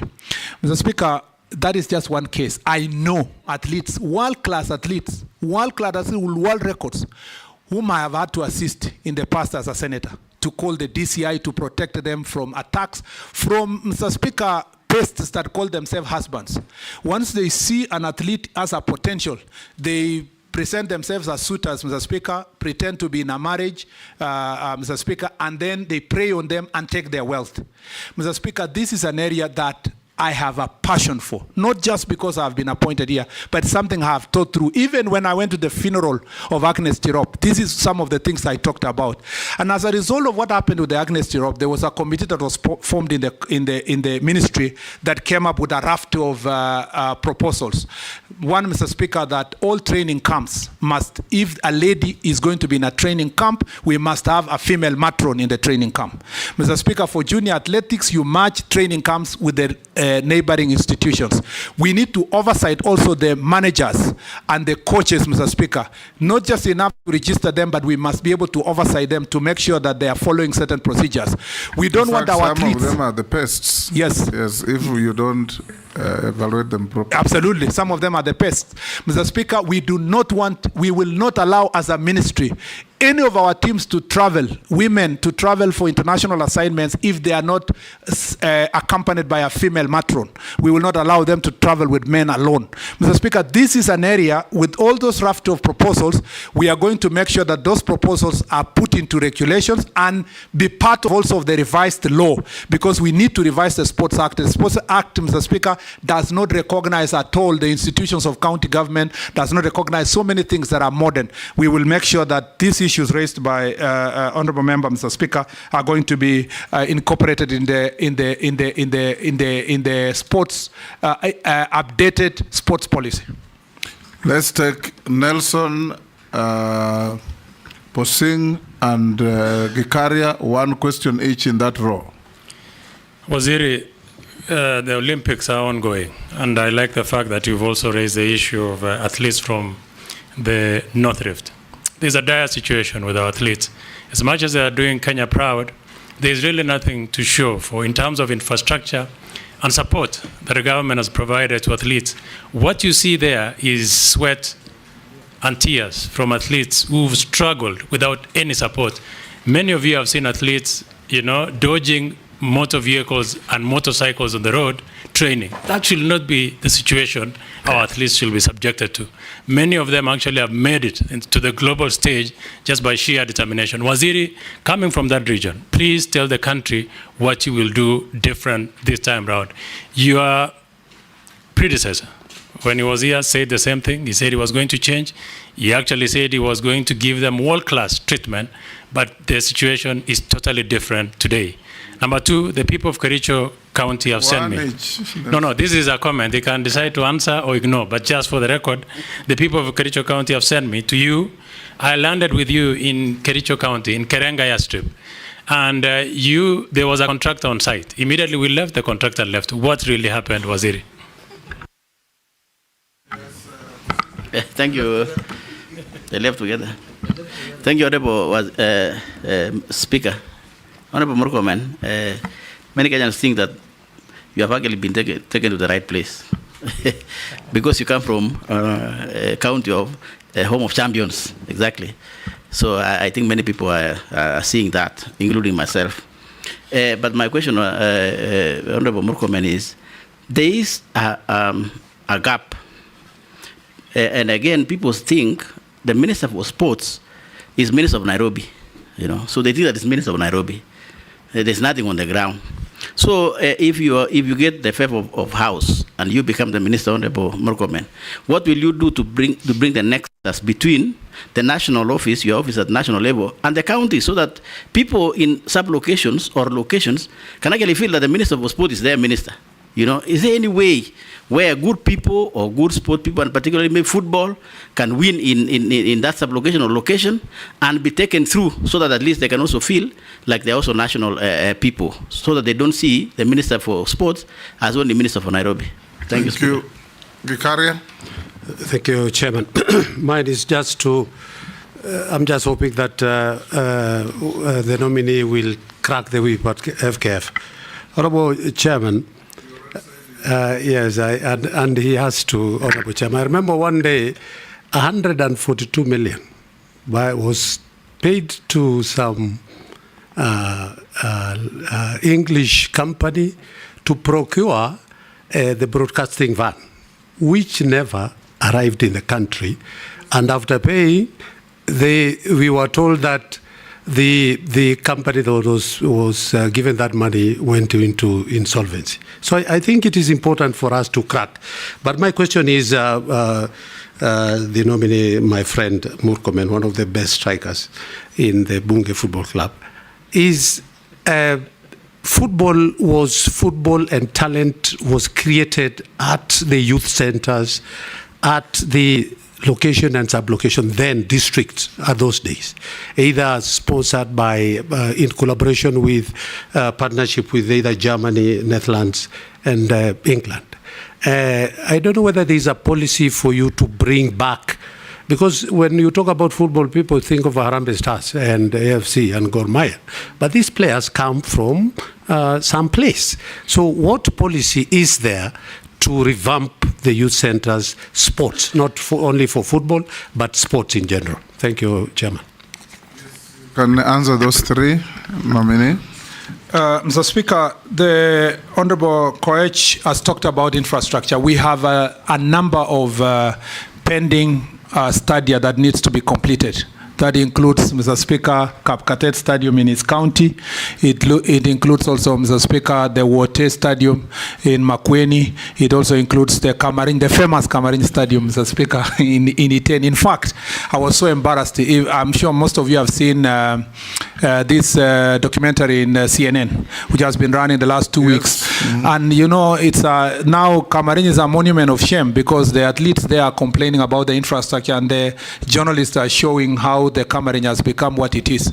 The Speaker, I have been briefed already, the Speaker, in the process of preparing myself for this confirmation hearing, that some of the processes are ongoing in terms of delivering the infrastructure.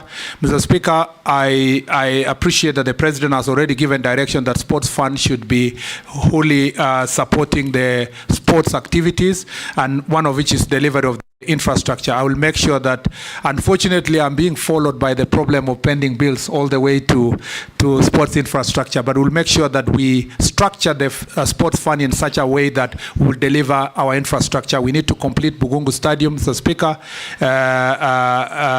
in Bungoma.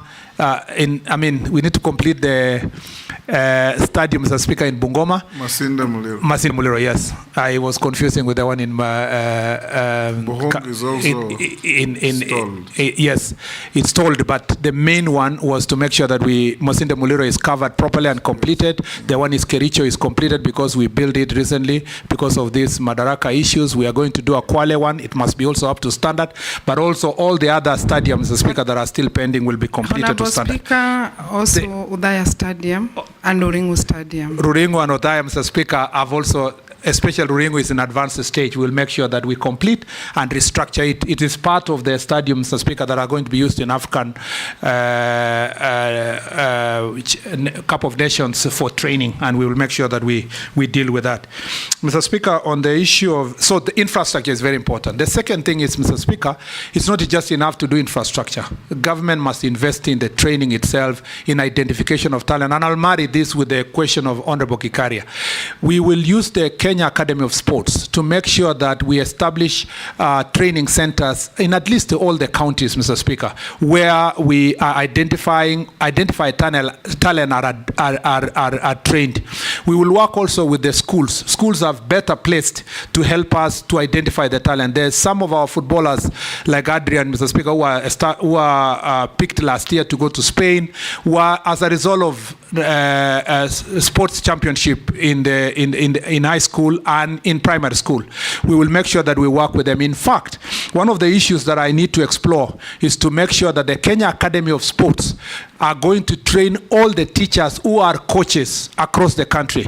And not just training, they must also be certified, so that that certification is going to be recognized in their promotion, so that we need to use the teachers who are already in schools to make sure that we develop. That is really what is bottom up in terms of sports. Mr. Speaker, just to mention the Karenga Stadium in passing, as has been asked by Honorable Nelson, airstrip. It is true that we established and built Karenga airstrip for purpose at that point in time to facilitate the travel as insofar as the Madaraka Day was concerned. However, we had promised the people of Kericho that we will do a world-class airport there, and we needed land.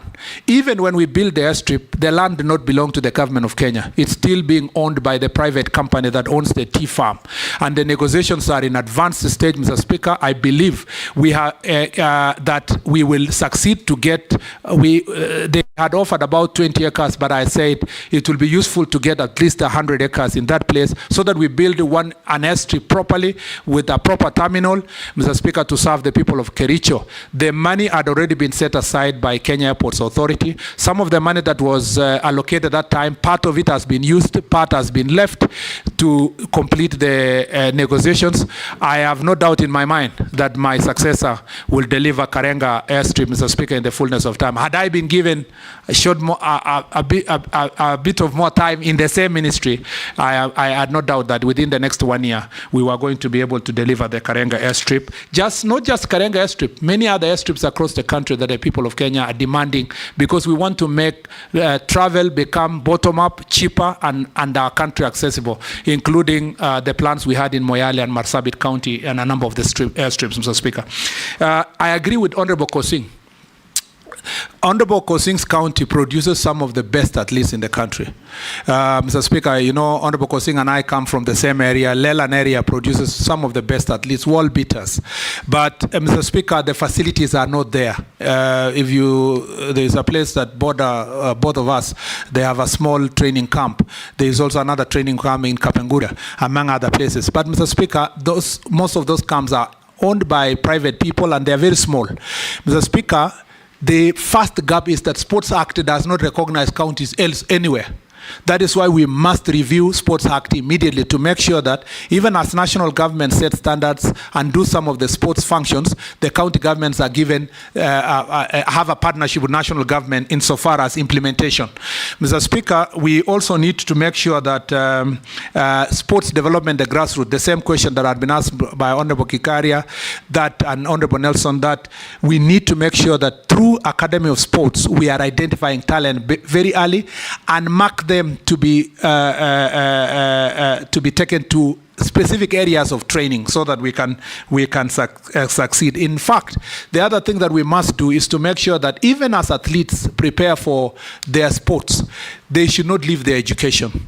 There is a serious gap, especially in athletics, Mr. Speaker, where many of the athletes, once they go to running, they are told, concentrate on running. Yet when we go to rugby, you have graduates with master's degree and they still succeed in rugby sevens and their rugby career. So it's just an attitude of how we fashioned the athletics. We need to make sure also we support their education. And to follow what Honorable Kikaria said, we need also to deal with these investments. We need to attract more people to establish academies in the country, sports academies. I know the international schools have very good facilities for training young people. We need also that to be affordable to the people at the bottom of the pyramid by making sure that we support investors who can come from out of the country to do what used to be done in Madare and other areas to using, Mr. Speaker, establishment of academies. Mr. Speaker, the last thing I'd like to say is that Honorable Kikaria spoke about the 142 million van and the all problems that we have in this sector. Mr. Speaker, corruption is a big issue in this. You already covered that. Yes, I'm just saying that, just as he said, we are going to be able to deal with the issue of corruption head on. A forensic audit. Yes, Mr. On Speaker. how much money international organizations have been sending to these institutions. It is so ordered, Mr. Speaker. You have ordered. Mary. Thank you. You've touched on sports academies. Honorable nominee, 31 academies of sports are earmarked to commence this financial year, 24-25. They were advertised, but again cancelled. Honorable nominee, we are at a time when Kenyans are tired of too much talking. Kenyans want to see action, not what has been witnessed, PR, managing of members and representatives of the people. I want you to tell Kenyans, if you succeed in this nomination to the ministry, how long will it take you to advertise for the commencement of the sports academies? And these academies are being funded by the sports fund. I happen to be a member in that committee. And you have said that it is possible to get partnerships even to support that endeavor. So tell Kenyans when we will see the sports academies commence. Thank you. Thank you, Mr. Speaker. To Honorable Murkomen, we've worked with him in this Transport Committee, and I want to ask him, you have talked about the Jan 2025 and 2027, but I didn't hear you mention anything about the stadium in Meru being used, because the stadium was done for over $1 billion shillings, and already it has not been even handed over. The running track is coming out. And the youth who come to leagues They spend over 1 million shillings just in courses run by FKF for training and all that. But in return, they do not get anything. And then they pay 60,000 to join leagues. And after joining leagues, they have to pay to use the stadium, 15,000 shillings. And I believe it's all over. So my question to you, Honorable Murkomen, is what are you going to do about the youth? It's not just football. It's all sports which we need the youth to be involved. And as well, the same Sports Kenya, which did Meru Kinoru Stadium, and it's a very big stadium, I believe you've been there, demolished our police station in the stadium, demolished the ACC's office, and promised to give 42 million to build new ones, where your two predecessors, if you are confirmed, Honorable Ambassador Amina, she ignored it. Honorable Ababu Mamba, when he came to Parliament, he says, yes, as soon as funds are available, he will give. So I want to know from you if that one for Kinoru, what you will do. And we've got even another stadium in Maua, which is waterlogged. We've got another one in Kobo. It's not there. And in Timau and many other places. You are making a speech. Yes, yes, Murugara. Thank you, Mr. Speaker. Nominee, talk about Standia. The Chuka Stadium is also not complete. Talk about your previous ministry of roads. Tharaka-Nithi is the home of stored roads, the most ugly of them all, including Chakariga Marimanti. You need to comment on that one. Then a comment on how you fed sports persons, because I had a young man who actually went all the way to Rwanda on the high jump, came back. I pleaded with your predecessor to meet him and fed him, the PSC Sports. I received the cold shoulders and nobody did any of that. What is the policy you're likely to have as regards the feting of sports persons? Young people, actors or artists, they are occupying us because they're not happy. They are doing all this work, but their royalties are not being paid. What are you likely to do about improvement on payment of royalties for these artists, including what benefit Kenya gets from all these nice movies we see internationally with the Animal World, National Geographic, Animal Films, Wildlife? What benefit does Kenya get from all this? Because this is where we should be selling our property and receiving payment for. Thank you. Nominee, answer those three. Mr. Speaker, again, I'll try to summarize. On the Honorable Daud's Chan 2025, yes, we are prepared, and I would love to get a brief whether Kinoru Stadium is one of the beneficiaries in terms of either training or playing. I know, of course, Kinoru Stadium. I've even addressed a rally there, a famous rally before. And you speak to the same things I talked about. I told you about standards. A county starts a stadium, they build. Sometimes it is a money-minting project. There is no intention to complete, or even it's completed, it is shoddy. It is not just Kinoru alone. All the stadium across the country. There was the case of Kericho. They finished it and it was coming out. Machakos the same. There were many other places across the country.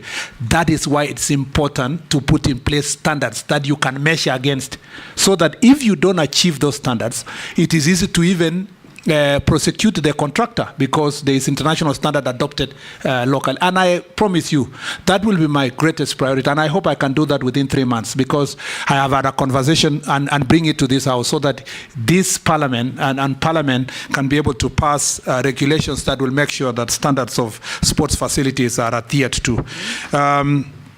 I also want to say that on the question of your demolished DCC office and the chief's office, if I look at the money you're asking, that if we speak, if also Honorable Kindiki is approved, this government is one government. We can tell Interior, please find other resources because we are straining insofar as completing the infrastructure, find other resources and build a DCC office. And Honorable Kindiki is not just your neighbor, is your friend. So we can be able to sort that issue, God willing. The third issue is that on the Chuka Stadium, I think also I was briefed that it's not yet complete. We need to just make sure that we complete now within the standards, with the required standards, so that we don't also complete hurriedly, but in a shoddy manner. Sorry for Chakarika Marimanti. You know it's my pet subject. I was there with your senator then to launch it in 2014. And the biggest problem as our country, and I pity my successor in this sense, that you have a pending bill of about 165 billion for road construction. I don't know what we are going to do, because this is not just a ministry problem, it's also a budgetary problem. And when I see that Finance Act failed, and then the other Finance Act is also facing challenges to another gap of another 200 billion. I think we need to be serious as a country. If we really want this infrastructure, we must be able to raise our own resources and support the infrastructure sector. Unfortunately, or fortunately, our honorable member here, if he's approved, will be the Minister of Finance. I hope he will be able to solve that problems because he also has tolled roads in the Sori Road in Homa Bay. In Homa Bay, sorry. Mr. Speaker, on the question of the particular student, I will be very deliberate, very personal to solve individual problems. I know athletics, you can have, do you know there are countries that travel with only one athlete? You know, the whole federation goes with one athlete. Mozambique did so in more than 4 Olympics. Yes, so we are lucky as a country. She always came back with a gold medal. Yes, Maria Mutola, yes, 800 meters. So, Mr. Speaker, we can be able to make sure that we meet that person individually. They are very important. By the time they are reaching that level, I am ready to meet them within the first 1 week when I go to office. And George, being my senior honorable, should be able to bring them. You know, the nominee has been responding like he has already been approved. He's just said when I go to office, he is not used the word if at all. I have used so many times. Hearing him say, if I'm approved. Yes. Should I be approved if I am approved, Mr. Speaker? Mr. Speaker, go at you. There is a problem with the royalties issues, Mr. Speaker, for our musicians and performing arts. Mr. Speaker, that responsibility, it's very important that we sort out corruption in the CMOs. The people who have been given the contract to collect, we should not give them a free hand to collect and distribute without government having a view of what, Mr. Speaker, is being collected. And I think this is an issue Parliament should take up seriously. I know it will not be in the ministry that I have been proposed to. It is in the arts and culture, in the gender ministry, but it is something that I have been following personally. And I hope that KECOBO, the Kenya Copyright Board, will be a bit more serious. There is a lot of corruption-related issues have been raised insofar as identification of the CMOs and, Mr. Speaker, distribution of those resources. People must be able to earn from their sweat, Mr. Speaker, and I hope they will be supported. On the film industry, I know it's part of creative industry in the ministry that I've been proposed to serve if I am approved. Mr. Speaker, I have been told that the law that governs this sector is a 1963 law. Mr. Speaker, the association itself and the policy is also an old policy. Again, I've received a representation by many people who say, if you are approved, please organize the first meeting. I am even told that insofar as filming our wildlife, the preference goes to foreign filming companies that come to film, and the local companies here do not get access to and they're getting billions of money, Mr. Speaker. There is no accountability or transparency as to how much they are able to live in our country.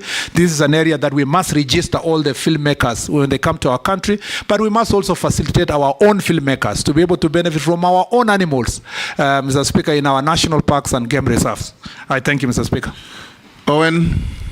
One question, followed by Robert, one question, Mule, one question, Raso, one question. My one question, Honorable Speaker. In that order. Kipchumba Murkomen, you're my good friend, but that notwithstanding. Causing with the nominee. Okay, I said notwithstanding. You've mentioned Stadia all over Kenya, but you've not mentioned any in the North Coast. Unfortunately, this government has never invested anything in the North Coast in terms of Stadia. And the coast in its own would be a very good place for sports. Even parliamentary games are coming to coast, but where will they play? Because we have no. So if you are given this opportunity, would you consider investing in Stadia in the lower coast to promote the youth there, where there's immense talent in terms of football and other things, but it has never been tapped because of lack of infrastructure? I thank you. Robert? Yeah, thank you, Mr. Speaker. Nominee, I just want to mention one thing that I've heard you mention here about growing talents from schools. Maybe one of the reasons that this fails is because the capitation given for activities in school is totally inadequate, and that is under the Ministry of Education. So maybe you can talk to your counterpart, if approved. Just one question. We've seen delegations going for sports activities, international sports activities, where the officials, that is government, officers, carry huge delegations and, are living lavishly. Whereas the athletes and players are actually sometimes even stranded at airports. Can you tell Kenyans what you will do so that this kind of situation that embarrasses this country does not recur? Mule? Thank you very much, Speaker. Nominee Murkomen. If you are proved by this House to be the seers of youth, creative economy, sports, I just want to look at the youth right now who are part and parcel of you, because I've seen your CV, you are part of Millennium. And then the army you have talked about cogency. What new programs you will bring on board to accommodate them to work with you in this ministry?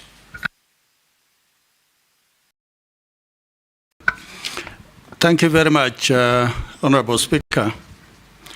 Honorable Murkomen, my issue is about land for sports. If you move around Kenya, you find a lot of development. And even when you go around our counties and constituencies, we want to grow the talent of youth in either athletics or even other sports, whether it's rugby, football, hockey. But there are no pitches. People build everything, and then the youth, sometimes they play on the road. So going forward, I want to ask you if you will come up with even a cabinet paper or a white paper to suggest that counties or even constituencies must put so much land available so that you can develop pitches, small stadia, not necessarily the big stadiums that will cost a lot of money. And finally, Marsabit and other projects that are actually by schedule have closed out youth because those stadiums cannot be used because they are under construction. Partially they are developed, and those structures, if they are going to be used, might collapse and cause unnecessary deaths. Maybe you can comment on that. Thank you, Honorable Speaker. Answer those, nominee. Mr. Speaker, starting with Honorable Owen, there is marginalization of a number of regions, especially the ASAL areas, when it comes to Stadia. Mr. Speaker, I agree with Honorable Owen. Kilifi is not ASAL. It is. Part of Kilifi is ASAL, Mr. Speaker. Not ASAL. Okay. Yeah. Mr. Speaker, in the northern part of the coast, there was already a proposal that Shanzu should have a big stadium, and that proposal is ongoing. It was even meant to be part of the African Cup of Nations preparation, but Mr. Speaker will follow up. But also in Kilifi itself, we need to work together to make sure we achieve this. I think the key thing is, let's have an updated sports policy that says what is the standard of a stadium you have in a county, and which other pitches, including community training grounds, can be established, so that then, and which are going to be done by counties and what can be done by national government. And even after they have been constructed, what is the maintenance policy? Who is going to maintain? I think that once we have that policy, we have a way of sustaining those facilities. And Mr. Speaker, I totally agree with Honorable Mbui that the capitation, the problem is that we consider physical education, sports, Mr. Speaker, as a luxury, as an additional activity which can be done or not be done. We forget that can be the quickest way of developing our people. Mr. Speaker, I think we need to have a serious conversation with the Ministry of Education to make sure that we support sports activities deliberately. Luckily, the sports fund has been supporting sports activities like the National Football Championship. Sports fund has been chipping in, but we need a structured way. In fact, in some countries, the Ministry of Sports would be combined together with education as one ministry, with one department being the sports, for structured working relationship between the two departments. And I think even without that being structured to be one ministry, we need to work together with one government to see how sports is how we are going to use our education institutions. By the way, I saw yesterday a number of Olympic winners, swimming and so forth, are in various schools in Europe. They keep, the commentator is saying, oh, this one has gone to this school in Europe, that has gone to this school in Europe, this is a student in this university. This should be the case. Schools and the university should be the breeding ground for our talents, and that is where they should be located. Mr. Speaker, on the delegation going to international sports, I think that my ministry will take, if I am approved, Mr. Speaker, my office will take a serious, Mr. Speaker, concerned, and make sure that we follow through the list of the people who are traveling, so that essential people can only travel. And if there are extra people who want to travel at their own cost, there is no problem. I also very careful not to call people joyriders, because I saw a friend of mine was being accused of having gone to Paris with their daughter, only to find out that he didn't travel using public money and the daughter didn't travel using public money. So sometimes we must get the facts. Usually MPs... The most offensive one was when people called Kipchoge Keino a joyrider to Rio. It is the father of our athletics. In fact, if you are confirmed, you should guarantee this country to buy Keino a ticket to go to every Olympics until he gives up. Yes, Mr. Speaker. What people don't realize also is that some of the officials go to the Olympics not to just go and watch.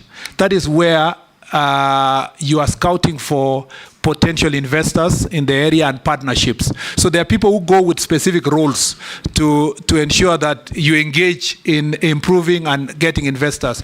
Some of the members of parliament also travel to these international games because they provide their oversight responsibility, but also they appreciate what's happening. When they come back here, they are able also to pass necessary laws and support the budgets for those athletes. So it is not always obvious, rather obvious, that everybody is a joyrider, but we will make sure that there are no joyriders using public resources. Remember also, Mr. Speaker, that some countries pay for their funds. They pay for the people who are going, the cheering squad. But Mr. Speaker, because of our limitation of resources, we need to work. We need to work with the private sector. The private sector to sponsor them. Our big corporations should be able to sponsor the people who are going to cheer our teams, because it's also important to go with a cheering squad if it's necessary. Mr. Speaker, on the question of Honorable Mule, I am very happy that he is asking a very pertinent question.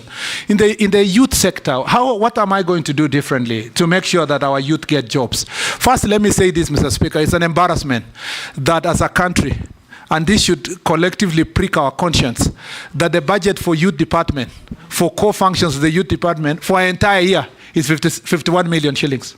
That is a shame, Mr. Speaker. In fact, when I was looking at the budget, I was asking myself, am I being set up to just go and sit in an office where you are not going to deliver anything to the youth of this country? How you budget is demonstrating your priorities, because if you really want to sort out youth issues, we must put resources for youth resources. You will remember, Mr. Speaker, after the post-election violence is when a serious discussion, and you were part of the negotiating team for the coalition government and for peace. You remember one of the discussion was, what are we going to do with the youth? And that's how Mzee Kibaki's government came up with Youth Fund, and they came up also with National Youth Council, and they came up with all those youth initiatives. You remember, Mr. Speaker, the youth ministry at that time had about 10 billion for implementing projects. Now the youth department has 51 million shillings. What happened to us? Because in 2013, when we lumped together the youth ministry with public service, the whole resources were channeled to National Youth Service. And then we forgot about the other core functions that are affecting the youth. This department has moved with 8 PSS within 10 years, Mr. Speaker. And so it has not had a proper institutional memory of implementation. Mr. Speaker, that is one area that we must fix the resources. Number 2, there is a program, luckily, Mr. Speaker, that is supported by the World Bank, that's called Nyota. Its intention is to make sure that it reaches 19 years old up to 28 who have not gone past Form 4 in terms of recognition of their skills, improving of their skills, and attaching them to a specific work environment, and thereafter supporting some of them to do businesses. Mr. Speaker, that program is huge. It's about 20-something billion shillings in 5 years. I am going to be prudent in terms of managing and making sure that it achieves the objective of reaching 800,000 young people across the country. I ask members of parliament that we work together to make sure that the identification of the beneficiaries is per constituency, because the constituencies are the most equitable units at the country. The other thing, Mr. Speaker, we must do, and I was prepared to do that in the roads ministry, we must do what President Roosevelt did. After the Great Depression, between 1933 and 1938, President Roosevelt came up with something called the New Deal. The New Deal was to work on deliberate mechanism of finding jobs through government projects for young people. And the plan was to make sure that when they were building the beltways, the airports, the postal corporations, the bridges, they made sure that they infused in the contracts the number of young people that are going to be employed. I will suggest, Mr. Speaker, that in our road contracts, if you give a contractor, say, 100 million worth of a contract, we must tell that contractor, infused in this contract, you will employ 100 youth in that locality for 3 years. And we must be deliberate, even if it means adding the amount to the contract of and above. If we do that, Mr. Speaker, in railway contracts, in the port contracts, the airport contracts, road contracts, we are going to deliberately deal with the people of Kenya. If we are going to give out contracts to everybody to maximize profit, those people will use machines. What has happened, Mr. Speaker, in places like Kericho? Because of the introduction of machines, there are so many jobless young people in Kericho and other places like Limuru and other tea growing areas. We must tamper the need for profit by deliberately getting a new deal for young people in this country that are going to get jobs directly. The last thing I want to say is that there are fragmented initiatives that target young people. You will find that the AGPO, the program that is ensuring that contracts go to young people, is being managed by Treasury. There, the Treasury only see the registration of the company as a young person. They don't even realize that this young person is just a facade. You have another initiative in ICT that is called Ajira. You have another initiative in Public Service Commission that is called internship. So all these initiatives are fragmented. What we are going to do in the Ministry of Youth, if I'm approved, is to make sure that there is oversight. These all initiatives across ministries are going to be reported to the Ministry of Youth so that we can collect them and we make sure the oversight and make sure that we force all government ministries, departments and agencies to make sure in their performance contracting they report annually how many youth are benefited from the programs and with clear statistics of where the youth are found. Mr. Speaker, on the issue of Honorable Raso, I agree with him that we need to establish, and again, it goes to the policy, that what kind of stadium are you going to build in different parts of the country, and we must make sure that is why the absence here is the disjointed relationship between the national government and county government, because there is no intergovernmental framework under the law that makes sure that we work together to establish those community training grounds and the issue of stadium. The issue of Marsabit Stadium, Mr. Speaker, I will make sure that I follow up personally. I was really wishing to go to Marsabit as a Minister of Roads and Transport because we have some airstrips we were working on there, and also we are open to the Lapsset corridor. We want to put that ICD there. So, Mr. Speaker, I will go now. Mr. Speaker, on behalf of this ministry, if I'm approved, to make sure that the stadium is completed. We want you to shift your hat from roads to youth and sports if you are confirmed. Yes, Mr. Speaker, but as a cabinet secretary, you still have the responsibility of supporting I know there is the rest of collective government. responsibility, but don't live in nostalgia. Let's have now. Yes, Junet? Point, when we are looking at the suitability of a nominee, we also look at his commitment to the work he's going for. So I wanted to ask, your removal from roads transport to Ministry of Sports Youth, do you see it as a demotion? Mr. Speaker, first of all, there is a committee of ministries. Mr. Speaker, when I was in roads and transport, I never at any point thought that my colleague in youth and creative economy and sports was a lesser minister than myself. So I don't see any ministry to be different from the other. Shuria? Thank you. One question, Mishi, one question, Rahab, Yes. one question. Thank you. Let me just add, as everyone was talking about Stadia, Mheshimiwa, we don't have any Stadia in Northeastern Province, 0. So you better add that into your list. There's no sports. Mishi? I think we do better than, I haven't even asked my question, sir. My question. That was just a comment. I told you to stop preambles to questions. Mr. Speaker, if everybody spoke for their region and I don't say I'll be killed once I leave here. Go ahead. Thank you, Honorable Speaker. Yes. Mheshimiwa Murkomen, youth employment and job creation. Matrix requires concerted efforts, including mainstreaming of the issues in all ministry policies, rather than youth ministry as a standalone solution point. So what is your take and what measures will you champion to achieve this complete mainstreaming in all ministries to push the agenda of youth?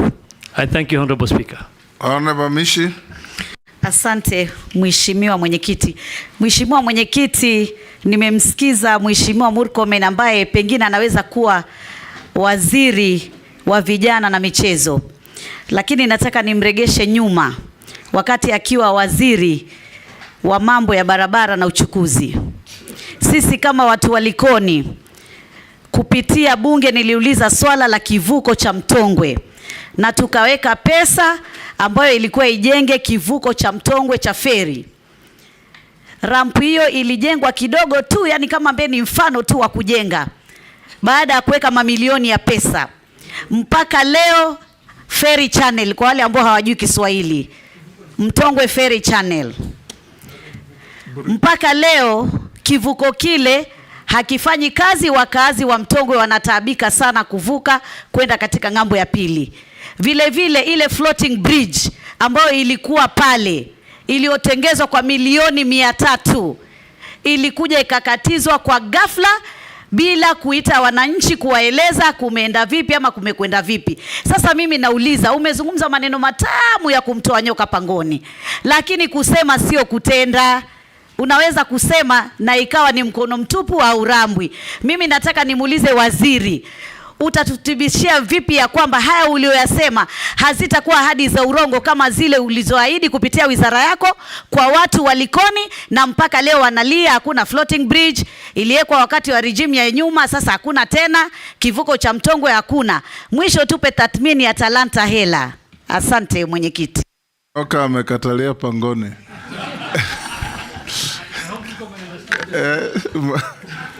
Yes, thank you, Mr. Speaker. Rahab. Yeah, to the nominee. I don't know whether you are aware that most of the constituencies, we don't have youth officers for the last 5 to 7 years. And I'm sure you need those youth officers because they'll help you to go on the ground and do mapping and know exactly what is happening on the ground. Honorable Speaker, I've also received another question from your friend, Honorable Murkomen. They are asking, if you are confirmed, what are you going to do to gain their confidence, your youth? Thank you. Nominee. Thank you, Mr. Speaker. Mr. Speaker, let me start with Honorable Shuria. First of all, youth, no, I agree first that there are no studies in the, as I said earlier, in the arid and semi-arid areas. When I was doing the tournament last year, Mr. Speaker, Turkana players were playing on a sand pitch, Mr. Speaker. It's very disheartening to see how marginalization is being perpetuated, and I think we need to correct that, to give facilities to young people in the arid and semi-arid areas. And I have been deliberate, even in the Ministry of Roads, to make sure that arid and semi-arid areas are also taken care of. Mr. Speaker, on the question of youth mainstreaming, I agree with Honorable Shuria also that we shouldn't talk about youth only to be confined to youth department or the youth ministry. It is a mainstreamed issue across the board, and that's why I said earlier that the youth ministry itself should provide oversight whether the other departments of government are achieving the objective of creating employment and creating opportunities for young people to do business and making sure that they are given access to have a voice. Mr. Speaker, part of those initiatives that were done after post-election violence by the second term of President Kibaki was to have a National Youth Council, which has never been operationalized up to now. I participated in the youth agenda in the whole conversation about how to operationalize the National Youth Council. I want to promise the people of Kenya that we are going to give the young people of Kenya a voice to elect their own leaders from grassroots national level, so that then the objective of National Youth Council is going to be achieved, where they will have their own leaders elected by themselves. Part of the reasons why young people are in the streets protesting is because they feel that they are not being involved in decision making, or they have no voice, they have no channels of releasing that which they would like to give to the country. And I don't want tokenism in this case. They must also be part of the decision making. Mr. Speaker, when I got any opportunity to appoint board members in the previous ministry where I was, Mr. Speaker, without being nostalgic, I made sure that youth were in every agency that I appointed. In fact, in some of them, like the Kenya Railway, there are more than 2. If you go to Kenya Ports Authority, we appointed a 26-year-old board member. And these are big corporations that people think that young people should not be sitting there. I made sure that there was a deliberate effort to mentor. Mr. Speaker, Honorable Murkomen has asked a question. Can the youth of Kenya trust me to lead them? They should trust me because of my track record. My track record, Mr. Speaker, in the previous ministry speaks for itself. My track record as a senator speaks for itself. My track record as a mentor. I have mentored people, Mr. Speaker, who have become members of parliament. That is what you started with. Leaders and MCAs. I know, but the question was asked that how do they trust me? They should trust me because I have mentored young people until some have accessed higher positions of governance in this country. And if they got a minister that they should be proud of, and they will be seeing it is Kipchumba Murkomen. If you are confirmed. Yeah, if I'm confirmed. Mr. Speaker, on the question of Honorable Mishi, ningependa kusema ajibu Kiswahili kile sanifu watu wangu pia waelewe. Bwana Speaker, tumetenda Kiswahili ni Kiswahili sanifu or the opposite. Bwana Speaker, tumetenda kazi nyingi sana katika poti ya Mombasa, na nilianzia hapo awali wakati niliposema tumeimarisha biashara katika poti ya Mombasa. Sasa hivi uongozi wa poti ya Mombasa mkurugenzi, kwa nini hukumaliza kivuko cha Mtongwe? Ndio nakuja hapo. Kwa nini floating bridge ilitolewa? Ndio ninasema hivyo, Bwana Speaker. Kuimarisha utendakazi katika poti ya Mombasa ilikuwa pamoja na kuondoa ile floating bridge yenye ilikuwa pale, kwa sababu ilikuwa inapoteza masaa 8 ya biashara katika poti ya Mombasa. Ukisikia kwamba biashara kwa poti ya Mombasa imeinuka, ni kwa sababu tulitoa zile vikwazo ambazo zilikuwa zinatufanya tusifikie malengo yetu kama wizara ya uchukuzi. Na kwa hivyo kuna mara nyingine lazima uhakikishe ya kwamba unaangalia faida yenye inatokezea kwa watu wote wa Likoni, sio wachache. Ya pili, Bwana Spika, tumeharakisha ile barabara ambayo ni Southern Bypass yenye inaweza kufukisha wananchi kupitia Dongo Kundu bila kutumia ile bridge. Ya tatu, Bwana Spika, nilisafiri na Mheshimiwa Rais tukahakikisha kwamba tutaanzisha ile bridge ya Likoni Bridge, mpango kubwa sana ambayo itabadilisha maisha ya watu ya Likoni na Mombasa.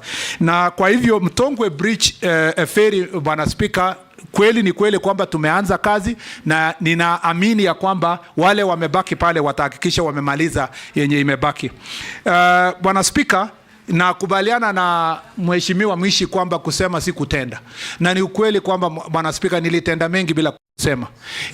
Ni wazi ya kwamba wewe na naibu spika Mheshimiwa Gladys Sholei mlisema wazi ya kwamba makosa kubwa ya serikali hii ni kwamba hatujatangaza vilivyo yale yote ambayo tumetenda. Kwa hivyo, kwa sababu nimepata nafasi hii, hayo ni baadhi ya mambo ambayo tumetenda katika wizara hiyo. Bwana Spika, kwanza uvoda mwenyekiti. Bwana Spika, mwenyekiti, nataka hapa ieleweke, kwa sababu huu mradi wa floating bridge haukufanyika kitambo, na ukumbuke ulitumia milioni 300. Sasa ukisema muliitoa tu kwa mambo mengine, wakati ilipokuwa inatekelezwa hamkufikiria hizo milioni 300 za Wakenya zimepotea tu kiholela. Bwana Spika, ni kweli kwamba tumepoteza milioni 300, lakini tumetengeneza bilioni ngapi? Tumeongeza faida ya poti kwa bilioni 10. Ukilinganisha faida au mapato tuseme, but it's faida because it's the difference between the 60 billion we raise and the amount that is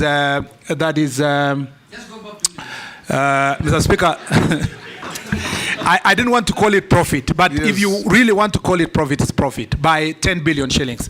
And so to chase 300 million at the expense of 10 billion, it was a wise decision to make sure that you do away with that floating bridge for the benefit. Mr. Speaker, Mheshimiwa aliuliza talanta hela. Yes. Hii ni kusema kwamba tuko tayari kubadilisha talanta yako ikupatie hela, na ni kwa njia nyingi, kwa kuweza kuanzisha katika mashinani yale miradi ambayo yatahakikisha kwamba kuna mchipuko, Bwana Spika, ya michezo hali mbalimbali, pia ya kuhakikisha kwamba tumeleta teknolojia kusaidia kuhakikisha kwamba Wakenya ambao wako na talanta wanaweza kutangaza talanta yao na kuweza kupata hela kwa mifuko yao, Bwana Spika, kulingana na ile bottom up economic transformation agenda ya serikali hii. Bwana Spika, mwisho ningependa kusema yale maswali ya Mheshimiwa Rehab Mukami, that we don't have the youth officers. It is true. As I told you, the youth department has been neglected.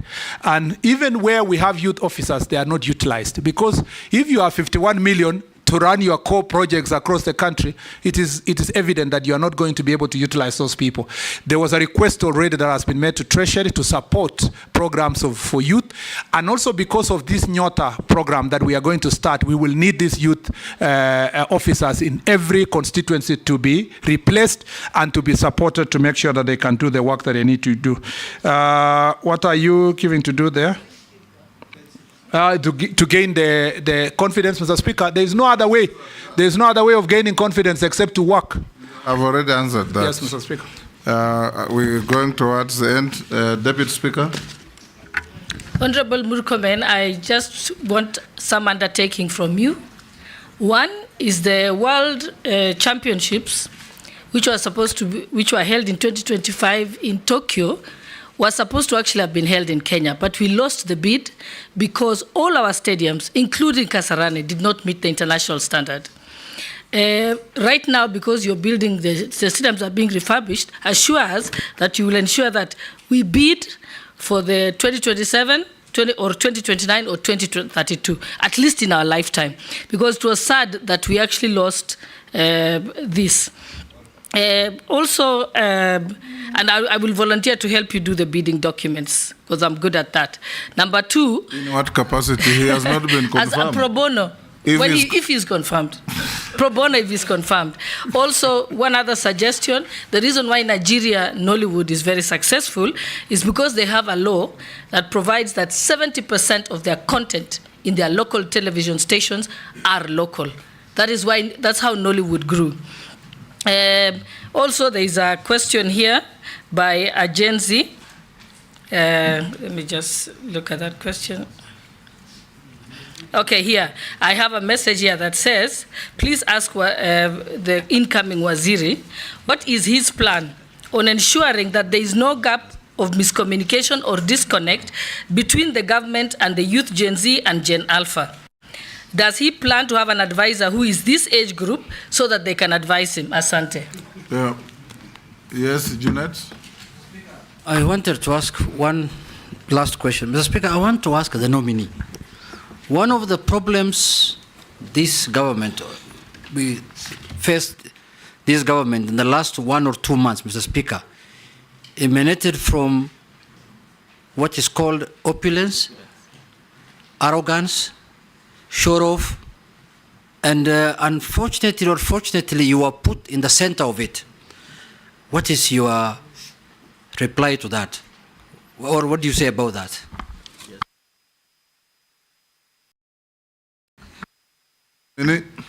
Thank you, Mr. Speaker. Let me start by, yes, I agree with Honorable Cholet that, Mr. Speaker, we should be holding world championships.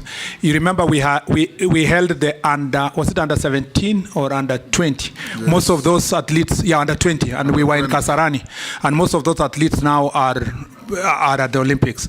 Mr. Speaker, I believe that if we deliver the infrastructure we have talked about to the standard required, we should be able to host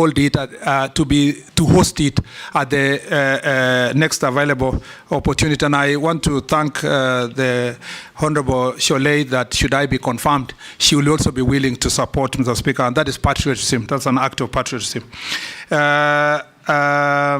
And number two is that this law, I know we have a policy in Kenya, I think it was put at the time of Honorable Tuju, if I'm not wrong, that says 60% of the content should be local, but as a policy, as a directive. But I think we need to move it to law. So when we are revising because we have now a draft creative industry bill and policy, I think as we move to that direction, we should include that in the bill. Mr. Speaker, Honorable Cholet also has talked about communication and reaching out to the younger people. I want to confirm that, Mr. Speaker, I will make sure that I work with the young people, and I will, resources permitting, and it's my wish that I get somebody to work with me who is at the age of what is now called Gen Z or Gen Alpha. That group, Mr. Speaker, who are in their 20s to 30s, Mr. Speaker, I would like to have one of them work in my office. But also I'd like to make sure that the internship programs that we also have in the government, some of those who will intern within the ministry to intern in my office, so that they can also help me build my capacity among young people, so that I continue benefiting from the benefits working of these young people. By the way, I want to assure our young people that they should not fear anything about. I am very enthusiastic about sports and youth, and that, Mr. Speaker, is important to make that assurance. Mr. Speaker, Honorable Jeanette has asked a very pertinent question. I'm very happy to have this opportunity to say this.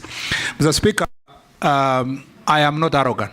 In fact, Mr. Speaker, I am as gentle as a dove. For those who know me, who are my friends, they know that I cannot hurt a fly. Mr. Speaker, I have many friends in this parliament. They know me. And I have many friends who I've worked with. The problem with public service, and particularly if you have been a politician, you are always around here confronting challenges. And sometimes when you speak in a particular manner, it's concluded that that person is arrogant. Mr. Speaker, I am not. And as a Christian, I should not be containing arrogance. Number two, Mr. Speaker, on the question of opulence, Mr. Speaker, I must say this with utmost respect. I do not know even what opulence means, Mr. Speaker. And let me say this.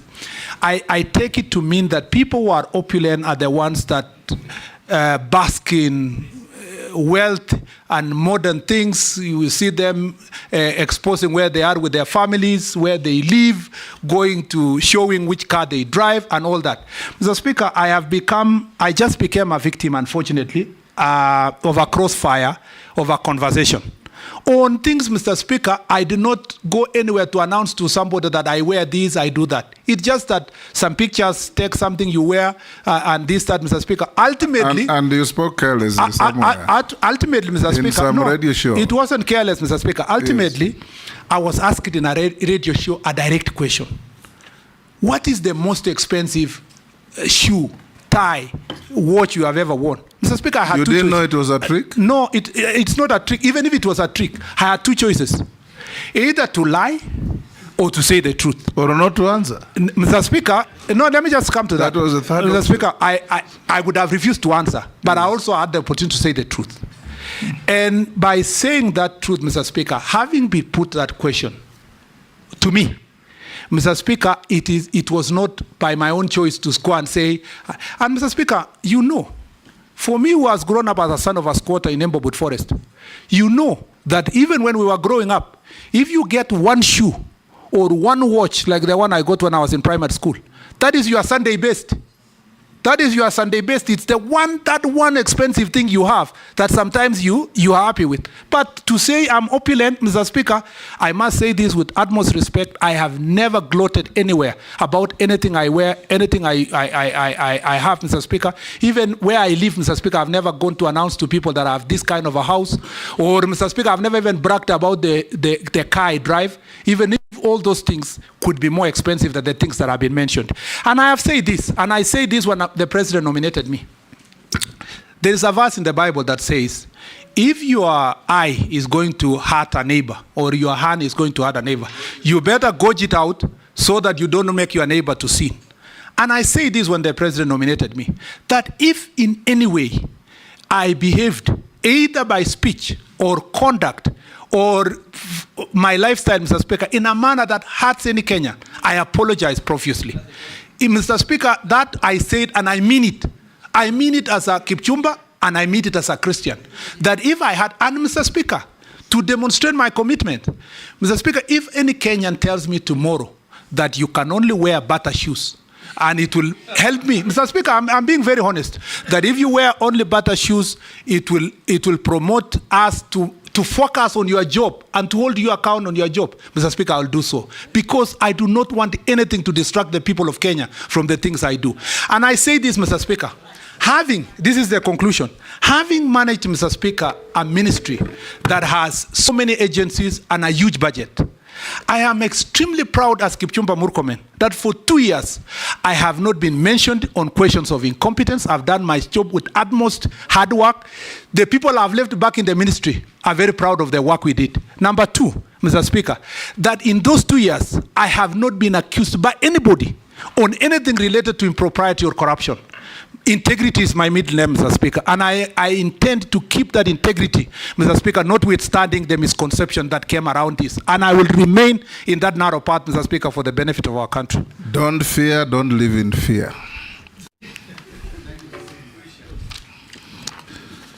Honorable Murkomen, I'll ask you two short questions. Number one, I'll take you back to football. Because football is the most captive sport in the world. You know that. In this country, there was a time when our second president, out of probably misadvice, outlawed social football clubs. World over, if you go to Germany, if you go to UK, all those clubs are born out of social groupings. Emirates, we have my team, Arsenal. You have Manchester United, you have Man City, you have Bayern Munich, Bayer Leverkusen, all this. Can you Pardon? Our team. You also have our team, and you have Murkomen's team called Manu. If you find favor with this committee and become a CS, would you consider formulating policy to the extent that corporates don't have to run football teams, but they can sponsor football teams? I don't understand why breweries should be running a football team. Soon perhaps Safaricom will run a football team and others. Why can't they channel those resources to social groupings that have got emotional attachment to the game that will promote football in this country? Number two, when FIFA continued unreasonably interfering in the management of football in Nigeria and Cameroon, the government deliberately tell them, go to hell, suspend us for 2-3 years, it doesn't matter, we'll organize our sports, hold elections, have accountable leadership, and we'll come back to play with you. At some point, you might just have to bite the bullet and take us in that direction, because the mess that we see in the management of football in this country is not taking us anywhere. Remember the good old days of Muhammad Abbas, Josephat Morila, JJ Masika, Onyango Jogo, Ayoi, all those greats. And those are about 20, 30 years ago. We had better football in Kenya 30 years ago than now. You should undertake to Kenyans that you are going to correct this mess. And if it means Kenya missing out on FIFA activities for a year, so be it, so that we can put our things right. Number 4, you already alluded to this.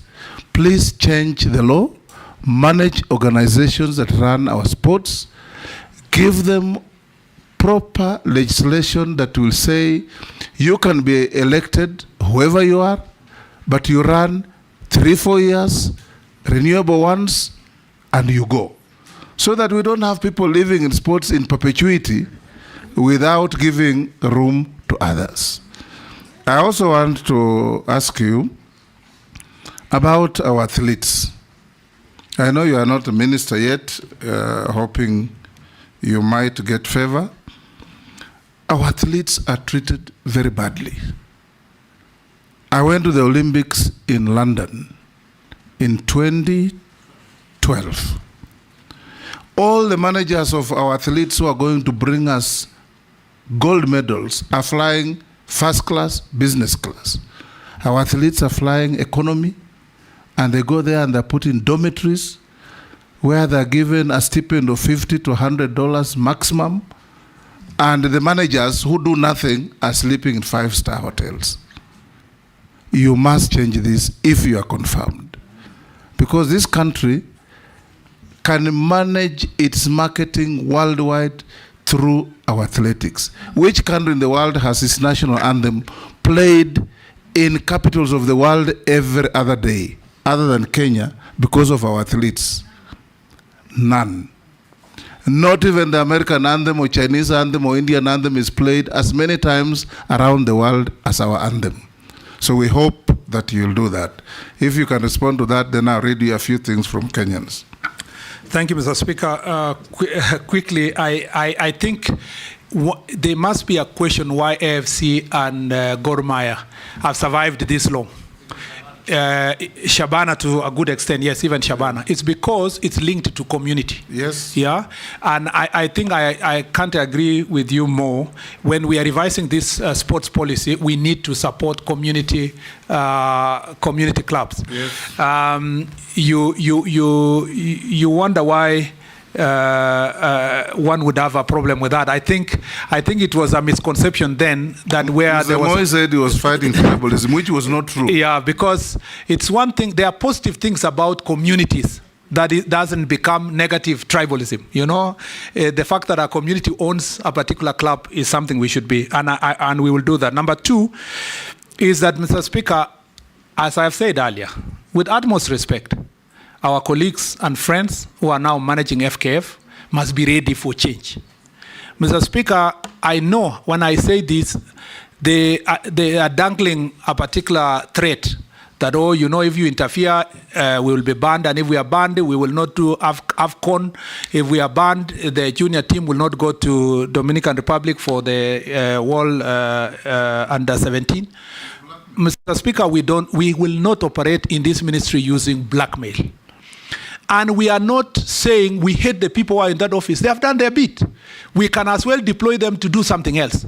But let's open the door for other Kenyans to elect sports leaders of sports federation. Do you know, Mr. Speaker, that sports like tennis, like basketball, like cricket, like badminton can really employ so many people? Do you know what? Most of those federations are in people's briefcases. You know, they are walking around with it. You know, there is somebody in this country who is in the badminton federation who travels to Malaysia, where the headquarters is, and he is getting some small allowances and filing returns. And nobody knows. As I have said, transparency must be achieved. You must publish your accounts. You are receiving this money on behalf of the people of Kenya, and we must make sure that FKF, AK, and other federations are going to be run transparently. Mr. Speaker, let me just, for avoidance of doubt, I will not be able to do this job alone. You can see the strength of those cartels. If I get Parliament will support you. Yes. Parliament, we will really need Parliament if I am confirmed. Number two, Mr. Speaker, we will need the Chief Justice of the Republic of Kenya to create a conducive environment with our judges of dealing with disputes in sports federations, because there are many federations where the officials are surviving on a court order for more than 10 years. That is ridiculous. Yet the people of Kenya and the young people are losing opportunities because of those delayed elections. The last thing I'd like to say is, Mr. Speaker, yes, I agree with you that our athletes are treated badly. As I said earlier, my first assignment will be to put together stakeholders in every federation. I will start with football and athletics, Mr. Speaker. I want to call all the stakeholders, let them say all the issues. Their cabinet secretary would listen, their ministry would listen, and then from there, we agree on a protocol on how to treat our athletes when they are in international assignments, with clarity of where they will live and so forth. But also we will need also parliamentary support to make sure that the resources can support also where they are going to stay. Good. One Kenyan asks, I think why are students made to leave school or be absent from school to participate in school games, but are never rewarded like school fees rebates? Another one asks, will you complete Masinde Muliro Stadium in Bungoma? Another one asks, will you complete Kericho airstrip? That you already answered, even Masinde you talked about. Another one asks, why didn't you open Dongokundu Bridge? I think Mishi has talked to that. Another one says, through sports talents, you can integrate refugees with the host community. Why haven't you done? Do you promise to do this for the refugees of Kakuma in Turkana? Then there was another one. The National Youth Service. The National Youth Council, why hasn't it held elections for 12, how many years they say? 12. 12 years. You had already talked to that. And somebody says, and this is not your responsibility, that NYS should be in your ministry. That is up to the appointing authority and the designating authority, who is His Excellency the President. Chairman. Yes. Chairman, it's not a question. Yes. It's a comment, just a comment, a brief one from Kenyans. They've asked that I tell the nominee that the young people, they are buying computers, mobiles, laptops, software. They're quite expensive, and they use it to make money through creative, you know, what they record and they share out there. And we already taxed them under the Finance Act 2023. They're asking you, please do not tax them any further, or don't propose any further taxes. And lastly, know about mental health challenges for our young people. Yes, nominee. Thank you, Mr. Speaker. The rewards school rebates Yes, St. Patrick's High School, where I went, used to have this free scholarship for all the sports athletes. And they used to even to have a scholarship also for the volleyballers when we were doing very well. Schools should be able to have that kind of a scheme because their sportsmen promote the school and they can be given scholarships with the board of management working together with the administration to make sure that they support the schools. What we can promise is that we should be able to push a policy where winners in regional, national, whatever are recognized. I don't know how CBC will work further beyond grade 9. Hopefully, even in the next stage, it's going to be able to integrate these sportsmen and women or the girls and boys to make sure that they are rewarded max for their performance in the field. I hope that can be done, and that's a policy decision that is in the Ministry of Education. As I said, it's a very important ministry in terms of working together with the sports department. Dongokundu Bridge will be opened soon. It's nearly complete. That is almost there. Sports integration of the refugees with local community. Mr. Speaker, a little bit of this is not in our ministry per se. That is the sports, the integration of the local community and the refugee.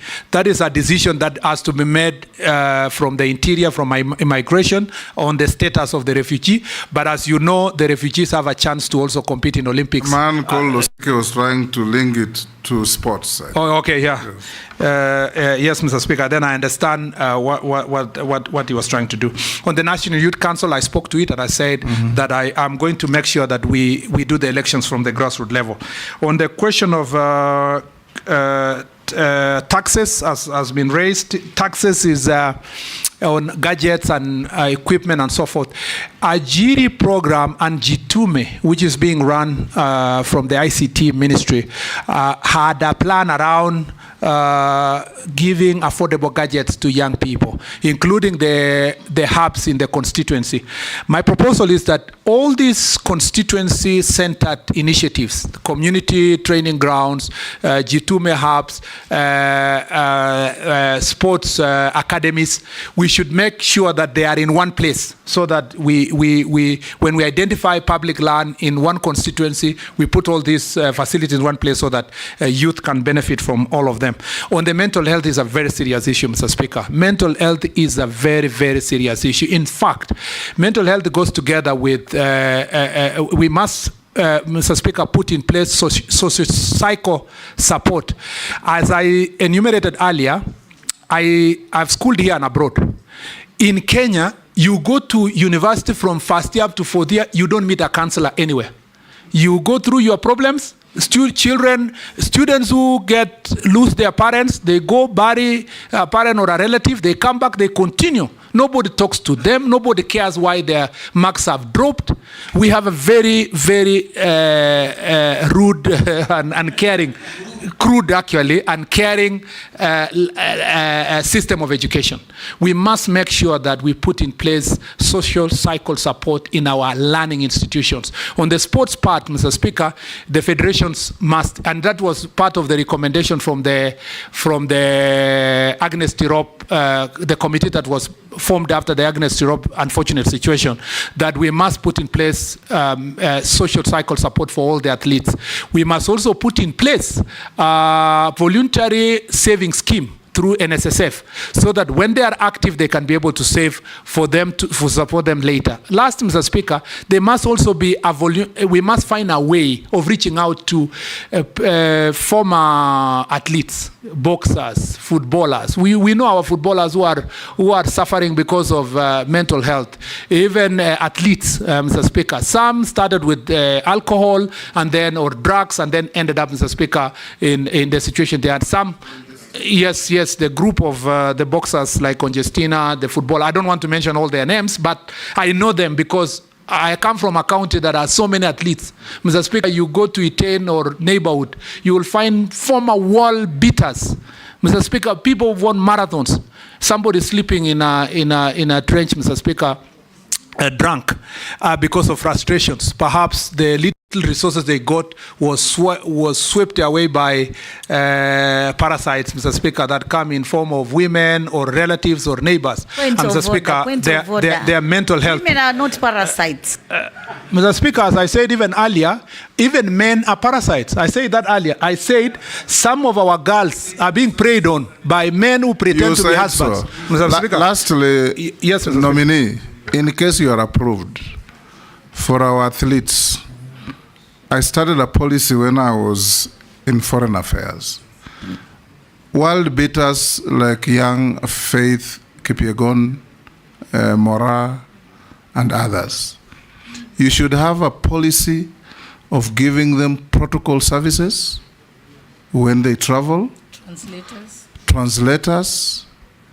You know, I remember one of our athletes, when she finished a marathon and had won, she was asked, how did you find the sport? She says, I just ran and kept running, and then God came into me, and I continued running, and I won. You know, if you give them support services, media, and there is nothing that outlaws speaking in mother tongue after you have won, as long as you're somebody next to you who can translate what you are saying to the world. So you should consider a policy of giving them that. Then, lastly, under President Kibaki, there was a policy of rewarding our athletes who won medals in the Olympics and elsewhere. President Ruto, medals. Is it medals or break world records? Who break world records? We should also extend that to those who win gold medals, silver medals. You know, to some countries, even coming back with bronze is big business. It becomes a national celebration. So you should also have a policy of graduated rewards for these world beaters who bring glory to our country. Now, lastly, I'll ask you a few, those were just comments. But if you want to comment. Something. Mr. Speaker, I think the biggest problem is that we don't prepare our athletes for after career. If you see the commentators in the Olympics, you will have people like Lewis, people like Michael Johnson, yes. Maria Mutola, you know, former footballers, former athletes are now having opportunity for commentaries. Some, like Sebastian Coe, are now leading World Athletics Council. At least we have Tergat and a few others. Mr. Speaker, what is lacking is we need to make sure that when athletes are come up at 18, 19, 20, they should not leave their education. We must find ways of still linking them to education. If you see what Faith has done and Kipchoge, it is very commendable. You can see they can express themselves, they are able to speak, and they have a better career when they retire. And we need to do more of the same in terms of our athletes, and I agree with you on the same. The last thing is to say that the reward system, the policy, the draft policy has provided for how we will reward our athletes. And this, I will make sure that we complete it so that we have a standard reward system. Sometimes the government of the day, because elections is about to happen, there's a world championship and there's a clamor in the country that, oh, they have not been rewarded and so forth. They quickly say this athlete will be given 10 million, this one will be given 5, this one will be given 20, unsustainable in the first place. When elections is over, we go back to so having a policy will make sure that it's better to say a gold is 1 million and it's achievable, or 500,000, or whichever amount of money which will be agreed and is graduated and paid. I have been told that in the ministry there is almost, I don't know, 500 million or so, I can't remember the figure, of rewards that were promised that are pending, together with pending bills. So the athletes have already retired and they have not been paid. I will make sure those are expedited and paid out, Mr. Speaker. I thank you. Murkomen, have you ever been adversely mentioned in any integrity-related report or investigations? No, Mr. Speaker. Are you an official of any political party in Kenya? Mr. Speaker, no. What is your net worth? Mr. Speaker, I need to explain this. From the time I was here to now, Mr. Speaker, once I was approved, I got an opportunity. Answer the first question. No, I will add it, Mr. Speaker. Just give me 1 minute. What is your net worth? I will conclude with it. That, Mr. Speaker, there is a scheme in the public service where if you're a public servant, you can get a mortgage. So after I was approved, I took a mortgage of 40 million, Mr. Speaker, and invested it. Mr. Speaker, beside that, Mr. Speaker, my assets have generally appreciated, the ones that I had before, based on the calculation of the index existing by about 20 million. And Mr. Speaker, other earnings from farming and other businesses, I got about 10 million. So from when I was appointed up to now, I've increased by, Mr. Speaker, plus or minus 70 million shillings, meaning that from the 550 that I declared when I was last year appointed, it is now 620 million, Mr. Speaker.